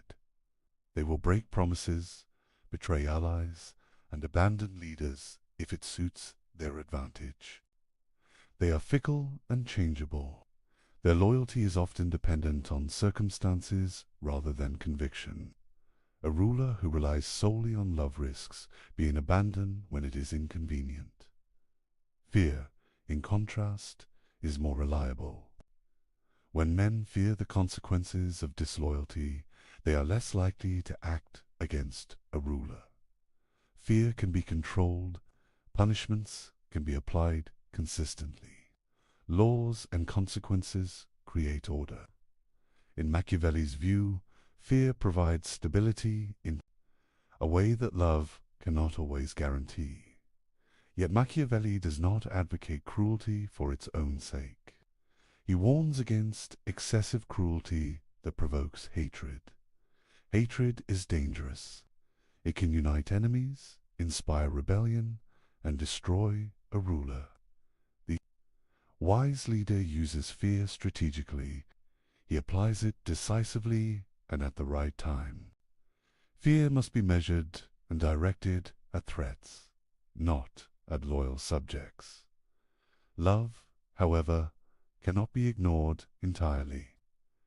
People prefer to follow a leader who is respected and admired. Popular support reduces the need for harsh enforcement. A ruler who is loved can govern with less constant pressure. The ideal balance, according to Machiavelli, is to be feared without being hated. This requires skill, judgment, and careful management of perception. He illustrates this with historical examples. Consider Cesare Borgia. He was feared by his enemies and respected by his allies. He applied cruelty swiftly and decisively, eliminating threats before they could grow. Yet he avoided widespread hatred among the populace by controlling his image and demonstrating fairness to those who served him faithfully. Borgia's ability to combine fear with calculated generosity allowed him to maintain power effectively. Machiavelli also emphasizes the role of appearance in managing loyalty. A ruler must cultivate the perception of virtue, kindness, and justice. People must believe in his good intentions even if they know he acts with calculation. This combination of fear and the appearance of love creates a form of control that is both effective and sustainable. He cautions against relying solely on love. History is full of rulers who were adored but who fell because their followers placed personal interest above loyalty. Affection alone cannot ensure obedience.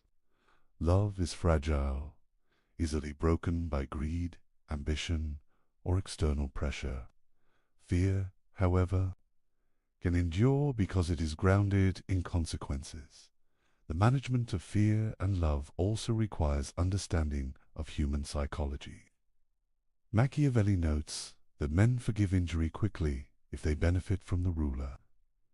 They remember cruelty longer if it threatens them personally.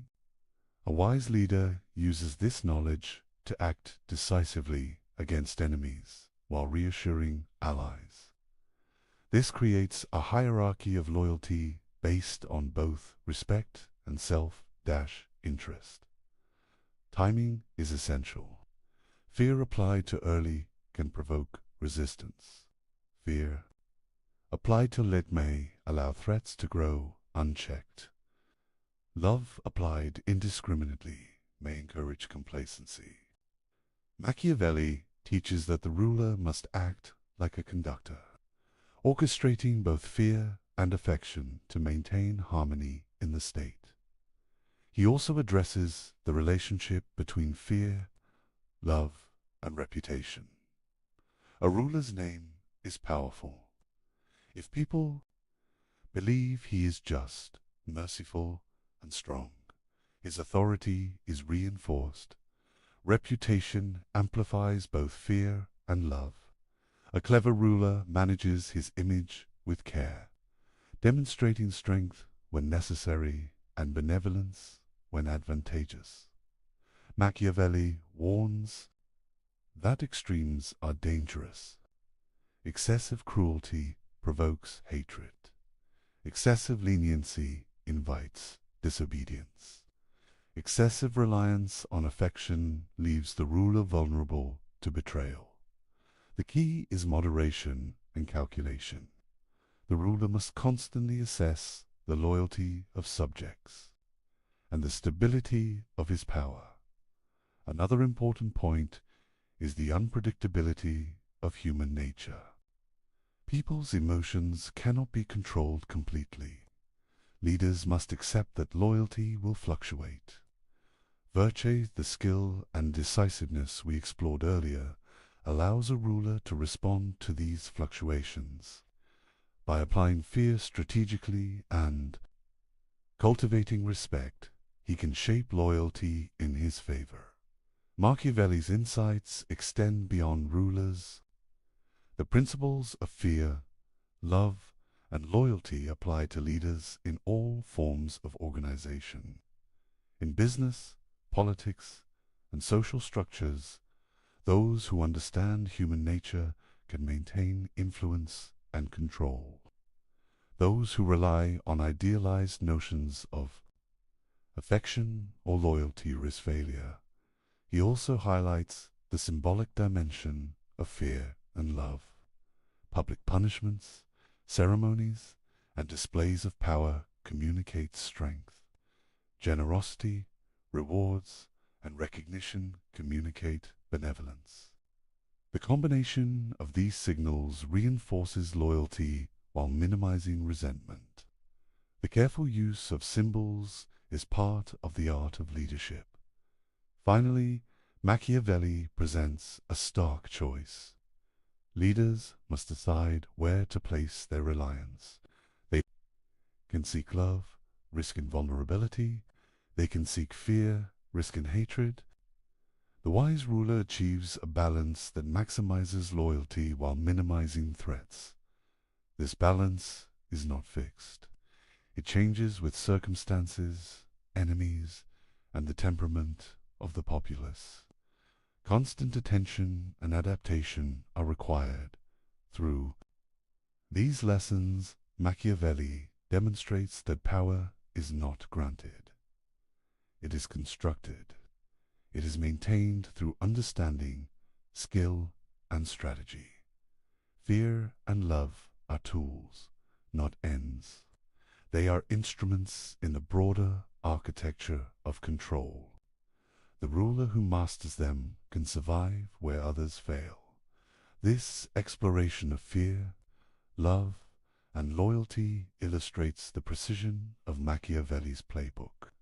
It shows his deep understanding of human behavior and the mechanics of authority.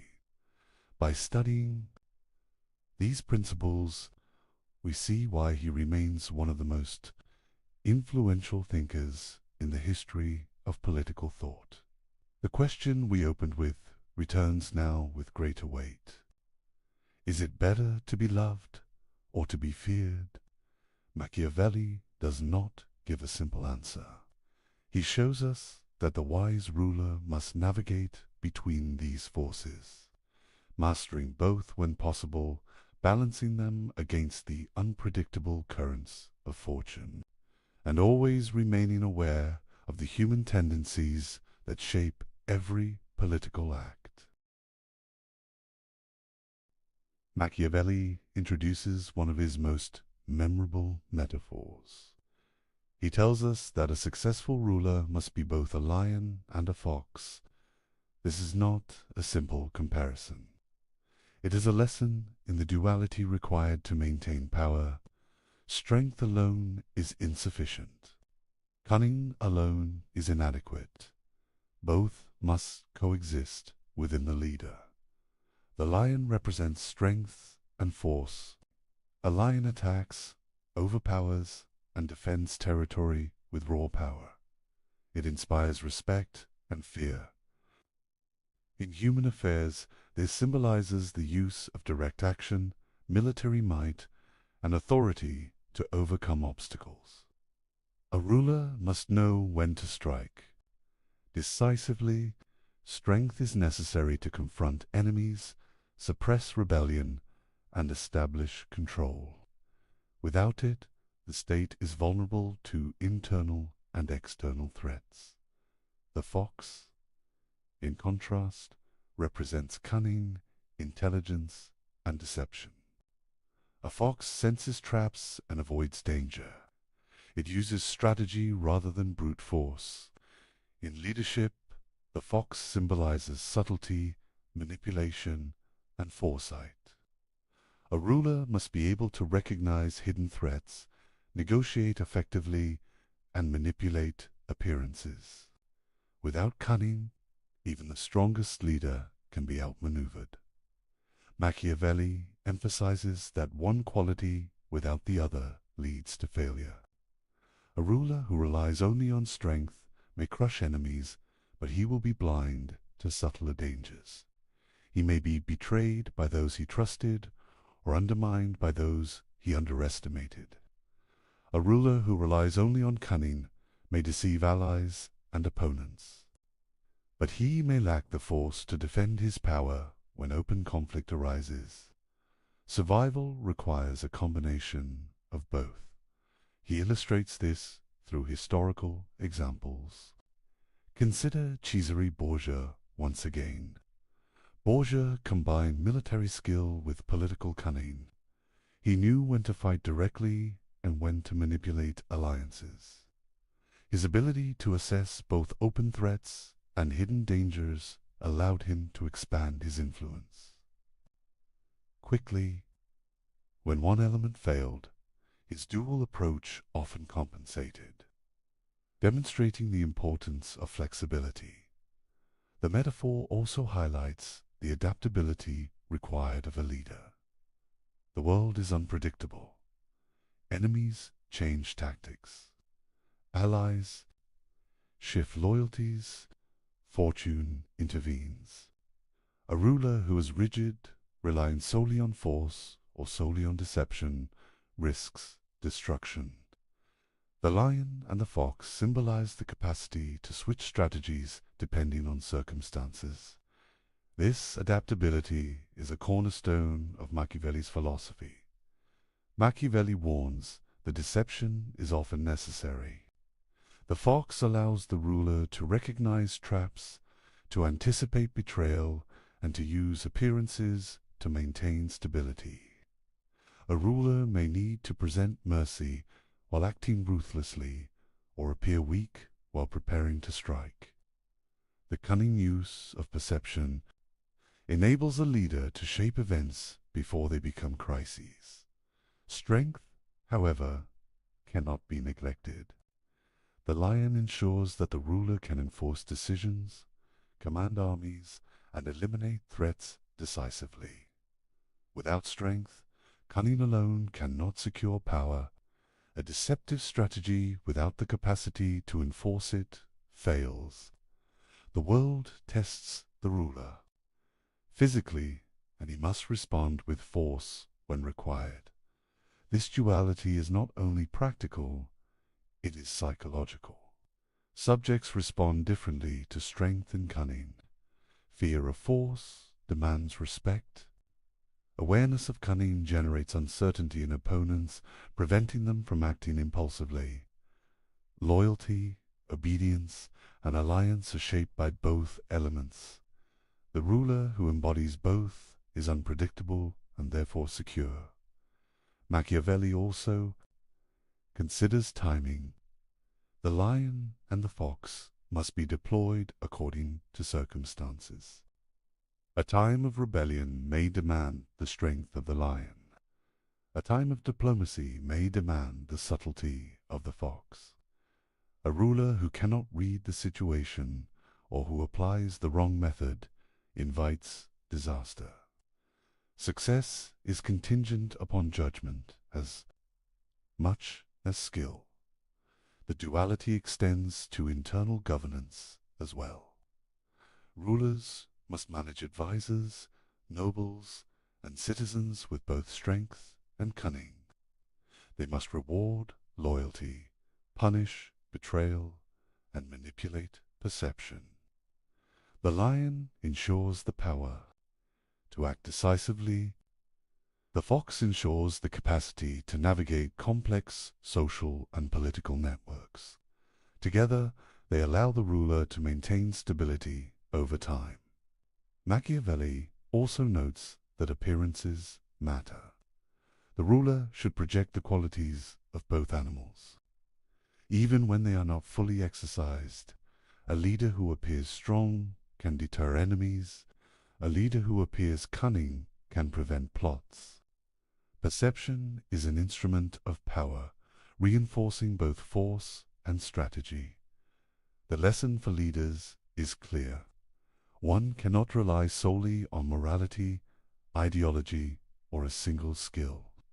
Survival demands versatility, perception, and intelligence applied to action. The lion and the fox are not symbols of good or evil. They are tools for navigating the realities of human behavior.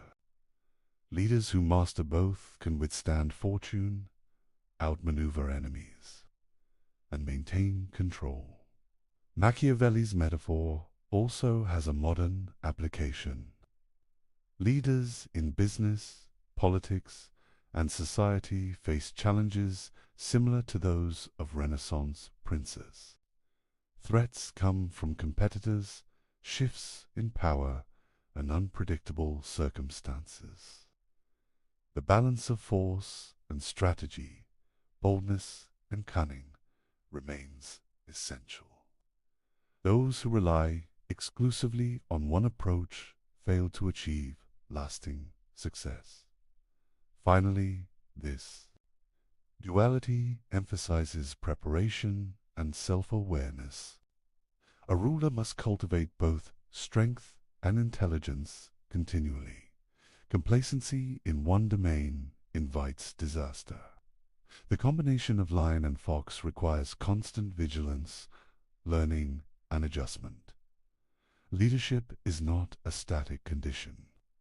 It is an ongoing process of adaptation and mastery. Machiavelli's insight is that the art of power is not a single skill. It is a composite of capabilities applied with judgment. The lion and the fox exemplify this. They teach that power is dynamic, conditional, and deeply intertwined with human nature. A leader who embodies this duality understands both the threats he faces and the opportunities he can seize. By studying this principle, we begin to see the depth of Machiavelli's strategy. Power is never absolute. It must be constantly managed. Force and cunning are complementary tools. They must be balanced, applied with foresight, and adapted to shifting circumstances. This understanding sets the foundation for every further strategy in Machiavelli's playbook. Machiavelli addresses one of the most controversial aspects of his philosophy. He argues that cruelty, when applied correctly, can be necessary for the stability of a state. This idea challenges conventional morality. It is not intended to shock. For its own sake, it is practical. It is rooted in the realities of human behavior and political survival. He begins by distinguishing between types of cruelty. There is cruelty that is well used. There is cruelty that is excessive or poorly timed. Well-used cruelty is decisive. It is applied quickly and with purpose. It eliminates threats, prevents rebellion, and secures authority. Poorly used cruelty is endless and arbitrary. It breeds hatred, fear without respect, and eventual collapse. Machiavelli explains that cruelty is most effective when it is limited and targeted.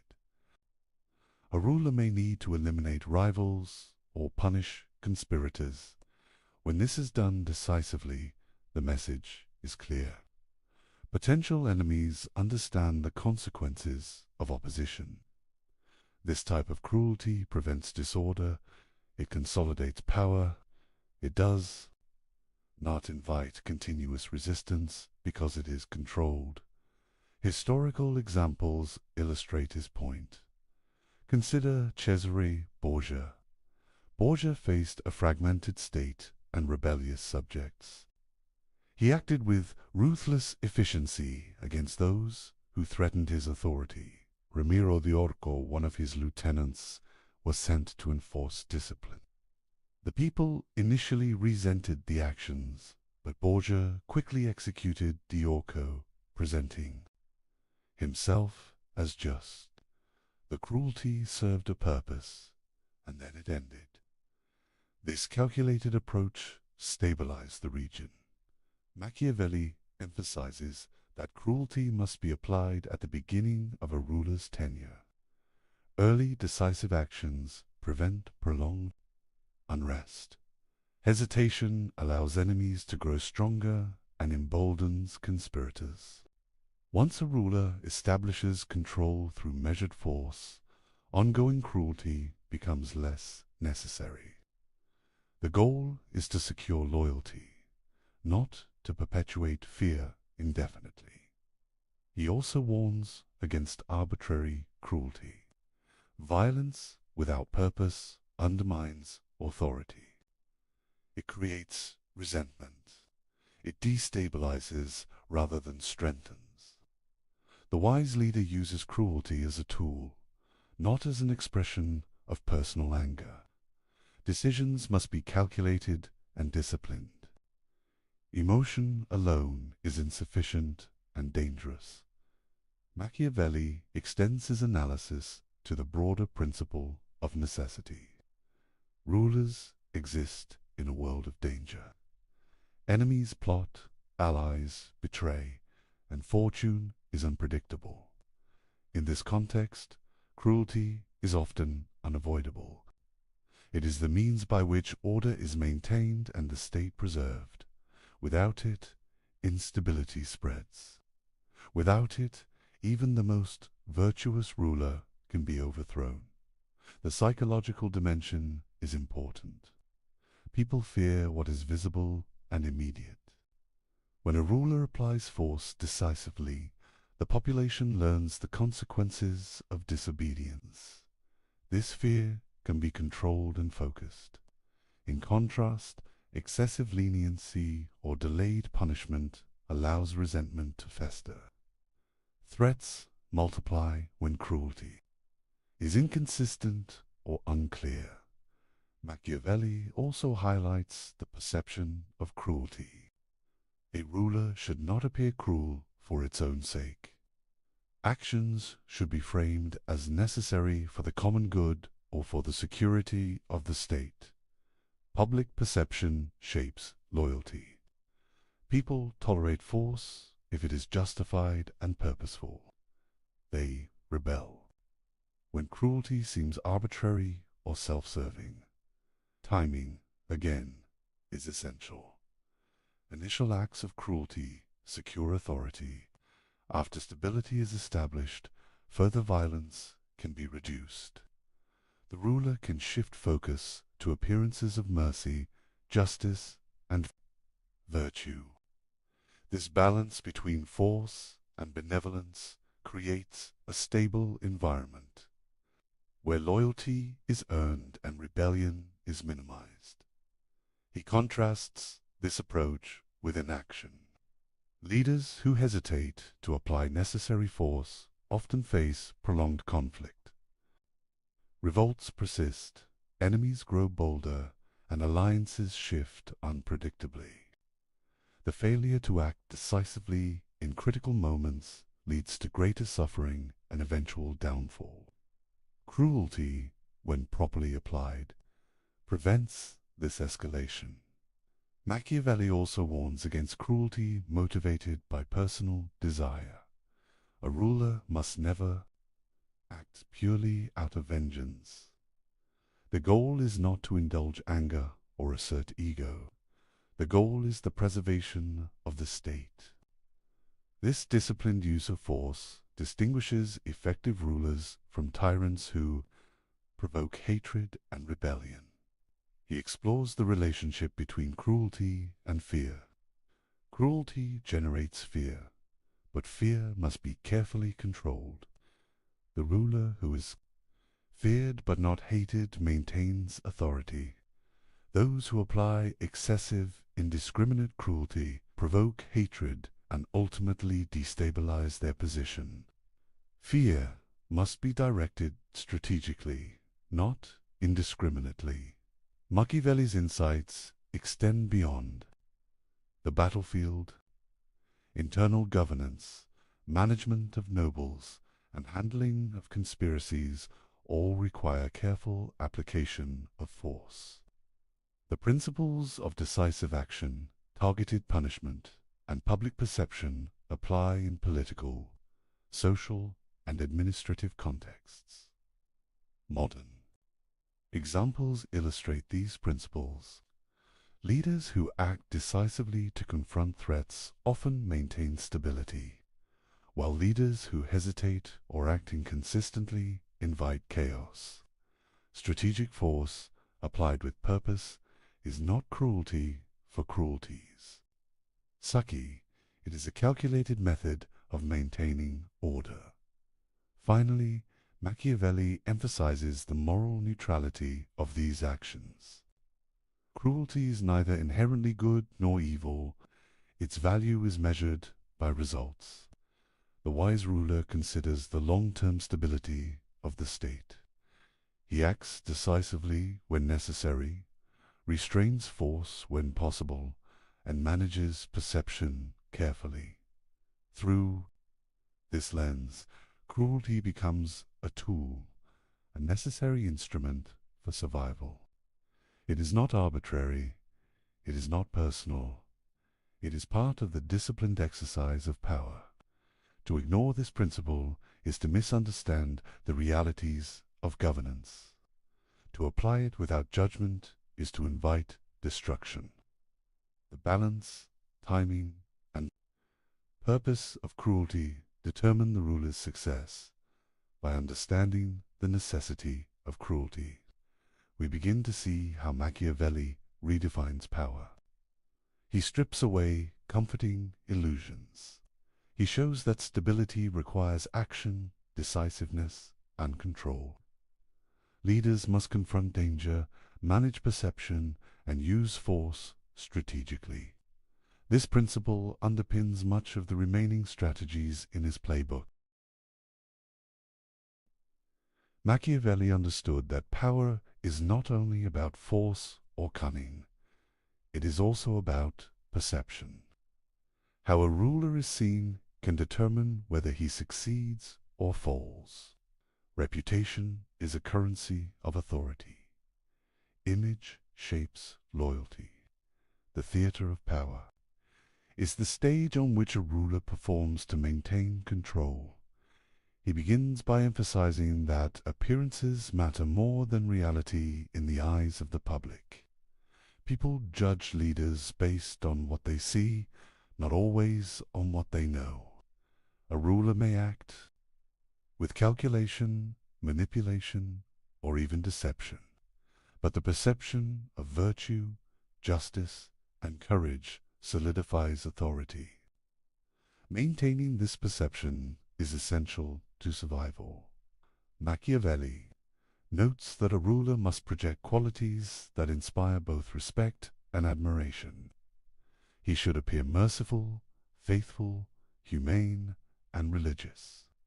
Yet he should also demonstrate strength, decisiveness, and strategic intelligence.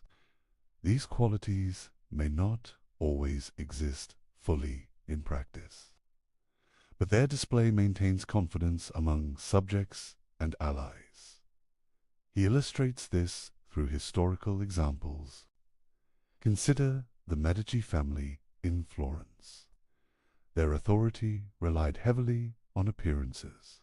They cultivated images of piety, patronage, and civic responsibility, even while engaging in ruthless political maneuvers. The perception of virtue protected their power and allowed them to govern effectively. Public ceremonies and symbolic actions are central to the theater of power. Processions, proclamations, and displays of generosity communicate a ruler's qualities. These rituals reinforce authority and shape public opinion. A wise ruler uses symbolism strategically to complement practical governance. Actions and appearances together create stability and influence.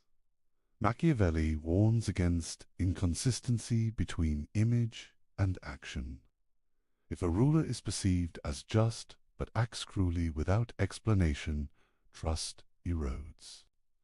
If he appears merciful but fails to act decisively when necessary, fear and respect diminish. The alignment of perception and action is delicate. Leaders must cultivate both carefully. He also emphasizes that reputation affects both allies and enemies. Allies are more likely to support a ruler who is respected and admired. Enemies are more likely to hesitate if they believe a leader is capable, decisive, and shrewd. Reputation amplifies the impact of both fear and love. It extends influence beyond immediate actions and creates strategic leverage. Machiavelli explores the importance of consistency. While flexibility is essential in tactics, the public perception of a ruler must appear stable. Sudden changes in behavior or values can create uncertainty and doubt. A stable image fosters loyalty, trust, and deference. A reputation for strength, wisdom, or justice protects a ruler from instability. He examines how rulers can manipulate perception deliberately. Deception is not inherently evil in this context.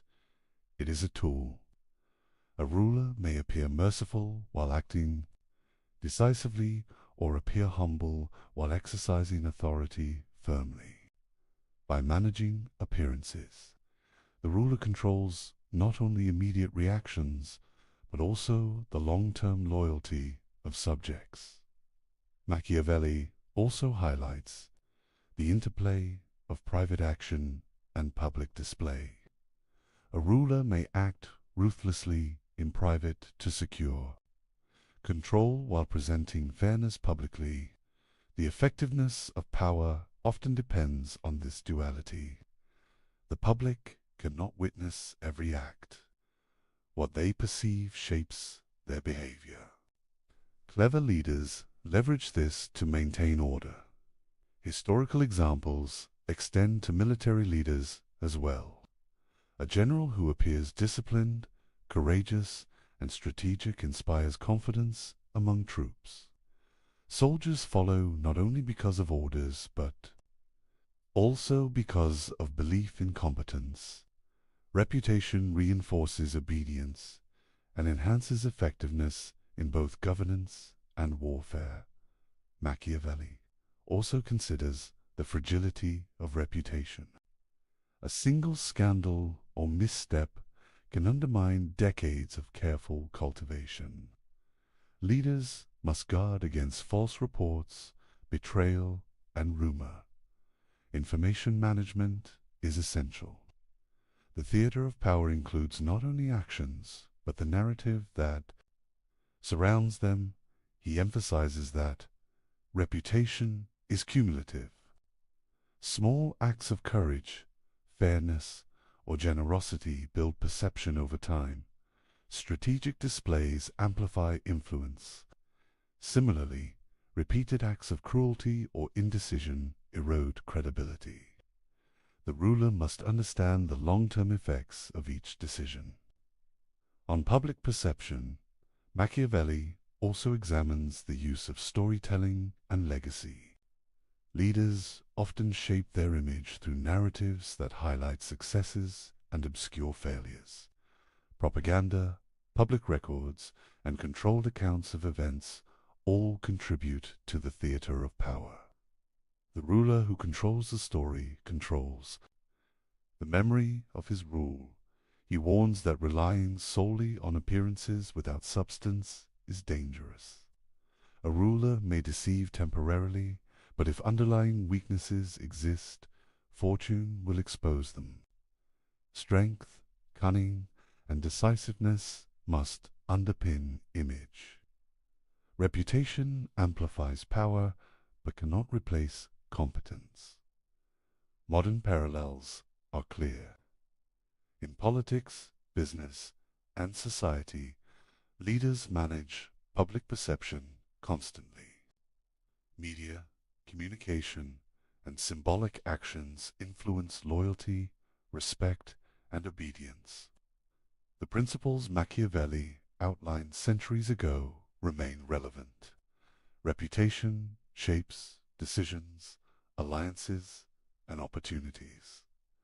Finally, Machiavelli emphasizes the integration of all elements of power: reputation, force, cunning, cruelty, and appearance are not separate. They interact. A wise ruler balances them to maintain authority. Perception enhances action. Action reinforces perception. Together, they create a resilient, adaptive, and effective system of governance. Through understanding the theater of power, we see that leadership is both practical and performative. A ruler must master not only the mechanics of control, but also the art of influence. Every gesture, decision, and public appearance contributes to the stability of the state. Reputation is the stage upon which all other strategies unfold. By studying these lessons, we begin to see Machiavelli not as a promoter of immorality, but as an analyst of survival and influence. Leaders who understand perception and cultivate their image can navigate challenges, inspire loyalty, and maintain power in ways that are both strategic and enduring. Machiavelli understood that power does not exist in isolation. A ruler is surrounded by allies, adversaries, and opportunists. Success depends on the careful management of relationships. Friendships, loyalties, and enmities are tools to be understood and used wisely. He begins by emphasizing the impermanence of alliances. People are motivated by self-interest. Allies today may become enemies tomorrow. Shared goals are often temporary. The wise ruler anticipates these shifts. He maintains awareness of the intentions and ambitions of those around him. Trust, Machiavelli argues, must be strategic. Blind faith in allies is dangerous. A ruler cannot assume loyalty based solely on past favors or friendship. Those who seem most devoted may betray at the moment of greatest opportunity. Conversely, apparent rivals may be managed or even converted into useful allies if their ambitions align temporarily with the ruler's objectives. He provides historical examples to illustrate these points. Florence, Venice, and other Italian city-states were constantly shifting in alliances. Leaders who relied too heavily on external support often found themselves abandoned when foreign powers pursued their own interests. Survival required vigilance and flexibility. Alliances must be nurtured, tested, and sometimes replaced. Machiavelli emphasizes the importance of understanding human motivation. People act primarily out of self-interest, fear, or ambition. A ruler who misreads the desires and incentives of allies risks being manipulated. He must study the character and behavior of those around him carefully. Observing actions is often more revealing than listening to words. He also addresses betrayal. It is inevitable in human affairs. Rulers must plan for it. Defensive measures, such as dividing potential adversaries, rewarding loyalty, and punishing treachery, decisively reduce the likelihood of surprise attacks. Machiavelli stresses that swift and calculated responses to betrayal send clear signals, reinforcing both fear and respect. Another principle is the selective cultivation of friends and enemies. Not all alliances are equally valuable. The ruler must identify those who can contribute to stability, military strength, or economic advantage. Some rivals can be left unchecked if their ambitions are contained. Others must be neutralized through diplomacy, coercion, or strategic force. Proper management ensures that threats are minimized while benefits are maximized. Machiavelli also highlights the importance of adaptability. Relationships are not static. Circumstances change. A once trusted ally may become dangerous. A previously hostile neighbor may become an opportunity for alliance. The successful ruler continually reassesses the political landscape. Decisions must be based on the current balance of power, not past assumptions or sentiments. He examines the role of deception in managing allies and enemies. Transparency can be exploited. The ruler must sometimes conceal intentions, provide misleading signals, or present false security to maintain advantage. Deception is a tool, not a moral failing. When used to preserve the state and protect power, historical examples reinforce these lessons. The Papal States frequently negotiated alliances with city-states and foreign powers. Those who overestimated loyalty or underestimated ambition often lost territory or influence. Leaders who balanced diplomacy with readiness for conflict maintained authority more effectively. Machiavelli's observations emphasized pragmatism over idealism. He also considers the psychological impact of power. Allies observe how a ruler handles threats, betrayal, and opportunity. Swift action and decisive judgment inspire confidence. Hesitation and indecision undermine trust. Reputation, decisively linked to behavior, shapes future relationships. Allies and enemies alike adjust their strategies based on perceived strength and intelligence. Machiavelli warns against over-reliance on any single ally. Dependence creates vulnerability. The ruler must cultivate multiple connections, balancing relationships to prevent any one party from gaining excessive influence.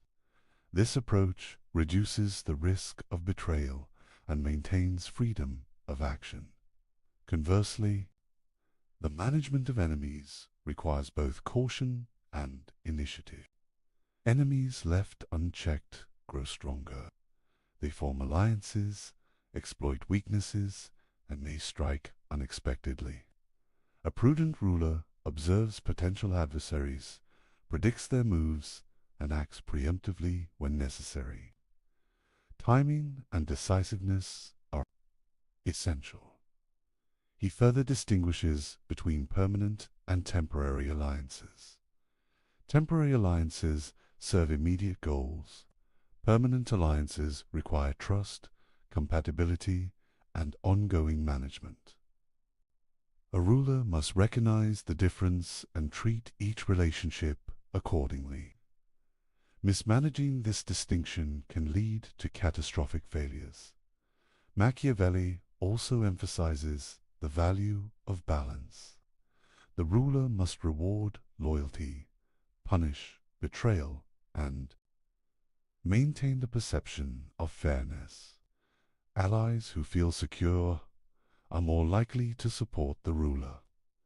Enemies who see strength may hesitate or retreat. The art of maintaining equilibrium between friends and foes is central to stability. The chapter also explores contingency planning. The ruler must anticipate shifts in loyalty and the emergence of new threats. By preparing for multiple scenarios, he ensures that betrayal or unexpected opposition does not lead to collapse. Flexibility and foresight are the hallmarks of skillful leadership. Machiavelli concludes that the management of relationships is an ongoing task. Power is dynamic, and human behavior is unpredictable. The ruler's survival depends on vigilance, judgment, and adaptability. Understanding human ambition, fear, and self-interest allows the ruler to navigate complex networks of friends and enemies. Finally, these lessons have modern relevance. Corporate leaders, politicians, and social strategists face analogous challenges.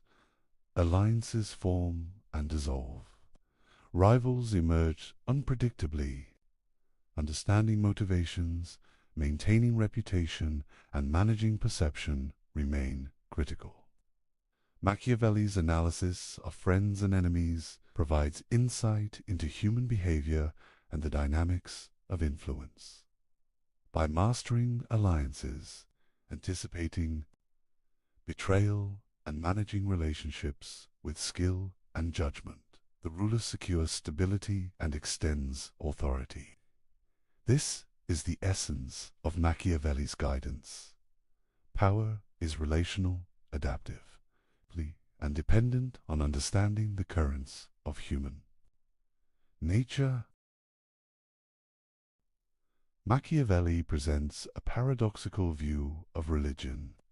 He does not dismiss faith entirely, yet he emphasizes its utility as a tool for rulers. Religion, in his eyes, is a mechanism for shaping human behavior.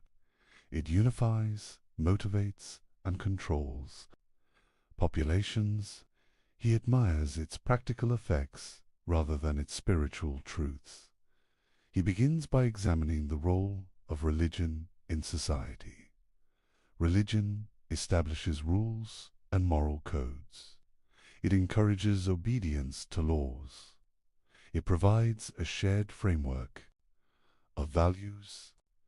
Citizens are guided by fear of divine punishment as well as social expectation. This shared belief system strengthens social cohesion. A ruler who harnesses this can govern more effectively. Machiavelli admires Roman religion for its practical virtues.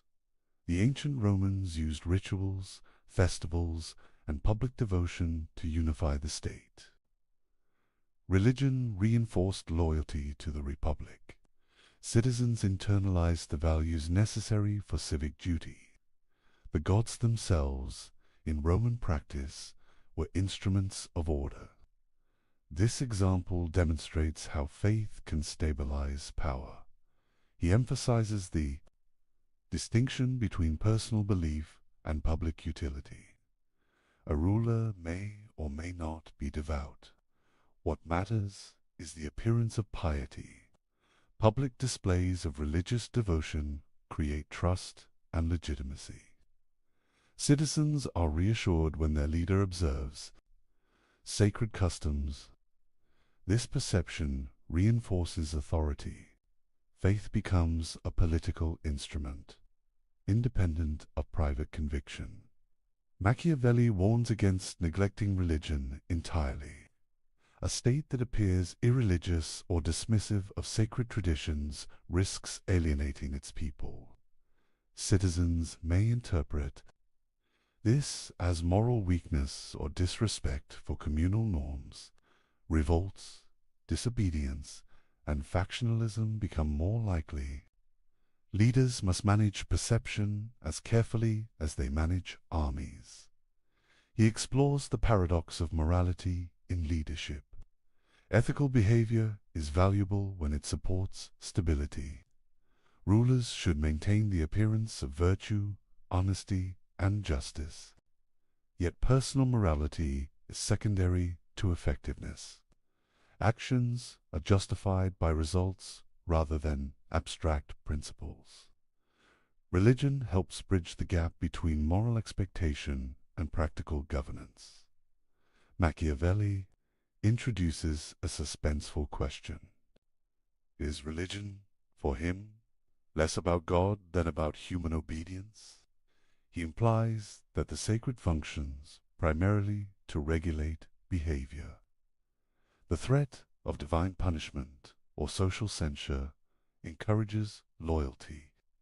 Citizens are motivated to act in ways that sustain the state. Faith becomes an instrument of political control.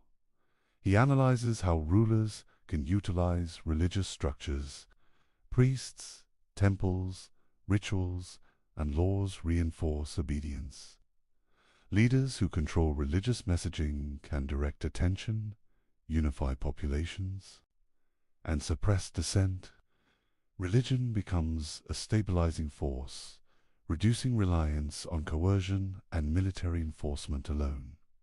Historical examples illustrate this principle. The Roman Republic, as Machiavelli admired, integrated religion into public life. Festivals, sacrifices, and civic rituals reinforced collective identity. Leaders who neglected religious appearances often faced instability. The power of perception, supported by shared belief, reinforced authority more effectively than force. Alone, Machiavelli also highlights the psychological dimension. People are more likely to follow laws and respect authority when they believe the ruler shares their values. Ritual, symbolism, and demonstration of piety cultivate trust. Even if a ruler privately doubts or manipulates faith, the public perception is what matters. Religion becomes a form of social technology. He contrasts genuine devotion with performative faith. Personal belief is not required for effective governance. What matters is consistent display. Leaders who observe sacred customs, attend ceremonies, and speak in morally resonant terms project stability. Citizens respond to visible piety. The mask of religion is a tool to maintain social order. Machiavelli further explores the consequences of neglecting this tool. A ruler who appears impious risks alienating both the people and the elite. Disrespect for religious norms can be interpreted as moral corruption, inviting rebellion and resistance. Maintaining the appearance of faith is therefore both pragmatic and necessary. He examines the interplay between religion and law. Laws gain additional authority when reinforced by moral and sacred frameworks. Citizens perceive obedience as both a civic duty and a spiritual obligation. This dual motivation enhances compliance and reduces the need for constant enforcement. Religion becomes intertwined with governance. Machiavelli also considers the long-term effects of religious manipulation. Stability achieved through shared belief can endure beyond a ruler's lifetime. Citizens internalize norms and expectations. Institutions anchored in religious or moral frameworks continued to function. Religion, in this sense, is both a stabilizing force and a legacy of authority. He warns that superficiality alone is insufficient. Religious appearances must be credible and consistent. Contradictions between words and actions weaken influence. Rituals, observance, and public demonstration reinforce credibility. The ruler who carefully manages both perception and action maintains legitimacy. Finally, Machiavelli emphasizes that religion is inseparable from the exercise of power. It is not simply a private matter. It functions as a tool, a mechanism for obedience, and a means of reinforcing social cohesion. The prudent ruler integrates faith into the architecture of authority, using it to stabilize the state while pursuing pragmatic objectives. By studying Machiavelli's approach, we see a ruler who understands human behavior deeply. Religion is valued not for spiritual enlightenment, but for its capacity to unify, motivate, and control. This principle demonstrates the sophisticated pragmatism at the core of Machiavelli's philosophy of power. Machiavelli places audacity at the center of political success. He asserts that fortune favors the bold. Leaders who act decisively seize opportunities, shape events, and maintain control. Hesitation, by contrast, invites misfortune and collapse. Boldness is not reckless.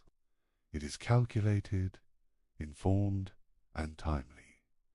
He introduces the concept of fortune as a force that can be influenced. Fortune is unpredictable. It presents opportunities and challenges. Machiavelli famously writes that fortune must be beaten down like a woman. This brutal metaphor reflects his view that fortune yields to strength, courage, and action. It does not act on its own. Leaders must impose their will upon it. Bold action is closely linked to ambition. Leaders must pursue goals with energy and determination. Passive rulers wait for events to unfold. They react rather than shape outcome. Machiavelli argues that ambition combined with audacity allows a ruler to convert opportunity into lasting power. Hesitation, even in favorable circumstances, often leads to failure. He contrasts decisive leaders with hesitant ones. Hesitant rulers analyze endlessly, delay action, and overvalue caution. They often miss fleeting opportunities. Bold leaders, by contrast, take calculated risks. They act swiftly, exploit weaknesses in rivals, and adapt as circumstances change. History demonstrates that fortune rewards initiative. Cesare Borgia serves as a prime example. Borgia confronted a fractured Italy with energy, strategy, and decisiveness. He combined military skill with cunning diplomacy. He acted rapidly against rivals and exploited every opportunity. His boldness allowed him to consolidate power and extend influence where more cautious leaders might have failed. In contrast, Florentine republicans struggled to respond effectually to crises. Internal divisions, indecision, and excessive adherence to process prevented swift action. They failed to capitalize on opportunities and were often outmaneuvered by more audacious opponents. Machiavelli observes that hesitation is deadlier than bold failure. Taking risks may fail, but inaction guarantees vulnerability. He emphasizes that boldness must be tempered with judgment. Reckless action without strategy is dangerous. Audacity is effective only when informed by knowledge, observation, and assessment of risks. Leaders must weigh consequences, anticipate responses, and act with precision. Boldness without direction can provoke disaster. Machiavelli also discusses the timing of action. Fortune rewards those who strike at the right moment. Hesitation allows rivals to strengthen, alliances to shift, and opportunities to vanish. Bold action involves both speed and discernment. The capacity to recognize the decisive moment separates effective leaders from indecisive ones. He explores the psychological dimension of audacity. Bold leaders inspire confidence and fear. Subjects respect decisiveness. Rivals hesitate in the face of initiative. Ambition, when demonstrated through action, conveys authority. In contrast, hesitation signals weakness and invites challenges. Boldness is both practical and symbolic. Historical examples reinforce these principles. Leaders who seize power during crises often achieve lasting authority. Those who delay, even with superior resources, risk being overtaken by rivals. Machiavelli repeatedly emphasizes that fortune favors those willing to act decisively and courageously. He also examines the interplay of risk and reward. Bold decisions carry potential for failure, but the consequences of hesitation are often greater. Leaders who fail while acting decisively can recover. Leaders who hesitate frequently lose control entirely. Risk, when calculated and embraced, becomes a tool for power. Machiavelli stresses that audacity affects both internal and external politics. Domestically, decisive action quells dissent and inspires loyalty. Externally, it deters aggression and exploits weaknesses in rivals. Boldness establishes initiative. Hesitation surrenders it. Maintaining momentum is central to sustaining authority. The metaphor of fortune as a woman underscores the active role leaders must play. Fortune does not yield passively. It responds to courage, energy, and assertive effort. Leaders shape their destiny by imposing their will upon circumstances. This principle highlights the dynamic relationship between human action and unpredictable events. He further explores the cumulative effect of boldness. A leader who consistently acts decisively builds reputation and credibility. Subjects and allies observe audacity as competence. Rivals perceive a pattern of strength and initiative. Over time, bold action creates a self-reinforcing cycle of authority and influence. Machiavelli also examines failures of audacity.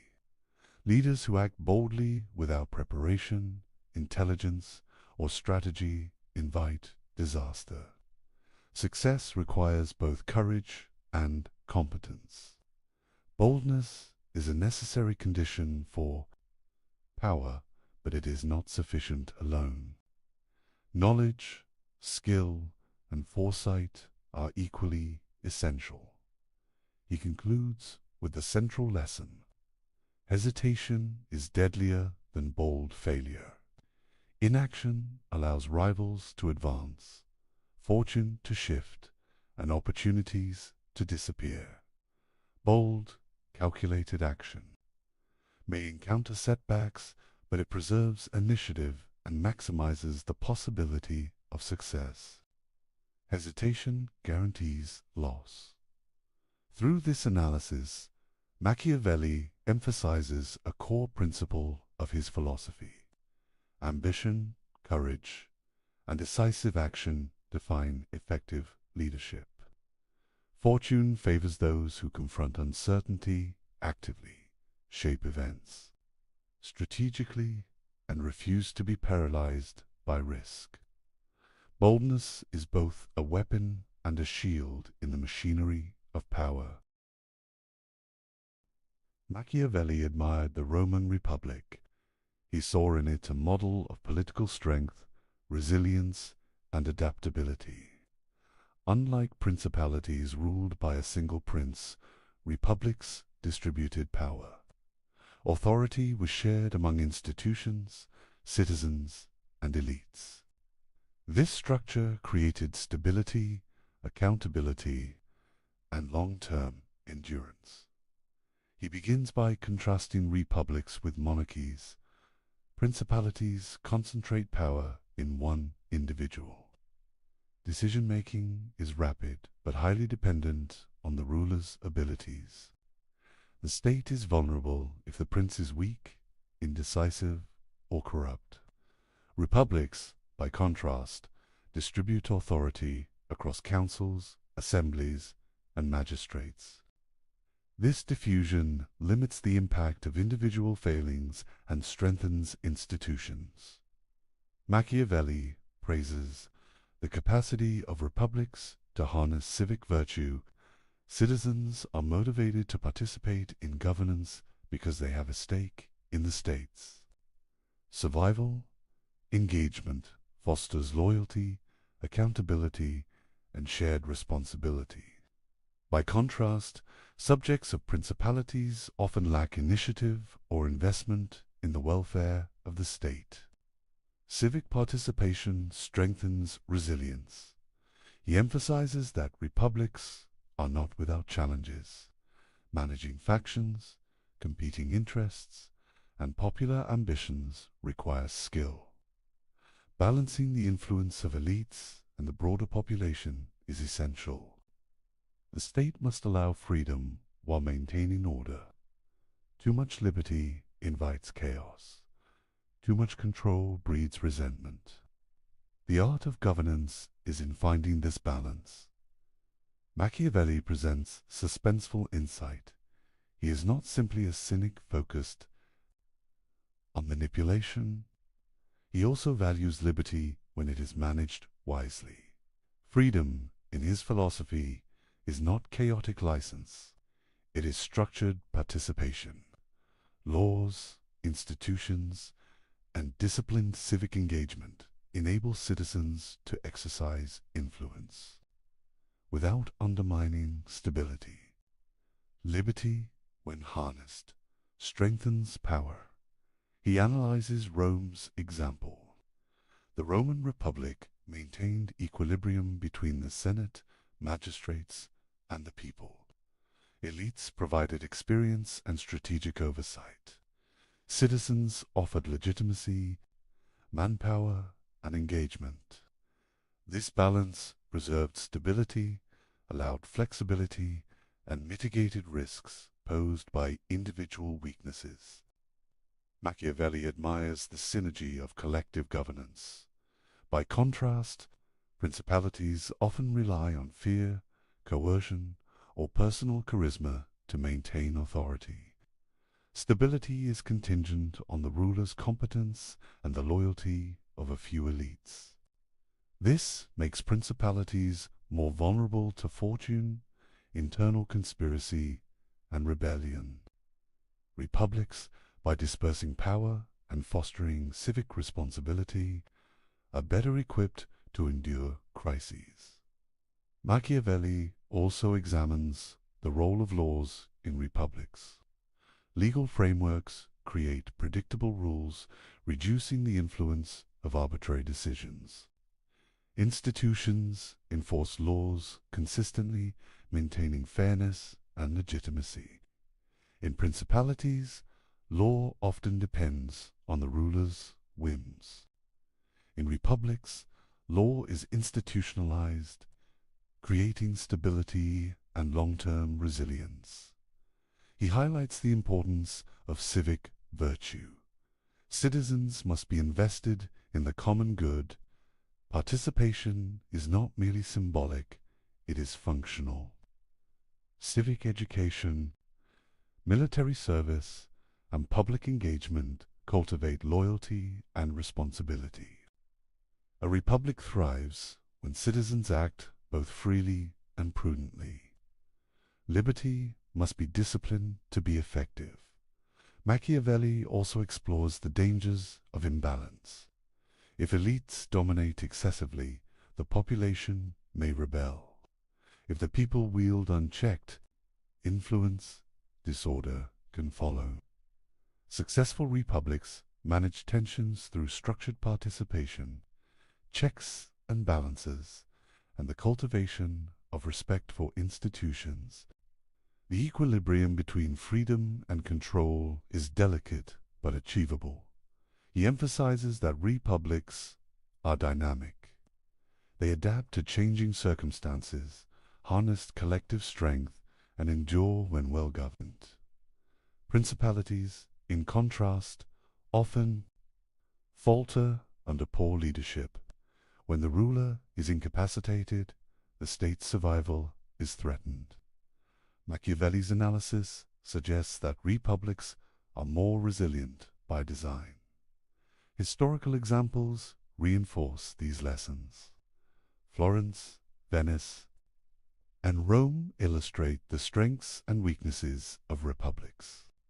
Rome's system, in particular, demonstrates the power of structured liberty, balanced authority, and active citizenship. Machiavelli draws enduring lessons from these examples for both rulers and citizens. Machiavelli also notes that principalities and republics share common vulnerabilities. Corruption, factionalism, and complacency can destabilize any government. The difference lies in the mechanisms for managing these risks. Republics possess institutions and participation that absorb shocks. Principalities rely largely on the ruler's ability to respond effectively. He examines the tension between freedom and security. Citizens must feel free enough to engage, innovate, and participate, but constrained enough to prevent chaos. Machiavelli stresses that liberty is valuable when it serves the state's stability and long-term strength. Unmanaged freedom threatens survival. Carefully balanced liberty sustains power. Finally, Machiavelli concludes that the choice between republic and principality depends on context, skill, and circumstance. Principalities offer speed and centralized decision-making, but are fragile. Republics require management of complex relationships and institutions, but endure when cultivated wisely. Leaders must understand the dynamics of power and human behavior.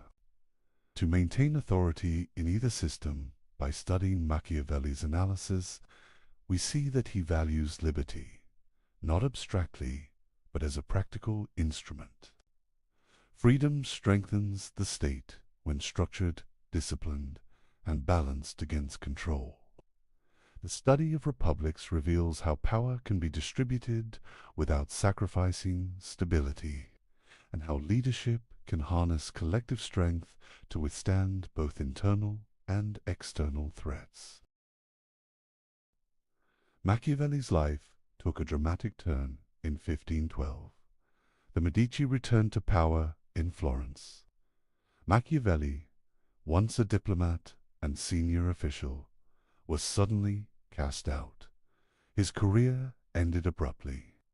He was accused of conspiracy, imprisoned, and subjected to torture. The physical pain was brief, but the humiliation and desperation lingered. Exile followed. He retreated to his family estate in the countryside. Isolated, stripped of office, and under constant scrutiny, Machiavelli faced the reality of personal and political ruin.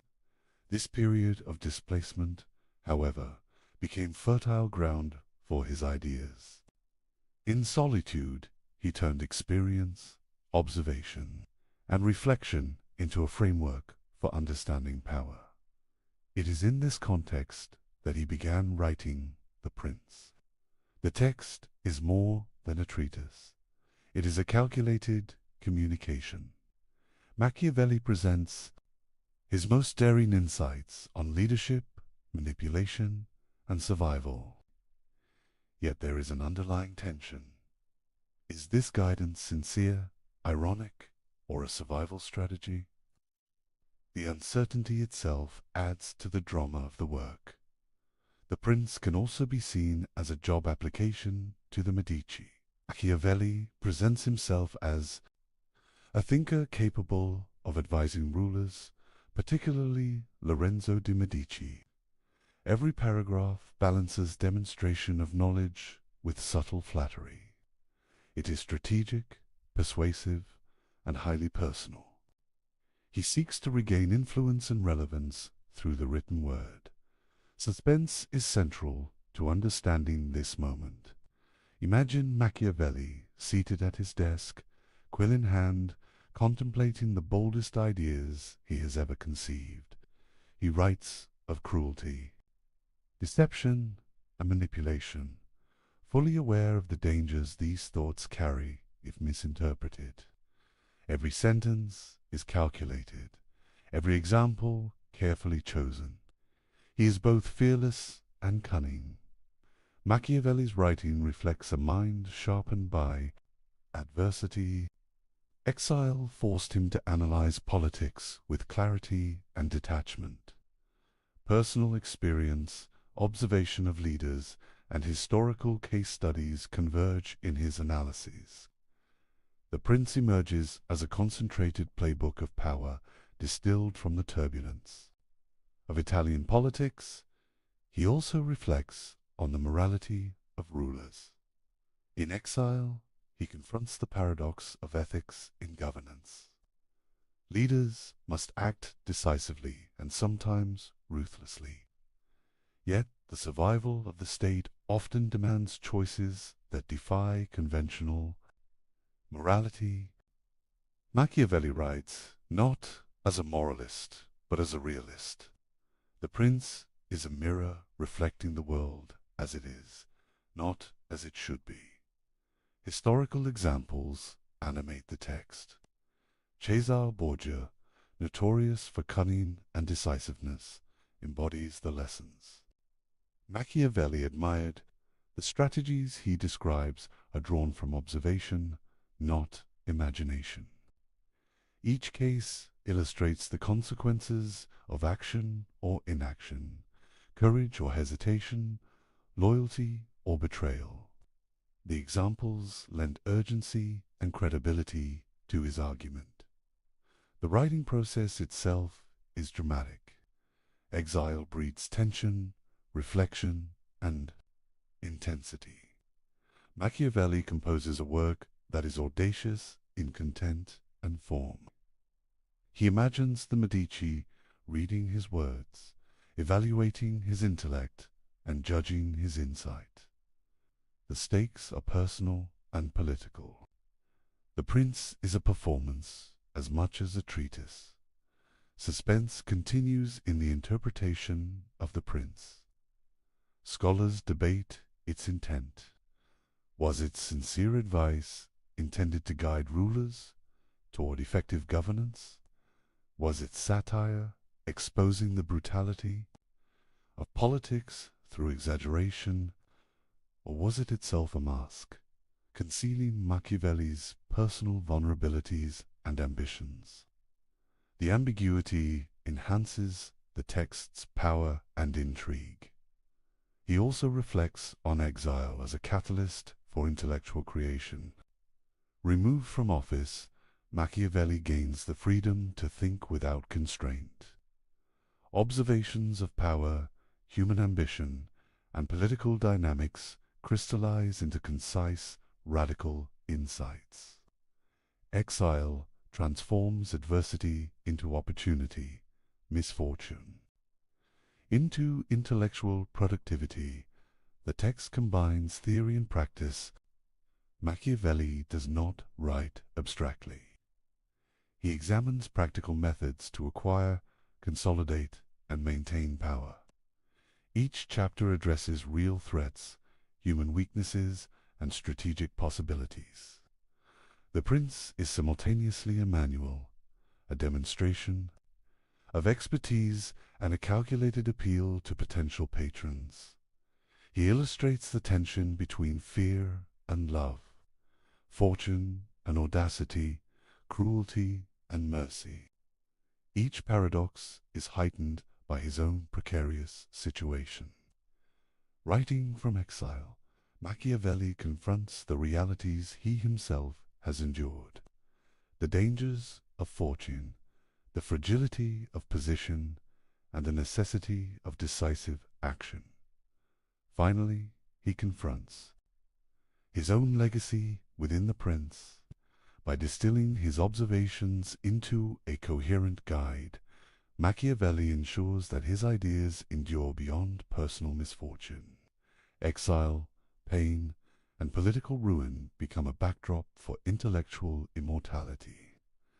His analysis of power, paradoxical as it may be, survives as a testament to the synthesis of experience, reflection, and daring thought.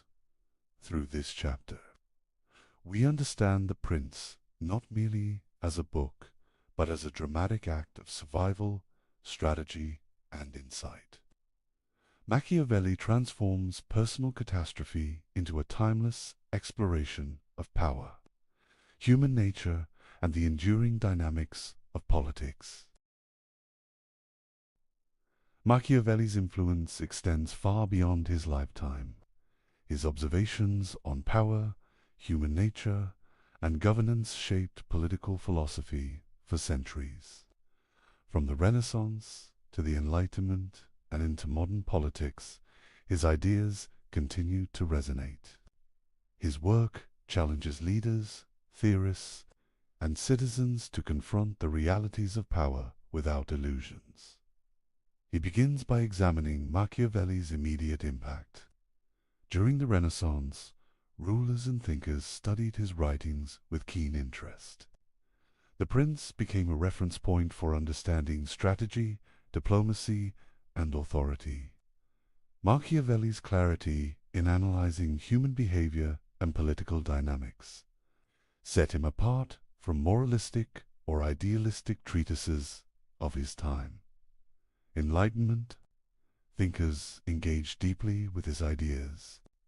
Figures like Rousseau and Montesquieu read Machiavelli as both a caution and a guide. His emphasis on observation, pragmatism, and the mechanics of power influenced debates about liberty, the structure of government, and the role of laws. Machiavelli's work helped shift political philosophy from abstract ideals to practical analysis. He also examines the adoption of his concepts by modern leaders. Military commanders, diplomats, and statesmen study his principles to understand negotiation, strategy, and human behavior. The capacity to anticipate rivals, manipulate perception, and act decisively remains central to effective leadership. Machiavelli's insights are applied not as prescriptions of morality, but as tools for practical advantage. The term Machiavellian illustrates his enduring reputation. It evokes cunning, calculation, and sometimes ruthless manipulation. While often used pejoratively, the term also recognizes his penetrating understanding of political dynamics. Leaders and scholars alike associate his name with the ability to navigate complexity, manage ambition, and maintain authority. His ideas remain a benchmark for evaluating power. Machiavelli's writings challenge assumptions about morality in politics.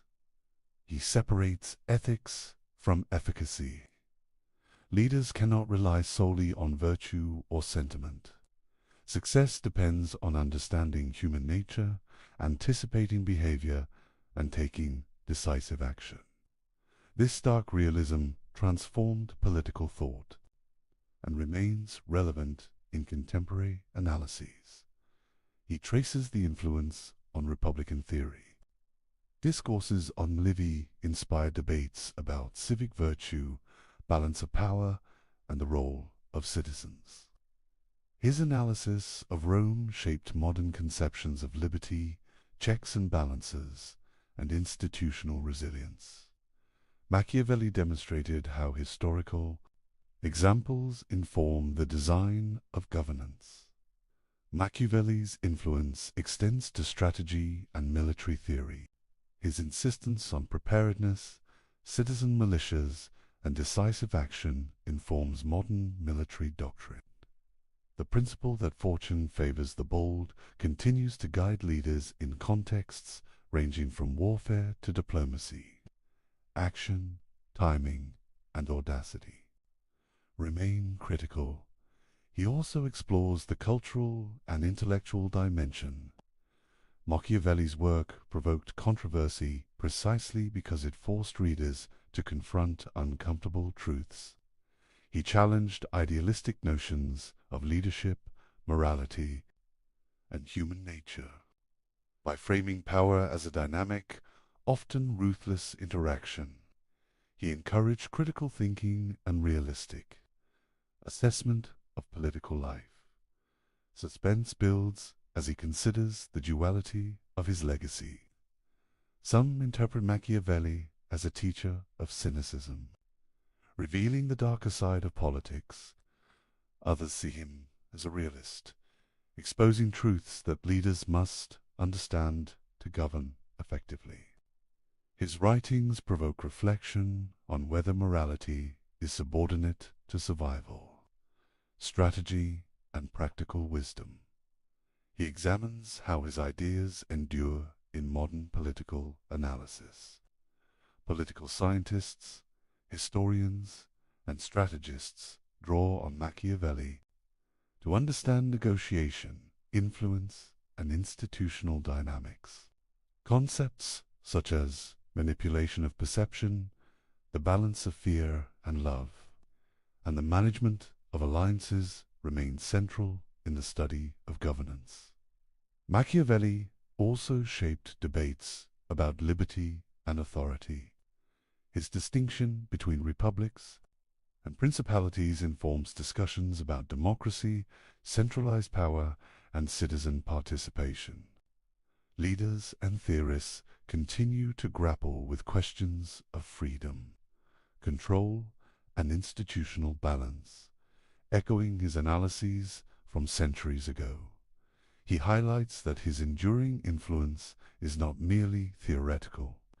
The real-world application of his principles demonstrates their practical value. Leaders who understand human ambition, fortune, and the dynamics of power are better equipped to maintain authority, anticipate threats, and shape events. Machiavelli provides tools for navigating the complexities of political life. Finally, Machiavelli leaves us with a profound question. Did he reveal the truth of politics, stripped of illusion and idealism? Or did he invent a darker lens, teaching leaders to view human nature through suspicion, fear, and manipulation? The tension persists. His legacy forces reflection, debate, an examination of power in every age. Through this chapter, we see that Machiavelli's influence endures because he confronts the realities of human behavior and political life with unflinching clarity. His work continues to challenge, provoke, and inform leaders, scholars, and citizens alike. The playbook he left behind remains relevant, controversial, and profoundly instructive. We return to the opening question. Is it better to be loved or feared? Machiavelli does not give a simple answer. He suggests that leaders must navigate a complex interplay of both. Love can inspire loyalty, but it can also breed weakness. Fear can enforce obedience, but excessive cruelty can provoke rebellion. The tension between these forces defines the challenge of leadership. Machiavelli's playbook forces us to confront uncomfortable truths about human nature. People are ambitious, self-interested, and unpredictable. Institutions and laws can guide behavior, but they cannot erase the realities of desire, fear, or ambition. Leaders must act with awareness of these truths if they hope to maintain power. Throughout his writings, we see that power is not abstract. It is practical, dynamic, and often unforgiving. Leadership requires courage, decisiveness, and sometimes ruthlessness. Machiavelli reminds us that morality, perception, and strategy are intertwined. Effective governance demands understanding, adaptation, and foresight. The reflection extends beyond rulers. Machiavelli challenges us to examine our own responses to authority, ambition, and ethical dilemmas. How do we balance ideals with practical needs? How do we respond to fortune, risk, and opportunity? His insights apply as much to personal decision-making as to statecraft. Finally, the lecture closes not with definitive answers, but with an invitation. Machiavelli leaves us questioning, observing, and analyzing. The study of power, human behavior, and political life is ongoing. His work endures because it challenges assumptions, provokes thought, and demands engagement. We are left with curiosity, reflection, and the awareness that leadership, morality, and human nature are complex and intertwined. The questions he raises are as relevant today as they were 5 centuries ago. The task is to keep questioning, keep observing, and keep learning from the playbook he left behind. A simple question exposes every lie you've ever been told, every manipulation, every excuse for cruelty dressed up as necessity. The question is 300 years old, but the powerful still fear it. Because once you learn to ask it, you become impossible to deceive. This is the story of Immanuel Kant's categorical imperative, and why it remains the most dangerous idea in philosophy. For centuries, human beings have justified terrible actions with reasonable-sounding explanations. Everyone does it. The ends justify the means. It's just business. You have to break a few eggs to make an omelette. These phrases roll off tongues in boardrooms, courtrooms, and living rooms around the world. They sound pragmatic, sophisticated, realistic. But in 1785, a German philosopher in the small city of Kingsburg discovered something extraordinary. He found a test that exposes every one of these justifications as empty rationalization. A single principle that reveals why certain actions are wrong, not because they produce bad outcomes, not because society disapproves, but because they violate something fundamental about what it means to be human. Before we understand why Kant's principle is so powerful, we need to understand the problem it solves. And that problem is as old as human civilization itself. Imagine a world where everyone truly believed that morality was simply a matter of personal opinion, where right and wrong carried no more weight than preferences about food or music, where murder is wrong had the same logical status as I don't like cilantro. This might sound liberating, at first complete moral freedom. No judgments, everyone doing their own thing, but think it through. Really think it through. In such a world, when someone steals from you, you cannot say they did something wrong. You can only say you didn't like it. When they respond, well, I believe stealing is fine, you have no ground to stand on. Your dislike of theft is just your opinion. Their approval of theft is just theirs. There's no fact of the matter, no truth to discover. Just competing preferences with equal validity. The same logic applies to everything.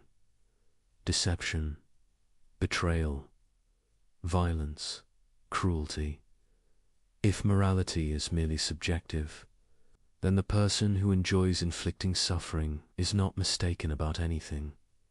They simply have different tastes than you do.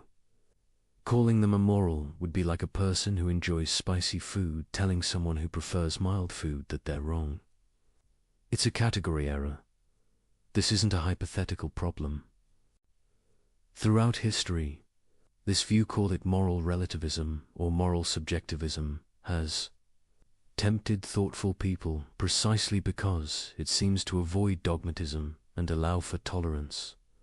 Who are we to impose our values on others? Shouldn't everyone be free to choose their own moral framework? But notice what happens when you actually try to live this way. You cannot.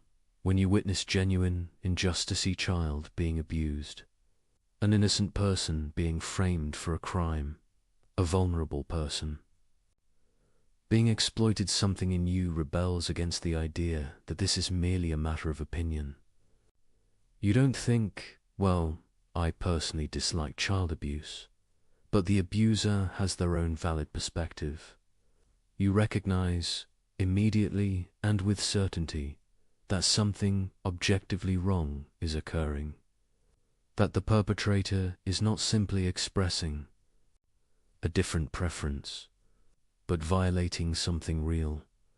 This recognition reveals that we don't actually believe morality is subjective, even if we sometimes claim to. Our moral intuitions run deeper than taste preferences. They present themselves as truths about the world, not just facts about our psychology. But if morality isn't subjective, what is it? Where do moral truths come from? How do we discover them? And most importantly, how do we distinguish genuine moral principles from the endless rationalizations people offer for their selfish behavior? This is where the chaos enters. Because while everyone agrees that something like morality exists, they disagree violently about its content and foundation. Some point to religion. God commands certain actions and forbids others. But which religion? Which interpretation? And what about people who don't believe in any gods? Are they simply amoral?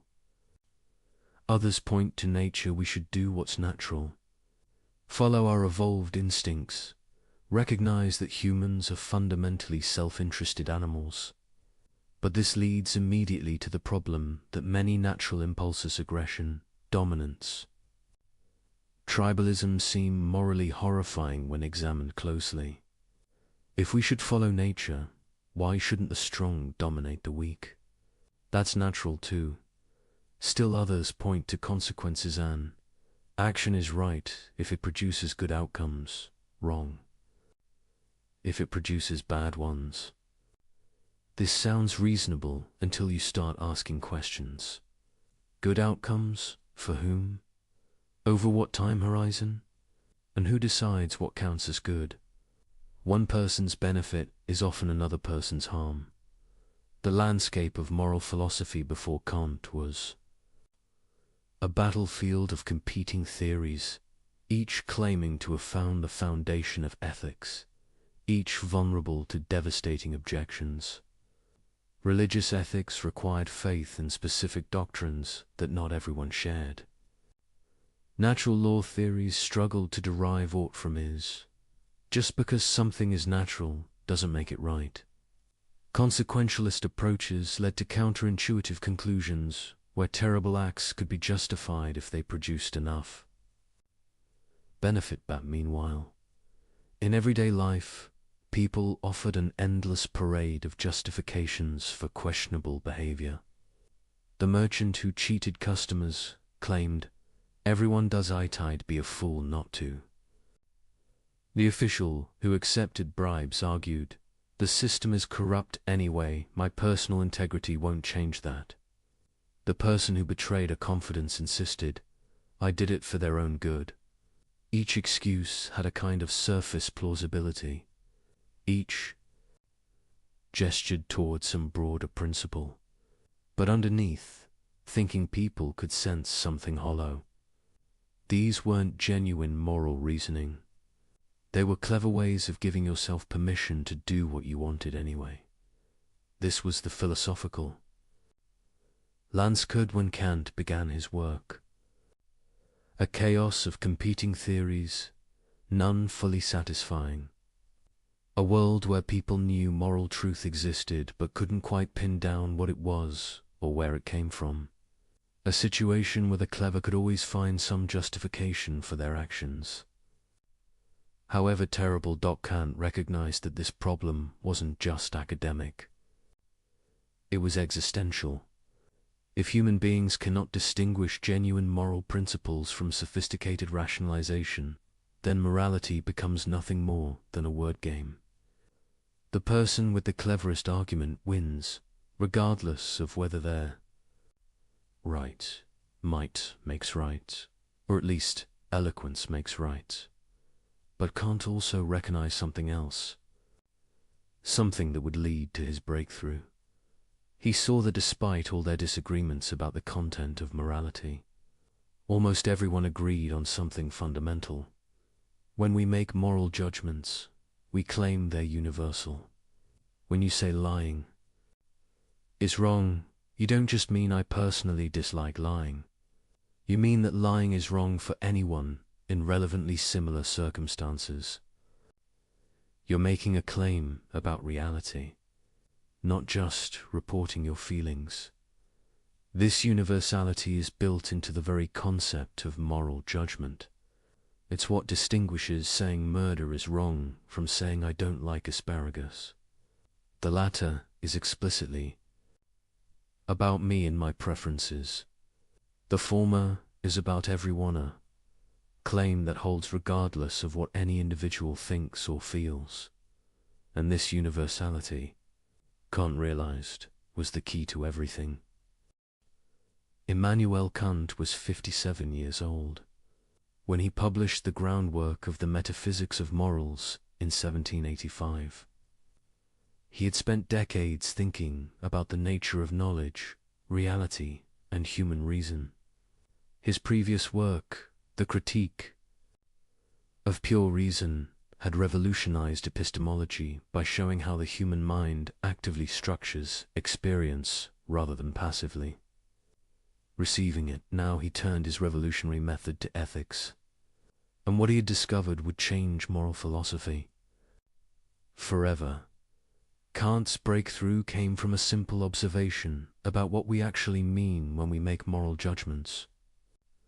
Not what we should mean, not what would be convenient or useful to mean, but what we actually, inevitably do mean whenever we use moral language. When someone says, "You shouldn't have lied to me," they're not making a prediction about consequences. They're not saying, "Lying to me produced outcomes I dislike." They're saying something much stronger. Lying was wrong. You had an obligation not to do it. This obligation existed before you lied, would have existed even if I never found out, and would exist for anyone else in similar circumstances. This is a very specific kind of claim. Its categorical meaning, it applies regardless of what anyone wants or desires. It's not conditional on achieving some goal. It's not hypothetical. It's simply binding. Think about the difference.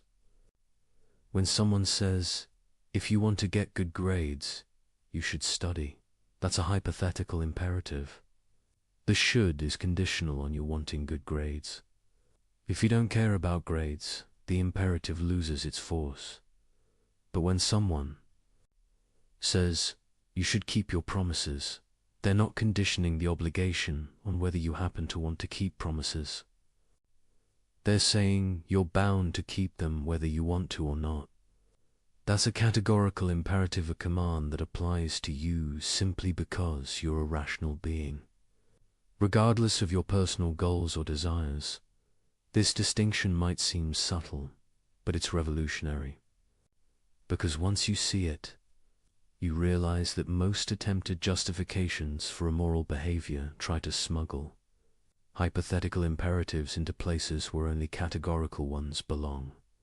When someone says, "I had to lie because I wanted to avoid conflict," they're treating morality as hypothetically, if you want to avoid conflict, then lying is acceptable. But that's not how morality actually works. The wrongness of lying doesn't depend on whether avoiding conflict is your goal. It's wrong, categorically, regardless of what you want. Kant saw that moral obligations had to be categorical, or they weren't really moral obligations at all. They would just be strategic advice, dressed up in ethical language. But this raised an even deeper question. Where do categorical imperatives come from? What gives them their binding force? Previous philosophers had offered various answers. Divine command, God makes them binding. Natural law there, written into the fabric of reality. Social contract, we all agree to follow them. But each answer had problems. If categorical imperatives come from God, then non-believers have no reason to follow them. If they come from nature, we're back to the problem of deriving ought from is. If they come from social agreement, then they're not really categorical, they're conditional on the agreement. Holding Kant's answer was startling in its elegance. Categorical imperatives don't come from anything outside human reason. They emerge from the nature of rational agency itself. Here's how the argument works. When you act, you always act according to some principle or maxim. This isn't something you can avoid. Even seemingly random or impulsive actions are based on implicit principles. I'll do whatever feels good in the moment. Or I'll follow my first instinct. Or I'll do what's easiest. These maxims are the subjective principles that guide your choices. Sometimes you're aware of them, sometimes not. But they're always there. Now, when you act on a maxim, you're implicitly claiming something. You're claiming that acting this way is permissibly at least for you in this situation. You're treating your maxim as a principle of action. But here's the key insight. If you're a rational being, someone who acts based on reasons rather than mere instinct, then you must be consistent. You cannot coherently claim that some principle justifies your action while simultaneously denying that same principle when others try to act on it. If you lie to someone because it's convenient, you're implicitly claiming that lying for convenience is a permissible principle of action. But then you cannot coherently object when others lie to you for their convenience. To do so would be a contradiction, claiming the principle is valid when you use it, but invalid when others do. This isn't just hypocrisy, it's rational incoherence.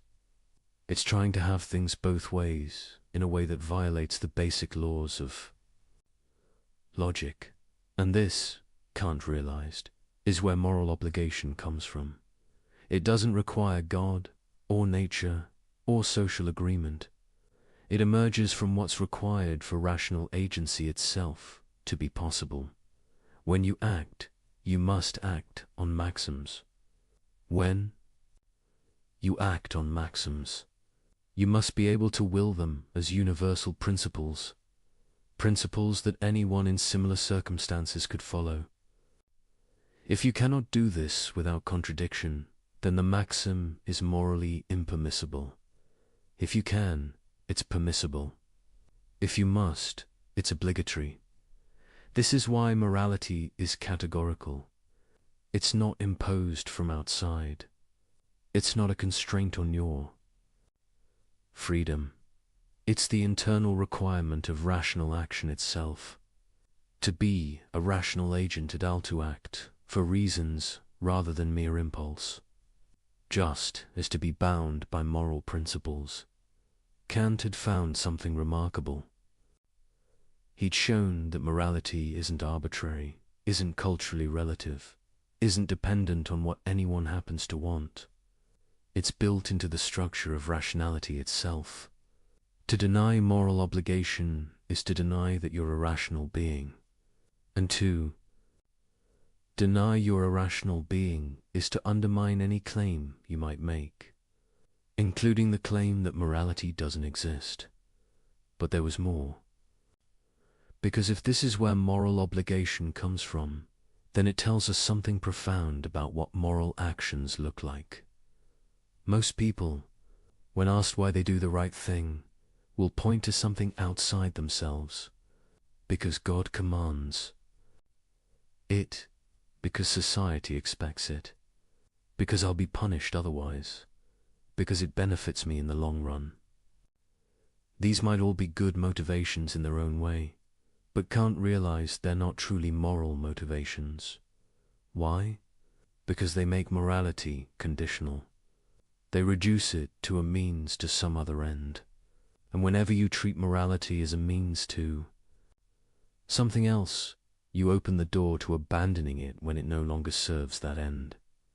If you're honest because honesty benefits you, then you'll be dishonest when dishonesty benefits you more. If you keep promises because you fear punishment, you'll break them when you can get away with it.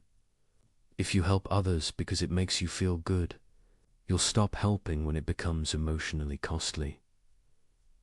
True moral action, Kant argued, must be done from duty itself, not duty as an external constraint, but duty as the recognition of what rational consistency requires. You act morally because reason shows you this is what you must do to remain coherent as a rational agent. This might sound cold or mechanical, but it's actually the opposite. When you act from duty in this sense, you're expressing your highest nature as a rational being. You're not being controlled by desire or fear or social pressure. You're acting from principle, from reason itself. And this, Kant realized, is what makes human beings special, what gives them dignity rather than mere value, what makes them ends in themselves rather than mere means. An animal acts from instinct. A programmed machine acts from its code. But a rational agent acts from self-given principles. This capacity for autonomy, for giving laws to yourself through reason, is the source of all moral worth.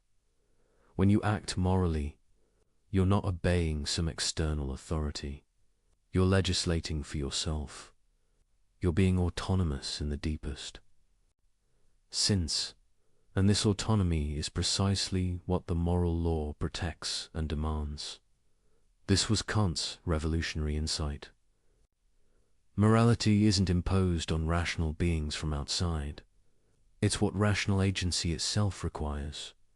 The moral law and the law of reason are the same thing. To be free, in the truest sense, is to be bound by principles you give yourself through reason, and to be moral is to exercise this freedom in a way that respects the same capacity in others. Understanding this changes everything.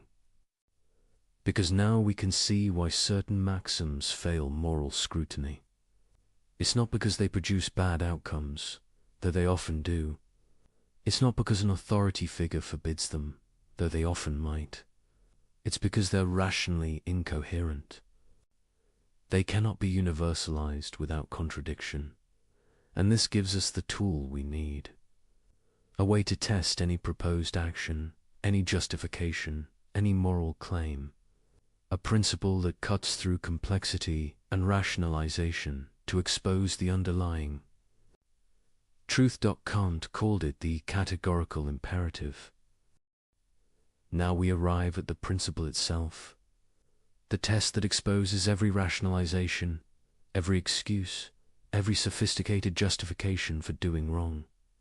Kant formulated it in several ways, but the most famous version reads, "Act only according to that maxim whereby you can at the same time will that it should become a universal law." Let's break this down, because every word matters. Act only according to that maxim. A maxim is your subjective principle of action. It's the rule you're following when you do something.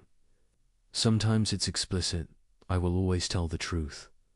Sometimes it's implicit, I'll lie when it benefits me. But every action has one. The maxim isn't just the action itself. It includes your reason for acting. I will lie isn't a complete maxim. I will lie to avoid embarrassment is. I will lie to protect someone from harm is another. Same action, different maxims. And the moral evaluation depends on the maxim, not just the behavior. This is crucial, because it means you can't game the system by describing your action in favorable terms while ignoring your actual motivation. The maxim captures what you're really doing and why. ... whereby you can, at the same time will ... This is where it gets interesting. Kant isn't asking whether you do will it, or whether you'd like to will it. He's asking whether you can will it without contradiction, whether it's rationally possible. Think of it like a logical consistency test. Can this principle operate in all cases without undermining itself? Or does it depend on others not following it? ... that it should become a universal law. Universal means applying to everyone in relevantly similar circumstances. A law means a principle that holds necessarily, not just contingently. So the test asks, can you coherently will that everyone, when in circumstances like yours, acts according to the same principle you're following? Not would you prefer they did, but can you rationally will it without contradiction? Let's see how this works with concrete examples. Consider lying. Suppose your maxim is, I will make false promises when it helps me get what I want. Now apply the universalization test. Can you will that everyone follows this maxim? That whenever someone wants something, they can make promises they have no intention of keeping? Here's where it breaks down. If everyone made false promises whenever convenient, the entire practice of promising would collapse. No one would believe promises anymore. The institution itself would dissolve. But notice your maxim depends on other people believing promises. You're trying to exploit their trust. You're relying on the general practice of promise-keeping existing, while simultaneously acting to undermine it. This is the contradiction. You cannot coherently will your maxim as universal law, because doing so would destroy the very conditions that make your maxim effective. You're trying to make an exception for yourself, while depending on others not making exceptions for themselves. This isn't a contradiction in consequences, though those would be bad. It's a contradiction in conception. The maxim, when universalized, undermines its own possibility. It's like sawing off the branch you're sitting on. Kant called this a contradiction in conception, and it marks actions that are strictly forbidden. You cannot universalize the maxim even in thought without logical incoherence. But there's another type of failure, more subtle. Consider refusing to help others in distress. Your maxim might be, I will never help anyone who needs assistance, and I will rely entirely on my own resources. Can you universalize this? Unlike the lying case, there's no logical contradiction in everyone following this principle. It's conceivable that people could live this way, everyone completely self-reliant, no one helping anyone. But here's the problem. Can you will it? Can you rationally choose for this to be universal law? As a finite, vulnerable human being, you know you will face situations where you need help. Illness, accident, bad luck, circumstances beyond your control, these are inevitable. Parts of human existence. Your own rationality requires you to will the conditions that make your goals achievable. So you face a contradiction in will. You cannot coherently will both, that you pursue your rational ends as a finite being, and that no one ever helps anyone. To will the second is to will the frustration of the first. This isn't about predicting consequences or calculating benefits. It's about what you can rationally will without self-contradiction. And you cannot will conditions that make your own. Rational agency, impossible. Kant called this a contradiction in will. And it marks actions that are imperfect duties, things you're obligated to do, though with some latitude in how and when. The beauty of this test is its simplicity and power. You don't need to calculate outcomes, consult religious texts, or survey what society approves. You just need to think clearly about whether you can universalize your maxim without contradiction. But people often try to evade the test through clever reformulation of their maxims. They make them so specific that they don't seem to apply to anyone else. I will lie when my name is John and it's raining on a Tuesday in March and I'm wearing blue socks. Well, that's so specific it only applies to me right now. Surely I can universalize it. But this is cheating. The maxim must include genuinely relevant features of your situation, not arbitrary details designed to make it unique. What makes your circumstances different isn't your name or the whether it's morally relevant factors. Like whether you're protecting someone from harm or just avoiding embarrassment. The test requires honesty with yourself. You have to formulate your maxim in terms of features that actually matter to your moral reasoning, not accidental details that make your case seem special. Another evasion, but everyone does it. The fact that many people violate a moral principle doesn't make the principle invalid. It just means many people are acting wrongly. Universalization isn't about what people actually do. It's about what can be rationally willed as a universal law. Still another, what if I'm in an unusual situation? Kant isn't naive. He knows life presents complex cases. But complexity doesn't eliminate obligation. It just makes discernment more difficult. The categorical imperative doesn't provide automatic answers to every dilemma.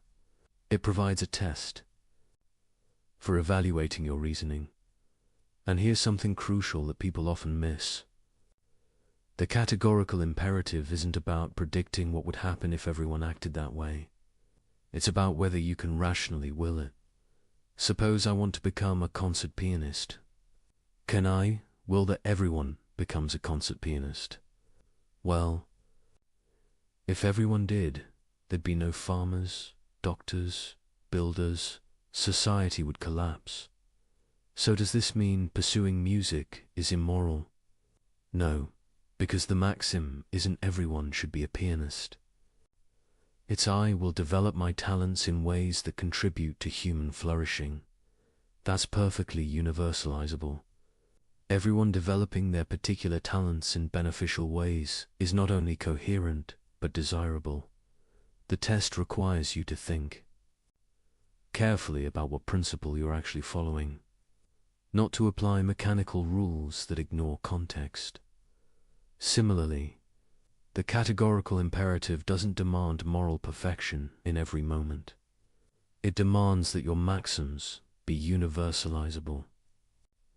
You can pursue personal projects, have preferences, live your life so long as your principles of action could be rationally willed as universal laws. What you cannot do is make exceptions for yourself.